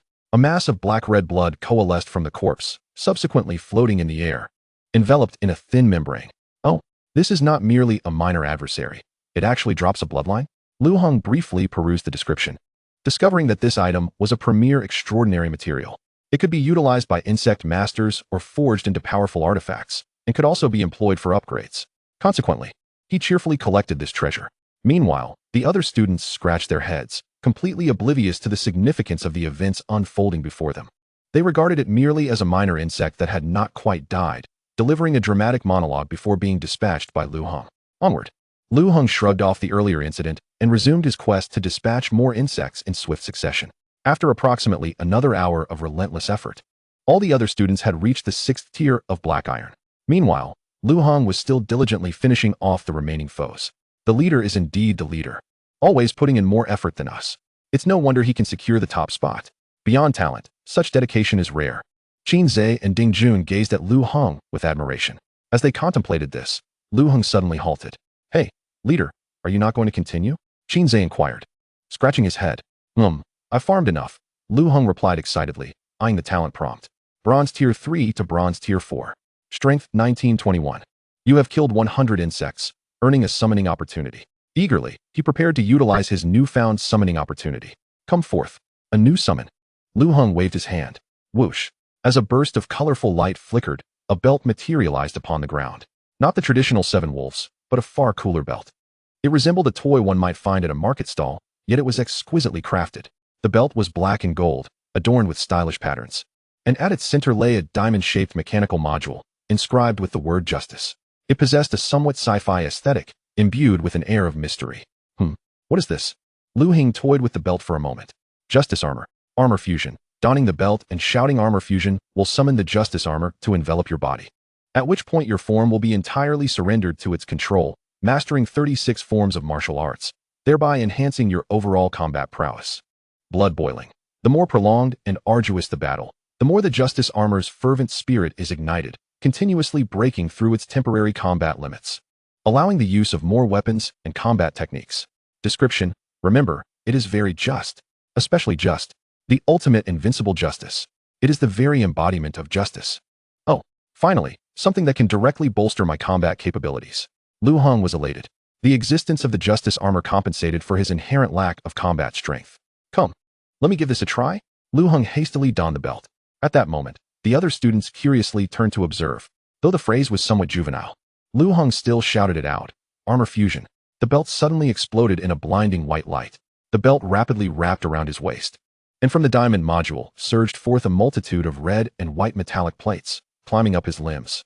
In the blink of an eye, an impressive armor of red and white was encased around his entire body. Adorned with red pauldrons on his shoulders, a dazzling justice emblem gleamed on his chest, and he wore golden-trimmed battle boots. Whoosh! A pure white cape unfurled behind him, emblazoned with the bold word justice, its edges shimmering with flowing golden light. Immediately, a silver mask descended from the helmet, and soon the red seams of the mask ignited with an ethereal glow. As Lu Heng raised his hand, the joints of the armor erupted with white mist, startling the onlooking classmates, who instinctively recoiled. Wow! An armored warrior. Is this a transformation sequence? Does this world truly possess transformation devices? How utterly amazing! Many of the boys present, having once fantasized about wielding a transformation belt or an Ultraman device in their childhood, were awestruck to witness Lu Heng summon his armor. They gathered closer, their voices filled with astonishment. At this moment, Lu Heng was examining the changes within his body, noticing a series of data appear in his visual field. Bloodlust, 0. Overall combat power, 82. Combat skills, unlocked. Weapons, unlocked. The so-called overall combat power reflected his comprehensive attributes, which conveniently stood at 82. As for the combat skills and weapons, it seemed they could only be activated by employing the skill, blood boiling. Lu Heng prepared to speak, only to realize he had completely lost control of his body, and could only converse with the Justice Armor through his thoughts. Lu Heng, hey, can you hear me, Justice Armor? I am here. The Justice Armor suddenly responded, its voice mirroring Lu Heng's own. Consequently, the classmates mistakenly perceived the Justice Armor as Lu Heng himself. Wow, boss, where did you get this transformation device? Can I borrow it for a bit? I desperately want to be an armored warrior. Qinze excitedly inquired. Lu Heng scoffed, get lost. Do you think this summoning item can be casually lent out? However, his thoughts did not reach Qinze's ears. Instead, the Justice Armor took the initiative to speak. Oh? Friend, do you also wish to become the embodiment of justice? Chapter 67. Tired, let destruction reign. Qinze eagerly nodded, I do. I want it so much. Boss, I loved watching armored transformations when I was a child. I watched it every day. I want to combat monsters and safeguard world peace. I still yearn to transform and defeat the alien races. Indeed, since childhood, you have etched justice into your heart, and this belief remains unblemished by the passage of time. Such a rarity is commendable. The Justice Armor crossed its arms, stating, I acknowledge you. Should the opportunity arise, I shall merge with you for a single instance. Awesome. This is incredible. Qinze exclaimed, clenching his fists in excitement. Hey, what are you two discussing? Am I just being disregarded here? Lu Heng internally complained. Moreover, he felt that the Justice Armor bore a hint of a typical Chinibu syndrome. Other male classmates gathered around, calling out, Lu Heng, I want to experience a transformation too. This time, the Justice Armor did not readily acquiesce, instead standing resolutely in place. Friends, remember the path of justice. Only the courageous may tread upon it. I can see the desires within your hearts. They merely yearn for a moment of grandeur. When you wish to don this armor, can you dare to gaze into the abyss where the blood tides surge? With a swift motion of its right arm, it declared, justice is never a toy in the hands of children. It must be upheld with a strong backbone, and an oath must be forged with flesh and blood. If you only seek the dazzling light of transformation, you might as well roll in the mud.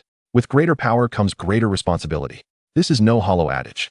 When you don armor that can withstand 1,000 troops, you must be willing to become a flesh and blood shield, enduring the arrows piercing through for those who are defenseless behind you. Do you understand? After delivering this profound discourse, the male students exchanged glances. Before some replied with a hint of bitterness, Humph. If you aren't willing to lend it, then don't. Isn't it just because Qinze is your buddy that you're willing to lend it out?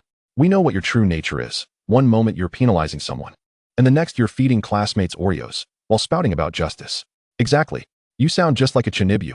How embarrassing. Though the male students felt a twinge of longing for the transformation, they had no means to persuade Lu Heng to lend them the armor and could only mutter complaints.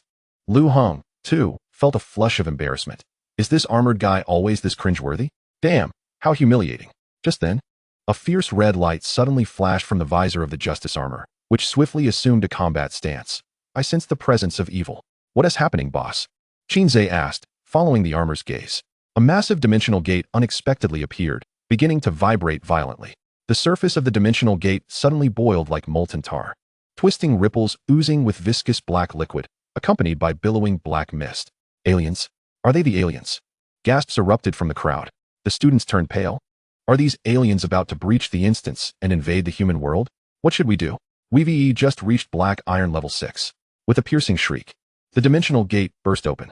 A torrent of insectoid soldiers surged forth, a tide of at least 300 insect warriors, all of bronze rank or higher. Their shells clashed together, mingling with shrill hisses, each one more menacing than the last. Wow, what are you waiting for? Run, Lu Heng thought frantically. But the justice armor stood tall, its cape billowing. You all go ahead. I will hold them off. The students were dumbfounded, their faces alight with shock. Lu Heng, so you are such a noble person, they thought. Damn it, I'm sorry, I misjudged you. I always thought you were a selfish person who only cared for your own interests. I never imagined that at such a life-and-death moment, you would sacrifice yourself to protect everyone. I will always remember you, Lu Heng. We must leave. The students, tears welling in their eyes, fled the scene. No, wait. That is not what I meant. Take me with you. Lu Heng screamed internally. However, the justice armor insisted, yes. Run. The farther you go, the better. It is enough for me to sacrifice myself. It took its combat stance, bracing to confront the terrifying horde. Lu Heng desperately sought to dispel the justice armor, only to find his body was entirely under its control, leaving him unable to even remove the armor. No, I don't want to sacrifice myself. I just earned over 200,000, and I haven't spent a single cent. Lu Heng lamented repeatedly. Please, justice armor, can we not play this part today? I don't want to die. The greatest sorrow before death is the realization that one has not spent the money earned. Thus, Lu Heng was tormented. He did not wish to perish in the tide of insects without understanding. No, host, your heart is still not strong enough. The justice armor proclaimed resolutely. With great power comes great responsibility. Humanity needs my protection. If these insectoids invade the human world, how many innocent lives will be lost? How many families will be shattered? I will not permit such a thing to occur. You are righteous, noble, and remarkable. You only care about others' lives, but what about mine? Lu Heng cried internally. At that moment, Qin Zhe and Ding Jun suddenly turned back. Ding Jun grasped the justice armor's arm tightly. No, Lu Heng, I still feel this place is too dangerous. You cannot die here. Qin Zhe, his eyes reddened, added, if we leave together. Yes, Qin Zhe, you two are truly remarkable. Quickly take me away. Hurry. Hope surged within Lu Heng, filled with overwhelming gratitude. As the justice armor slowly turned its head, the dazzling visor reflected the anxious faces of the two individuals. Its voice imbued with an unwavering conviction. I have proclaimed, humanity requires my protection. It abruptly freed itself from their grasp. If my sacrifice can safeguard more lives, then let this body become the first line of defense. At that moment, the swarm drew even closer, and the perilous situation intensified. I implore you, armor brother. In my entire life, I have never begged anyone. Let us flee. This is an alien tide of insects. Advancing is tantamount to courting death. Lu Heng cried out. The justice armor bellowed in response. You must flee. Do not concern yourselves with me. Qin Zhe stood frozen, hot tears streaming down his cheeks. Damn it, boss. I shall sacrifice alongside you.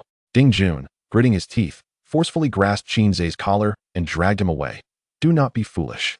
Our presence here only hinders Lu Heng. Since he has made his choice, we must respect it. With reddened eyes, he pulled Qin Zhe along, sprinting away from the scene. Simultaneously, the insect horde surged forward. Kill!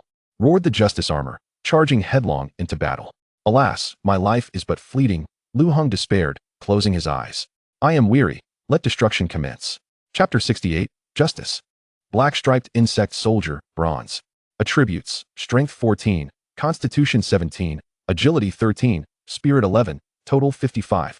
Skills, none. The cacophony of hundreds of insect soldiers surged forth, their pincers clashing. The stench of decay assaulting the senses. These creatures, strictly speaking, were not aliens, but a horde of mindless insectoid soldiers, ruthlessly charging into battle. A horde of abominations. You shall not endanger humanity. The justice armor bellowed, its metallic joints releasing bursts of white gas as its cape unfurled dramatically, the words justice emblazoned prominently. With each step, it shattered the ground beneath its feet, its fist striking down upon the swarm. Boom. Thud. A golden shockwave radiated from its fist, akin to the force of ancient martial arts, piercing through the innards of two insect soldiers. Experience 100. Experience 100. The demise of the two insect soldiers did not deter the horde. Rather, it incited them to greater ferocity. Roar. The venomous pincers of the vanguard struck the armor, producing mere sparks upon impact, failing to even leave a scratch. The feeble cannot shake the mighty. The armor retaliated, seizing an insect's head and crushing its shell. My righteous spirit shall not be sullied by your kind. Die. With a sweeping motion, white gas erupted from its joints, sending a circle of insect soldiers tumbling. It then unleashed a series of expertly executed kicks, the hard soles of its boots obliterating one insect after another. As yet another wave of insect soldiers recklessly surged forward, the justice armor assumed the stance of Taiji's 8 trigrams. Yin and yang rotate. Evil cannot prevail against righteousness. Its palms began to strike continuously, nearly leaving afterimages in their wake. Thud, thud, thud. Each charging insect was systematically dispatched, limbs and green ichor scattering through the air, bodies reduced to fragments. The way of heaven is to diminish the excess and replenish the insufficient. My path is to sever the malevolent and protect all living beings. Once, the celestial being wielded his axe. Today, we stand guard over our homeland. You filthy creatures, like a relentless tide, I shall be the stabilizing force. With righteousness flowing through me, I fear not the malevolent. Those who threaten humanity shall face retribution, no matter how far. Lu Heng, witnessing from within his consciousness, was awestruck as he beheld his body, akin to a god of war, maneuvering with grace and power. Moreover, this embodiment had an undeniable flair, reciting lines as it fought. Initially, Lu Heng felt a twinge of embarrassment, but inexplicably, he began to perceive it as somewhat admirable. When the armor executed a spinning kick that sent a line of insect soldiers flying, it proclaimed, "The light of righteousness shall illuminate this chaotic world." Ah! Lu Heng was genuinely impressed. Armor brother, I was mistaken. I should not have deemed you pretentious. You are truly magnificent. As the justice armor continued to eradicate the monsters, Lu Heng's experience points surged. Experience 100. Experience 100. Experience 100. By the way, aren't your combat capabilities a direct reflection of my attribute points? Lu Heng pondered. Why are you so formidable? Indeed. However, righteousness ignites the human spirit, enabling me to unleash double, triple, or even tenfold strength. The justice armor declared with unwavering resolve. In truth, I do not possess great strength. I merely endure for the sake of humanity. Cough, cough, as long as you're content. Lu Heng replied with a slight grimace. With over 300 monsters in sight, each vanquished would yield a minimum of 30,000 experience points, potentially allowing for another level up. Lu Heng's mindset shifted entirely. The more I slay, the better. I must cleanse these malevolent forces, for the sake of protecting humanity. All right. The justice armor nodded, resuming its relentless extermination. At Tianbei Lingua University, in the classroom of Class 3, a plump teacher was delivering a lecture. Students, I am your new instructor, surnamed Yang. You may call me Teacher Yang. I shall now elucidate some theoretical knowledge regarding leveling up and attribute points.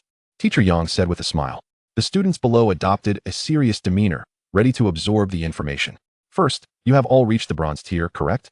It has only taken a month, requiring a mere 9,000 experience points. In comparison to the black iron tier, progressing through the bronze tier is significantly more challenging. Each level requires tens of thousands of experience points, while bronze monsters typically yield only 100 to 500 experience points, meaning you must slay hundreds or even thousands of monsters to level up. Thus, the theory of leveling up is a crucial subject. Additionally, I shall impart knowledge regarding attribute points. Pausing, Teacher Yang scanned the classroom, soon spotting Lu Xiaoke, who was dozing at the back. Teacher Yang's expression darkened. Who is this student? Why are they sleeping in class? Teacher, her name is Lu Xiaoke. She is the genius of our class, a student explained. Lu Xiaoke? A genius? Teacher Yang's displeasure grew. Does being a genius exempt one from attending class? Does it grant one the right to disrespect the teacher? The students continued. Teacher, she is different. She is exceptionally gifted, grasping every lesson instantly. Other teachers overlook her. She can self-study for a while and achieve full marks. The teacher scoffed. My class is no exception. I am teaching you how to level up, how to enhance your attribute points. If she can easily secure first place in academics, then what of leveling up? Leveling up is not a simple matter of thought. It requires continuous investment of time and effort. Does she believe that sleeping will grant her levels? The students, sensing the teacher's sternness, fell silent, realizing that this teacher would be stricter. Very well. Let us use this student as an example. First, let us examine her attribute panel. With that, Teacher Yang approached Lu Xiaoke's desk, rapping on it forcefully. Student, awaken. Lu Xiaoke groggily responded. Is class over? The surrounding classmates gazed at Lu Xiaoke with a sense of curiosity. Such occurrences had transpired numerous times in class before. Each time Lu Xiaoke managed to exhibit an air of superiority, utterly crushing the teacher's pride. Hence, they eagerly anticipated how Lu Xiaoke would conduct herself this time. Teacher Yang, with a grim expression, stated, Come, display your panel. Let us see if you can level up while lying down. daring to snooze in this class. Chapter 69. How amusing. Lu Heng nonchalantly shared her panel. Soon, her gaming interface opened up. Due to the smart classroom setup, her panel was projected onto the large screen at the front of the room, visible to all. Subsequently, Lu Heng carelessly resumed her slumber. Such laziness, regardless of her extraordinary talent, would not guarantee a prosperous future. Teacher Yang snorted coldly and continued his lecture. As you all should know, even if everyone possesses the same rank, their overall attributes can vary significantly.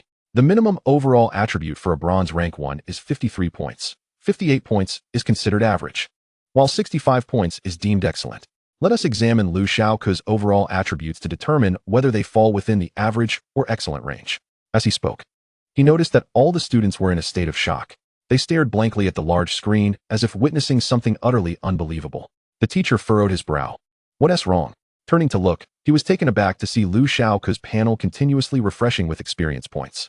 Bronze rank 4, 297, 003, 0000. Experience 100.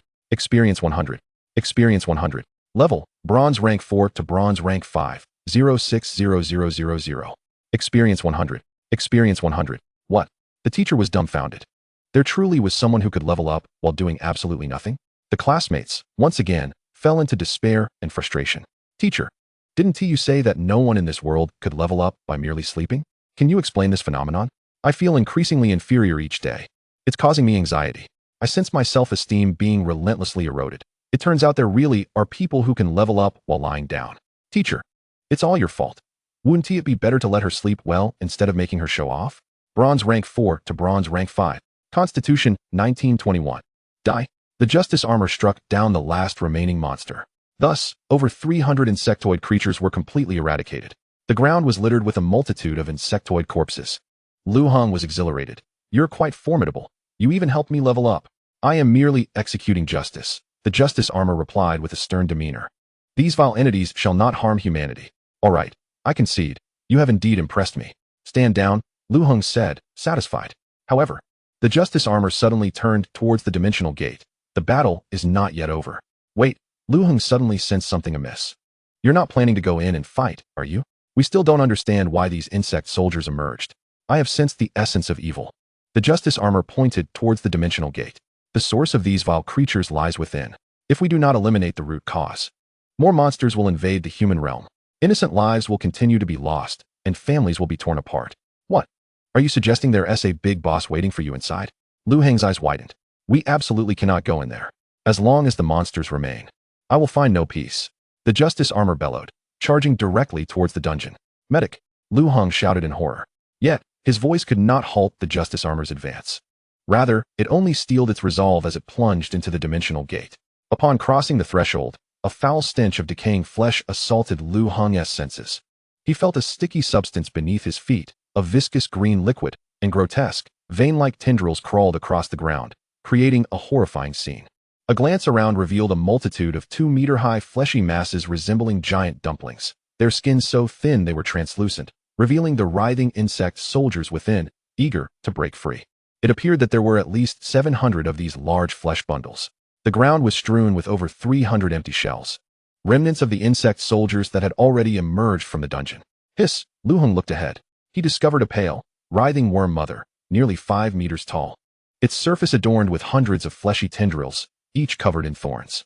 Even more sinister, the creature's rear was pulsating, continuously laying eggs. These small flesh spheres expanded rapidly upon landing, transforming into new large masses in mere seconds. Subordinate black-striped insect mother, silver. Attribute points. Abilities, infinite reproduction.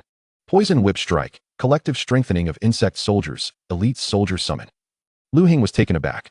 So this place had transformed into a colossal incubator. The source of evil lay here. The justice armor declared resolutely, if we do not eliminate it, an unending stream of monsters will be born. Wait, while this is merely a subordinate mother, it's still not something we can handle at the bronze level, right? Lu Heng was uncertain. Though the justice armor was powerful, its combat capabilities could not possibly allow it to single-handedly defeat a silver-tier boss, could it? Engaging this creature in battle seems futile. Let us not recklessly charge in. Shall we? Lu Heng expressed his concern. Humph. The justice armor shouted, charging forward. Justice is never a choice made by weighing the odds. Very well, Lu Heng conceded helplessly. Since he could not dissuade the justice armor, He could only hope it could vanquish this so-called boss. The armor had appeared quite adept at dispatching those insect soldiers earlier. Perhaps it still retained considerable strength? Perhaps it could truly take on the silver-tier boss in a one-on-one fight? With this thought, Lu Heng felt a flicker of hope ignite within him. He clenched his fists in his mind. Perhaps this being truly harbors a hidden trump card. In the next moment, Lu Heng focused intently on the armor as it advanced, his heartbeat quickening. Charge! The justice armor surged forth, and as it neared the subordinate mother, its body suddenly inclined downward, sliding towards the foe, raising a cloud of dust. Lu Heng's eyes widened. Is that a slide tackle? A slide tackle? That's the move. It can immediately lower the monster's attack blind spot, and, while the creature is still reeling, swiftly penetrate its lower blind zone, delivering a precise strike. This was the quintessential technique for a counterattack. Moreover, the justice armor executed the maneuver with textbook precision. Its body maintained a perfect angle of 15 degrees with the ground, keeping a distance of exactly 12 meters from the enemy, the optimal range to evade attacks. Justice armor. You make even sliding tackles look magnificent. Lu Heng was exhilarated. There was a chance to defeat this boss. The justice armor's form shot forth like an arrow released from a bow, skimming the ground as its metallic boots scraped against the rotting surface, sparking a shower of sparks.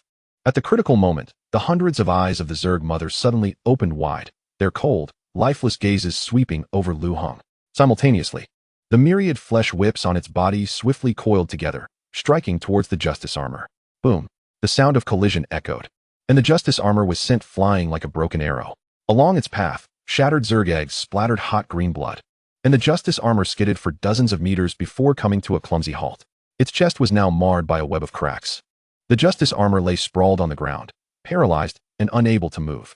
Lu Heng found himself momentarily engulfed in a fog of confusion. Who am I? Where am I? How could I have thought that the justice armor could prevail against the opponent? How amusing. Chapter 70, Blood Boiling. Gurgle, gurgle. The compound eyes of the subordinate Zerg mother all turned towards the location of the justice armor, as hundreds of flesh whips danced like serpents, its body slowly undulating forward.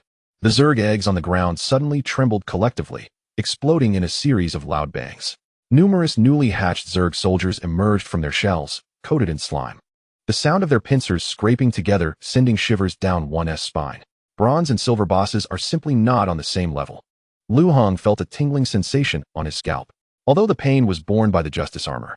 The dull thud of the flesh whip striking the armor still reverberated through him, making his temples throb, as if his brain were resonating along with it. Armor bro, get off me. If this drags on, we'll both be done for.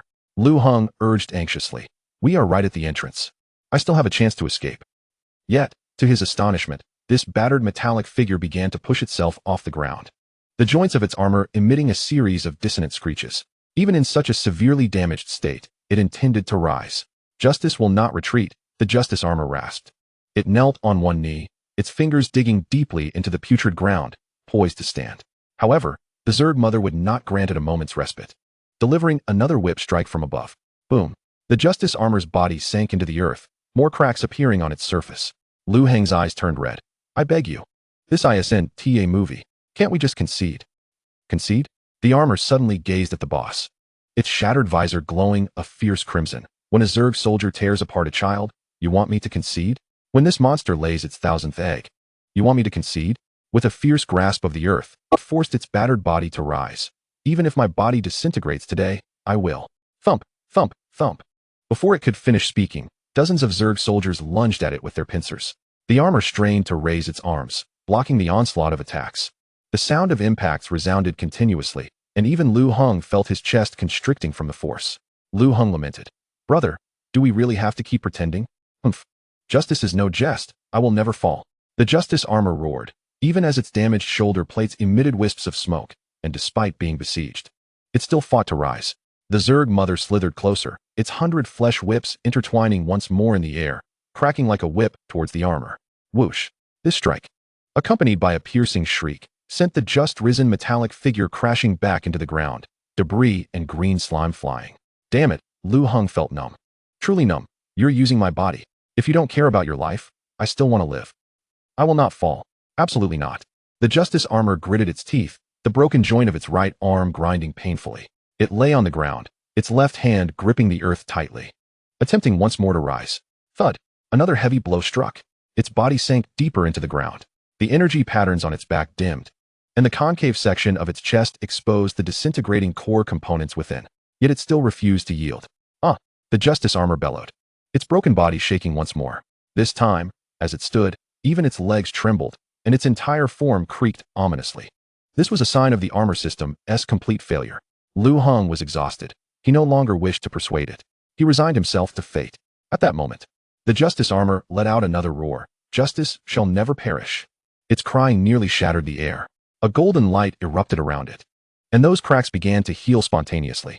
In merely 2 seconds, its armored form was restored to its original state. Simultaneously, Lu Heng's panel in the upper right corner began to flicker wildly. Blood boiling level 1, activate. Overall damage, 86-0. Blood value, 0-10.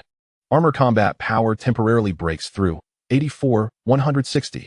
Weapon 1, Skyward Sword unlocked. Combat skill 1, Righteous Sun 1 sword unlocked. Accompanied by the ringing of the sword, a metallic staff suddenly sprang from the waist of the armor, which then folded and reconfigured, transforming into a mechanically stunning red great sword.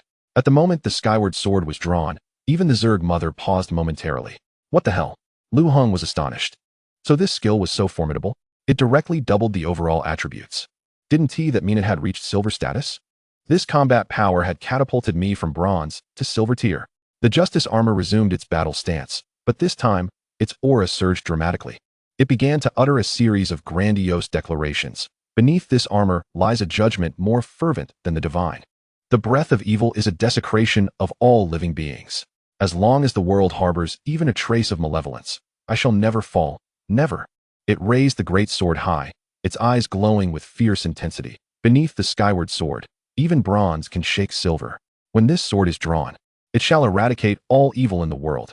Today, I shall purge these monsters. Let the dawn of justice return to the realm of man. Lu Heng felt a rush of embarrassment. Damn it, this is so shameful, but I acknowledge you. The Justice armor swung its arm, unleashing a golden arc of the sword, and where the light passed, dozens of Zerg soldiers were cleaved in half. The boiling blade, enveloped in golden energy, effortlessly exterminated one Zerg soldier after another. The Zerg mother commanded the 100 flesh whips to strike at the Justice armor, like a torrential downpour. Thud, thud, thud. Just as these whips were about to make contact, the Justice armor raised the great sword high and unleashed a flurry of sword blossoms, severing all of the flesh whips. The dazzling display of swordsmanship lasted a full half-minute until the mother had no whips left to wield. The armor seized the opportunity to leap into the air, swiftly closing in on the bulging abdomen of the Zerg queen. Flash, flash, flash. With both arms wielding the great sword, it transformed into a blur, wildly hacking away. Each strike carved deep wounds into the mother's body, thick, green fluid gushing forth like a fountain, corroding the ground into hissing, smoking craters. The mother began to writhe in agony, the underdeveloped flesh pods around it exploding one after another. Finally, the armor suddenly sheathed its sword to gather energy. A vortex of power swirling around it. Righteous Sun 1 sword. As the blade was once again swung, a 5-meter-long scarlet golden sword wave was unleashed. Thud. Chapter 71. Shut it down. Shut it down. Tianbei Lingwu University. Class 3, Lingwu Classroom. What is the point of sleeping for experience? Everyone, take a look. The experience points are consistently fixed at 100. This must certainly be some sort of temporary buff. Teacher Yang blushed as he explained. I have encountered many such temporary buffs. They are hardly rare. He reassured the students below, it will last at most 10 minutes. Once she levels up, it will cease. Moreover, this buff only adds 100 experience points at a time. To put it plainly, it is useful only in the bronze tier, once one ascends to silver. The experience requirements soar to hundreds of thousands, and even more in the gold tier. According to our school's progress, you will all reach the silver tier in 3 months and may have the opportunity to ascend to gold within a year. By that time, even with this temporary buff, its effect will not be particularly significant. Everyone here is a genius. There is no need for undue self-deprecation. After a lengthy speech from Teacher Yang, the students felt somewhat reassured. Right, it is merely a temporary buff. It might stop soon. They thought to themselves, relieved that it wasn't excessively outrageous. Thus, they began to wait with anticipation. Lu Xiaoka continued to slumber, while her classmates fixated on the large screen. As time ticked away, however, the experience buff showed no signs of abating. In fact, it accelerated. Experience 100. Experience 100. Experience 20,000. Bronze stage 5 to bronze stage 6. Experience 100. Experience 100. The students were rendered speechless. Wasn't it supposed to add a maximum of 100 points? How is it now dealing critical hits, adding 20,000 points at once? How long had Lu Xiaoka been lying there? She had slept through an entire class and ascended 2 levels? Teacher, please explain this anomaly. Is this truly a temporary buff? Answer me. Is it genuinely a temporary buff? Why has it lasted nearly 20 minutes without stopping, and why is it increasing in speed? Please, teacher, tell me this is all a fabrication, that the large screen is merely experiencing a bug, and that Lu Xiaoka cannot gain experience while lying down. The teacher was drenched in cold sweat. I do not know. He gazed at Lu Xiaoka, who was left in a state of shock. No wonder the other teachers always advised against provoking Lu Xiaoka. She resembled the protagonist of a wish fulfillment novel. Anyone intent on making her appear foolish would ultimately be met with a resounding rebuttal. The teacher truly understood now. This is absurd, utterly preposterous. The individual had scarcely spoken throughout the class, merely lying there asleep, and yet had managed to outshine him. The students were now genuinely disinclined to attend class. Turn it off. Turn it off. Hide Lu Xiaoka's panel. Shut down the large screen. Why is this being displayed? My already fragile psyche has been dealt a devastating blow of 100 critical hits. I should drop out. I can no longer attend Tianbei University. Outside the insectoid dungeon, a middle-aged man with fiery red hair was soaring through the air, accompanied by Qinze. Guardian, it's right here. Qinze urgently pointed below. The moment he had departed with Ding Jun, he had dialed the Guardian's hotline. The other students remained in a safe location for the time being, while the Guardian had arrived promptly, bringing Qinze along. Chun Huanyan surveyed his surroundings and then directed his gaze towards a pile of insect corpses at the dungeon entrance. Why are they all dead? He floated down slowly and inspected, stating, moreover, they appear to have died not long ago. Where's the boss? The boss is missing. Qinze anxiously searched the area, yet he could not find any trace of Lu Heng. Calm down. I do not sense any other humans here, Chun Huanyan remarked. No. Qinze exclaimed in terror, gazing at the insect corpses. Could it be that the boss has been dismembered and devoured by these insects? Did he sacrifice himself? The boss had deliberately remained behind to save these students, and if anything had truly gone awry, Qinze would never find peace. Chun Huanyan furrowed his brow, observing for a considerable time, before suddenly widening his eyes in alarm. This is not good. These are all newly spawned insect soldiers. There is a maternal insect present here. Maternal insect? Qinze looked at him in bewilderment. Are there other entities apart from the insect soldiers? This is dire. The boss cannot have truly encountered misfortune. The maternal insect is the entity capable of spawning insect soldiers, Chun Huanyan stated, glancing toward the dungeon entrance. It should be inside the dungeon. Then what about my boss? Qinze asked anxiously. Is it possible he was captured inside the dungeon? Chun Huanyan suddenly fell silent. Indeed, since Lu Heng is missing, it is highly probable that he has been ensnared within the dungeon.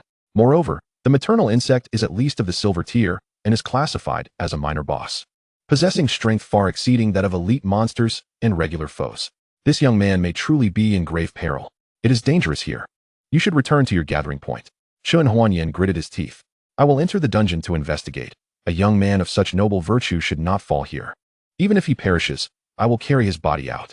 All right. Qinze had intended to accompany him, but knowing he would only hinder the effort, he could only acquiesce. Chun Huanyan swiftly entered the dungeon. Upon witnessing the scene inside, he was momentarily stunned. The ground was littered with insect corpses, piled haphazardly like small mountains. At a glance, there were at least 700, creating a gruesome spectacle. The body of the maternal insect, a massive flesh creature, had been severed into several segments. Its once flailing appendages now limp and submerged in blood. In the center of these corpses lay a young man. After the justice armor vanquished the insect swarm and at Lu Heng's request, the adversaries finally retreated. Lu Heng, now utterly exhausted, felt a wave of fatigue wash over him. After all, the earlier scene had been exceedingly intense. Had it not been for the sudden surge in the justice armor's combat power, Lu Heng would have truly met his end today.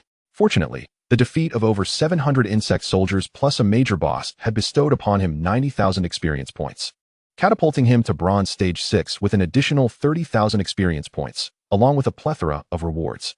Bronze Stage 6, 30k 100k. Spirit 2123. You have obtained the following items. All Attribute Compendium 3. Insect Soldier Soft Armor Set, Silver Quality. Optional Advancement Technique Compendium 40.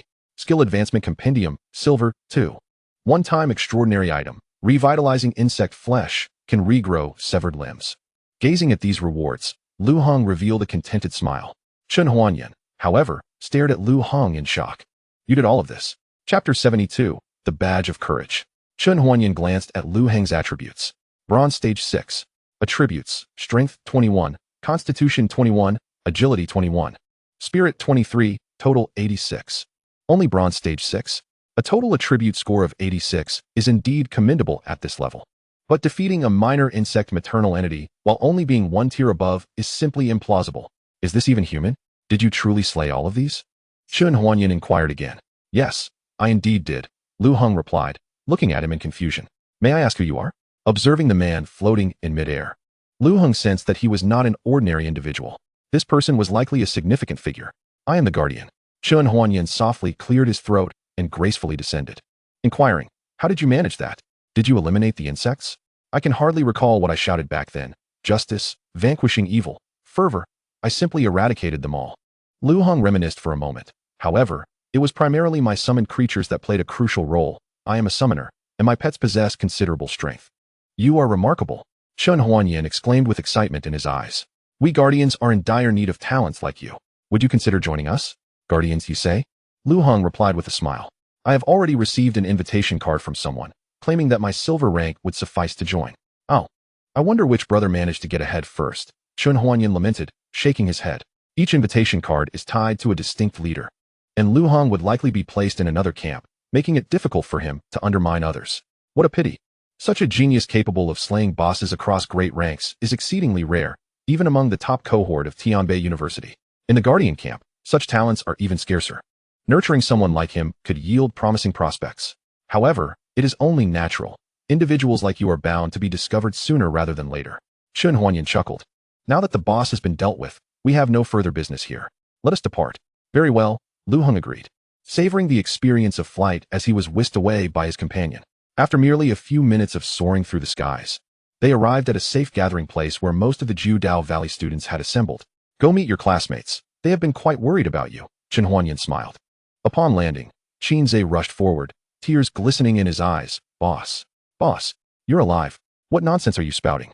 Lu Heng replied, his lips twitching. This is splendid news. Just moments ago, we were discussing organizing a grand funeral for you.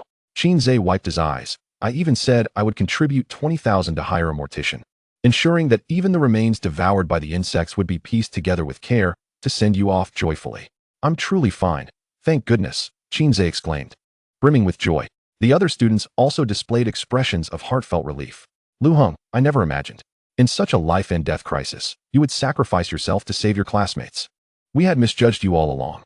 It turns out you are a person of true justice. Lu Heng, although you often impose fines and possess some peculiar quirks, we now realize those are mere trifles compared to your genuine sense of righteousness. I have decided. The entire class of over 100 will partake in your so-called Tai Sui meat to indulge your peculiar taste. Hey, don't include me in that. Let us keep things separate. I'll most likely just voluntarily pay more fines in the future. Lu Heng scratched his head. He genuinely wanted to flee. However, the justice armor had compelled him to slay monsters. Fortunately, his ally's strength was indeed formidable, annihilating the insect horde without leaving a trace. Yet, it was a fact that he had bought time for these individuals, granting them the opportunity to escape, as students facing genuine peril. Their gratitude was sincere after being saved by Lu Heng. He grinned. No need to worry.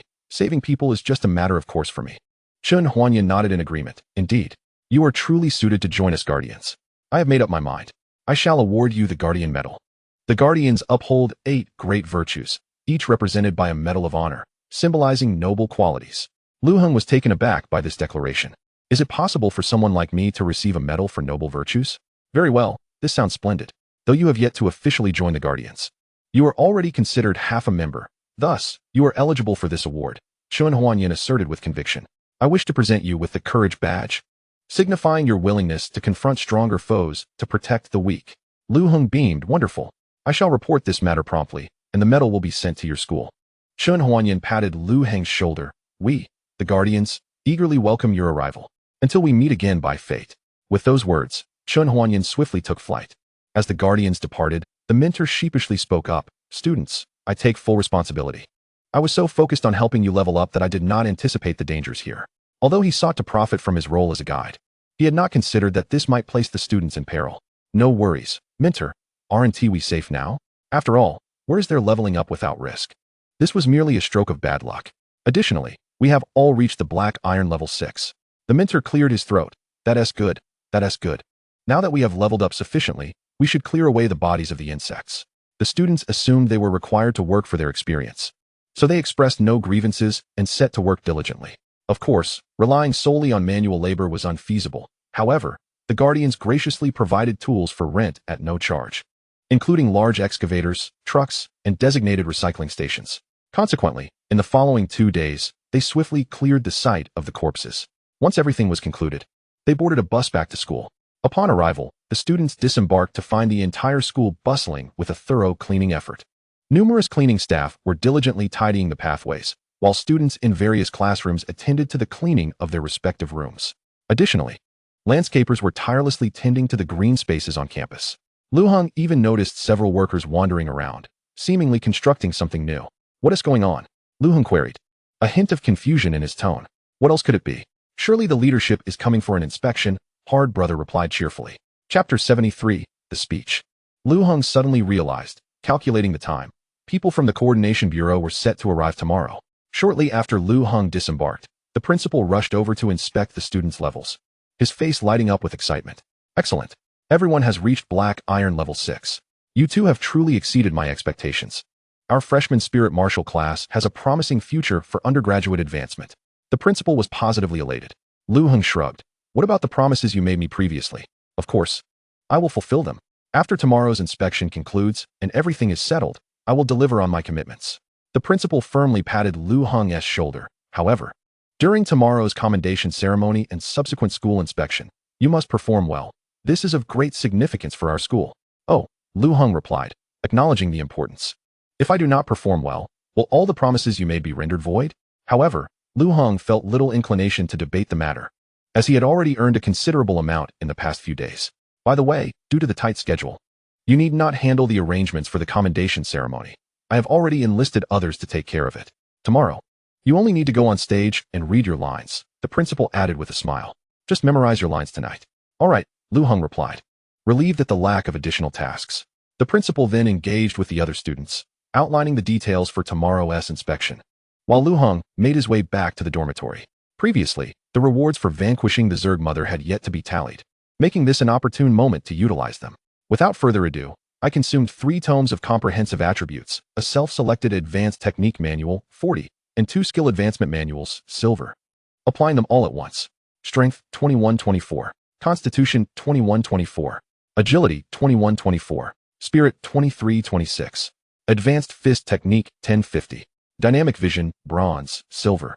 Effect enhancement. The duration of skills used can last for 10 minutes, enhancing agility by 20 upon use. Explosive Fist, bronze, silver. Effect enhancement. Can unleash a 10-hit combo in a short span, with reduced stamina consumption. Lu Heng chuckled. My combat prowess has significantly increased. Lastly, he glanced at the description of the Zerg soldier's soft armor, silver. Quality, exquisite. Defense, 20. Special bonus, can unleash Zerg wings, enabling flight for 30 minutes. Oh my. This is quite impressive. The defensive capabilities are remarkably high. Lu Heng was pleasantly surprised. For humans of the bronze tier, strength typically hovers around 20 points. This level of defense essentially nullifies their attacks, rendering them akin to mere tickles. Moreover, this item allows for flight. It would be exceedingly convenient for travel and evading damage. As for the final item, Resuscitation Zerg Flesh, Lu Heng briefly examined it. Its effects were formidable, allowing those missing limbs to regrow within 3 days upon consumption. Quite remarkable indeed. After tallying his rewards, Lu Heng picked up the script given to him by the principal earlier, and soon found himself frowning. With a resigned sigh, he muttered, well, I must perform well at tomorrow's awards ceremony. I should study it thoroughly. The following morning, the awards ceremony commenced as scheduled. The event was held in a large auditorium, with approximately 500 attendees, including students and faculty from the 3 grades of the Spirit Martial class. At the front row sat 7 leaders from the Coordination Bureau, with the principal seated beside them, engaging in lively conversation. Soon, the ceremony officially began. Lu Heng donned the attire specific to the disciplinary committee, approaching the podium with a solemn expression. The principal had emphasized the necessity of a commendable performance. Otherwise, the promised 100,000 yuan would be at stake. Thus, Lu Heng devoted himself to portraying the ideal student. Although he had reviewed the prepared script the previous day, it still struck him as somewhat absurd. Clearing his throat, he began to deliver his acceptance speech. Standing here, I recall the principal's words upon my entrance to the campus. Even as vocational students, each individual remains a rough gem awaiting refinement. He values the growth of every student, diligently assisting us in leveling up and training, hoping we can emerge from our cocoons like butterflies and transcend the confines of our college. Throughout this month, the late-night lights of the principal's office and the comprehensive supervision during competitive training have made me understand what it means to have a mentor as strict as a father. I am grateful for your strategic foresight in mapping out my growth path. Those seemingly harsh trainings became the catalyst for my victory. Thank you. Lu Heng felt himself on the verge of breaking down, bowing as deeply as he could. He noticed the principal nodding with a smile, his lips curving into a satisfied arc. Lu Heng then turned to the audience. I must also express my gratitude to my comrades who fought alongside me before the competition. Everyone worked diligently, staying up all night to train with me, willingly serving as my sparring partners during practical simulations. At this statement, Jin Songlong in the audience clenched his teeth in frustration, mentally cursing, "Damn it, that scoundrel used me as a punching bag during our match." Lu Heng continued, "Moreover, the camaraderie demonstrated through everyone's willingness to personally fund my acquisition of upgrade resources is far more precious than securing first place in the competition." As he spoke, his peripheral vision caught the glances of students he had previously penalized, their expressions filled with hostility. He deliberately averted his gaze, continuing, "I must also thank everyone for electing me to participate in this competition. Without your trust, I would never have attained first place." At this moment, Lu Heng recalled the expired brother. He remembered that upon entering the class, this fellow had enthusiastically handed him the extraordinary new star, leading him to participate in the competition without understanding the circumstances. Steeling himself, Lu Heng began to speak earnestly. "Everything I have achieved today is inseparable from the comprehensive support of the school. Every lesson from my mentors has granted me profound insights. The principal's unwavering care has fostered my progress. Each act of assistance from my classmates has ignited my passion. From priority access to rare resources to the authorization for using top-tier equipment, each breakthrough I have made stands upon the ladder constructed by the school." Lu Heng spoke for a full 10 minutes before concluding his speech. Applause erupted from the audience, the leaders nodding and smiling in approval. "Quite commendable."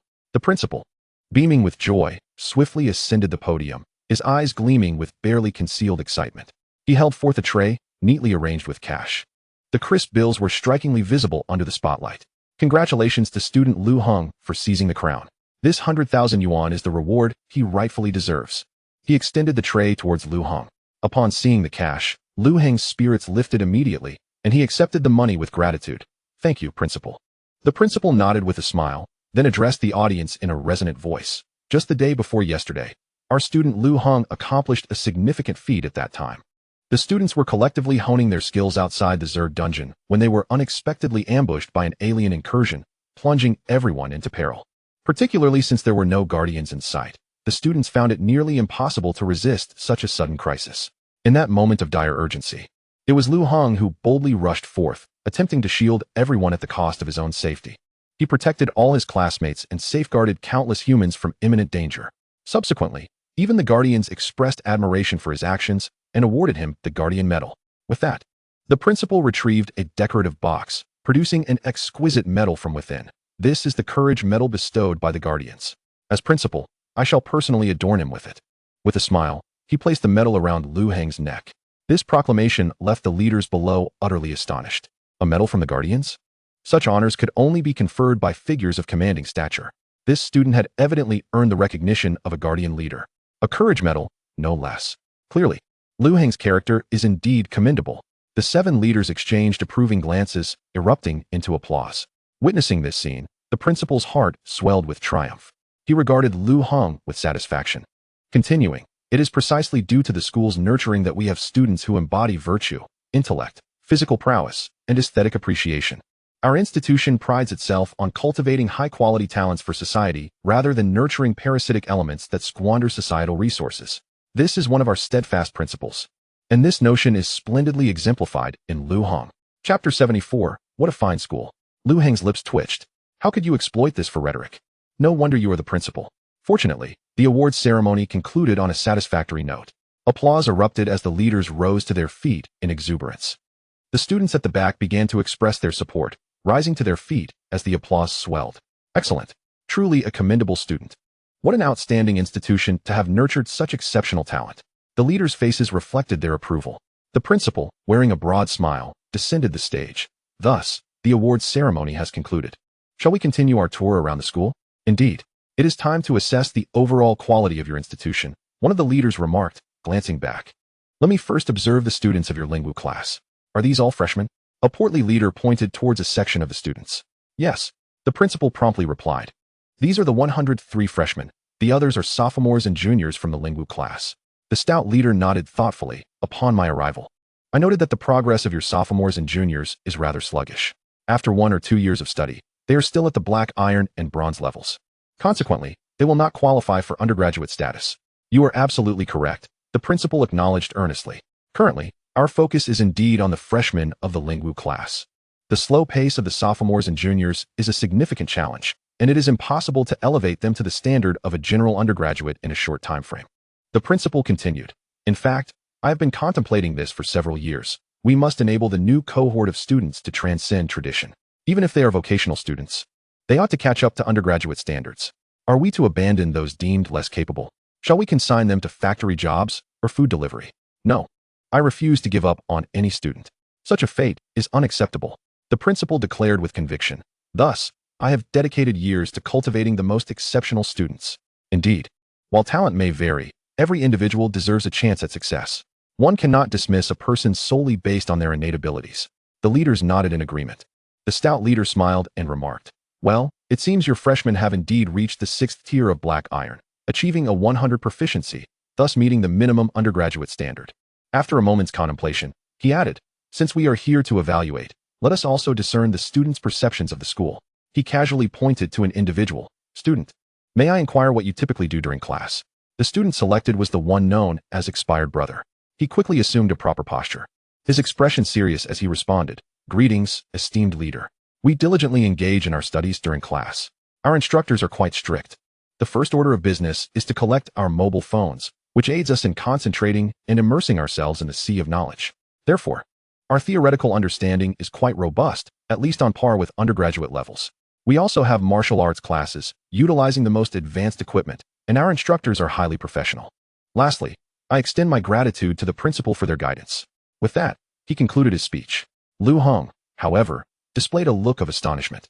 It seemed he was not the only one rehearsing a speech. Everyone had covertly prepared one the previous day. The leaders smiled with satisfaction. Ah, it appears the students are quite fond of this school. Shall we continue our tour? Other leaders suggested. Certainly, I shall lead you around the campus. The principal gestured. At that moment, the stout leader suddenly turned to Lu Heng. Yes, young one, you should join us as well. The principal also smiled at Lu Heng, urging him to follow. Oh, certainly, Lu Heng acquiesced. Thus, for the remainder of their time, the principal and Lu Heng trailed behind the 7 leaders. One leader proposed they first visit the various teaching buildings to observe the students' attitudes towards learning. Lu Heng felt a pang of anxiety. He was well aware of the students' behavior at this school. Teachers often simply read from PowerPoint presentations while students covertly played on their phones. And as long as it wasn't too excessive, the teachers would turn a blind eye. Some students, however, were particularly brazen, indulging in snacks or even gaming, with teachers merely scolding them lightly if they were caught. What would happen if the leaders witnessed such behavior? Yet, when they arrived at the teaching building and passed through 7 or 8 classrooms, Lu Heng was taken aback by a peculiar phenomenon. The students were, astonishingly, studying diligently.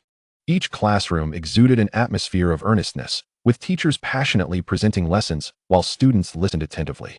No one was on their phones. To ascertain the truth, Lu Heng lingered by the window of the civil engineering class, which he had previously attended. He observed that while the students were looking up at the blackboard, they were merely nodding vacantly. Their eyes betrayed a clear lack of comprehension. One particularly oblivious student even held his book upside down, yet maintained a serious demeanor. It was evident they were struggling to comprehend the material. They were merely putting on a facade. The teacher, perhaps aware of the students' capabilities, refrained from asking questions, focusing instead on delivering the lesson earnestly. This realization brought a relieved smile to Lu Heng's face. The leaders glanced around, nodding in approval. Although the school was a vocational institution, the learning environment was commendable. It was indeed a good school. Chapter 75, The Principal's Wisdom. Indeed, the general classes exhibit a commendable learning atmosphere, but that is not the main point. We should assess the learning facilities of the Lingu class. The stout leader remarked with a smile. Yes, let us examine your faculty strength and the quality of your training equipment, as these are crucial criteria for undergraduate evaluation. The other leaders concurred. Lu Heng's expression shifted slightly. This was it. The Lingu class had no learning facilities whatsoever. The accolades mentioned earlier at the awards ceremony were mere fabrications. There were no professional instructors, just a rather lackluster mentor. They lacked a proper training ground, possessing only a dilapidated open space and a few rotting wooden stumps for practice. Even the training weapons were on the verge of decay. Yet, the principal appeared brimming with confidence. Please. He gestured grandly, leading the way. The leaders followed suit. Lu Heng sensed an unsettling discrepancy. Why was the principal so unfazed?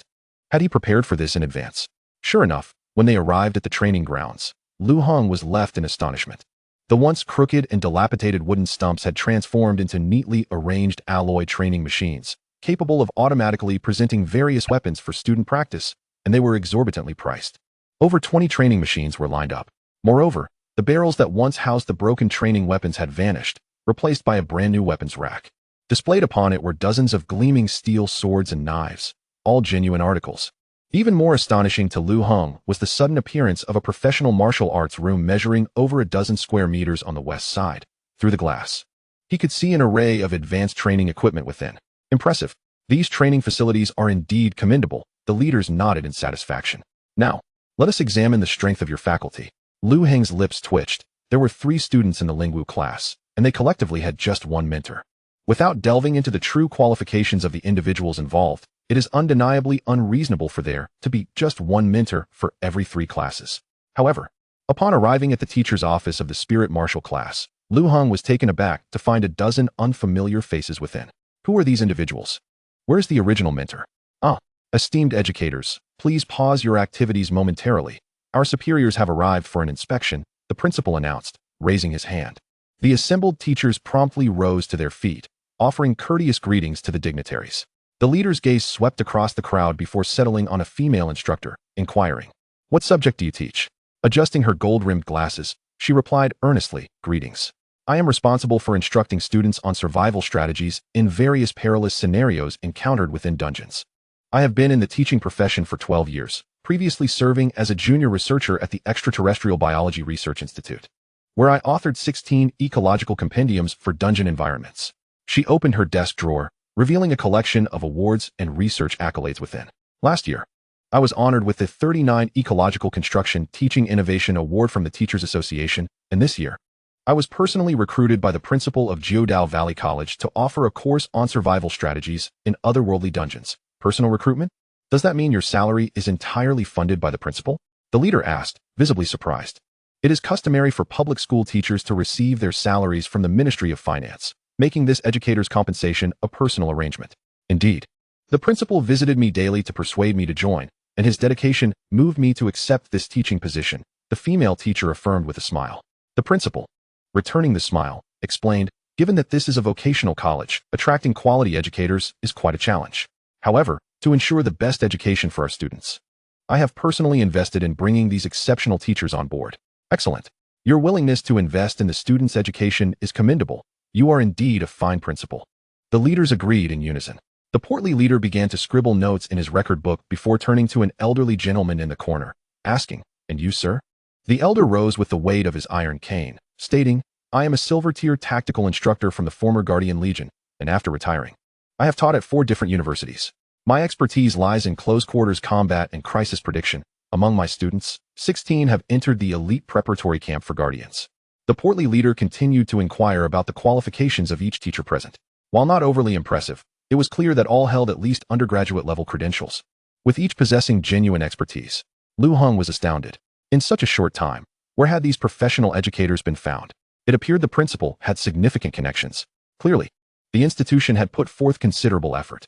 After closing his notebook, the leader's gaze fell upon the newly adorned faculty honor wall. The caliber of these educators meets the undergraduate standard, even ranking among the top 300 institutions, he remarked. The principal modestly replied, "Not at all. We have a long way to go." At that moment, another leader proposed, "How about we take a look at the campus wall? Often, it reveals the most genuine assessments from the students." "That is a valid suggestion. Let us examine the student reviews on the campus wall," the leader smiled. Lu Heng felt a surge of panic. "Oh no, my reputation up there is akin to that of a pariah. Every student's comment about me ranges from inhuman to beastly. If the leaders see those, my carefully crafted persona at the recognition ceremony will be utterly shattered." However, after the leaders checked the various forum posts on the campus wall using their phones, their expressions remained positive. In fact, The portly leader regarded Lu Heng with newfound admiration, remarking, "No wonder you have earned the Guardian Medal." Confused, Lu Heng quickly opened his phone to investigate. To his astonishment, all previous negative reviews had been completely erased. Every comment had been altered by the back-end administrators to reflect a more favorable narrative. It dawned on Lu Heng that he had accomplished numerous commendable deeds during his time at school, such as carrying a feverish classmate to the hospital in a torrential downpour, tutoring fellow students daily, assisting the cafeteria staff, clearing blocked drains during storms, and even donating his earnings to impoverished students. A veritable paragon of virtue. Even the comments beneath had been revised, with students extolling him as a great benefactor and teachers expressing their fondness for students of his caliber, resulting in an overwhelmingly positive reputation. Lu Heng gazed at the principal in astonishment.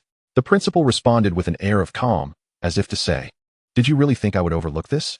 Lu Heng was genuinely impressed by the principal's resourcefulness. This thorough inspection process revealed no flaws whatsoever.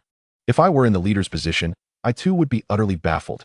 As the leaders conferred among themselves, they concluded that Jiudao Valley College had indeed performed admirably. Finally, the portly leader spoke, "Congratulations. The preliminary inspection of Jiudao Valley College has been successfully completed. The higher-ups will grant you a one-year pilot test for undergraduate status, along with the necessary resources for the first year. This means that the Spirit Marshal class will temporarily be designated as undergraduate for 1 year. And if the students can meet the minimum undergraduate progress by the second year, resources will continue to be allocated for subsequent years. This arrangement guarantees a minimum of 6 years until 3 consecutive cohorts of Spirit Marshal class students graduate, achieving undergraduate quality, solidifying the undergraduate status of the Spirit Marshal class." "Excellent. We will ensure that our students meet their progress," the principal assured eagerly. "Then we shall take our leave," the leader said satisfactorily. "Take care. Safe travels." The principal courteously bid farewell to the departing dignitaries. Once the leaders had exited, Lu Heng still felt a sense of unease. Is this truly all there is to it? If the higher-ups conduct a thorough inspection, they surely cannot be deceived. What do you know? This is merely a procedural formality.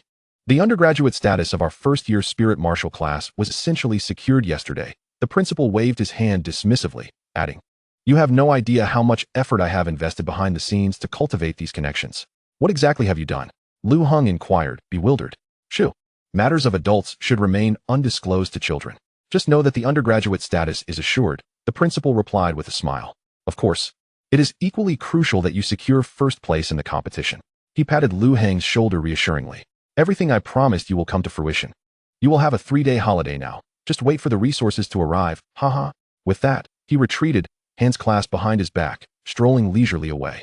As the principal grew more distant, the sunlight cascaded upon his balding head, refracting light and illuminating Lu Heng's eyes, rendering the principal's figure a blurred and radiant vision. Lu Heng couldn't help but reflect. The advancement of the school to undergraduate status truly hinges upon the principal. It seems the principal is the real MVP. Lu Heng was genuinely filled with admiration for the principal, chuckling to himself. With a 3-day holiday ahead, he decided to return home. After all, he had earned a considerable sum of money, which would allow him to procure additional resources for his younger sister and share his experiences to help elevate his own level. Inside the insectoid dungeon, nestled deep within an underground cave, the walls were entirely covered by a white, writhing mass. A humanoid insect creature sat sorrowfully upon the ground. He was the Insect King, the boss of this domain, referred to as the Insect King. He had only recently awakened as an intelligent species for less than half a month. Thus his understanding of humanity was entirely derived from the reports of his insect soldiers, rendering him utterly ignorant of human affairs. Moreover, he was quite timid. Ever since his awakening, he had remained ensconced within his burrow, never venturing outside. He incessantly dispatched soldiers and offspring to assault the human realm, yet he himself had never crossed the threshold. Upon sensing the demise of his son, he lamented daily, "My son is dead, my most gifted son is gone. He was destined to inherit my legacy, to lead the countless insect legions in an invasion of the human world. Yet he has met an untimely and inexplicable end outside. Even my legion of insect soldiers has been obliterated. Could it be that the human world truly harbors superlative beings? Were the humans who previously entered this domain merely the weaker members of their kind? No, I must ascertain the truth." The Insect King clenched his fists. "I have already lost one son. I cannot afford to act recklessly again. This time, I must discreetly send a member of my kin to explore the outside world." He gazed at the writhing wall. "Daughter, it is time for you to emerge." His arm caressed the wall as he murmured incessantly. Soon, the structure began to transform. Gurgle, gurgle. The white tissue of the wall surged, and with a slick tearing sound, a figure enshrouded in slime fell forth. It was a woman who bore an uncanny resemblance to a human. Thud! The woman landed on the ground, her eyes opening in confusion. "Father?" she exclaimed. "It has worked. I am in human form." The Insect King was elated. "And you are of the silver rank. Although you lack innate bloodline abilities, your individual combat prowess remains formidable. Henceforth, the task of investigating the human world will fall to you." "Yes, Father," the woman replied respectfully. "Please bestow upon me a name." "A name? Indeed. I should give you a human name." The Insect King pondered for a moment before arriving at what he believed to be a perfect choice. "You shall be called Xiaomei," he declared with a smile. "From now on, you are Insect Xiaomei. This will be your identity in the human realm." "My mission is to investigate the human world?" Insect Xiaomei inquired. "Indeed," the Insect King affirmed solemnly. "The mightiest of my kin throughout generations is known among humans as the golden rank. Yet I am uncertain whether there exist beings among humans who transcend even that. I am currently only of the silver rank, but grant me 3 years, and I shall ascend to golden rank. Then I will lead an army to invade the humans. Before that, you must explore the strength of the most formidable humans. Ascertain if any exist beyond the golden rank, and evaluate their overall combat capabilities. Additionally, seek out any weaknesses within humanity to facilitate our successful incursion in 3 years. Understood. Father, how shall I conduct this investigation?" Insect Xiaomei asked further. The Insect King contemplated for a moment. "You should attend a university. Those humans who delight in invading our world refer to themselves as students, and they hail from a place known as a university. It appears to be a veritable breeding ground for human prowess. According to existing information, the finest institution is called Tianbei Lingwu University. You shall investigate there. The strongest humans are undoubtedly located within." Today, Lu Heng indulged in a rare extravagance. Previously, he would take the bus home for a mere 1 yuan. However, today, he splurged 20 yuan on a taxi. Ah, how delightful it is to have money. Lu Heng cheerfully opened his phone to check his balance. This marked the 17th time he had checked today. A staggering sum of 360,000, an amount that would take an ordinary worker over a decade to amass. Yet he had earned it in just a few days. This exhilarating sensation of sudden wealth was intoxicating. Consequently, he resolved to purchase more resources for his younger sister, Lu Xiaoka, ensuring she was well-fed and could bask in some of her brother's affection. He soon returned home. After a brief wait, Lu Xiaoka also arrived. "Hey, brother, you're home again," Lu Xiaoka exclaimed, her face lighting up with joy. "I've taken 3 days off." Lu Heng smiled. "Shall we treat ourselves to a nice meal today?" Yes, but what if I have no money?" Lu Xiaoka replied, excitement mixed with concern. "Silly girl, it doesn't matter if you have no money. I can go alone." Lu Heng reassured her. Lu Xiaoka's expression darkened. "Get lost. Haha, I was just joking. Brother has earned 360,000, so I must treat you to a hearty meal." Lu Heng laughed heartily. Lu Xiaoka was taken aback. "What? Have you found a rich lady?" "Rich lady? I earned this money with my own abilities. Did you think the competition prize was just a meager reward? Our school also rewarded me handsomely." Lu Heng chuckled. Lu Xiaoka was overjoyed. "Great.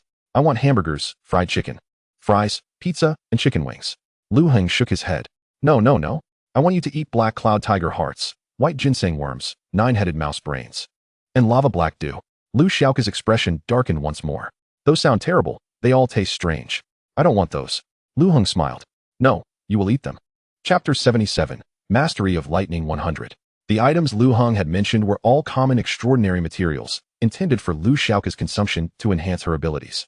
"Isn't it true that the more materials you consume, the less effective they become?" Lu Heng inquired. "Yes, the optimal strategy is to purchase 5 of each material." Lu Xiaoka replied glumly. With that, Lu Heng began to browse a shopping website, meticulously selecting materials that offered the best value. Most of his selections were of subpar quality, yet they would yield experience points once consumed by Lu Xiaoka. He prioritized quantity over quality. Additionally, he included some common high-quality materials that provided substantial experience and attributes, albeit at a slightly higher price. Lu Heng believed in a balanced approach, ensuring both attributes and experience were adequately addressed. "What is your mastery of the lightning attribute?" Lu Heng asked again. "Still at 10, Lu Xiaoka replied. "All right." Lu Heng proceeded to select several extraordinary materials related to the lightning attribute. These particular items were quite expensive, costing thousands each, while most of the other materials he had chosen were merely a few hundred. After browsing for over half an hour, he had amassed a total of 134 different materials, purchasing 5 of each, culminating in 670 items. Ultimately, he had spent 370,000, leaving him with only 100,000 remaining. Lu Heng felt no regret. After all, investing in upgrades was worthwhile. Place the order. Lu Heng clicked to complete the payment. These items were sourced from a nearby extraordinary materials warehouse. After a few hours of waiting, a large truck arrived to deliver the materials, stopping outside Lu Heng's residential complex. The driver inquired, "How shall we unload the cargo?" "No need to unload. Can this truck remain parked for a day?" Lu Heng replied. 2 hours is free. But a full day incurs a fee of 500, the truck driver stated. "All right, let it stay for 2 hours. You can come back to drive it away later," Lu Heng instructed. The driver nodded and exited the vehicle, seemingly preparing to wander nearby. Lu Heng and Lu Xiaoke promptly climbed onto the truck. "Here it is, enjoy." Lu Heng beamed. "Look how good I am to you, eat it all." Lu Xiaoke immediately grabbed a metal block and stuffed it into her mouth. Crunch. To her surprise, it slipped down her throat with ease. Experience 1240. Lu Heng quickly received a notification. "What did you receive?" 1240 experience points. Lu Xiaoke then picked up another piece of quality material and swallowed it down. Lu Heng inquired once more, "What about this time?" "This time, in addition to experience, there's a modicum of strength," replied Lu Xiaoke. "Excellent, excellent. Continue to indulge." Lu Heng chuckled.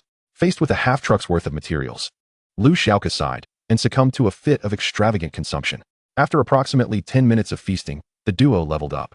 Lu Heng was elated. However, Lu Xiaoke's mood soured. "Lu Heng, I can no longer eat. These items are utterly distasteful. Have you ever tasted raw liver? Have you ever consumed materials that taste of rust mixed with soil? They are truly inedible." Upon hearing this, Lu Heng began to plead earnestly, "You must eat. Partake more. This is all a manifestation of your brother's affection. Others yearn for what you have yet to taste. I do this for your own good." With tears welling in her eyes, Lu Xiaoke consumed yet another large box of materials. Crunch, crunch. The materials were devoured at an astonishing pace. Observing Lu Xiaoke's relentless consumption, Lu Heng felt a sense of fulfillment blossom within him. He could comprehend why parents delight in spending on their children, enrolling them in tutoring classes, and purchasing various nourishing provisions. Witnessing their child's growth indeed brings a profound satisfaction, not to mention the fact that he too could benefit from the concurrent level up. However, after a brief while, Lu Xiaoke suddenly began to cough. "Lu Heng, my throat feels uncomfortable." Concerned, Lu Heng asked, "What is the matter?" "My throat is exceedingly itchy, and I can no longer suppress the urge to cough," Lu Xiaoke replied, her face contorted in distress. "Then let's refrain from eating today. It seems you've overindulged." Lu Heng sighed. "I'll procure some medicine for you shortly." Perhaps he had indeed pushed her too hard. If necessary, he could pay 500 yuan to halt the truck for a day and continue the feast tomorrow. "No need." Lu Xiaoke licked her lips. "Just buy me some boneless chicken feet. They could help scratch the itch." "They must be boneless. The bones are too sharp and could cause damage." Lu Heng's lips twitched. All right. This gluttonous girl had subjected him to the tasteless materials, which was quite a challenge for her. Without hesitation, Lu Heng leapt off the truck and ventured to a nearby shop to purchase an assortment of snacks and delicacies, returning to the truck with his bounty. 10 bags of boneless chicken feet, numerous packets of spicy strips, 5 bottles of sugary soda, and 10 bags of potato chips. Yay! Lu Xiaoke was overjoyed. Thus, for the next half hour, she began to munch on snacks while simultaneously consuming various extraordinary materials. With the enhancement of delectable treats, Lu Xiaoke commenced an exuberant display of prowess. Experience 1008. Experience 849. Experience 994. Bronze level 6. Bronze level 9. 250, 000, 250, 000. Attributes: Strength 26, Constitution 26, Agility 26, Spirit 26, total 104. Having leveled up 3 times, her overall attributes surpassed 100 points. What a delight! Lu Heng laughed heartily. "Are we locking experience?" Lu Xiaoke inquired. "Brother, do you wish to ascend directly to silver, or shall we prepare some superior materials before leveling up?" "Certainly. We shall lock the experience in preparation for a transformation," Lu Heng responded. The transition from bronze to silver can occur in 2 ways. One can either accumulate sufficient experience to level up, which merely adds 5 points to attributes without any significant enhancement, or one can undergo a transformation, wherein one locks their level upon reaching the maximum experience at bronze level 9 and subsequently absorbs a set of high-quality evolution materials. This method not only enhances attributes, but also grants a unique, extraordinary physique. For instance, the diamond body provides inherent defensive capabilities, while the ethereal body enhances lightness and flexibility, enabling the execution of various complex maneuvers. The disparity between physiques is considerable, and it all hinges upon the quality of the materials. However, generally speaking, those who undergo transformation will undoubtedly excel far beyond those who merely evolve. Understood, Lu Xiaoke nodded. Coincidentally, The materials on the truck were dwindling. The earlier provisions had bestowed them with a staggering 670,000 points of experience. To accumulate such experience from bronze monsters would require vanquishing thousands. Among the 600 materials consumed earlier, over 100 were of superior quality. Your attributes must have increased by over 100 points, correct? Lu Heng rubbed his hands in anticipation. Indeed, Lu Xiaoke promptly revealed her status panel. Attribute points: Strength 50, Constitution 44, Agility 48, Spirit 38, total 180. Lightning Mastery 100,